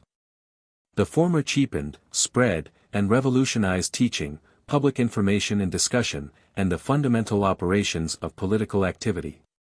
The latter made the round world one. But almost equally important was the increased utilization and improvement of guns and gunpowder which the Mongols had first brought westward in the 13th century. This destroyed the practical immunity of barons in their castles and of walled cities. Guns swept away feudalism. Constantinople fell to guns. Mexico and Peru fell before the terror of the Spanish guns. The 17th century saw the development of systematic scientific publication, a less conspicuous but ultimately far more pregnant innovation. Conspicuous among the leaders in this great forward step was Sir Francis Bacon, 1561–1626, afterwards Lord Verulam, Lord Chancellor of England. He was the pupil and perhaps the mouthpiece of another Englishman, Dr. Gilbert, the experimental philosopher of Colchester, 1540–1603. This second Bacon, like the first, preached observation and experiment, and he used the inspiring and fruitful form of a utopian story, the New Atlantis, to express his dream of a great service of scientific research. Presently arose the Royal Society of London, the Florentine Society, and later other national bodies for the encouragement of research and the publication and exchange of knowledge. These European scientific societies became fountains not only of countless inventions but also of a destructive criticism of the grotesque theological history of the world that had dominated and crippled human thought for many centuries. Neither the 17th nor the 18th century witnessed any innovations so immediately revolutionary in human conditions as printed paper and the ocean-going ship. But there was a steady accumulation of knowledge and scientific energy that was to bear its full fruits in the 19th century. The exploration and mapping of the world went on. Tasmania, Australia, New Zealand appeared on the map. In Great Britain in the 18th century coal coke began to be used for metallurgical purposes, leading to a considerable cheapening of iron and to the possibility of casting and using it in larger pieces than had been possible before. When it had been smelted with wood charcoal, modern machinery dawned. Like the trees of the celestial city, science bears bud and flower and fruit at the same time and continuously. With the onset of the 19th century the real fruition of science, which indeed henceforth may never cease, began. First came steam and steel, the railway, the great liner, vast bridges and buildings, machinery of almost limitless power, the possibility of a bountiful satisfaction of every material human need, and then, still more wonderful, The hidden treasures of electrical science were open to men. We have compared the political and social life of man from the 16th century onward to that of a sleeping prisoner who lies and dreams while his prison burns about him. In the 16th century the European mind was still going on with its Latin imperial dream, its dream of a Holy Roman Empire, united under a Catholic Church. But just as some uncontrollable element in our composition will insist at times upon introducing into our dreams the most absurd and destructive comments, so thrust into this dream we find the sleeping face and craving stomach of the Emperor Charles V, while Henry VIII of England and Luther tear the unity of Catholicism to shreds. In the 17th and 18th centuries the dream turned to personal monarchy. The history of nearly all Europe during this period tells with variations the story of an attempt to consolidate a monarchy, to make it absolute and to extend its power over weaker adjacent regions, and of the steady resistance. First of the landowners and then with the increase of foreign trade and home industry, of the growing trading and moneyed class, to the exaction and interference of the crown. There is no universal victory of either side. Here it is the king who gets the upper hand while there it is the man of private property who beats the king. In one case we find a king becoming the sun and center of his national world, while just over his borders a sturdy mercantile class maintains a republic. So wide a range of variation shows how entirely experimental, what local accidents, were all the various governments of this period. A very common figure in these national dramas is the king's minister, often in the still Catholic countries a prelate, who stands behind the king, serves him and dominates him by his indispensable services. Here in the limits set to us it is impossible to tell these various national dramas in detail. The trading folk of Holland went Protestant and Republican, and cast off the rule of Philip II of Spain, the son of the Emperor Charles V. In England Henry VIII and his minister Wolsey, Queen Elizabeth and her minister Burleigh, prepared the foundations of an absolutism that was wrecked by the folly of James I and Charles I. Charles I was beheaded for treason to his people, 1649, a new turn in the political thought of Europe. For a dozen years, until 1660, Britain was a republic. And the crown was an unstable power, much overshadowed by Parliament, until George III, 1760 to 1820, made a strenuous and partly successful effort to restore its predominance. The King of France, on the other hand, was the most successful of all the European kings in perfecting monarchy. Two great ministers, Richelieu, 1585 to 1642, and Mazarin, 1602 to 1661, built up the power of the crown in that country, and the process was aided by the long reign and very considerable abilities of King Louis XIV, the Grand Monarch, 1643 to 1715. Louis XIV was indeed the pattern king of Europe. He was, within his limitations, an exceptionally capable king. His ambition was stronger than his baser passions, and he guided his country towards bankruptcy through the complication of a spirited foreign policy with an elaborate dignity that still extorts our admiration. His immediate desire was to consolidate and extend France to the Rhine and Pyrenees, and to absorb the Spanish Netherlands. His remoter view saw the French kings as the possible successors of Charlemagne in a recast Holy Roman Empire. He made bribery a state method almost more important than warfare. Charles II of England was in his pay, and so were most of the Polish nobility, presently to be described. His money, or rather the money of the tax-paying classes in France, went everywhere. But his prevailing occupation was splendor. His great palace at Versailles with its salons, its corridors, its mirrors, its terraces and fountains and parks and prospects, was the envy and admiration of the world. He provoked a universal imitation. Every king and princelet in Europe was building his own Versailles as much beyond his means as his subjects and credits would permit. Everywhere the nobility rebuilt or extended their chateaux to the new pattern. A great industry of beautiful and elaborate fabrics and furnishings developed. The luxurious arts flourished everywhere. Sculpture in alabaster, faience, gilt woodwork, metal work, stamped leather, much music, magnificent painting, beautiful printing and bindings, fine crockery, fine vintages. Amidst the mirrors and fine furniture went a strange race of gentlemen, in tall powdered wigs, silks and laces, poised upon high red heels, supported by amazing canes. And still more wonderful, ladies, under towers of powdered hair and wearing vast expansions of silk and satin sustained on wire. Through it all postured the great Louis, the son of his world, unaware of the meager and sulky and bitter faces that watched him from those lower darknesses to which his sunshine did not penetrate. The German people remained politically divided throughout this period of the monarchies and experimental governments, and a considerable number of ducal and princely courts aped the splendors of Versailles on varying scales. The 30 Years' War, 1618–48, a devastating scramble among the Germans, Swedes and Bohemians for fluctuating political advantages, sapped the energies of Germany for a century. A map must show the crazy patchwork in which this struggle ended, a map of Europe according to the Peace of Westphalia, 1648. One sees a tangle of principalities, dukedoms, free states and the like, some partly in and partly out of the empire. Sweden's arm, the reader will note, reached far into Germany, and except for a few islands of territory within the imperial boundaries France was still far from the Rhine. Amidst this patchwork the Kingdom of Prussia, it became a kingdom in 1701, rose steadily to prominence and sustained a series of successful wars. Frederick the Great of Prussia, 1740–86, had his Versailles at Potsdam, where his court spoke French, read French literature and rivaled the culture of the French king. In 1714 the Elector of Hanover became King of England, adding one more to the list of monarchies half in and half out of the empire. The Austrian branch of the descendants of Charles V retained the title of Emperor. The Spanish branch retained Spain.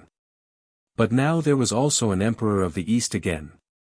After the fall of Constantinople, 1453, the Grand Duke of Moscow, Ivan the Great, 1462–1505, claimed to be heir to the Byzantine throne and adopted the Byzantine double-headed eagle upon his arms. His grandson, Ivan IV, Ivan the Terrible, 1533–1584, assumed the imperial title of Caesar, Tsar. But only in the latter half of the 17th century did Russia cease to seem remote and Asiatic to the European mind. The Tsar Peter the Great, 1682–1725, brought Russia into the arena of Western affairs. He built a new capital for his empire, Petersburg upon the Neva, that played the part of a window between Russia and Europe, and he set up his Versailles at Peterhof 18 miles away, employing a French architect who gave him a terrace, fountains, cascades, picture gallery, park and all the recognized appointments of grand monarchy. In Russia as in Prussia French became the language of the court. Unhappily placed between Austria, Prussia and Russia was the Polish kingdom, an ill-organized state of great landed proprietors too jealous of their own individual grandeur to permit more than a nominal kingship to the monarch they elected. Her fate was division among these three neighbors, in spite of the efforts of France to retain her as an independent ally. Switzerland at this time was a group of republican cantons, Venice was a republic. Italy, like so much of Germany, was divided among minor dukes and princes. The Pope ruled like a prince in the Papal States, too fearful now of losing the allegiance of the remaining Catholic princes to interfere between them and their subjects or to remind the world of the commonweal of Christendom. There remained indeed no common political idea in Europe at all. Europe was given over altogether to division and diversity. All these sovereign princes and republics carried on schemes of aggrandizement against each other. Each one of them pursued a foreign policy of aggression against its neighbors and of aggressive alliances. We Europeans still live today in the last phase of this age of the multifarious sovereign states, and still suffer from the hatreds, hostilities and suspicions it engendered. The history of this time becomes more and more manifestly gossip, more and more unmeaning and wearisome to a modern intelligence. You are told of how this war was caused by this king's mistress, and how the jealousy of one minister for another caused that. A tittle-tattle of bribes and rivalries disgusts the intelligent student. The more permanently significant fact is that in spite of the obstruction of a score of frontiers, reading and thought still spread and increased and inventions multiplied. The 18th century saw the appearance of a literature profoundly skeptical and critical of the courts and policies of the time. In such a book as Voltaire's Candide we have the expression of an infinite weariness with the planless confusion of the European world. 53. The new empires of the Europeans in Asia and overseas. While Central Europe thus remained divided and confused, the Western Europeans and particularly the Dutch, the Scandinavians, the Spanish, the Portuguese, the French and the British were extending the area of their struggles across the seas of all the world. The printing press had dissolved the political ideas of Europe into a vast and at first indeterminate fermentation, but that other great innovation, the ocean-going sailing ship, was inexorably extending the range of European experience to the furthermost limits of salt water. The first overseas settlements of the Dutch and northern Atlantic Europeans were not for colonization but for trade and mining. The Spaniards were first in the field, they claimed dominion over the whole of this new world of America. Very soon however the Portuguese asked for a share. The Pope, it was one of the last acts of Rome as mistress of the world, divided the new continent between these two first-comers, giving Portugal Brazil and everything else east of a line 370 leagues west of the Cape Verde Islands.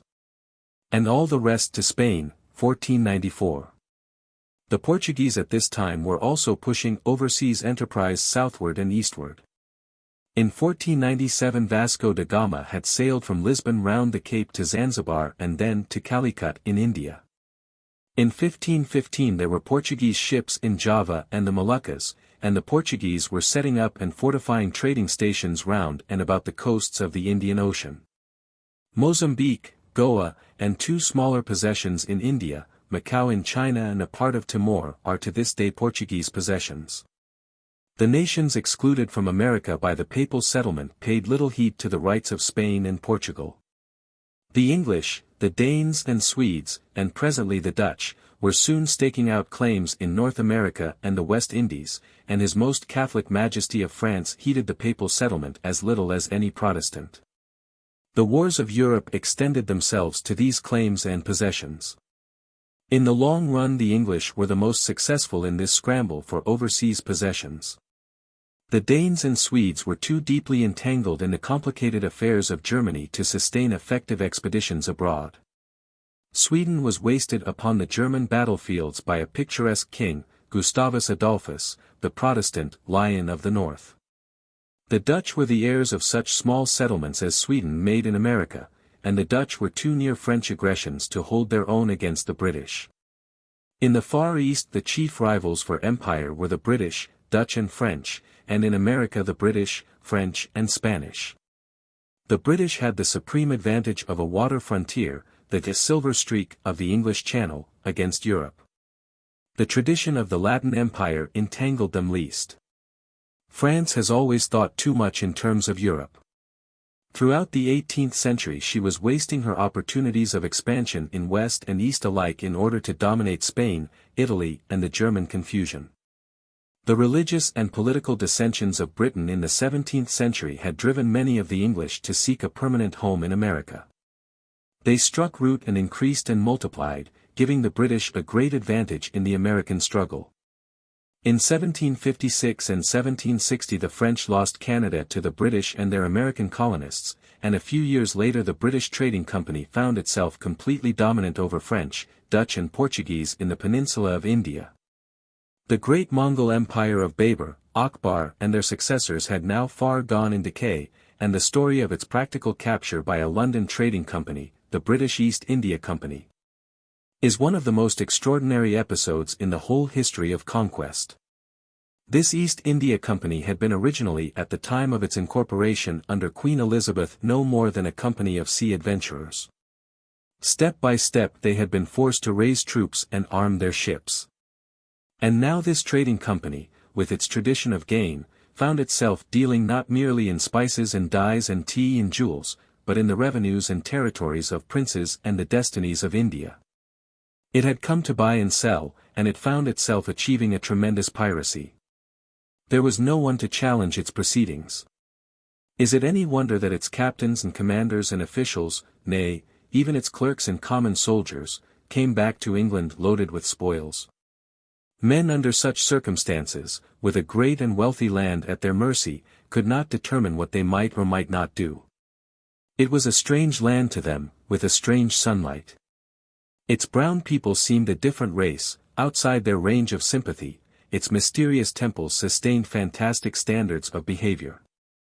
Englishmen at home were perplexed when presently these generals and officials came back to make dark accusations against each other of extortions and cruelties.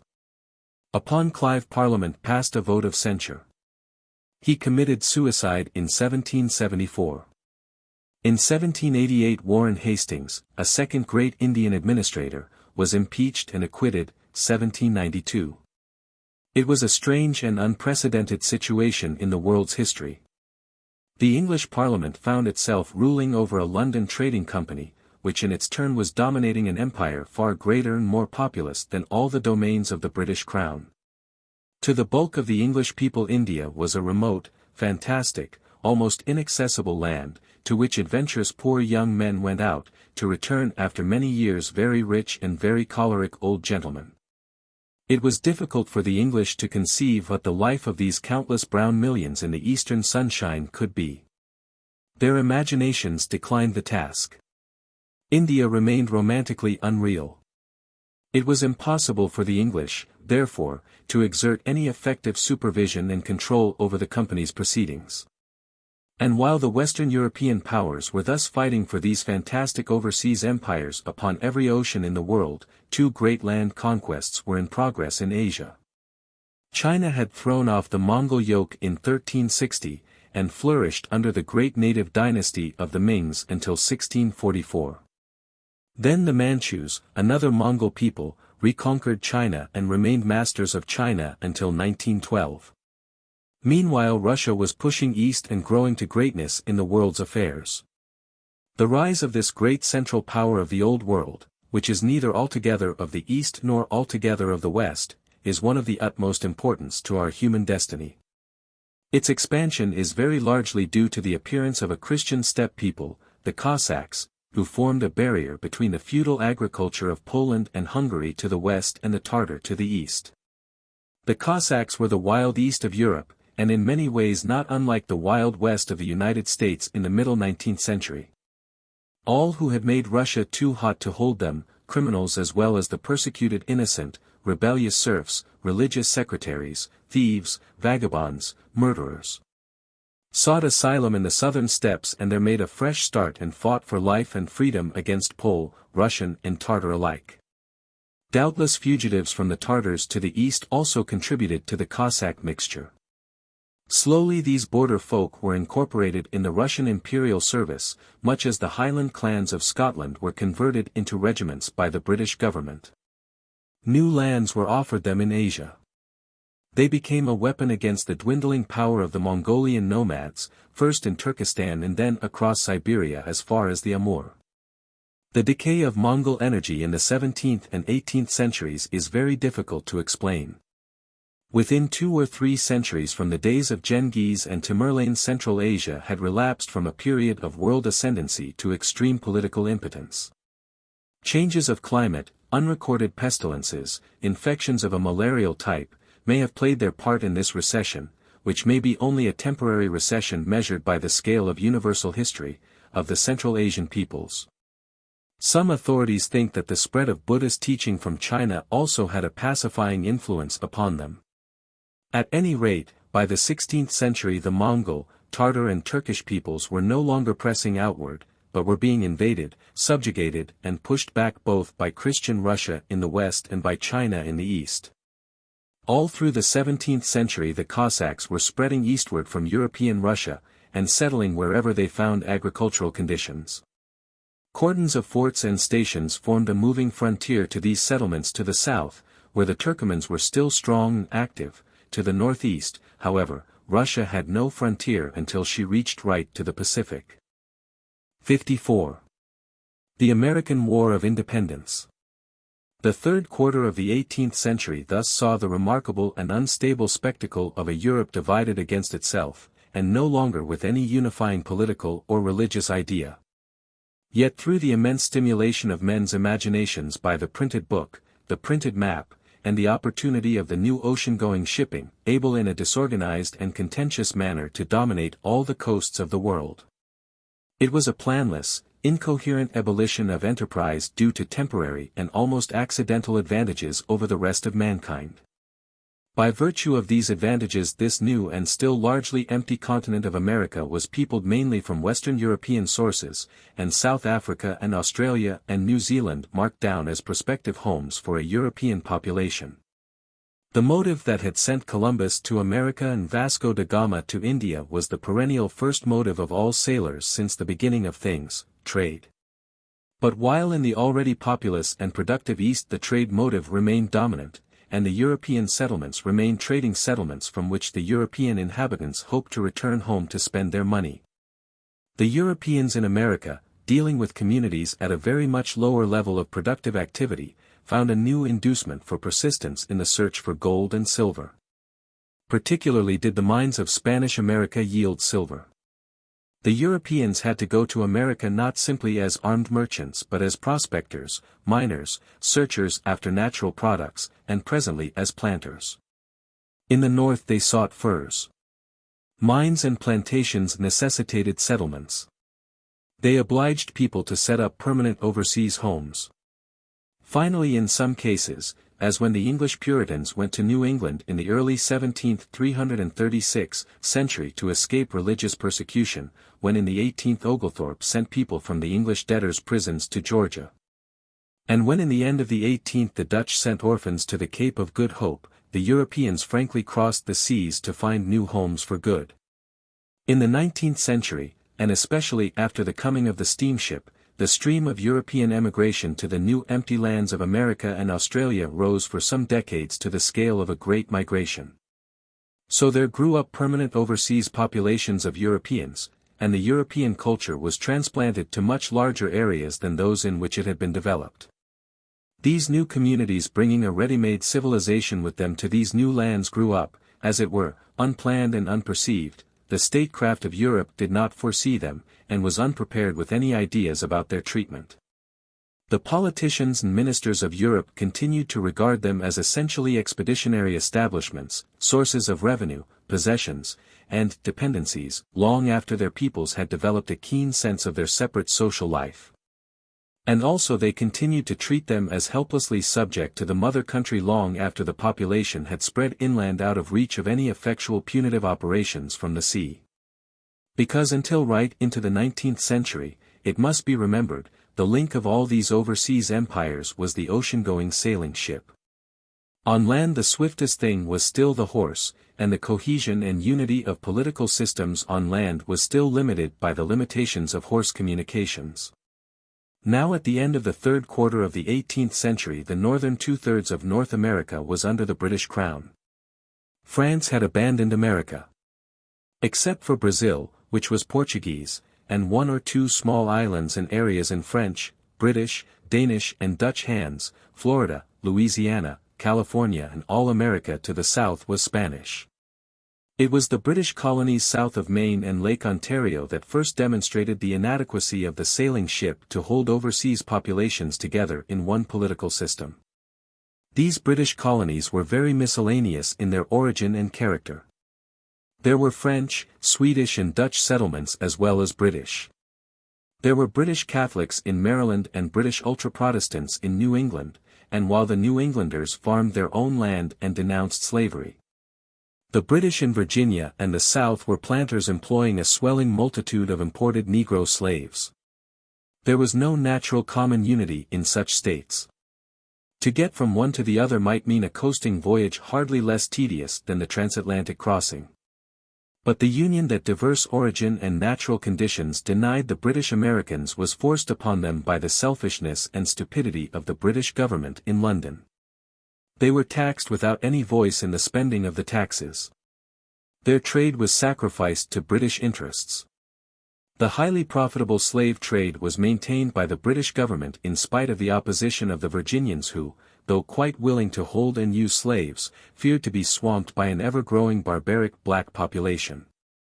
Britain at that time was lapsing towards an intenser form of monarchy, and the obstinate personality of George III, 1760 to 1820, did much to force on a struggle between the home and the colonial governments. The conflict was precipitated by legislation which favored the London East India Company at the expense of the American shipper. 3 cargoes of tea which were imported under the new conditions were thrown overboard in Boston Harbor by a band of men disguised as Indians, 1773. Fighting only began in 1775 when the British government attempted to arrest 2 of the American leaders at Lexington near Boston. The first shots were fired in Lexington by the British, the first fighting occurred at Concord. So the American War of Independence began, though for more than a year the colonists showed themselves extremely unwilling to sever their links with the motherland. It was not until the middle of 1776 that the Congress of the insurgent states issued the Declaration of Independence. George Washington, who like many of the leading colonists of the time had had a military training in the wars against the French, was made commander-in-chief. In 1777 a British general, General Burgoyne, in an attempt to reach New York from Canada, was defeated at Freeman's Farm and obliged to surrender at Saratoga. In the same year the French and Spanish declared war upon Great Britain, greatly hampering her sea communications. A second British army under General Cornwallis was caught in the Yorktown Peninsula in Virginia and obliged to capitulate in 1781. In 1783 peace was made in Paris, and the 13 colonies from Maine to Georgia became a union of independent sovereign states. So the United States of America came into existence. Canada remained loyal to the British flag. For 4 years these states had only a very feeble central government under certain Articles of Confederation, and they seemed destined to break up into separate independent communities. Their immediate separation was delayed by the hostility of the British and a certain aggressiveness on the part of the French which brought home to them the immediate dangers of division. A constitution was drawn up and ratified in 1788 establishing a more efficient federal government with a president holding very considerable powers, and the weak sense of national unity was invigorated by a second war with Britain in 1812.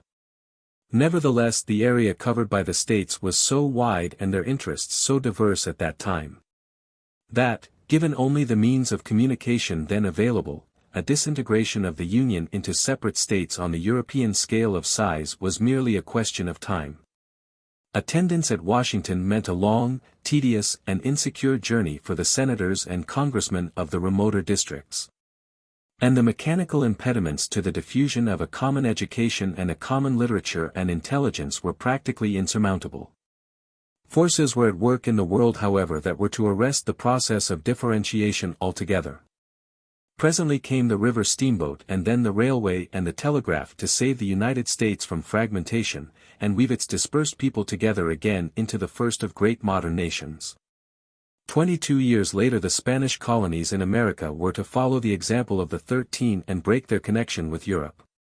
But being more dispersed over the continent and separated by great mountainous chains and deserts and forests and by the Portuguese Empire of Brazil, they did not achieve a union among themselves.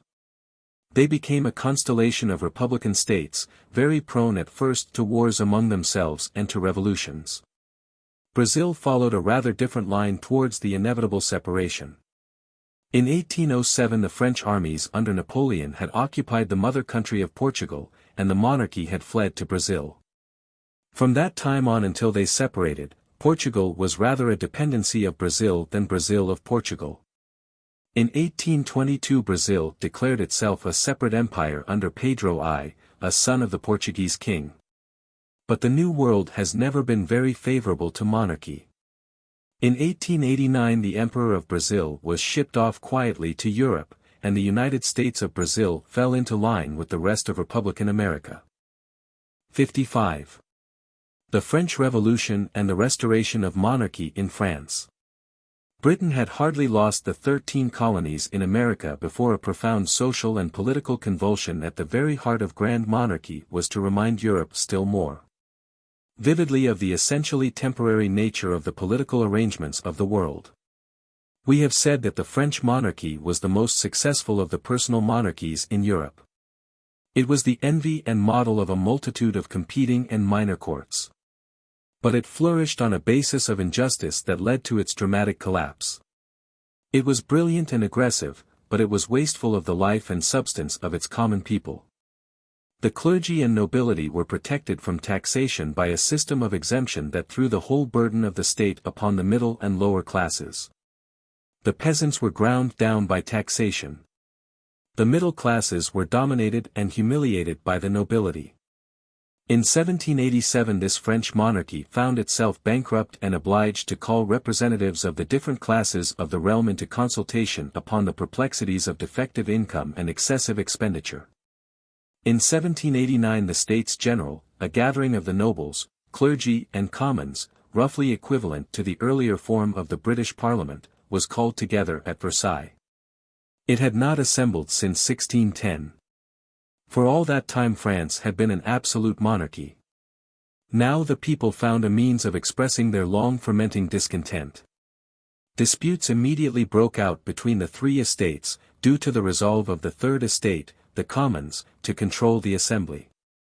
The Commons got the better of these disputes and the States General became a national assembly, clearly resolved to keep the crown in order, as the British Parliament kept the British crown in order. The King, Louis XVI, prepared for a struggle and brought up troops from the provinces. Whereupon Paris and France revolted. The collapse of the absolute monarchy was very swift. The grim-looking prison of the Bastille was stormed by the people of Paris, and the insurrection spread rapidly throughout France. In the east and northwest provinces many chateaux belonging to the nobility were burnt by the peasants, their title deeds carefully destroyed, and the owners murdered or driven away. In a month the ancient and decayed system of the aristocratic order had collapsed. Many of the leading princes and courtiers of the Queen's party fled abroad.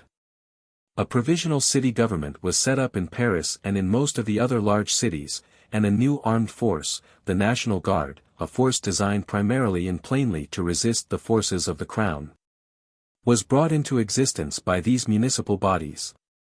The National Assembly found itself called upon to create a new political and social system for a new age.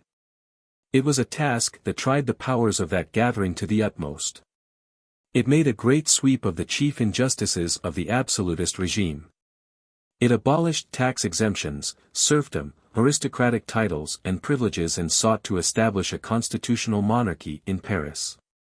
The king abandoned Versailles and its splendors and kept a diminished state in the palace of the Tuileries in Paris.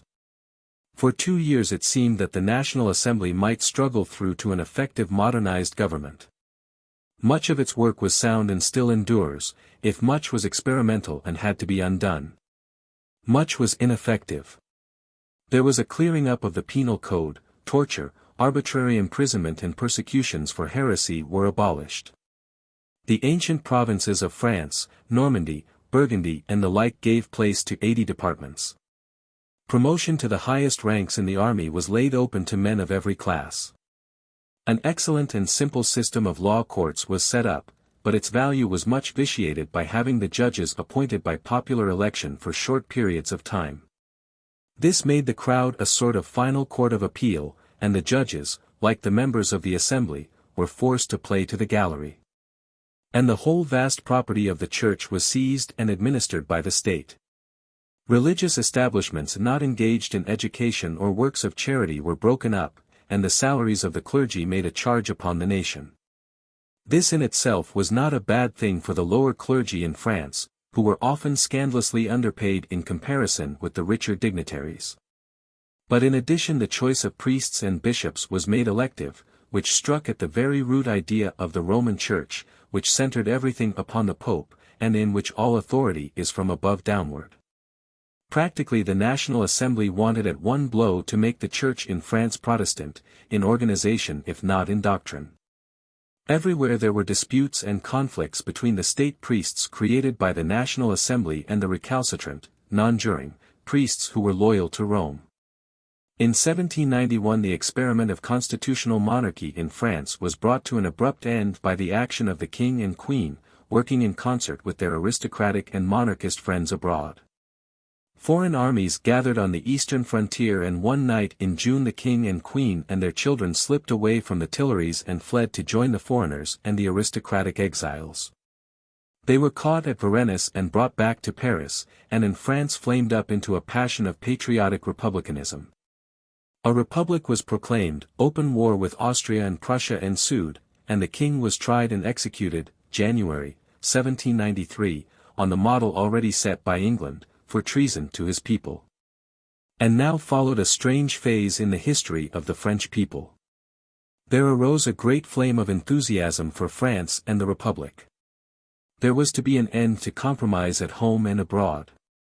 At home royalists and every form of disloyalty were to be stamped out, abroad France was to be the protector and helper of all revolutionaries.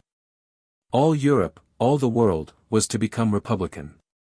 The youth of France poured into the republican armies, a new and wonderful song spread through the land, a song that still warms the blood like wine, the Marseillaise. Before that chant and the leaping columns of French bayonets and their enthusiastically served guns the foreign armies rolled back. Before the end of 1792 the French armies had gone far beyond the utmost achievements of Louis XIV. Everywhere they stood on foreign soil. They were in Brussels, they had overrun Savoy, they had raided to Mayence, they had seized the Scheldt from Holland. Then the French government did an unwise thing. It had been exasperated by the expulsion of its representative from England upon the execution of Louis, and it declared war against England. It was an unwise thing to do, because the revolution which had given France a new enthusiastic infantry and a brilliant artillery released from its aristocratic officers and many cramping conditions had destroyed the discipline of the navy. And the English were supreme upon the sea. And this provocation united all England against France, whereas there had been at first a very considerable liberal movement in Great Britain in sympathy with the revolution. Of the fight that France made in the next few years against a European coalition we cannot tell in any detail. She drove the Austrians forever out of Belgium, and made Holland a republic. The Dutch fleet, frozen in the Texel, surrendered to a handful of cavalry without firing its guns. For some time the French thrust towards Italy was hung up, and it was only in 1796 that a new general, Napoleon Bonaparte, led the ragged and hungry Republican armies in triumph across Piedmont to Mantua and Verona. Says C.F. Atkinson, 7. What astonished the Allies most of all was the number and the velocity of the Republicans. These improvised armies had in fact nothing to delay them. Tents were unprocurable for want of money, untransportable for want of the enormous number of wagons that would have been required, and also unnecessary. For the discomfort that would have caused wholesale desertion in professional armies was cheerfully borne by the men of 1793-94. Supplies for armies of then unheard of size could not be carried in convoys, and the French soon became familiar with living on the country. Thus 1793 saw the birth of the modern system of war, rapidity of movement, full development of national strength, bivouacs, requisitions and force as against cautious maneuvering, small professional armies, tents and full rations, and chicane. The first represented the decision-compelling spirit, the second the spirit of risking little to gain a little. And while these ragged hosts of enthusiasts were chanting the Marseillaise and fighting for La France, manifestly never quite clear in their minds whether they were looting or liberating the countries into which they poured. The Republican enthusiasm in Paris was spending itself in a far less glorious fashion. The revolution was now under the sway of a fanatical leader, Robespierre. This man is difficult to judge. He was a man of poor physique, naturally timid, and a prig. But he had that most necessary gift for power, faith. He set himself to save the Republic as he conceived it, and he imagined it could be saved by no other man than he. So that to keep in power was to save the Republic. The living spirit of the Republic, it seemed, had sprung from a slaughter of royalists and the execution of the king. There were insurrections. One in the west, in the district of Lavade, where the people rose against the conscription and against the dispossession of the Orthodox clergy, and were led by noblemen and priests. One in the south, where Lyons and Marseilles had risen and the royalists of Toulon had admitted an English and Spanish garrison. To which there seemed no more effectual reply than to go on killing royalists. The revolutionary tribunal went to work, and a steady slaughtering began. The invention of the guillotine was opportune to this mood. The queen was guillotined, most of Robespierre's antagonists were guillotined, atheists who argued that there was no supreme being were guillotined, day by day, week by week, this infernal new machine chopped off heads and more. The reign of Robespierre lived, it seemed, on blood, and needed more and more, as an opium taker needs more and more opium. Finally in the summer of 1794 Robespierre himself was overthrown and guillotined. He was succeeded by a directory of 5 men which carried on the war of defense abroad and held France together at home for 5 years. Their reign formed a curious interlude in this history of violent changes. They took things as they found them. The propagandist zeal of the revolution carried the French armies into Holland, Belgium, Switzerland, South Germany and North Italy. Everywhere kings were expelled and republics set up. But such propagandist zeal as animated the Directorate did not prevent the looting of the treasures of the liberated peoples to relieve the financial embarrassment of the French government. Their wars became less and less the holy wars of freedom, and more like the aggressive wars of the ancient regime. The last feature of grand monarchy that France was disposed to discard was her tradition of foreign policy. One discovers it still as vigorous under the Directorate as if there had been no revolution. Unhappily for France and the world a man arose who embodied in its intensest form this national egotism of the French. He gave that country 10 years of glory and the humiliation of a final defeat. This was that same Napoleon Bonaparte who had led the armies of the Directory to victory in Italy.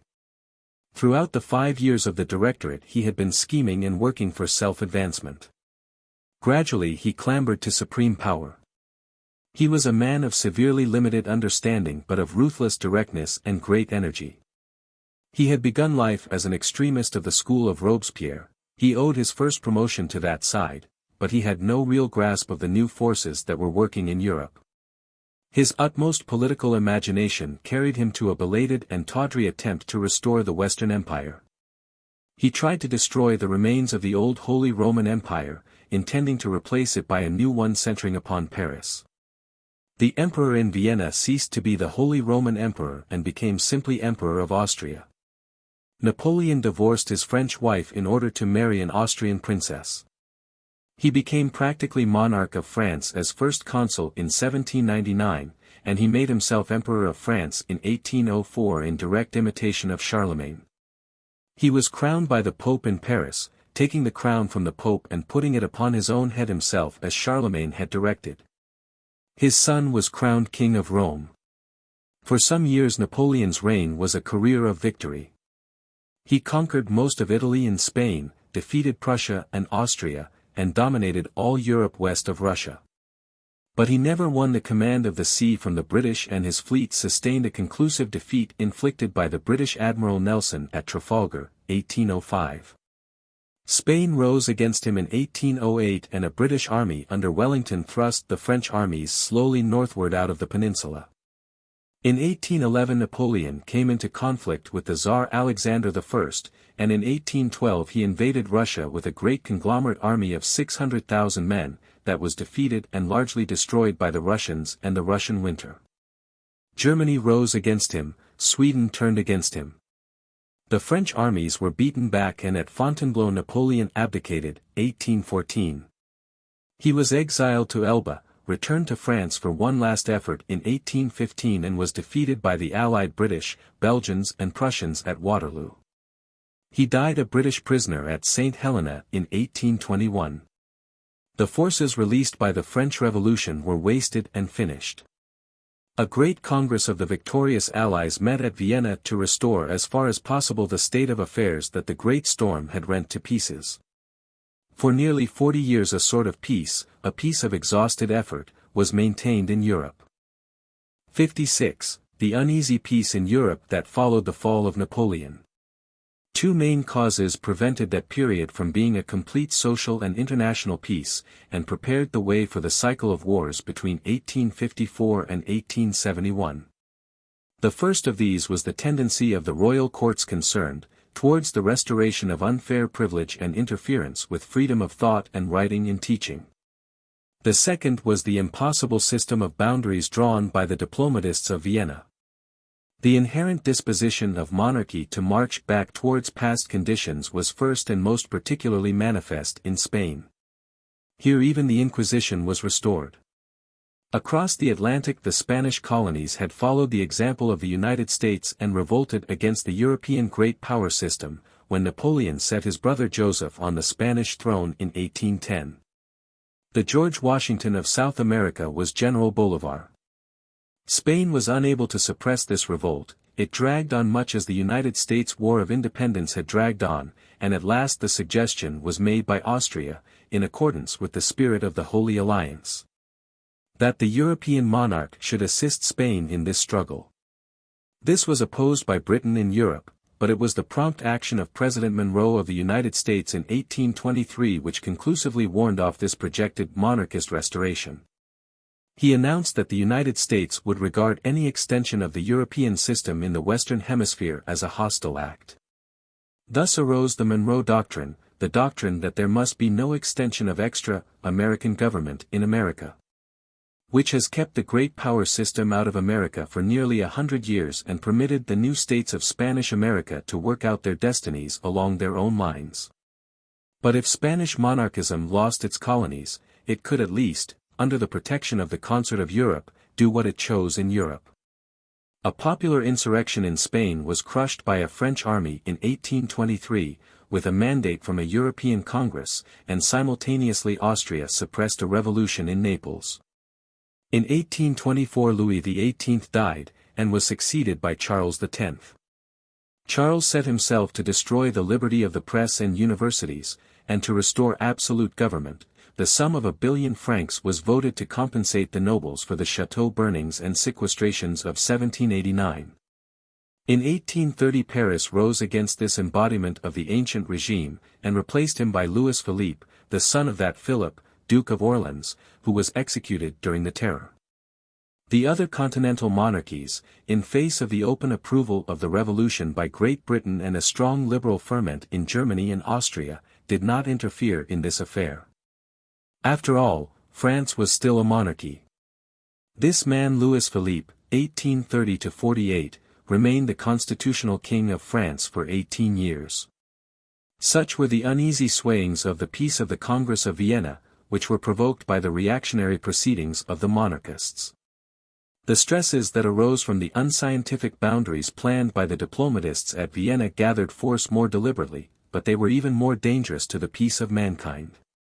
It is extraordinarily inconvenient to administer together the affairs of peoples speaking different languages and so reading different literatures and having different general ideas, especially if those differences are exacerbated by religious disputes.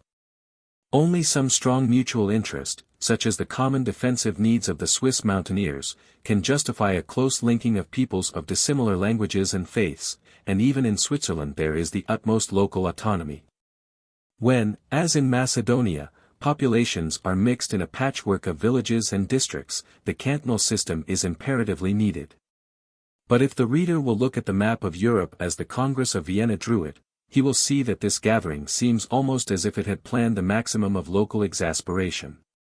It destroyed the Dutch Republic, quite needlessly. It lumped together the Protestant Dutch with the French-speaking Catholics of the old Spanish, Austrian, Netherlands, and set up a Kingdom of the Netherlands. It handed over not merely the old Republic of Venice, but all of North Italy as far as Milan to the German-speaking Austrians. French-speaking Savoy it combined with pieces of Italy to restore the Kingdom of Sardinia. Austria and Hungary, already a sufficiently explosive mixture of discordant nationalities, Germans, Hungarians, Czechoslovaks, Yugoslavs, Romanians, and now Italians, was made still more impossible by confirming Austria's Polish acquisitions of 1772 and 1795. The Catholic and Republican-spirited Polish people were chiefly given over to the less civilized rule of the Greek Orthodox Tsar, but important districts went to Protestant Prussia. The Tsar was also confirmed in his acquisition of the entirely alien Finns. The very dissimilar Norwegian and Swedish peoples were bound together under one king. Germany, the reader will see, was left in a particularly dangerous state of muddle.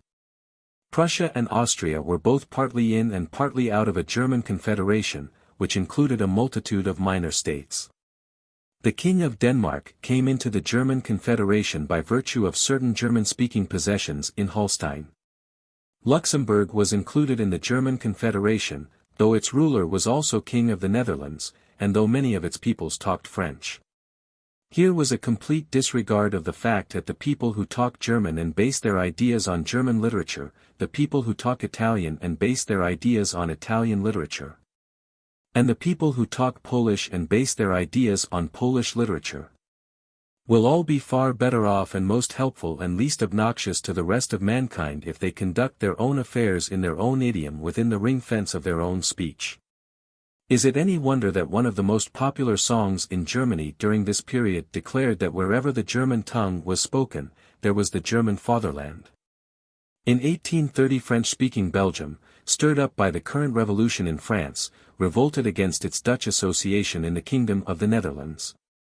The powers, terrified at the possibilities of a republic or of annexation to France, hurried in to pacify this situation, and gave the Belgians a monarch, Leopold I of Saxe-Coburg-Gotha. There were also ineffectual revolts in Italy and Germany in 1830, and a much more serious one in Russian Poland. A republican government held out in Warsaw for a year against Nicholas I, who succeeded Alexander in 1825, and was then stamped out of existence with great violence and cruelty. The Polish language was banned, and the Greek Orthodox Church was substituted for the Roman Catholic as the state religion. In 1821 there was an insurrection of the Greeks against the Turks. For 6 years they fought a desperate war, while the governments of Europe looked on. Liberal opinion protested against this inactivity. Volunteers from every European country joined the insurgents, and at last Britain, France and Russia took joint action. The Turkish fleet was destroyed by the French and English at the Battle of Navarino, 1827, and the Tsar invaded Turkey. By the Treaty of Adrianople, 1829, Greece was declared free, but she was not permitted to resume her ancient republican traditions.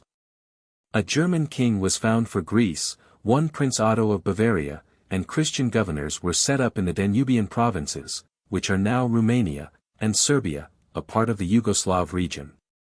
Much blood had still to run however before the Turk was altogether expelled from these lands. 57. The development of material knowledge. Throughout the 17th and 18th centuries and the opening years of the 19th century, while these conflicts of the powers and princes were going on in Europe, and the patchwork of the Treaty of Westphalia, 1648, was changing kaleidoscopically into the patchwork of the Treaty of Vienna, 1815, and while the sailing ship was spreading European influence throughout the world. A steady growth of knowledge and a general clearing up of men's ideas about the world in which they lived was in progress in the European and Europeanized world. It went on disconnected from political life, and producing throughout the 17th and 18th centuries no striking immediate results in political life. Nor was it affecting popular thought very profoundly during this period. These reactions were to come later, and only in their full force in the latter half of the 19th century. It was a process that went on chiefly in a small world of prosperous and independent-spirited people. Without what the English call the private gentleman, the scientific process could not have begun in Greece, and could not have been renewed in Europe. The universities played a part but not a leading part in the philosophical and scientific thought of this period. Endowed learning is apt to be timid and conservative learning, lacking in initiative and resistant to innovation, unless it has the spur of contact with independent minds. We have already noted the formation of the Royal Society in 1662 and its work in realizing the dream of Bacon's New Atlantis. Throughout the 18th century there was much clearing up of general ideas about matter and motion, much mathematical advance, a systematic development of the use of optical glass in microscope and telescope. A renewed energy in classificatory natural history, a great revival of anatomical science. The science of geology, foreshadowed by Aristotle and anticipated by Leonardo da Vinci, 1452–1519, began its great task of interpreting the record of the rocks. The progress of physical science reacted upon metallurgy. Improved metallurgy, affording the possibility of a larger and bolder handling of masses of metal and other materials, reacted upon practical inventions. Machinery on a new scale and in a new abundance appeared to revolutionize industry. In 1804 Trevithick adapted the Watt engine to transport and made the first locomotive. In 1825 the first railway, between Stockton and Darlington, was opened, and Stephenson's rocket, with a 13-ton train, got up to a speed of 44 miles per hour. From 1830 onward railways multiplied. By the middle of the century a network of railways had spread all over Europe. Here was a sudden change in what had long been a fixed condition of human life, the maximum rate of land transport. After the Russian disaster, Napoleon traveled from near Vilna to Paris in 312 hours. This was a journey of about 1,400 miles. He was traveling with every conceivable advantage, and he averaged under 5 miles an hour. An ordinary traveler could not have done this distance in twice the time. These were about the same maximum rates of travel as held good between Rome and Gaul in the 1st century AD. Then suddenly came this tremendous change. The railways reduced this journey for any ordinary traveler to less than 48 hours. That is to say, they reduced the chief European distances to about a tenth of what they had been. They made it possible to carry out administrative work in areas 10 times as great as any that had hitherto been workable under one administration. The full significance of that possibility in Europe still remains to be realized. Europe is still netted in boundaries drawn in the horse and road era. In America the effects were immediate. To the United States of America, sprawling westward, it meant the possibility of a continuous access to Washington, however far the frontier traveled across the continent. It meant unity, sustained on a scale that would otherwise have been impossible. The steamboat was, if anything, a little ahead of the steam engine in its earlier phases. There was a steamboat, the Charlotte Dundas, on the Firth of Clyde Canal in 1802, and in 1807 an American named Fulton had a steamer, the Clermont, with British-built engines, upon the Hudson River above New York. The first steamship to put to sea was also an American, the Phoenix, which went from New York, Hoboken, to Philadelphia. So, too, was the first ship using steam. She also had sails, to cross the Atlantic, the Savannah, 1819. All these were paddle-wheel boats, and paddle-wheel boats are not adapted to work in heavy seas. The paddles smash too easily, and the boat is then disabled. The screw steamship followed rather slowly. Many difficulties had to be surmounted before the screw was a practicable thing. Not until the middle of the century did the tonnage of steamships upon the sea begin to overhaul that of sailing ships. After that the evolution in sea transport was rapid. For the first time men began to cross the seas and oceans with some certainty as to the date of their arrival. The transatlantic crossing, which had been an uncertain adventure of several weeks, which might stretch to months, was accelerated, until in 1910 it was brought down, in the case of the fastest boats, to under 5 days. With a practically notifiable hour of arrival. Concurrently with the development of steam transport upon land and sea, a new and striking addition to the facilities of human intercourse arose out of the investigations of Volta, Galvani and Faraday into various electrical phenomena. The electric telegraph came into existence in 1835. The first undersea cable was laid in 1851 between France and England. In a few years the telegraph system had spread over the civilized world, and news which had hitherto traveled slowly from point to point became practically simultaneous throughout the earth. These things, the steam railway and the electric telegraph, were to the popular imagination of the middle 19th century the most striking and revolutionary of inventions. But they were only the most conspicuous and clumsy first fruits of a far more extensive process. Technical knowledge and skill were developing with an extraordinary rapidity, and to an extraordinary extent measured by the progress of any previous age. Far less conspicuous at first in everyday life, but finally far more important, was the extension of man's power over various structural materials. Before the middle of the 18th century, iron was reduced from its ores by means of wood charcoal, was handled in small pieces, and hammered and wrought into shape. It was material for a craftsman. Quality and treatment were enormously dependent upon the experience and sagacity of the individual iron worker. The largest masses of iron that could be dealt with under those conditions amounted at most, in the 16th century, to 2 or 3 tons. There was a very definite upward limit, therefore, to the size of cannon. The blast furnace rose in the 18th century and developed with the use of coke. Not before the 18th century do we find rolled sheet iron, 1728, and rolled rods and bars, 1783. Naismith's steam hammer came as late as 1838. The ancient world, because of its metallurgical inferiority, could not use steam. The steam engine, even the primitive pumping engine, could not develop before sheet iron was available. The early engines seemed to the modern eye very pitiful and clumsy bits of ironmongery, but they were the utmost that the metallurgical science of the time could do. As late as 1856 came the Bessemer process, and presently, 1864, the open hearth process, in which steel and every sort of iron could be melted, purified and cast in a manner and upon a scale hitherto unheard of. Today in the electric furnace one may see tons of incandescent steel swirling about like boiling milk in a saucepan.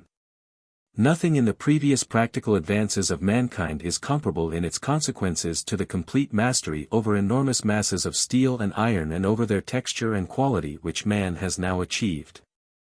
The railways and early engines of all sorts were the mere first triumphs of the new metallurgical methods.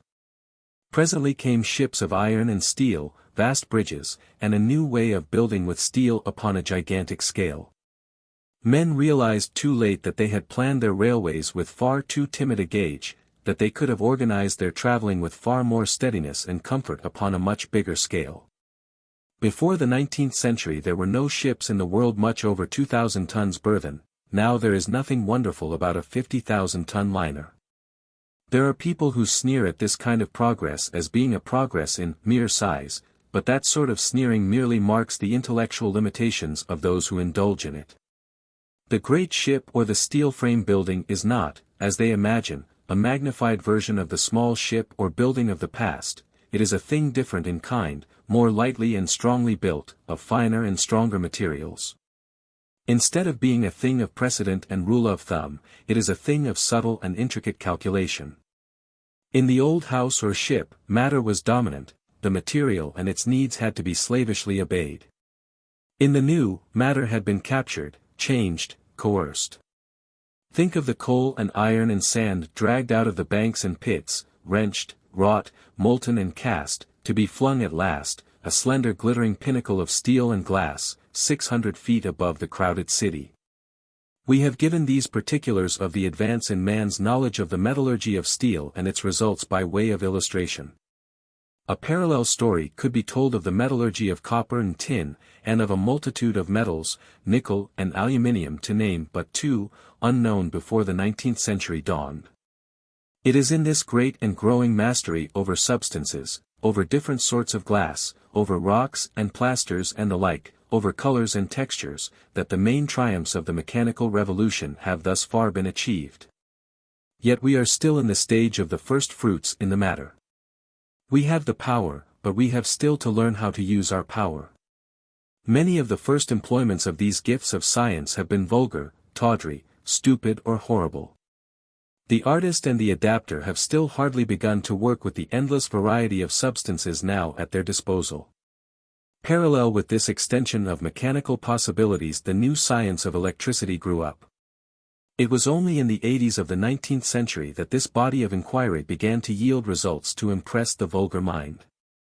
Then suddenly came electric light and electric traction, and the transmutation of forces, the possibility of sending power, that could be changed into mechanical motion or light or heat as one chose, along a copper wire. As water is sent along a pipe, began to come through to the ideas of ordinary people. The British and French were at first the leading peoples in this great proliferation of knowledge. But presently the Germans, who had learned humility under Napoleon, showed such zeal and pertinacity in scientific inquiry as to overhaul these leaders. British science was largely the creation of Englishmen and Scotchmen working outside the ordinary centres of erudition. The universities of Britain were at this time in a state of educational retrogression, largely given over to a pedantic conning of the Latin and Greek classics. French education, too, was dominated by the classical tradition of the Jesuit schools, and consequently it was not difficult for the Germans to organize a body of investigators, small indeed in relation to the possibilities of the case, but large in proportion to the little band of British and French inventors and experimentalists. And though this work of research and experiment was making Britain and France the most rich and powerful countries in the world, it was not making scientific and inventive men rich and powerful. There is a necessary unworldliness about a sincere scientific man. He is too preoccupied with his research to plan and scheme how to make money out of it. The economic exploitation of his discoveries falls very easily and naturally, therefore, into the hands of a more acquisitive type. And so we find that the crops of rich men which every fresh phase of scientific and technical progress has produced in Great Britain, though they have not displayed quite the same passionate desire to insult and kill the goose that laid the national golden eggs as the scholastic and clerical professions, have been quite content to let that profitable creature starve. Inventors and discoverers came by nature, they thought, for cleverer people to profit by. In this matter the Germans were a little wiser. The German, learned, did not display the same vehement hatred of the new learning. They permitted its development. The German businessman and manufacturer again had not quite the same contempt for the man of science as had his British competitor. Knowledge, these Germans believed, might be a cultivated crop, responsive to fertilizers. They did concede, therefore, a certain amount of opportunity to the scientific mind. Their public expenditure on scientific work was relatively greater, and this expenditure was abundantly rewarded. By the latter half of the 19th century the German scientific worker had made German a necessary language for every science student who wished to keep abreast with the latest work in his department, and in certain branches. And particularly in chemistry, Germany acquired a very great superiority over her Western neighbors. The scientific effort of the 60s and 70s in Germany began to tell after the 80s, and the German gained steadily upon Britain and France in technical and industrial prosperity. A fresh phase in the history of invention opened when in the 80s a new type of engine came into use, an engine in which the expansive force of an explosive mixture replaced the expansive force of steam.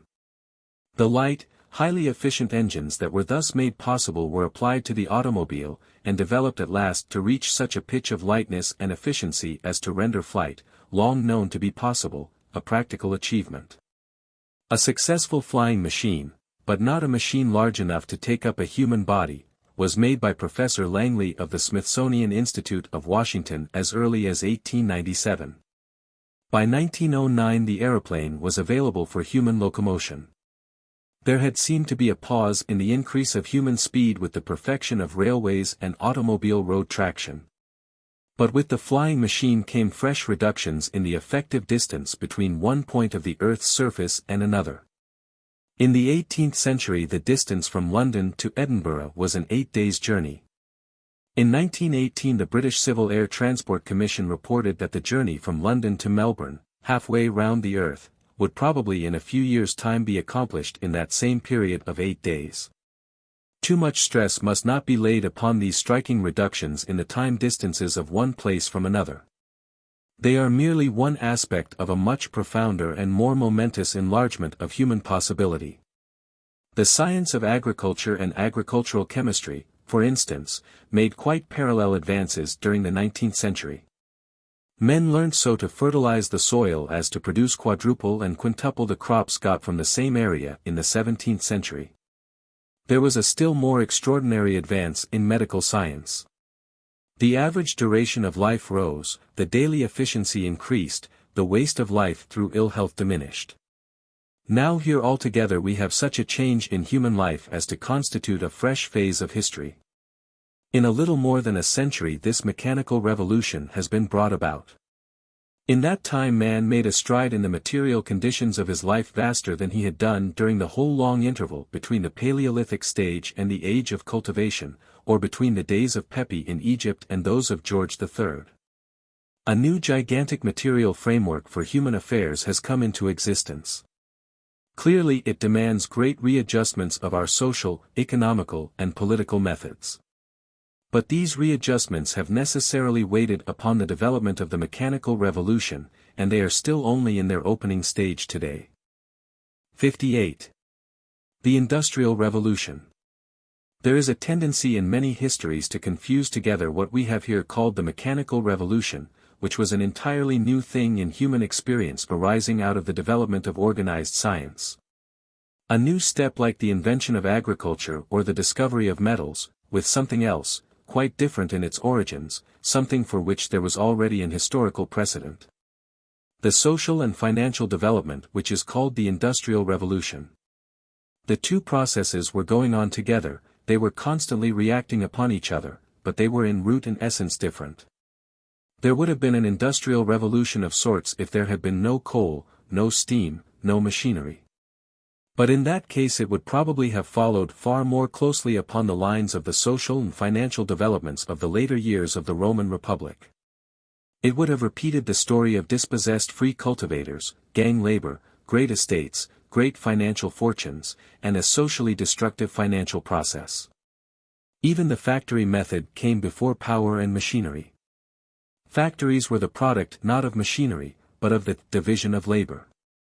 Drilled and sweated workers were making such things as millinery cardboard boxes and furniture, and coloring maps and book illustrations and so forth, before even water wheels had been used for industrial purposes. There were factories in Rome in the days of Augustus. New books, for instance, were dictated to rows of copyists in the factories of the booksellers. The attentive student of Defoe and of the political pamphlets of Fielding will realize that the idea of herding poor people into establishments to work collectively for their living was already current in Britain before the close of the 17th century. There are intimations of it even as early as More's Utopia, 1516. It was a social and not a mechanical development. Up to past the middle of the 18th century the social and economic history of Western Europe was in fact retreading the path along which the Roman state had gone in the last 3 centuries BC. But the political disunions of Europe, the political convulsions against monarchy, the recalcitrance of the common folk and perhaps also the greater accessibility of the Western European intelligence to mechanical ideas and inventions, turned the process into quite novel directions.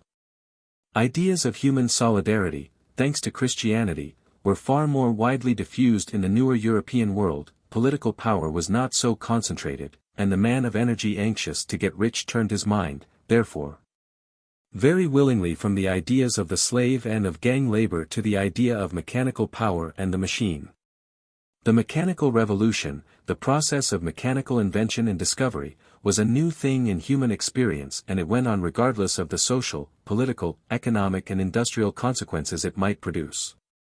The Industrial Revolution, on the other hand, like most other human affairs, was and is more and more profoundly changed and deflected by the constant variation in human conditions caused by the mechanical revolution.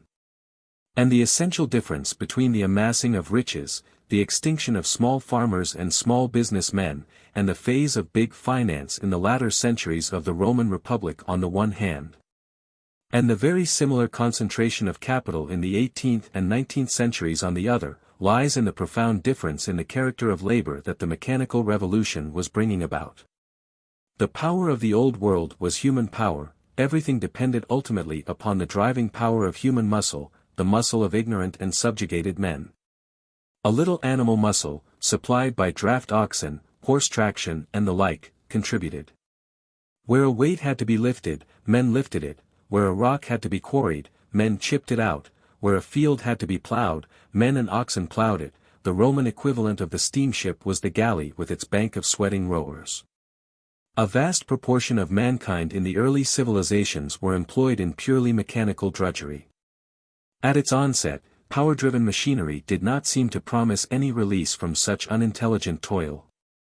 Great gangs of men were employed in excavating canals, in making railway cuttings and embankments, and the like.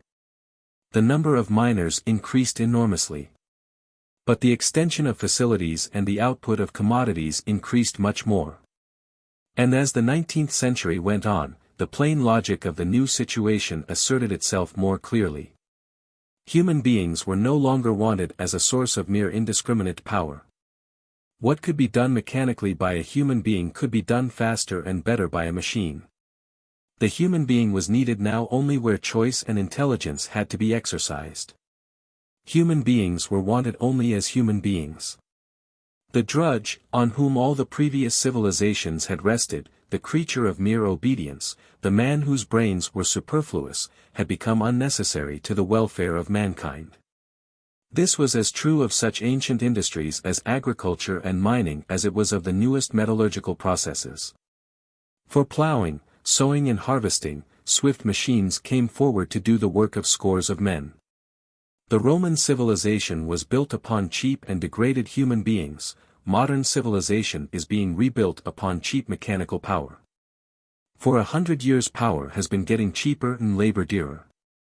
If for a generation or so machinery has had to wait its turn in the mine, it is simply because for a time men were cheaper than machinery.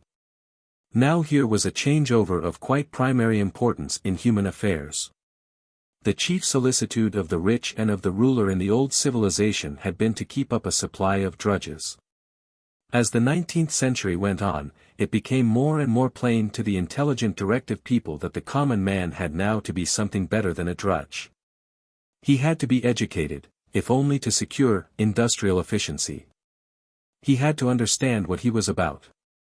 From the days of the first Christian propaganda, popular education had been smoldering in Europe, just as it had smoldered in Asia wherever Islam has set its foot. Because of the necessity of making the believer understand a little of the belief by which he is saved, and of enabling him to read a little in the sacred books by which his belief is conveyed. Christian controversies, with their competition for adherents, ploughed the ground for the harvest of popular education.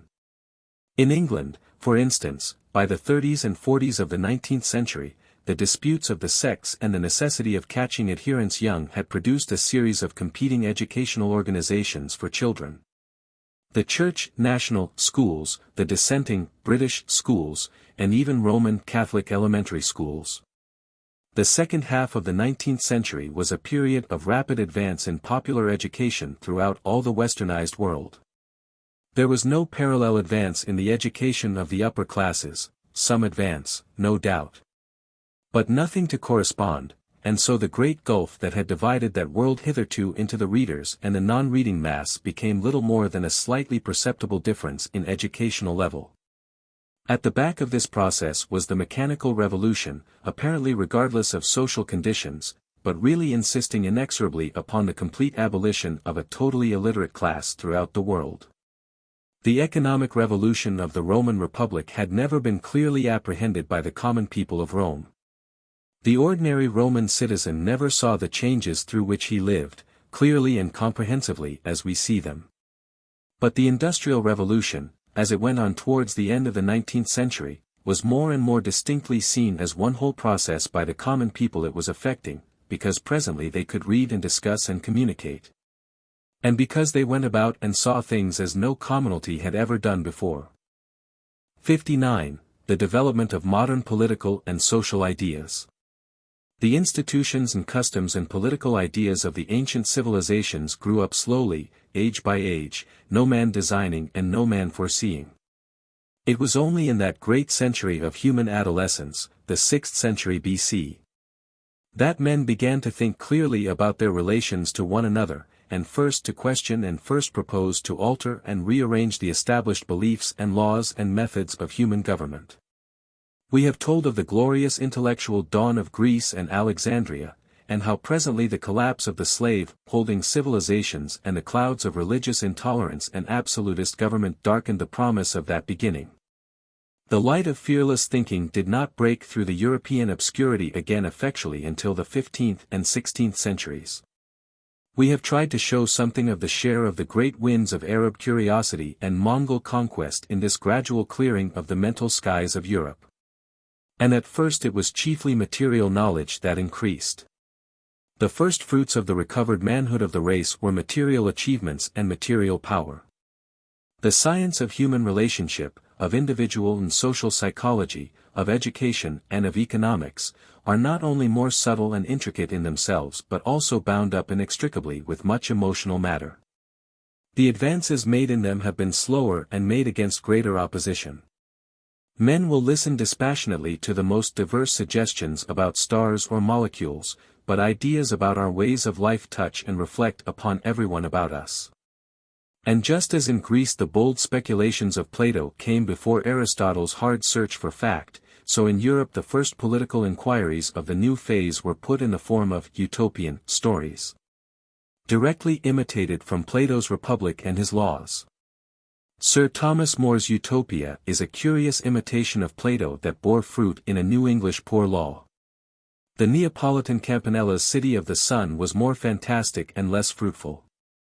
By the end of the 17th century we find a considerable and growing literature of political and social science was being produced. Among the pioneers in this discussion was John Locke, the son of an English Republican, an Oxford scholar who first directed his attention to chemistry and medicine. His treatises on government, toleration and education show a mind fully awake to the possibilities of social reconstruction.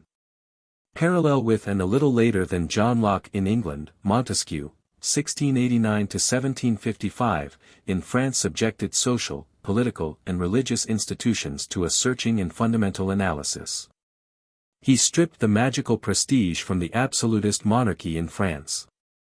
He shares with Locke the credit for clearing away many of the false ideas that had hitherto prevented deliberate and conscious attempts to reconstruct human society. The generation that followed him in the middle and later decades of the 18th century was boldly speculative upon the moral and intellectual clearings he had made. A group of brilliant writers, the encyclopedists, mostly rebel spirits from the excellent schools of the Jesuits, set themselves to scheme out a new world, 1766. Side by side with the encyclopedists were the economists or physiocrats, who were making bold and crude inquiries into the production and distribution of food and goods. Morelli, the author of the Code de la Nature, denounced the institution of private property and proposed a communistic organization of society. He was the precursor of that large and various school of collectivist thinkers in the 19th century who are lumped together as socialists. What is socialism? There are 100 definitions of socialism and 1,000 sects of socialists. Essentially socialism is no more and no less than a criticism of the idea of property in the light of the public good. We may review the history of that idea through the ages very briefly. That and the idea of internationalism are the two cardinal ideas upon which most of our political life is turning. The idea of property arises out of the combative instincts of the species. Long before men were men, the ancestral ape was a proprietor. Primitive property is what a beast will fight for. The dog and his bone, the tigress and her lair, the roaring stag and his herd, these are proprietorship blazing. No more nonsensical expression is conceivable in sociology than the term, primitive communism. The old man of the family tribe of early Paleolithic times insisted upon his proprietorship in his wives and daughters, in his tools, in his visible universe. If any other man wandered into his visible universe he fought him, and if he could he slew him. The tribe grew in the course of ages, as Atkinson showed convincingly in his Primal Law, by the gradual toleration by the old man of the existence of the younger men, and of their proprietorship in the wives they captured from outside the tribe. And in the tools and ornaments they made and the game they slew. Human society grew by a compromise between this one's property and that. It was a compromise with instinct which was forced upon men by the necessity of driving some other tribe out of its visible universe. If the hills and forests and streams were not your land or my land, it was because they had to be our land. Each of us would have preferred to have it my land, but that would not work. In that case the other fellows would have destroyed us. Society, therefore, is from its beginning a mitigation of ownership. Ownership in the beast and in the primitive savage was far more intense a thing than it is in the civilized world today. It is rooted more strongly in our instincts than in our reason. In the natural savage and in the untutored man today there is no limitation to the sphere of ownership. Whatever you can fight for, you can own. Women folk, spared captive, captured beast, forest glade, stone pit or what not. As the community grew, a sort of law came to restrain internecine fighting. Men developed rough and ready methods of settling proprietorship. Men could own what they were the first to make or capture or claim. It seemed natural that a debtor who could not pay should become the property of his creditor. Equally natural was it that after claiming a patch of land a man should exact payments from anyone who wanted to use it. It was only slowly, as the possibilities of organized life dawned on men, that this unlimited property in anything whatever began to be recognized as a nuisance. Men found themselves born into a universe all owned and claimed, nay. They found themselves born owned and claimed. The social struggles of the earlier civilization are difficult to trace now, but the history we have told of the Roman Republic shows a community waking up to the idea that debts may become a public inconvenience and should then be repudiated. And that the unlimited ownership of land is also an inconvenience. We find that later Babylonia severely limited the rights of property in slaves. Finally, we find in the teaching of that great revolutionist, Jesus of Nazareth, such an attack upon property as had never been before. Easier it was, he said, for a camel to go through the eye of a needle than for the owner of great possessions to enter the kingdom of heaven. A steady, continuous criticism of the permissible scope of property seems to have been going on in the world for the last 25 or 30 centuries. 1900 years after Jesus of Nazareth we find all the world that has come under the Christian teaching persuaded that there could be no property in human beings. And also the idea that a man may do what he likes with his own was very much shaken in relation to other sorts of property. But this world of the closing 18th century was still only in the interrogative stage in this matter. It had got nothing clear enough, much less settled enough, to act upon. One of its primary impulses was to protect property against the greed and waste of kings and the exploitation of noble adventurers. It was largely to protect private property from taxation that the French Revolution began. But the equalitarian formulae of the Revolution carried it into a criticism of the very property it had risen to protect. How can men be free and equal when numbers of them have no ground to stand upon and nothing to eat, and the owners will neither feed nor lodge them unless they toil? Excessively, the poor complained. To which riddle the reply of one important political group was to set about dividing up. They wanted to intensify and universalize property. Aiming at the same end by another route, there were the primitive socialists, or, to be more exact, communists, who wanted to abolish private property altogether. The state, a democratic state was of course understood, was to own all property. It is paradoxical that different men seeking the same ends of liberty and happiness should propose on the one hand to make property as absolute as possible, and on the other to put an end to it altogether. But so it was. And the clue to this paradox is to be found in the fact that ownership is not one thing but a multitude of different things. It was only as the 19th century developed that men began to realize that property was not one simple thing, but a great complex of ownerships of different values and consequences, that many things, such as one's body, the implements of an artist, clothing, toothbrushes, are very profoundly and incurably one's personal property, and that there is a very great range of things, railways, machinery of various sorts, homes, cultivated gardens, pleasure boats, for example, which need each to be considered very particularly to determine how far and under what limitations it may come under private ownership, and how far it falls into the public domain and may be administered and let out by the state in the collective interest. On the practical side these questions pass into politics, and the problem of making and sustaining efficient state administration.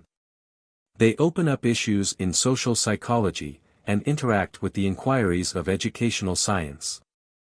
The criticism of property is still a vast and passionate ferment rather than a science. On the one hand are the individualists, who would protect and enlarge our present freedoms with what we possess, and on the other the socialists who would in many directions pool our ownerships and restrain our proprietary acts. In practice one will find every gradation between the extreme individualist, who will scarcely tolerate a tax of any sort to support a government, and the communist who would deny any possessions at all. The ordinary socialist of today is what is called a collectivist. He would allow a considerable amount of private property but put such affairs as education, transport, mines, land owning, most mass productions of staple articles, and the like, into the hands of a highly organized state. Nowadays there does seem to be a gradual convergence of reasonable men towards a moderate socialism scientifically studied and planned. It is realized more and more clearly that the untutored man does not cooperate easily and successfully in large undertakings, and that every step towards a more complex state and every function that the state takes over from private enterprise necessitates a corresponding educational advance and the organization of a proper criticism and control. Both the press and the political methods of the contemporary state are far too crude for any large extension of collective activities. But for a time the stresses between employer and employed and particularly between selfish employers and reluctant workers led to a worldwide dissemination of the very harsh and elementary form of communism which is associated with the name of Marx. Marx based his theories on a belief that men's minds are limited by their economic necessities, and that there is a necessary conflict of interests in our present civilization between the prosperous and employing classes of people and the employed mass. With the advance in education necessitated by the mechanical revolution, this great employed majority will become more and more class-conscious and more solid in antagonism to the class-conscious, ruling minority. In some way the class-conscious workers would seize power, he prophesied, and inaugurate a new social state.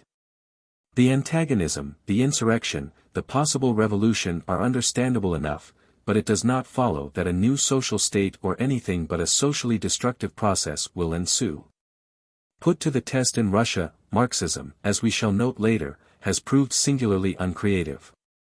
Marx sought to replace national antagonism by class antagonisms. Marxism has produced in succession a first, a second, and a third workers' international. But from the starting point of modern individualistic thought it is also possible to reach international ideas. From the days of that great English economist, Adam Smith, onward there has been an increasing realization that for worldwide prosperity free and unencumbered trade about the earth is needed. The individualist with his hostility to the state is hostile also to tariffs and boundaries and all the restraints upon free act and movement that national boundaries seem to justify.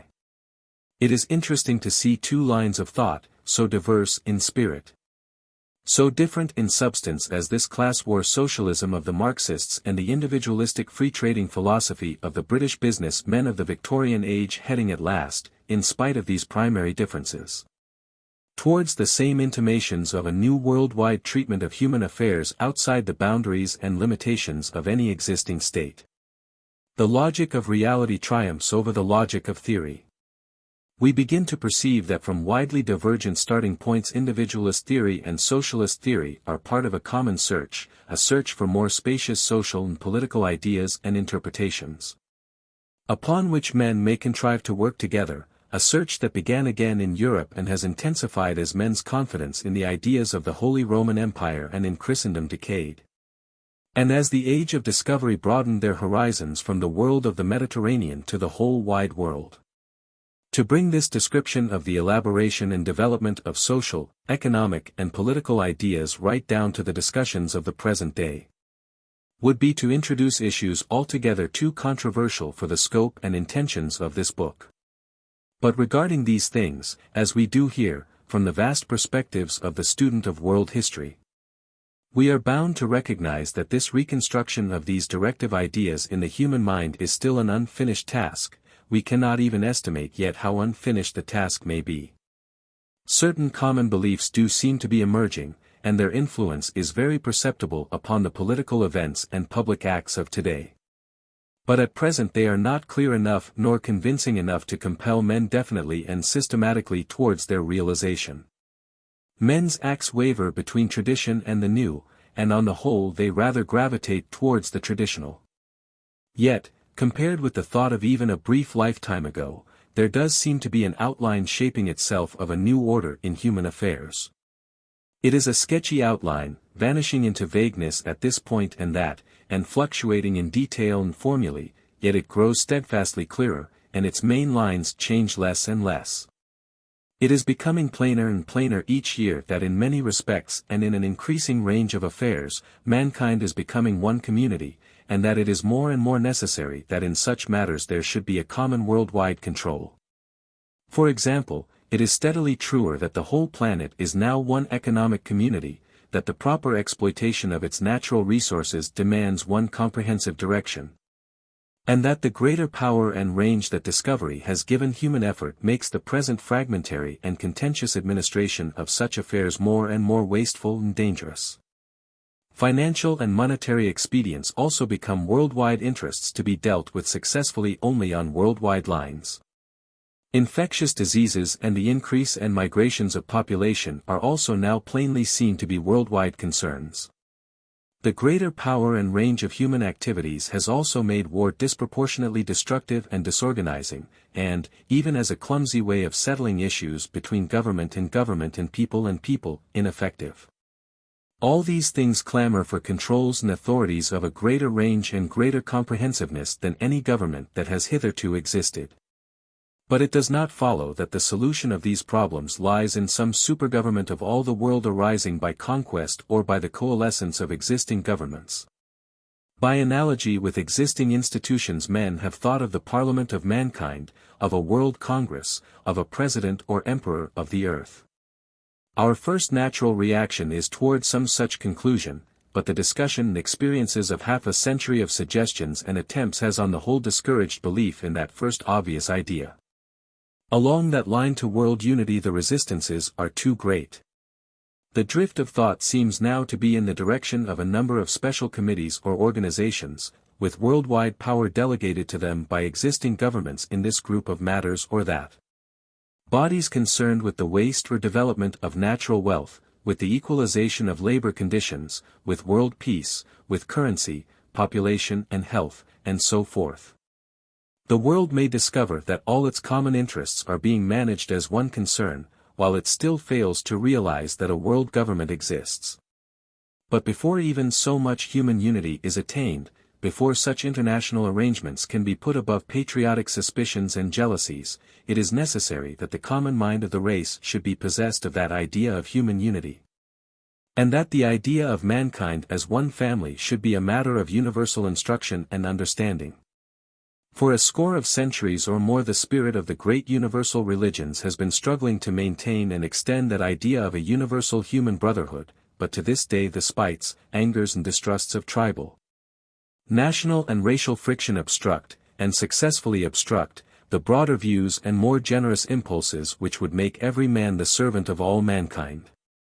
The idea of human brotherhood struggles now to possess the human soul, just as the idea of Christendom struggled to possess the soul of Europe in the confusion and disorder of the 6th and 7th centuries of the Christian era. The dissemination and triumph of such ideas must be the work of a multitude of devoted and undistinguished missionaries, and no contemporary writer can presume to guess how far such work has gone or what harvest it may be preparing. Social and economic questions seem to be inseparably mingled with international ones. The solution in each case lies in an appeal to that same spirit of service which can enter and inspire the human heart. The distrust, intractability, and egotism of nations reflects and is reflected by the distrust, intractability and egotism of the individual owner and worker in the face of the common good. Exaggerations of possessiveness in the individual are parallel and of a piece with the clutching greed of nations and emperors. They are products of the same instinctive tendencies, and the same ignorances and traditions. Internationalism is the socialism of nations. No one who has wrestled with these problems can feel that there yet exists a sufficient depth and strength of psychological science and a sufficiently planned out educational method and organization for any real and final solution of these riddles of human intercourse and cooperation. We are as incapable of planning a really effective peace organization of the world today as were men in 1820 to plan an electric railway system, but for all we know the thing is equally practicable and may be as nearly at hand. No man can go beyond his own knowledge, no thought can reach beyond contemporary thought. And it is impossible for us to guess or foretell how many generations of humanity may have to live in war and waste and insecurity and misery before the dawn of the great peace to which all history seems to be pointing. Peace in the heart and peace in the world, ends our night of wasteful and aimless living. Our proposed solutions are still vague and crude. Passion and suspicion surround them. A great task of intellectual reconstruction is going on, it is still incomplete, and our conceptions grow clearer and more exact, slowly, rapidly, it is hard to tell which. But as they grow clearer they will gather power over the minds and imaginations of men. Their present lack of grip is due to their lack of assurance and exact rightness. They are misunderstood because they are variously and confusingly presented. But with precision and certainty the new vision of the world will gain compelling power. It may presently gain power very rapidly. And a great work of educational reconstruction will follow logically and necessarily upon that clearer understanding. 60. The expansion of the United States. The region of the world that displayed the most immediate and striking results from the new inventions in transport was North America.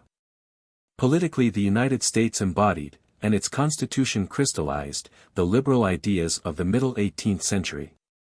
It dispensed with state church or crown, it would have no titles, it protected property very jealously as a method of freedom, and, the exact practice varied at first in the different states, it gave nearly every adult male citizen a vote. Its method of voting was barbarically crude, and as a consequence its political life fell very soon under the control of highly organized party machines, but that did not prevent the newly emancipated population developing an energy, enterprise and public spirit far beyond that of any other contemporary population. Then came that acceleration of locomotion to which we have already called attention. It is a curious thing that America, which owes most to this acceleration in locomotion, has felt it least. The United States have taken the railway, the river steamboat, the telegraph and so forth as though they were a natural part of their growth. They were not.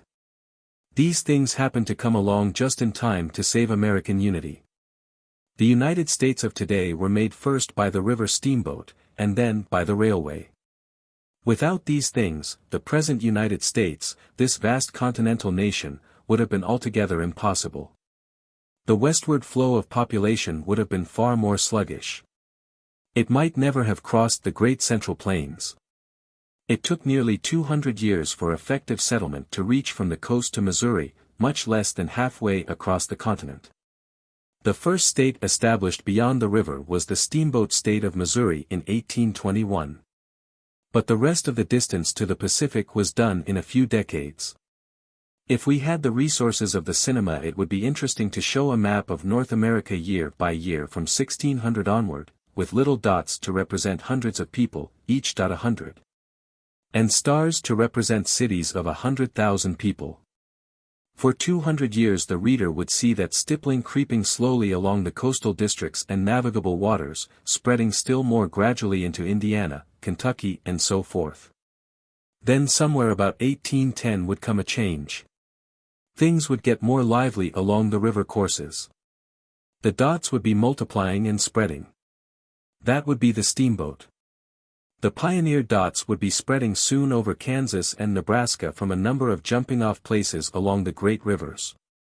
Then from about 1850 onward would come the black lines of the railways, and after that the little black dots would not simply creep but run.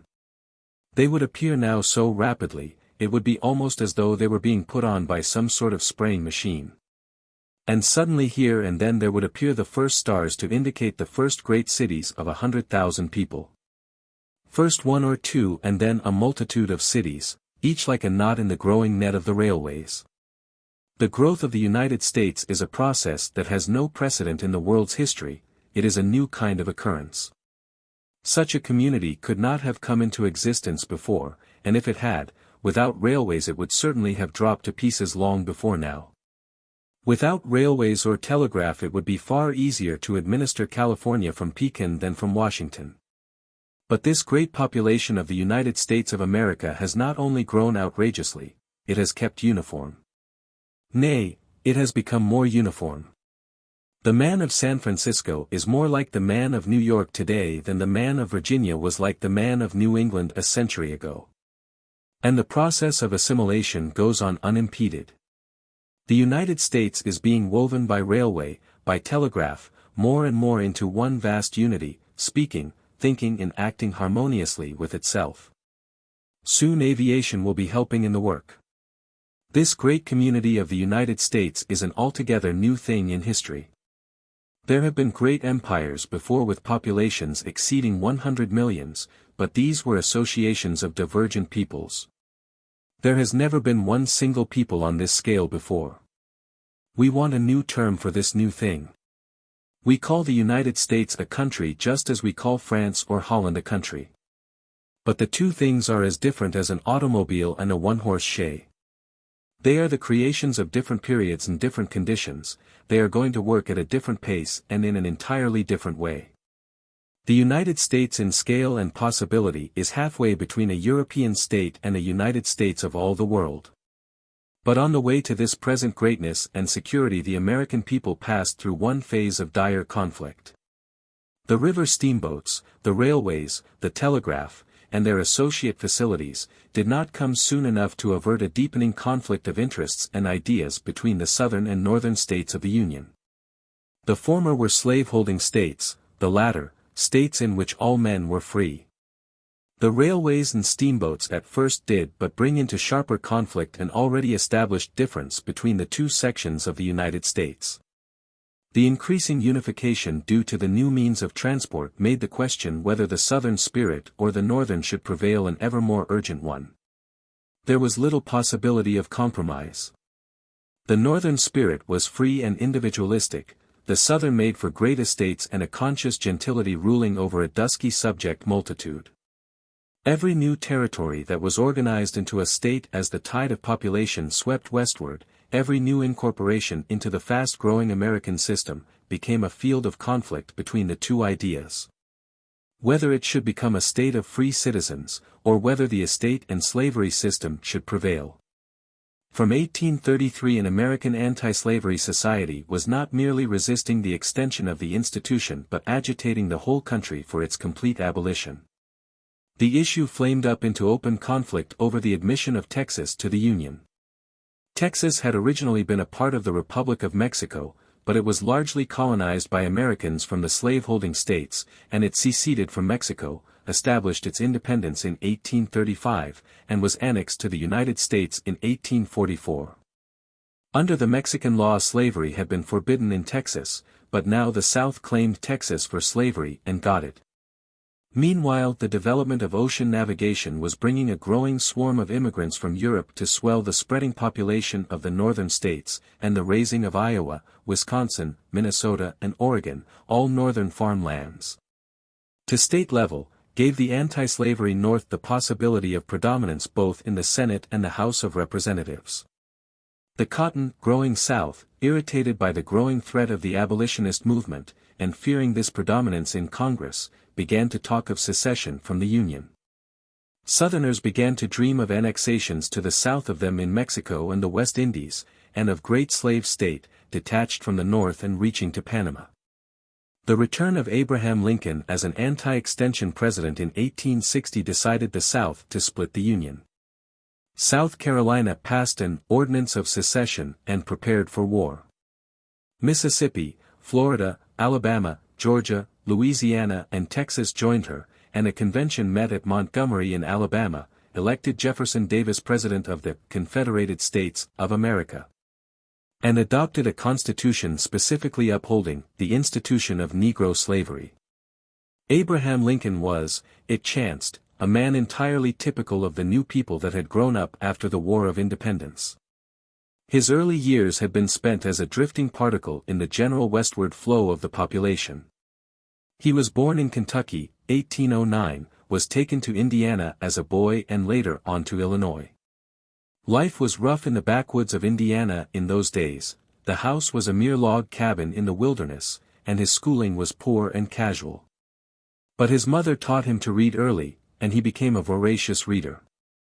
At 17 he was a big athletic youth, a great wrestler and runner. He worked for a time as clerk in a store, went into business as a storekeeper with a drunken partner, and contracted debts that he did not fully pay off for 15 years. In 1834, when he was still only 25, he was elected member of the House of Representatives for the state of Illinois. In Illinois particularly the question of slavery flamed because the great leader of the party for the extension of slavery in the National Congress was Senator Douglas of Illinois. Douglas was a man of great ability and prestige, and for some years Lincoln fought against him by speech and pamphlet, rising steadily to the position of his most formidable and finally victorious antagonist. Their culminating struggle was the presidential campaign of 1860, and on the 4th of March, 1861, Lincoln was inaugurated president, with the southern states already in active secession from the rule of the federal government at Washington, and committing acts of war. This civil war in America was fought by improvised armies that grew steadily from a few score thousands to hundreds of thousands, until at last the federal forces exceeded 1,000,000 men. It was fought over a vast area between New Mexico and the Eastern Sea. Washington and Richmond were the chief objectives. It is beyond our scope here to tell of the mounting energy of that epic struggle that rolled to and fro across the hills and woods of Tennessee and Virginia and down the Mississippi. There was a terrible waste and killing of men. Thrust was followed by counter-thrust, hope gave way to despondency, and returned and was again disappointed. Sometimes Washington seemed within the Confederate grasp, again the Federal armies were driving towards Richmond. The Confederates, outnumbered and far poorer in resources, fought under a general of supreme ability, General Lee. The generalship of the Union was far inferior. Generals were dismissed, new generals appointed. Until at last, under Sherman and Grant, came victory over the ragged and depleted South. In October, 1864, a Federal army under Sherman broke through the Confederate left and marched down from Tennessee through Georgia to the coast, right across the Confederate country, and then turned up through the Carolinas, coming in upon the rear of the Confederate armies. Meanwhile Grant held Lee before Richmond until Sherman closed on him. On April 9, 1865, Lee and his army surrendered at Appomattox Courthouse, and within a month all the remaining secessionist armies had laid down their arms and the Confederacy was at an end. This 4 years' struggle had meant an enormous physical and moral strain for the people of the United States. The principle of state autonomy was very dear to many minds, and the North seemed in effect to be forcing abolition upon the South. In the border states brothers and cousins, even fathers and sons, would take opposite sides and find themselves in antagonistic armies. The North felt its cause a righteous one, but for great numbers of people it was not a full-bodied and unchallenged righteousness. But for Lincoln there was no doubt. He was a clear-minded man in the midst of much confusion. He stood for union. He stood for the wide peace of America. He was opposed to slavery, but slavery he held to be a secondary issue. His primary purpose was that the United States should not be torn into two contrasted and jarring fragments. When in the opening stages of the war Congress and the Federal generals embarked upon a precipitate emancipation, Lincoln opposed and mitigated their enthusiasm. He was for emancipation by stages and with compensation. It was only in January, 1865, that the situation had ripened to a point when Congress could propose to abolish slavery forever by a constitutional amendment, and the war was already over before this amendment was ratified by the states. As the war dragged on through 1862 and 1863, the first passions and enthusiasms waned, and America learnt all the phases of war weariness and war disgust.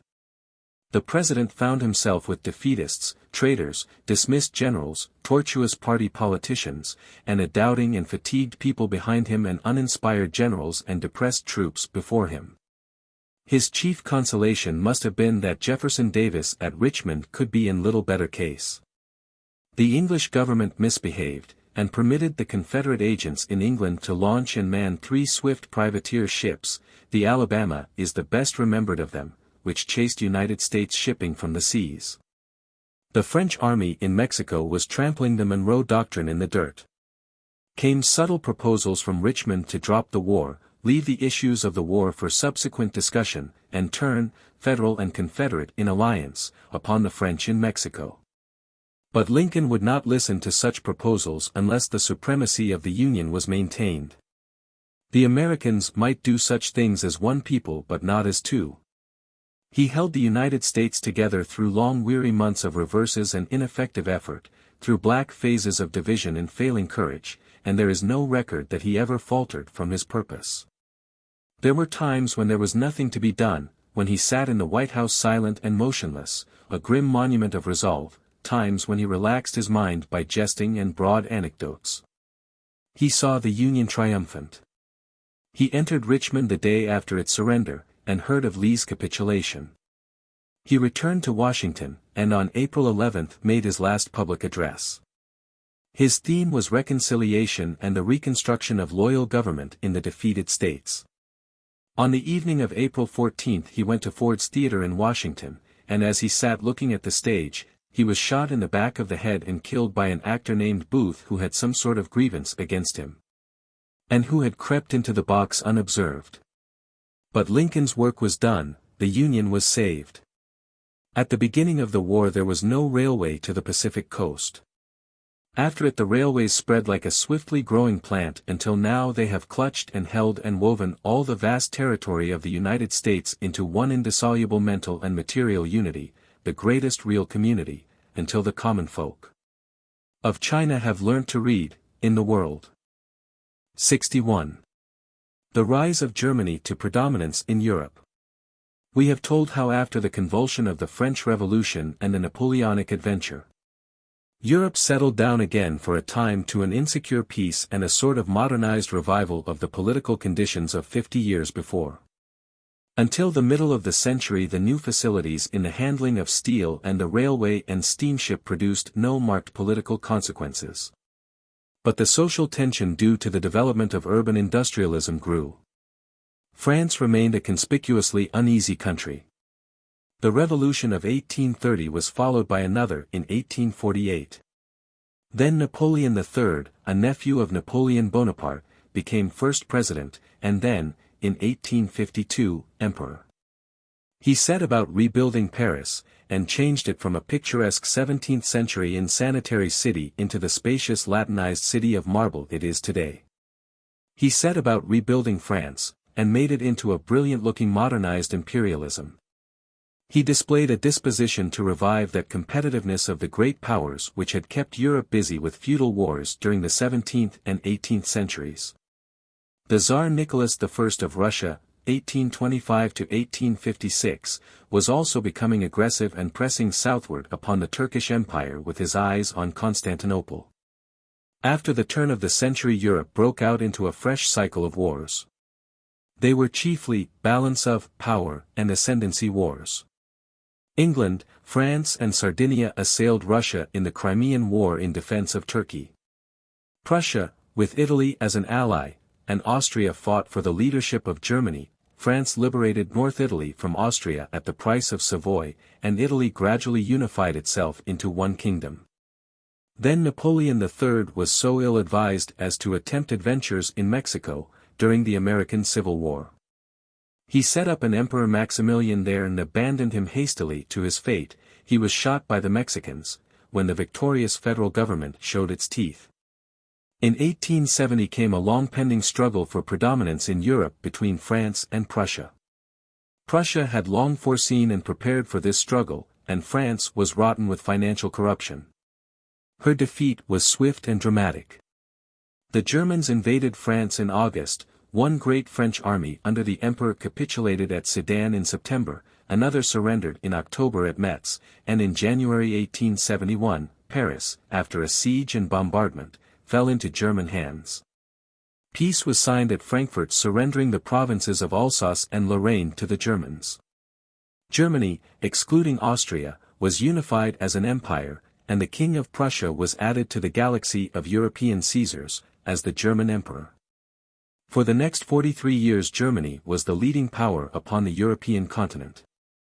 There was a Russo-Turkish War in 1877–8, but thereafter, except for certain readjustments in the Balkans, European frontiers remained uneasily stable for 30 years. 62. the new overseas empires of steamship and railway.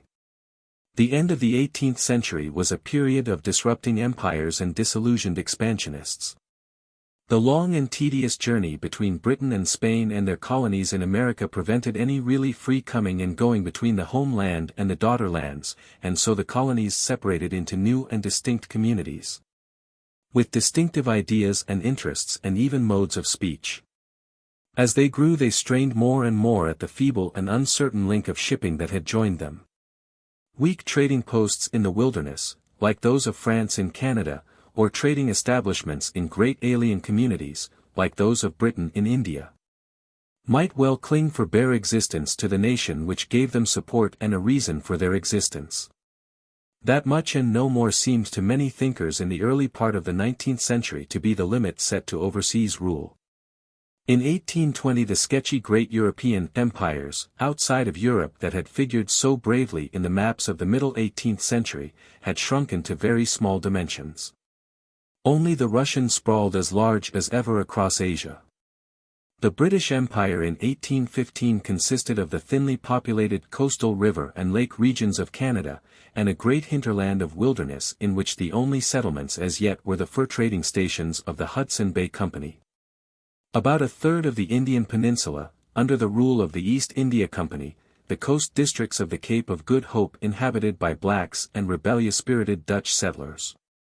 A few trading stations on the coast of West Africa, the Rock of Gibraltar, the island of Malta, Jamaica, a few minor slave labor possessions in the West Indies, British Guiana in South America, and, on the other side of the world, 2 dumps for convicts at Botany Bay in Australia and in Tasmania. Spain retained Cuba and a few settlements in the Philippine Islands. Portugal had in Africa some vestiges of her ancient claims. Holland had various islands and possessions in the East Indies and Dutch Guiana, and Denmark an island or so in the West Indies. France had 1 or 2 West Indian islands and French Guiana. This seemed to be as much as the European powers needed, or were likely to acquire of the rest of the world. Only the East India Company showed any spirit of expansion. While Europe was busy with the Napoleonic Wars, the East India Company, under a succession of governors-general, was playing much the same role in India that had been played before by Turcoman and such-like invaders from the north. And after the Peace of Vienna it went on, levying its revenues, making wars, sending ambassadors to Asiatic powers, a quasi-independent state, however, with a marked disposition to send wealth westward. We cannot tell here in any detail how the British Company made its way to supremacy, sometimes as the ally of this power, sometimes as that, and finally as the conqueror of all. Its power spread to Assam, Sindh, Oudh. The map of India began to take on the outlines familiar to the English schoolboy of today, a patchwork of native states embraced and held together by the great provinces under direct British rule. In 1859, following upon a serious mutiny of the native troops in India, this empire of the East India Company was annexed to the British Crown. By an act entitled An Act for the Better Government of India, the Governor-General became a viceroy representing the sovereign, and the place of the company was taken by a Secretary of State for India responsible to the British Parliament. In 1877, Lord Beaconsfield, to complete the work, caused Queen Victoria to be proclaimed Empress of India. Upon these extraordinary lines India and Britain are linked at the present time. India is still the empire of the Great Mogul, but the Great Mogul has been replaced by the Crowned Republic of Great Britain. India is an autocracy without an autocrat. Its rule combines the disadvantage of absolute monarchy with the impersonality and irresponsibility of democratic officialdom. The Indian with a complaint to make has no visible monarch to go to, his emperor is a golden symbol. He must circulate pamphlets in England or inspire a question in the British House of Commons. The more occupied Parliament is with British affairs, the less attention India will receive, and the more she will be at the mercy of her small group of higher officials. Apart from India, there was no great expansion of any European empire until the railways and the steamships were in effective action. A considerable school of political thinkers in Britain was disposed to regard overseas possessions as a source of weakness to the kingdom. The Australian settlements developed slowly until in 1842 the discovery of valuable copper mines, and in 1851 of gold, gave them a new importance.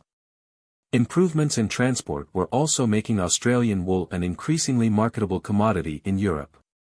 Canada, too, was not remarkably progressive until 1849.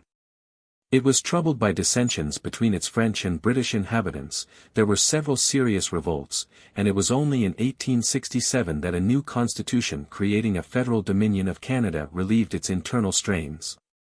It was the railway that altered the Canadian outlook. It enabled Canada, just as it enabled the United States, to expand westward, to market its corn and other produce in Europe, and in spite of its swift and extensive growth, to remain in language and sympathy and interests one community. The railway, the steamship and the telegraph cable were indeed changing all the conditions of colonial development. Before 1840, English settlements had already begun in New Zealand, and a New Zealand Land Company had been formed to exploit the possibilities of the island. In 1840 New Zealand also was added to the colonial possessions of the British Crown. Canada, as we have noted, was the first of the British possessions to respond richly to the new economic possibilities that the new methods of transport were opening. Presently the republics of South America, and particularly the Argentine Republic, began to feel in their cattle trade and coffee growing the increased nearness of the European market. Hitherto the chief commodities that had attracted the European powers into unsettled and barbaric regions had been gold or other metals, spices, ivory, or slaves. But in the latter quarter of the 19th century the increase of the European populations was obliging their governments to look abroad for staple foods. And the growth of scientific industrialism was creating a demand for new raw materials, fats and greases of every kind, rubber, and other hitherto disregarded substances. It was plain that Great Britain and Holland and Portugal were reaping a great and growing commercial advantage from their very considerable control of tropical and subtropical products. After 1871 Germany, and presently France and later Italy, began to look for unannexed raw material areas, or for Oriental countries capable of profitable modernization. So began a fresh scramble all over the world, except in the American region where the Monroe Doctrine now barred such adventures, for politically unprotected lands. Close to Europe was the continent of Africa, full of vaguely known possibilities. In 1850 it was a continent of black mystery, only Egypt and the coast were known. Here we have no space to tell the amazing story of the explorers and adventurers who first pierced the African darkness, and of the political agents, administrators, traders, settlers and scientific men who followed in their track. Wonderful races of men like the pygmies, strange beasts like the okapi, marvelous fruits and flowers and insects, terrible diseases, astounding scenery of forest and mountain, enormous inland seas and gigantic rivers and cascades were revealed. A whole new world. Even remains, at Zimbabwe, of some unrecorded and vanished civilization, the southward enterprise of an early people, were discovered. Into this new world came the Europeans, and found the rifle already there in the hands of the Arab slave traders, and Negro life in disorder. By 1900, in half a century, all Africa was mapped, explored, estimated and divided between the European powers. Little heed was given to the welfare of the natives in this scramble. The Arab slaver was indeed curbed rather than expelled, but the greed for rubber, which was a wild product collected under compulsion by the natives in the Belgian Congo. A greed exacerbated by the clash of inexperienced European administrators with the native population, led to horrible atrocities. No European power has perfectly clean hands in this matter. We cannot tell here in any detail how Great Britain got possession of Egypt in 1883 and remained there in spite of the fact that Egypt was technically a part of the Turkish Empire. Nor how nearly this scramble led to war between France and Great Britain in 1898, when a certain Colonel Marchand, crossing Central Africa from the west coast, tried at Fashoda to seize the Upper Nile.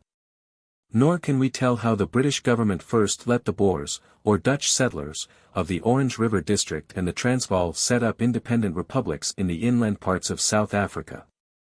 And then repented and annexed the Transvaal Republic in 1877. nor how the Transvaal Boers fought for freedom and won it after the Battle of Majuba Hill, 1881.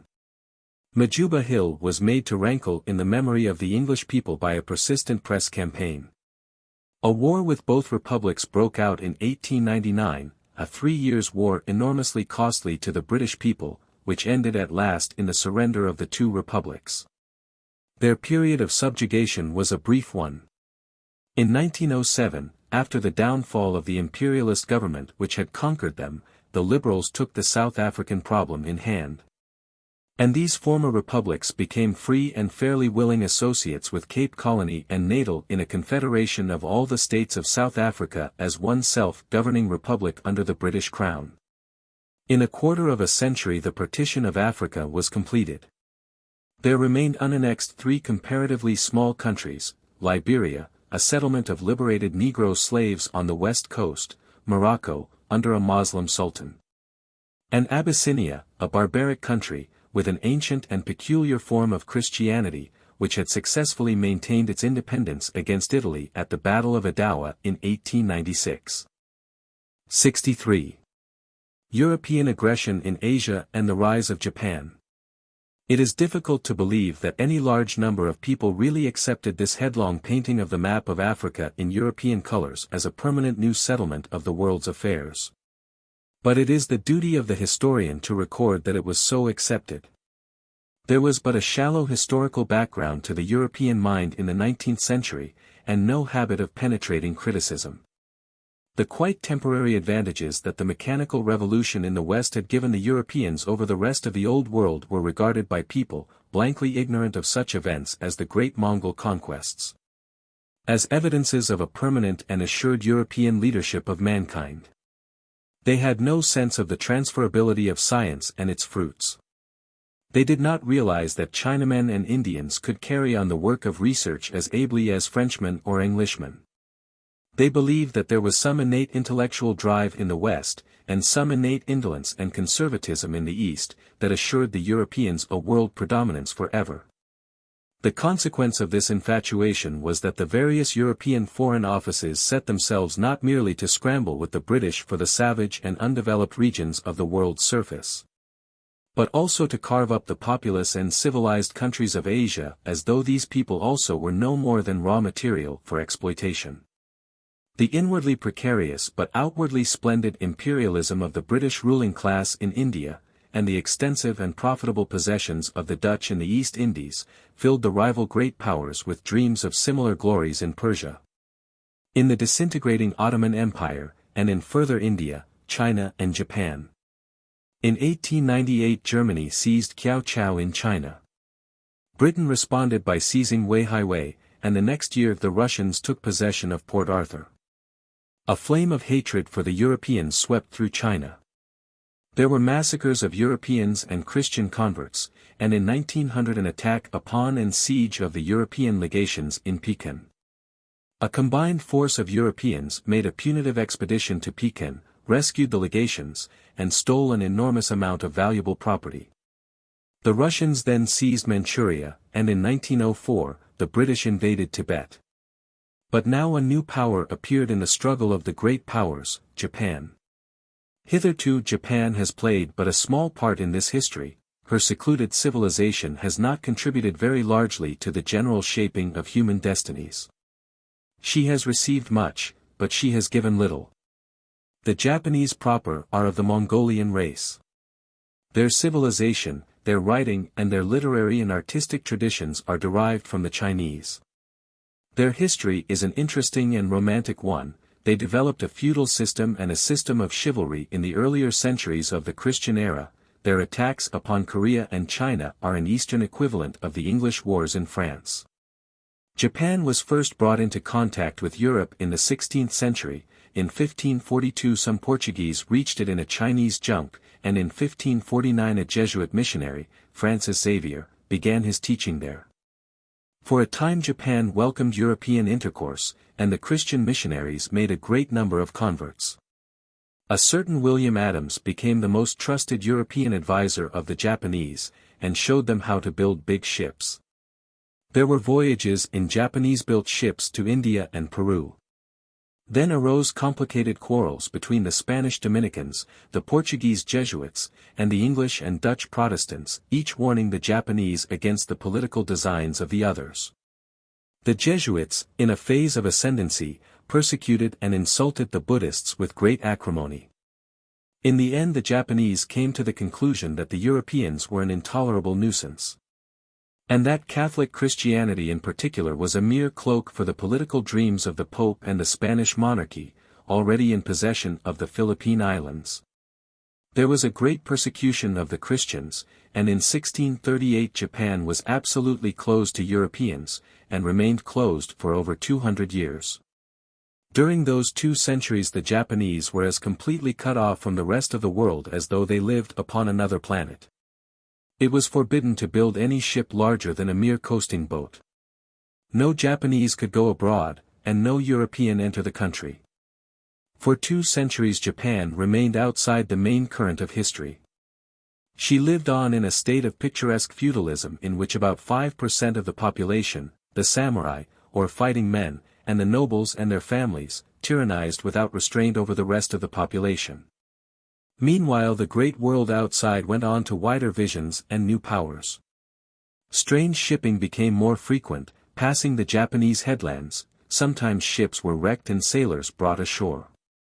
Through the Dutch settlement in the island of Tsushima, their one link with the outer universe, came warnings that Japan was not keeping pace with the power of the Western world.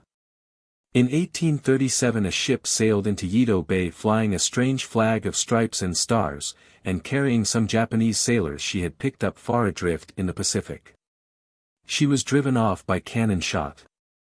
This flag presently reappeared on other ships. One in 1849 came to demand the liberation of 18 shipwrecked American sailors. Then in 1853 came 4 American warships under Commodore Perry, and refused to be driven away. He lay at anchor in forbidden waters, and sent messages to the 2 rulers who at that time shared the control of Japan. In 1854 he returned with 10 ships, amazing ships propelled by steam, and equipped with big guns, and he made proposals for trade and intercourse that the Japanese had no power to resist. He landed with a guard of 500 men to sign the treaty. Incredulous crowds watched this visitation from the outer world, marching through the streets. Russia, Holland and Britain followed in the wake of America.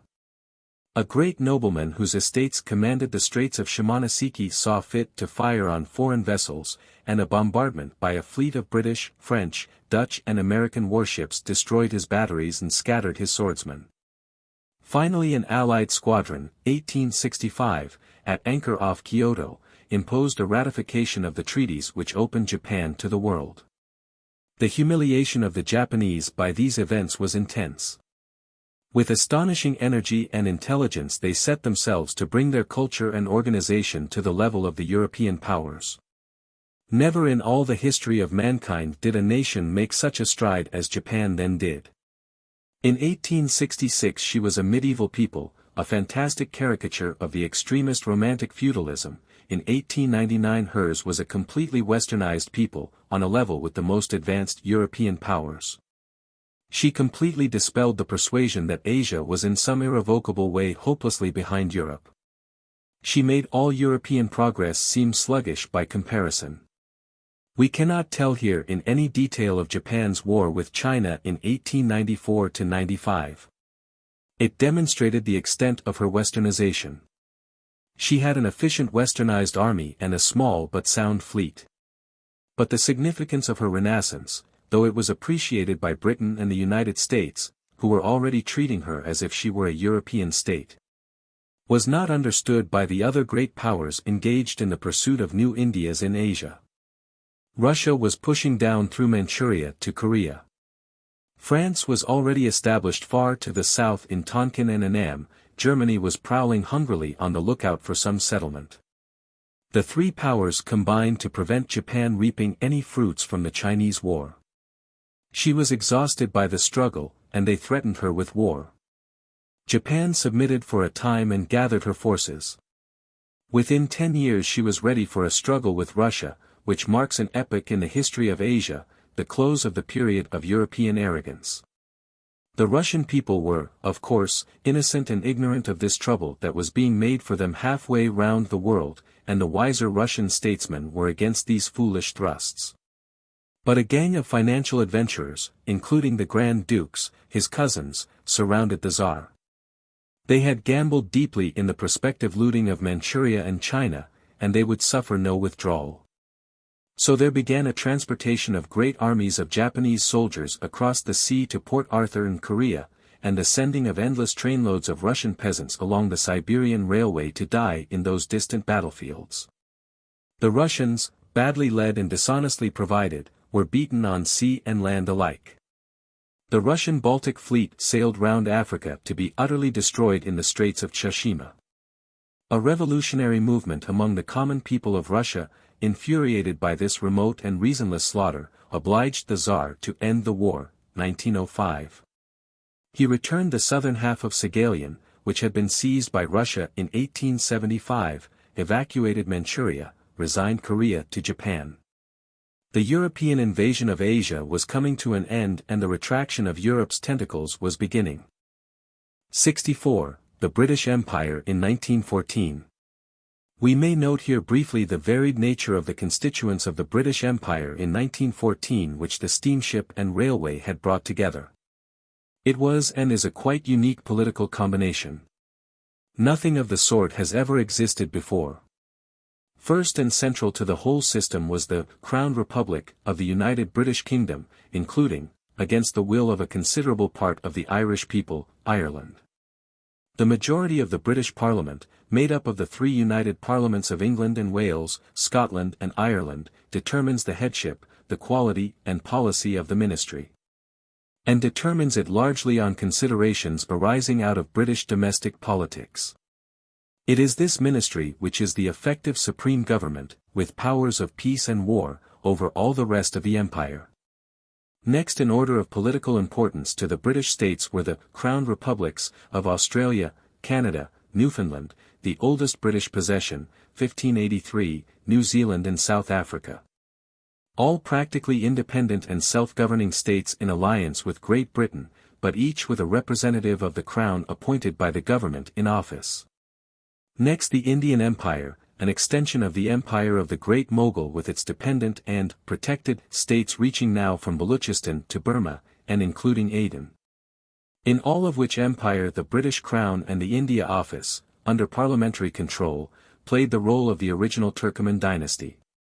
Then the ambiguous possession of Egypt, still nominally a part of the Turkish Empire and still retaining its own monarch, the Khedive, but under almost despotic British official rule.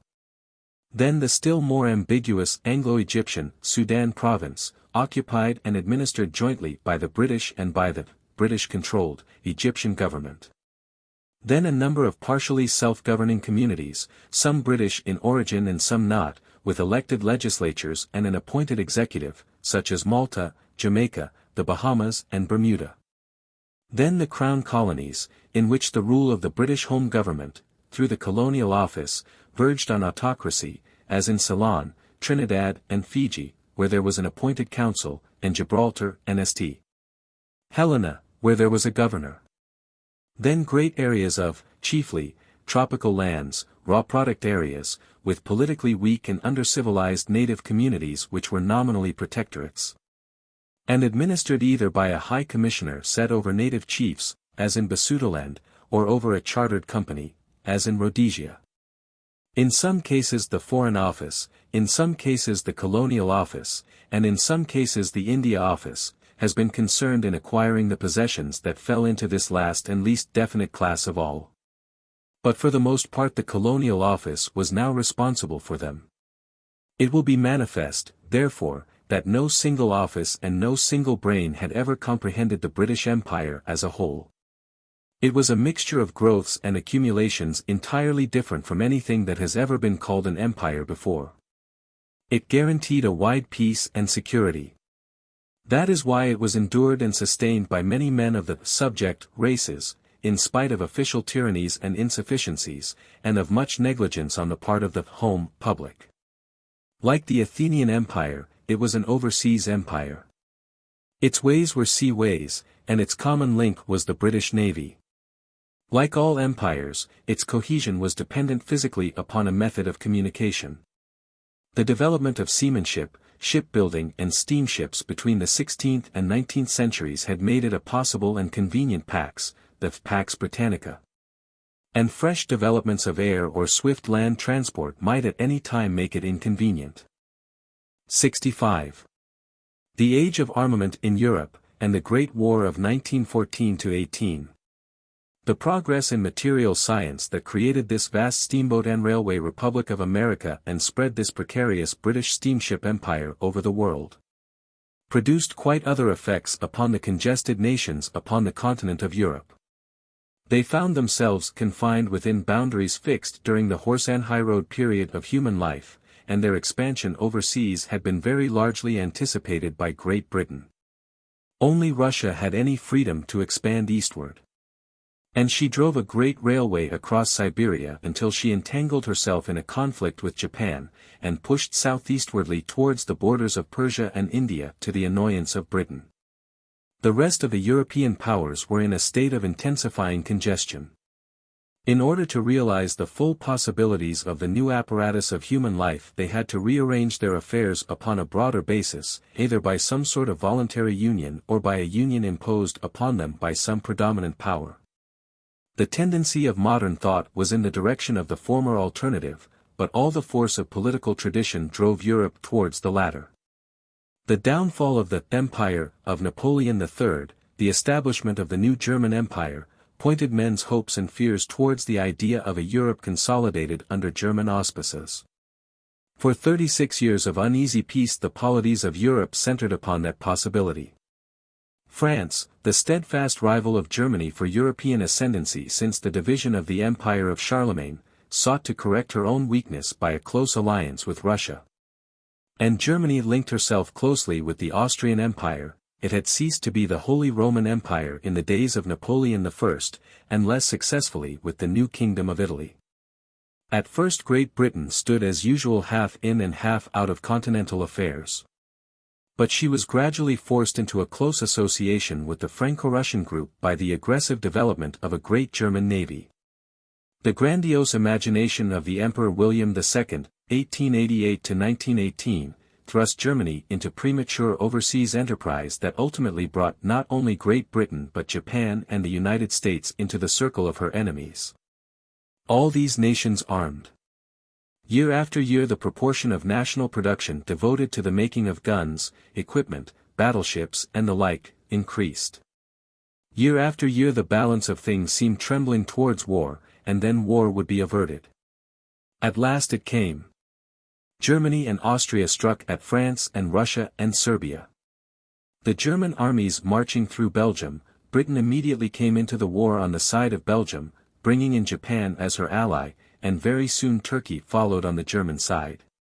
Italy entered the war against Austria in 1915, and Bulgaria joined the Central Powers in the October of that year. In 1916 Romania, and in 1917 the United States and China were forced into war against Germany. It is not within the scope of this history to define the exact share of blame for this vast catastrophe. The more interesting question is not why the Great War was begun but why the Great War was not anticipated and prevented. It is a far graver thing for mankind that scores of millions of people were too patriotic, stupid, or apathetic to prevent this disaster by a movement towards European unity upon frank and generous lines, than that a small number of people may have been active in bringing it about. It is impossible within the space at our command here to trace the intricate details of the war. Within a few months it became apparent that the progress of modern technical science had changed the nature of warfare very profoundly. Physical science gives power over steel, over distance, over disease. Whether that power is used well or ill depends upon the moral and political intelligence of the world. The governments of Europe, inspired by antiquated policies of hate and suspicion, found themselves with unexampled powers both of destruction and resistance in their hands. The war became a consuming fire round and about the world, causing losses both to victors and vanquished out of all proportion to the issues involved. The first phase of the war was a tremendous rush of the Germans upon Paris and an invasion of East Prussia by the Russians. Both attacks were held and turned. Then the power of the defensive developed. There was a rapid elaboration of trench warfare until for a time the opposing armies lay entrenched in long lines right across Europe, unable to make any advance without enormous losses. The armies were millions strong, and behind them entire populations were organized for the supply of food and munitions to the front. Then was a cessation of nearly every sort of productive activity except such as contributed to military operations. All the able-bodied manhood of Europe was drawn into the armies or navies or into the improvised factories that served them. There was an enormous replacement of men by women in industry. Probably more than half the people in the belligerent countries of Europe changed their employment altogether during this stupendous struggle. They were socially uprooted and transplanted. Education and normal scientific work were restricted or diverted to immediate military ends, and the distribution of news was crippled and corrupted by military control and propaganda activities. The phase of military deadlock passed slowly into one of aggression upon the combatant populations behind the fronts by the destruction of food supplies and by attacks through the air. And also there was a steady improvement in the size and range of the guns employed and of such ingenious devices as poison gas shells and the small mobile forts known as tanks, to break down the resistance of troops in the trenches. The air offensive was the most revolutionary of all the new methods. It carried warfare from 2 dimensions into 3. Hitherto in the history of mankind war had gone on only where the armies marched and met. Now it went on everywhere. First the Zeppelin and then the bombing aeroplane carried war over and passed the front to an ever-increasing area of civilian activities beyond.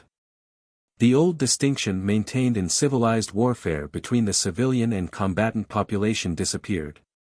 Everyone who grew food, or who sewed a garment, everyone who felled a tree or repaired a house, every railway station and every warehouse was held to be fair game for destruction. The air offensive increased in range and terror with every month in the war. At last great areas of Europe were in a state of siege and subject to nightly raids. Such exposed cities as London and Paris passed sleepless night after sleepless night while the bombs burst, the anti-aircraft guns maintained an intolerable racket. And the fire engines and ambulances rattled headlong through the darkened and deserted streets. The effects upon the minds and health of old people and of young children were particularly distressing and destructive. Pestilence, that old follower of warfare, did not arrive until the very end of the fighting in 1918. For 4 years medical science staved off any general epidemic, then came a great outbreak of influenza about the world which destroyed many millions of people. Famine also was staved off for some time. By the beginning of 1918 however most of Europe was in a state of mitigated and regulated famine.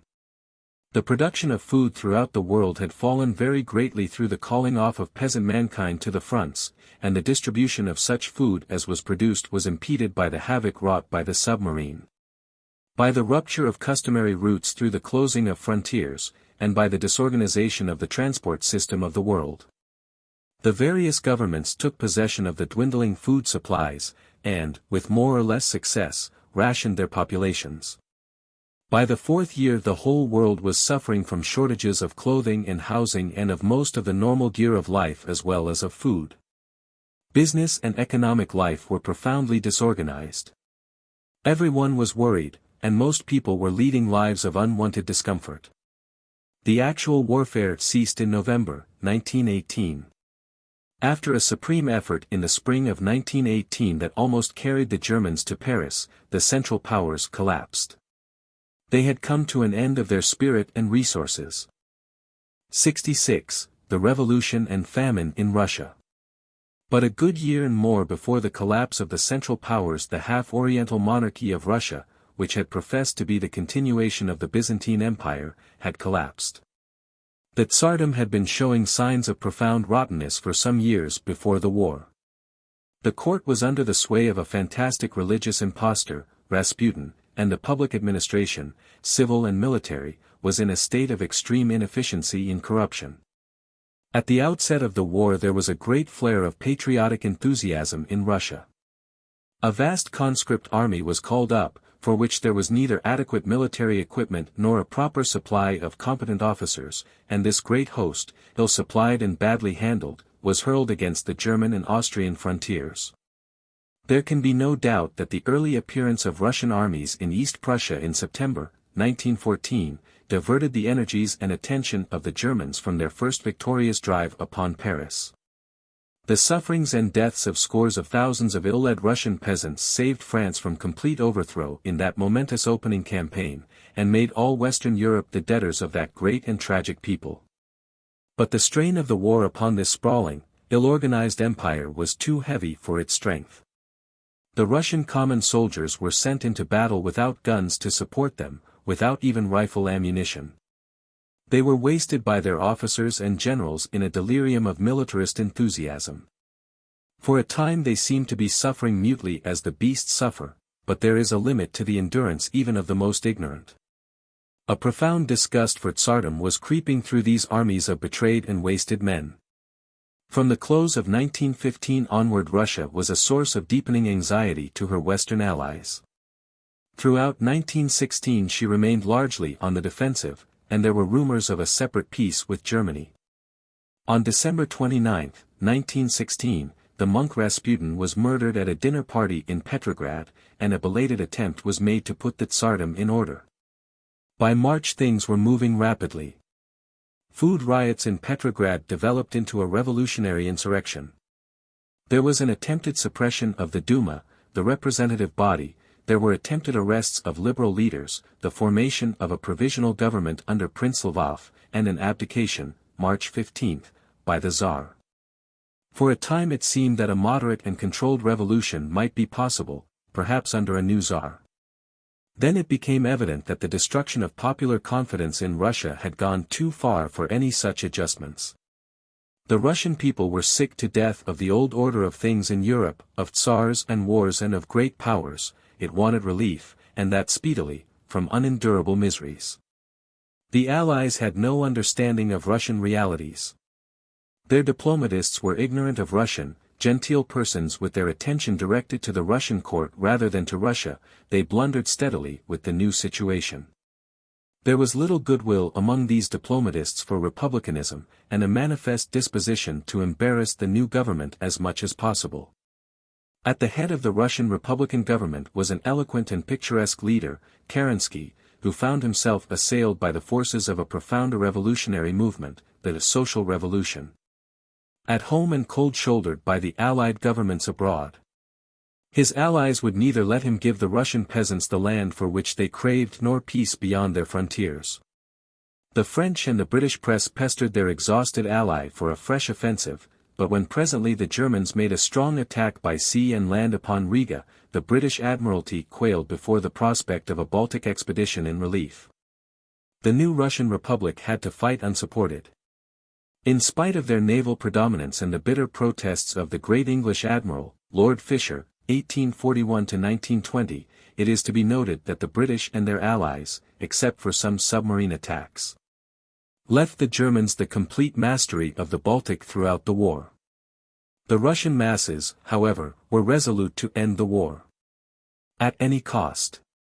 There had come into existence in Petrograd a body representing the workers and common soldiers, the Soviet, and this body clamored for an international conference of socialists at Stockholm. Food riots were occurring in Berlin at this time, war weariness in Austria and Germany was profound, and there can be little doubt, in the light of subsequent events, that such a conference would have precipitated a reasonable peace on democratic lines in 1917 and a German revolution. Kerensky implored his Western allies to allow this conference to take place, but, fearful of a worldwide outbreak of socialism and republicanism, they refused, in spite of the favorable response of a small majority of the British Labour Party. Without either moral or physical help from the Allies, the unhappy, moderate Russian Republic still fought on and made a last desperate offensive effort in July. It failed after some preliminary successes, and there came another great slaughtering of Russians. The limit of Russian endurance was reached.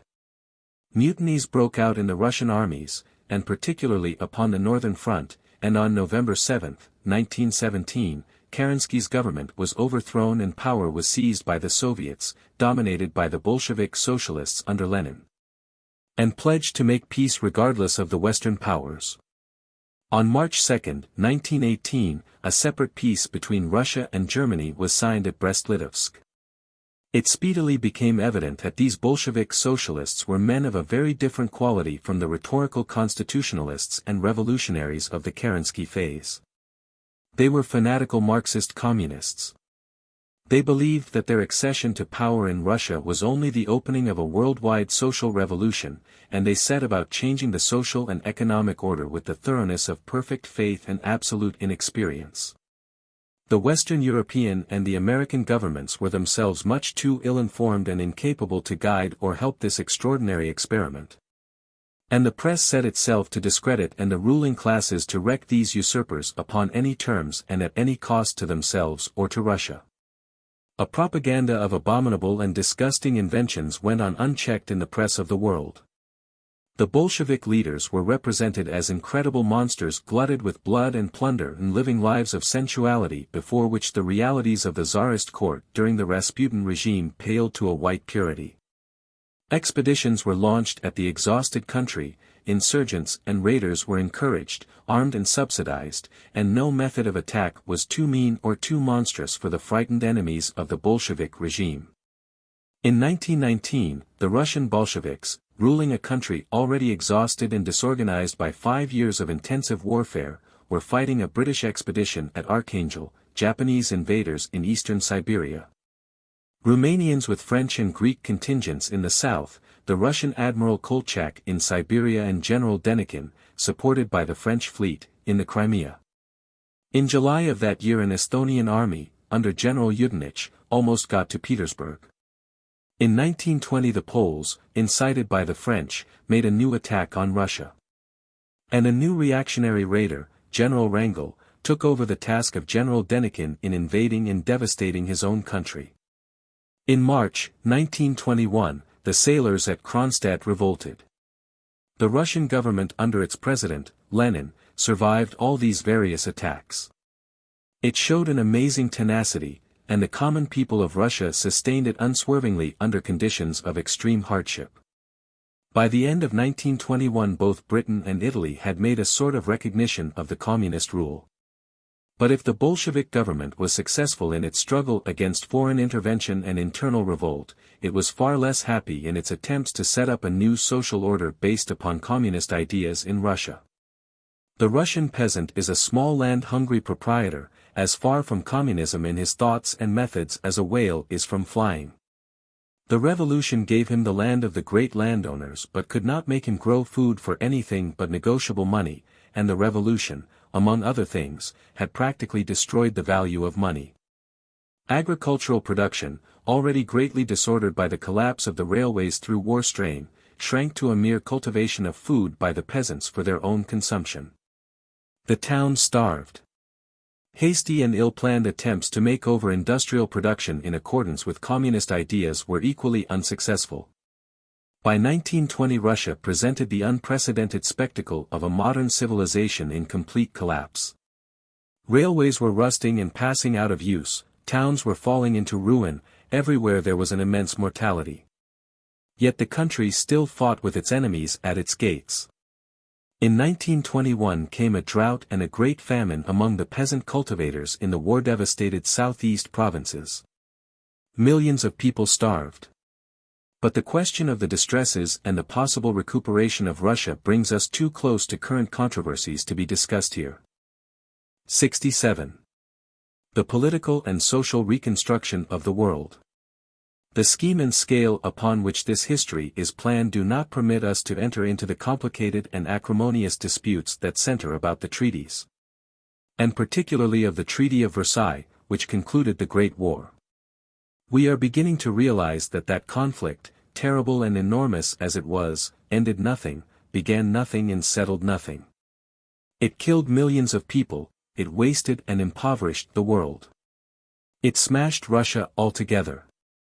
It was at best an acute and frightful reminder that we were living foolishly and confusedly without much plan or foresight in a dangerous and unsympathetic universe.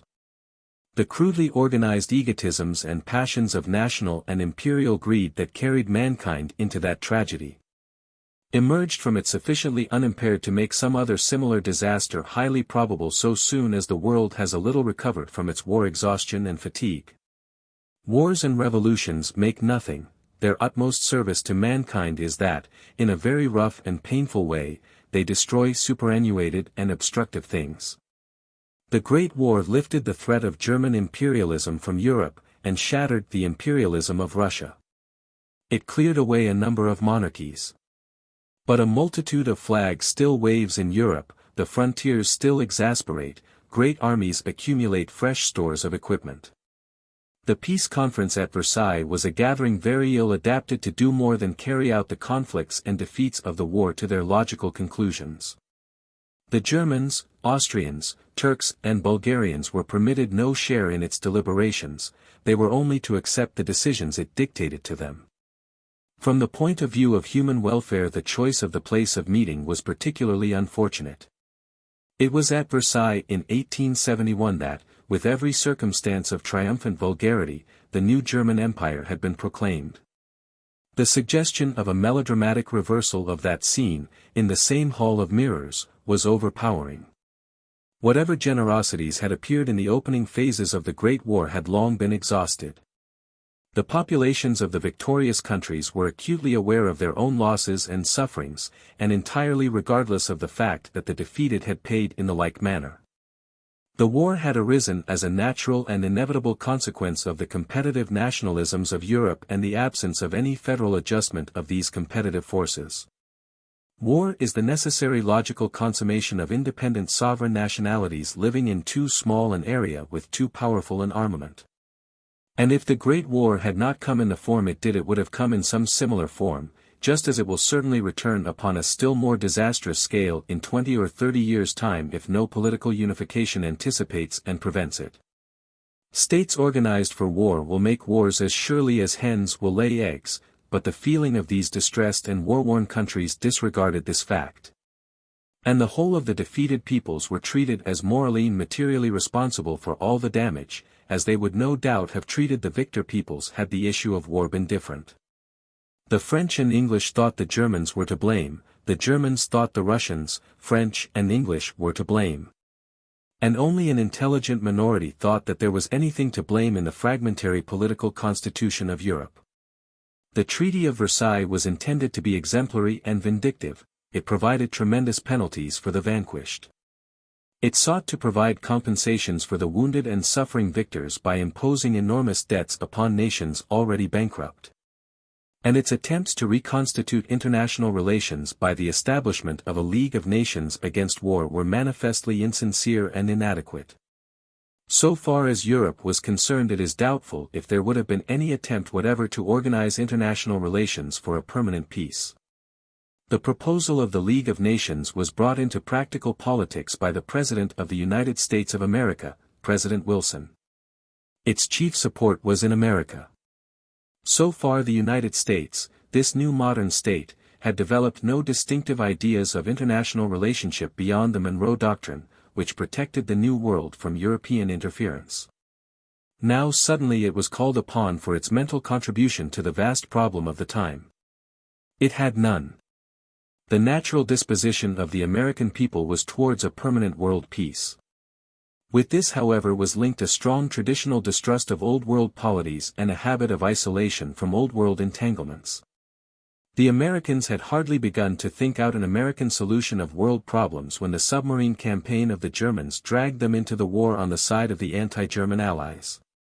President Wilson's scheme of a League of Nations was an attempt at short notice to create a distinctively American world project. It was a sketchy, inadequate and dangerous scheme. In Europe however it was taken as a matured American point of view. The generality of mankind in 1918-19 was intensely weary of war and anxious at almost any sacrifice to erect barriers against its recurrence. But there was not a single government in the Old World willing to waive one iota of its sovereign independence to attain any such end. The public utterances of President Wilson leading up to the project of a World League of Nations seemed for a time to appeal right over the heads of the governments to the peoples of the world. They were taken as expressing the ripe intentions of America, and the response was enormous. Unhappily, President Wilson had to deal with governments and not with peoples. He was a man capable of tremendous flashes of vision and yet when put to the test egotistical and limited, and the great wave of enthusiasm he evoked passed and was wasted. Says Dar. Dillon in his book, The Peace Conference, Europe, when the president touched its shores, was as clay ready for the creative potter. Never before were the nations so eager to follow a Moses who would take them to the long-promised land where wars are prohibited and blockades unknown. And to their thinking he was just that great leader. In France men bowed down before him with awe and affection. Labor leaders in Paris told me that they shed tears of joy in his presence, and that their comrades would go through fire and water to help him to realize his noble schemes. To the working classes in Italy his name was a heavenly clarion at the sound of which the earth would be renewed. The Germans regarded him and his doctrine as their sheet anchor of safety. The fearless Hermulan said, if President Wilson were to address the Germans and pronounce a severe sentence upon them, they would accept it with resignation and without a murmur and set to work at once. In German Austria his fame was that of a savior, and the mere mention of his name brought balm to the suffering and surcease of sorrow to the afflicted. Such were the overpowering expectations that President Wilson raised. How completely he disappointed them and how weak and futile was the League of Nations he made is too long and too distressful a story to tell here. He exaggerated in his person our common human tragedy, he was so very great in his dreams and so incapable in his performance. America dissented from the acts of its president and would not join the League. Europe accepted from him. There was a slow realization on the part of the American people that it had been rushed into something for which it was totally unprepared. There was a corresponding realization on the part of Europe that America had nothing ready to give to the Old World in its extremity. Born prematurely and crippled at its birth, that League has become indeed, with its elaborate and unpractical constitution and its manifest limitations of power, a serious obstacle in the way of any effective reorganization of international relationships. The problem would be a clearer one if the League did not yet exist. Yet that worldwide blaze of enthusiasm that first welcomed the project, that readiness of men everywhere round and about the earth, of men, that is, as distinguished from governments, for a world control of war, is a thing to be recorded with emphasis in any history. Behind the short-sighted governments that divide and mismanage human affairs, a real force for world unity and world order exists and grows. From 1918 onward the world entered upon an age of conferences. Of these the conference at Washington called by President Harding, 1921, has been the most successful and suggestive. Notable, too, is the Genoa Conference, 1922, for the appearance of German and Russian delegates at its deliberations.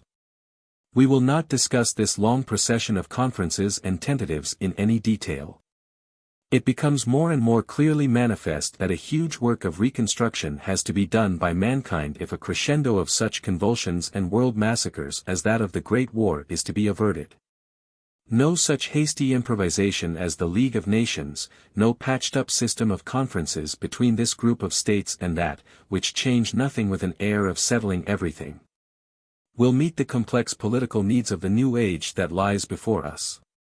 A systematic development and a systematic application of the sciences of human relationship, of personal and group psychology, of financial and economic science and of education, sciences still only in their infancy, is required. Narrow and obsolete, dead and dying moral and political ideas have to be replaced by a clearer and a simpler conception of the common origins and destinies of our kind. But if the dangers, confusions and disasters that crowd upon man in these days are enormous beyond any experience of the past, it is because science has brought him such powers as he never had before. And the scientific method of fearless thought, exhaustively lucid statement, and exhaustively criticized planning, which has given him these as yet uncontrollable powers, gives him also the hope of controlling these powers. Man is still only adolescent. His troubles are not the troubles of senility and exhaustion but of increasing and still undisciplined strength. When we look at all history as one process, as we have been doing in this book, when we see the steadfast upward struggle of life towards vision and control, then we see in their true proportions the hopes and dangers of the present time. As yet we are hardly in the earliest dawn of human greatness. But in the beauty of flower and sunset, in the happy and perfect movement of young animals and in the delight of 10,000 various landscapes, we have some intimations of what life can do for us. And in some few works of plastic and pictorial art, in some great music, in a few noble buildings and happy gardens, we have an intimation of what the human will can do with material possibilities. We have dreams, we have at present undisciplined but ever-increasing power. Can we doubt that presently our race will more than realize our boldest imaginations, that it will achieve unity and peace, that it will live, the children of our blood and lives will live in a world made more splendid and lovely than any palace or garden that we know, going on from strength to strength in an ever-widening circle of adventure and achievement? What man has done, the little triumphs of his present state, and all this history we have told, form but the prelude to the things that man has got to do. Chronological table. About the year 1000 BC the Aryan peoples were establishing themselves in the peninsulas of Spain, Italy and the Balkans, and they were established in North India. Knossos was already destroyed in the spacious times of Egypt, of Thothmes III, Amenophis III and Ramesses II were 3 or 4 centuries away. Weak monarchs of the Xxist dynasty were ruling in the Nile Valley. Israel was united under her early kings, Saul or David or possibly even Solomon may have been reigning. Sargon I, 2750 BC. Of the Akkadian Sumerian Empire was a remote memory in Babylonian history, more remote than is Constantine the Great from the world of the present day. Hammurabi had been dead 1,000 years. The Assyrians were already dominating the less military Babylonians. In 1100 BC Tiglath-Pileser I had taken Babylon. But there was no permanent conquest, Assyria and Babylonia were still separate empires. In China the new Zhou dynasty was flourishing. Stonehenge in England was already some hundreds of years old. The next 2 centuries saw a renaissance of Egypt under the Xxd dynasty, the splitting up of the brief little Hebrew kingdom of Solomon, the spreading of the Greeks in the Balkans, South Italy and Asia Minor. And the days of Etruscan predominance in central Italy. We begin our list of ascertainable dates with BC 800, the building of Carthage. 790, the Ethiopian conquest of Egypt, founding the Xxvth dynasty. 776, First Olympiad. 753, Rome built. 745. Tiglath-Pileser III conquered Babylonia and founded the new Assyrian Empire. 722, Sargon II armed the Assyrians with iron weapons. 721, he deported the Israelites. 680. Esarhaddon took Thebes in Egypt, overthrowing the Ethiopian Xxvth dynasty.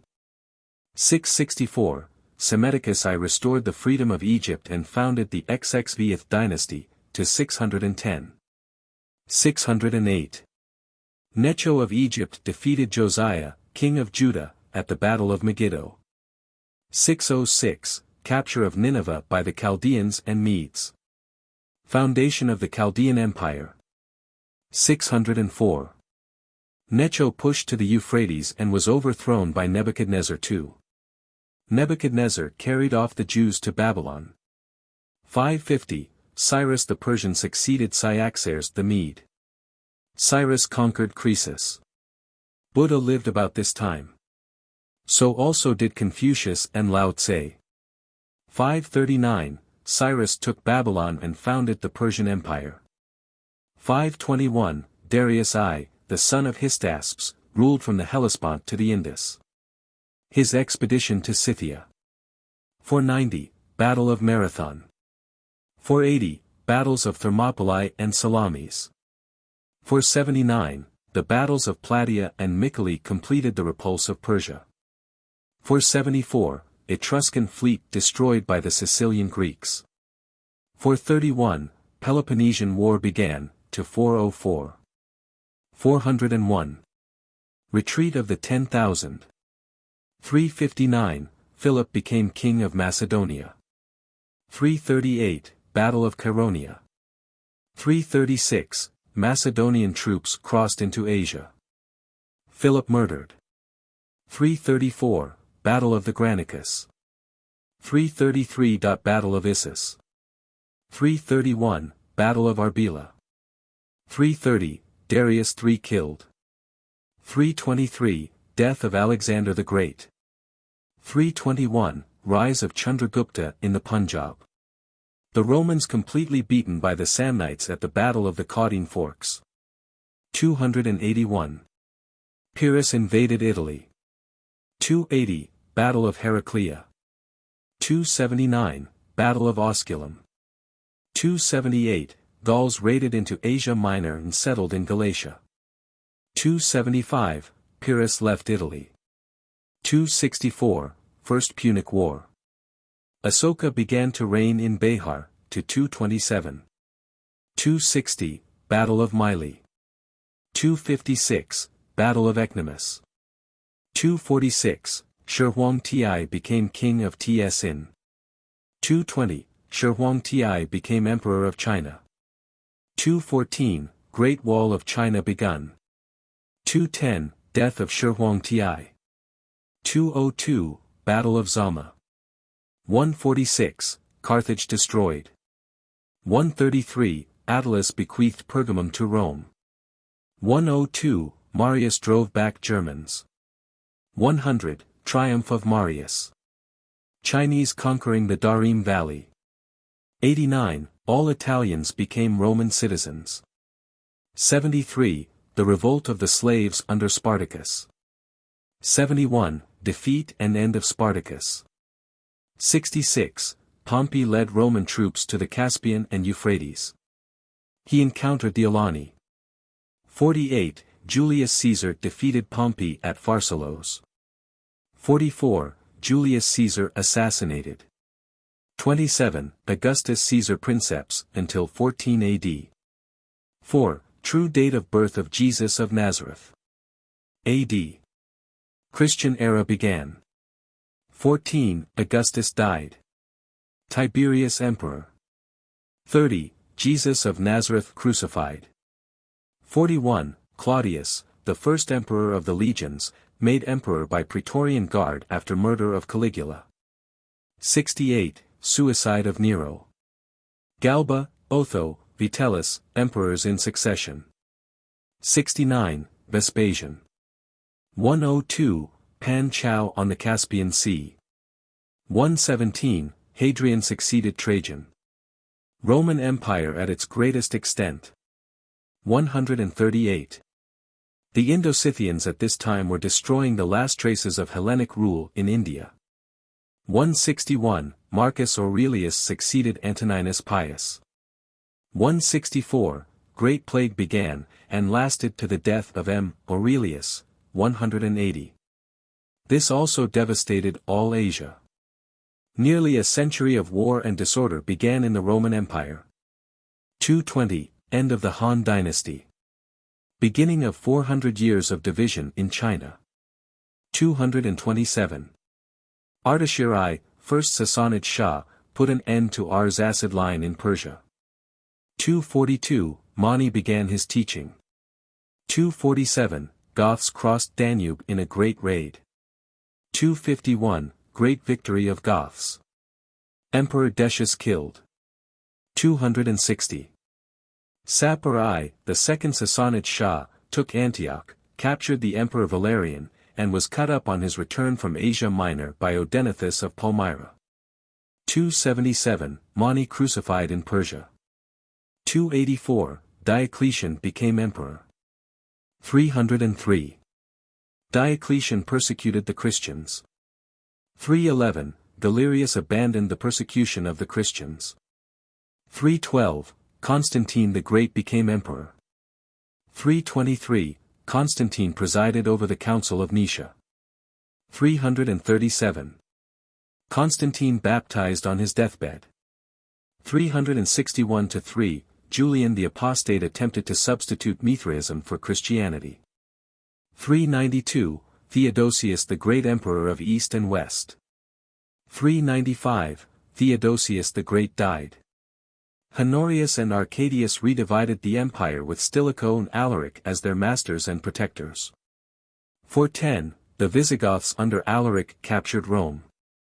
425, Vandals settling in south of Spain. Huns in Pannonia, Goths in Dalmatia. Visigoths and Suevi in Portugal and North Spain. English invading Britain. 439, Vandals took Carthage. 451, Attila raided Gaul and was defeated by Franks, Alemanni and Romans at Troyes. 453, Death of Attila. 455. Vandals sacked Rome. 470, Odoacer, king of a medley of Teutonic tribes, informed Constantinople that there was no emperor in the west.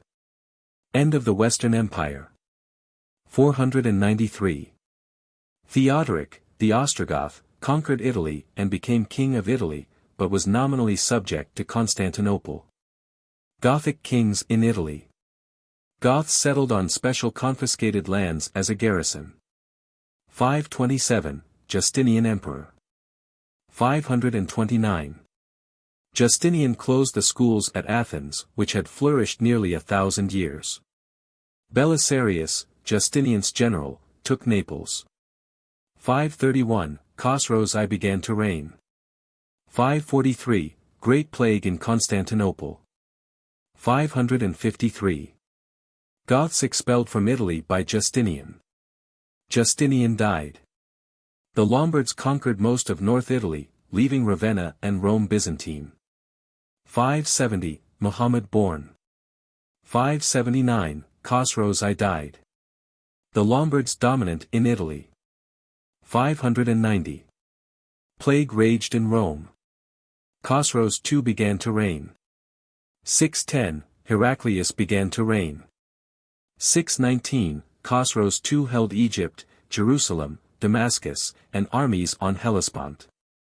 Tang dynasty began in China. 622, the Hegira. 627. Great Persian defeat at Nineveh by Heraclius. Taizong became emperor of China. 628, Kavad II murdered and succeeded his father, Khosrow's II. Muhammad wrote letters to all the rulers of the earth. 629, Muhammad returned to Mecca. 632, Muhammad died. Abu Bakr Caliph. 634, Battle of the Yarmouk. Muslims took Syria. Omar second Caliph. 635, Taizong received Nestorian missionaries. 637, Battle of Qadessia. 638. Jerusalem surrendered to the Caliph Omar. 642, Heraclius died. 643, Othman third Caliph. 655, defeat of the Byzantine fleet by the Muslims. 668, the Caliph Muawiyah attacked Constantinople by sea. 687. Pepin of Herstal, mayor of the palace, reunited Austrasia and Neustria. 711, Moslem army invaded Spain from Africa. 715, the domains of the Caliph Walid I extended from the Pyrenees to China. 717–18. Suleiman, son and successor of Walid, failed to take Constantinople. 732, Charles Martel defeated the Moslems near Poitiers. 751, Pepin crowned king of the French. 768, Pepin died. 771, Charlemagne sole king. 774, Charlemagne conquered Lombardy. 786, Harun al-Rashid Abbasid Caliph in Baghdad, to 809. 795, Leo III became Pope, to 816. 800, Leo crowned Charlemagne Emperor of the West. 802. Egbert, formerly an English refugee at the court of Charlemagne, established himself as King of Wessex. 810, Crum of Bulgaria defeated and killed the Emperor Nicephorus. 814, Charlemagne died. 828. Egbert became first King of England. 843, Louis the Pious died, and the Carlovingian Empire went to pieces. Until 962 there was no regular succession of Holy Roman Emperors, though the title appeared intermittently. 850. About this time Rurik, a Northman, became ruler of Novgorod and Kiev. 852, Boris first Christian king of Bulgaria, to 884. 865, the fleet of the Russians, Northmen, threatened Constantinople. 904. Russian, Northman, fleet off Constantinople. 912, Rolf the Ganger established himself in Normandy. 919, Henry the Fowler elected King of Germany. 936. Otto I became King of Germany in succession to his father, Henry the Fowler. 941, Russian fleet again threatened Constantinople. 962, Otto I, King of Germany, crowned Emperor, first Saxon Emperor, by John XII. 987. Hugh Capet became King of France. End of the Carlovingian line of French kings. 1016, Canute became King of England, Denmark and Norway. 1043, Russian fleet threatened Constantinople. 1066. Conquest of England by William, Duke of Normandy. 1071, Revival of Islam under the Seljuk Turks. Battle of Melisgerd. 1073, Hildebrand became Pope, Gregory VII, to 1085. 1084, Robert Guiscard, the Norman, sacked Rome. 1087–99. Urban II Pope. 1095, Urban II at Clermont summoned the First Crusade. 1096, Massacre of the People's Crusade. 1099, Godfrey of Bouillon captured Jerusalem.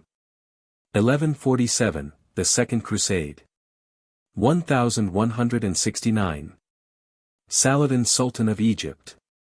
1176, Frederick Barbarossa acknowledged supremacy of the Pope, Alexander III, at Venice. 1187, Saladin captured Jerusalem. 1189, the Third Crusade. 1198, Innocent III Pope, to 1216. Frederick II, aged 4, King of Sicily, became his ward. 1202, the Fourth Crusade attacked the Eastern Empire. 1204, capture of Constantinople by the Latins. 1214, Genghis Khan took Pekin. 1226, Saint Francis of Assisi died. The Franciscans. 1227, Genghis Khan died. Khan from the Caspian to the Pacific, and was succeeded by Ogdai Khan. 1228, Frederick II embarked upon the Sixth Crusade, and acquired Jerusalem. 1240, Mongols destroyed Kiev. Russia tributary to the Mongols. 1241, Mongol victory in Liegnitz in Silesia. 1250, Frederick II, the last Hohenstaufen emperor, died. German interregnum until 1273. 1251, Mangu Khan became Great Khan. Kublai Khan governor of China. 1258, Hulagu Khan took and destroyed Baghdad. 1260, Kublai Khan became Great Khan. 1261, the Greeks recaptured Constantinople from the Latins. 1273, Rudolf of Habsburg elected emperor. The Swiss formed their everlasting league. 1280, Kublai Khan founded the Yuan dynasty in China. 1292, death of Kublai Khan. 1293, Roger Bacon, the prophet of experimental science, died. 1348. The Great Plague, the Black Death. 1360, in China the Mongol, Yuan, dynasty fell, and was succeeded by the Ming dynasty, to 1644. 1377, Pope Gregory XI returned to Rome. 1378, the Great Schism. Urban VI in Rome, Clement VII at Avignon. 1398, Huss preached Wycliffism at Prague. 1414–18. The Council of Constance. Huss burnt, 1415. 1417, the Great Schism ended. 1453. Ottoman Turks under Muhammad II took Constantinople. 1480, Ivan III, Grand Duke of Moscow, threw off the Mongol allegiance. 1481, death of the Sultan Muhammad II while preparing for the conquest of Italy. 1486. Diaz rounded the Cape of Good Hope. 1492, Columbus crossed the Atlantic to America. 1498, Maximilian I became emperor. 1498, Vasco da Gama sailed round the Cape to India. 1499. Switzerland became an independent republic. 1500, Charles V born. 1509, Henry VIII King of England. 1513, Leo X Pope. 1515, Francis I King of France. 1520. Suleiman the Magnificent, Sultan, to 1566, who ruled from Baghdad to Hungary. Charles V Emperor. 1525, Babur won the Battle of Panipat, captured Delhi, and founded the Mughal Empire. 1527. The German troops in Italy, under the Constable of Bourbon, took and pillaged Rome. 1529, Suleiman besieged Vienna. 1530, Charles V crowned by the Pope. Henry VIII began his quarrel with the papacy. 1539. The Society of Jesus founded. 1546, Martin Luther died. 1547, Ivan IV, the Terrible, took the title of Tsar of Russia. 1556, Charles V abdicated. Akbar, Great Mogul, to 1605. Ignatius of Loyola died. 1558. Death of Charles V. 1566, Suleiman the Magnificent died. 1603, James I King of England and Scotland. 1620, Mayflower expedition founded New Plymouth. First Negro slaves landed at Jamestown, Virginia. 1625. Charles I of England. 1626, Sir Francis Bacon, Lord Verulam, died. 1643, Louis XIV began his reign of 72 years. 1644, the Manchus ended the Ming dynasty. 1648, Treaty of Westphalia. Thereby Holland and Switzerland were recognized as free republics and Prussia became important. The treaty gave a complete victory neither to the imperial crown nor to the princes. War of the Fronde. It ended in the complete victory of the French crown. 1649, execution of Charles I of England. 1658, Aurangzeb Great Mogul. Cromwell died. 1660, Charles II of England. 1674. New Amsterdam finally became British by treaty and was renamed New York. 1683, the last Turkish attack on Vienna defeated by John III of Poland. 1689, Peter the Great of Russia. To 1725. 1701, Frederick I King of Prussia. 1707, death of Aurangzeb. The empire of the Great Mogul disintegrated. 1713, Frederick the Great of Prussia born. 1715, Louis XV of France. 1755–63, Britain and France struggled for America and India. France in alliance with Austria and Russia against Prussia and Britain, 1756–63, the 7 Years' War. 1759, the British general, Wolfe, took Quebec. 1760, George III of Britain. 1763, Peace of Paris. Canada ceded to Britain. British dominant in India. 1769, Napoleon Bonaparte born. 1774, Louis XVI began his reign. 1776, Declaration of Independence by the United States of America. 1783. Treaty of Peace between Britain and the new United States of America. 1787, the Constitutional Convention of Philadelphia set up the federal government of the United States. France discovered to be bankrupt. 1788. First Federal Congress of the United States at New York. 1789, the French States General assembled. Storming of the Bastille. 1791, flight to Varennes. 1792, France declared war on Austria. Prussia declared war on France. Battle of Valmy. France became a republic. 1793, Louis XVI beheaded. 1794, execution of Robespierre and end of the Jacobin Republic. 1795, the Directory. Bonaparte suppressed a revolt and went to Italy as commander-in-chief. 1798, Bonaparte went to Egypt. Battle of the Nile. 1799, Bonaparte returned to France. He became first consul with enormous powers. 1804, Bonaparte became emperor. Francis II took the title of Emperor of Austria in 1805, and in 1806 he dropped the title of Holy Roman Emperor. So the Holy Roman Empire came to an end. 1806, Prussia overthrown at Jena. 1808. Napoleon made his brother Joseph King of Spain. 1810, Spanish America became republican. 1812, Napoleon's retreat from Moscow. 1814, abdication of Napoleon. Louis XVIII. 1824, Charles X of France. 1825.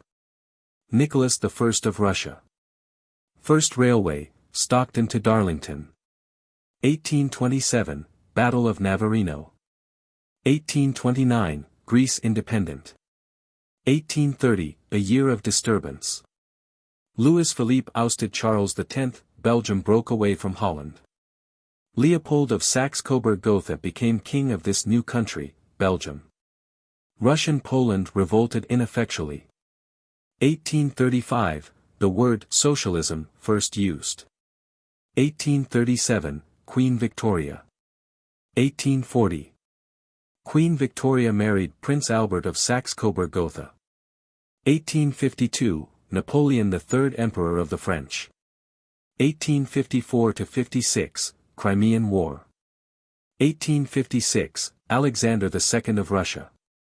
1861, Victor Emmanuel, first King of Italy. Abraham Lincoln became President, USA. The American Civil War began. 1865, surrender of Appomattox Courthouse. Japan opened to the world. 1870, Napoleon III declared war against Prussia. 1871. Paris surrendered, January. The King of Prussia became German Emperor. The Peace of Frankfurt. 1878, the Treaty of Berlin. The armed peace of 46 years began in Western Europe. 1888. Frederick II, March, William II, June, German emperors. 1912, China became a republic. 1914, the Great War in Europe began. 1917, the two Russian revolutions. Establishment of the Bolshevik regime in Russia.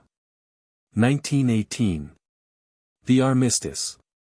1920, first meeting of the League of Nations, from which Germany, Austria, Russia and Turkey were excluded and at which the United States was not represented. 1921. The Greeks, in complete disregard of the League of Nations, make war upon the Turks. 1922, great defeat of the Greeks in Asia Minor by the Turks. The end.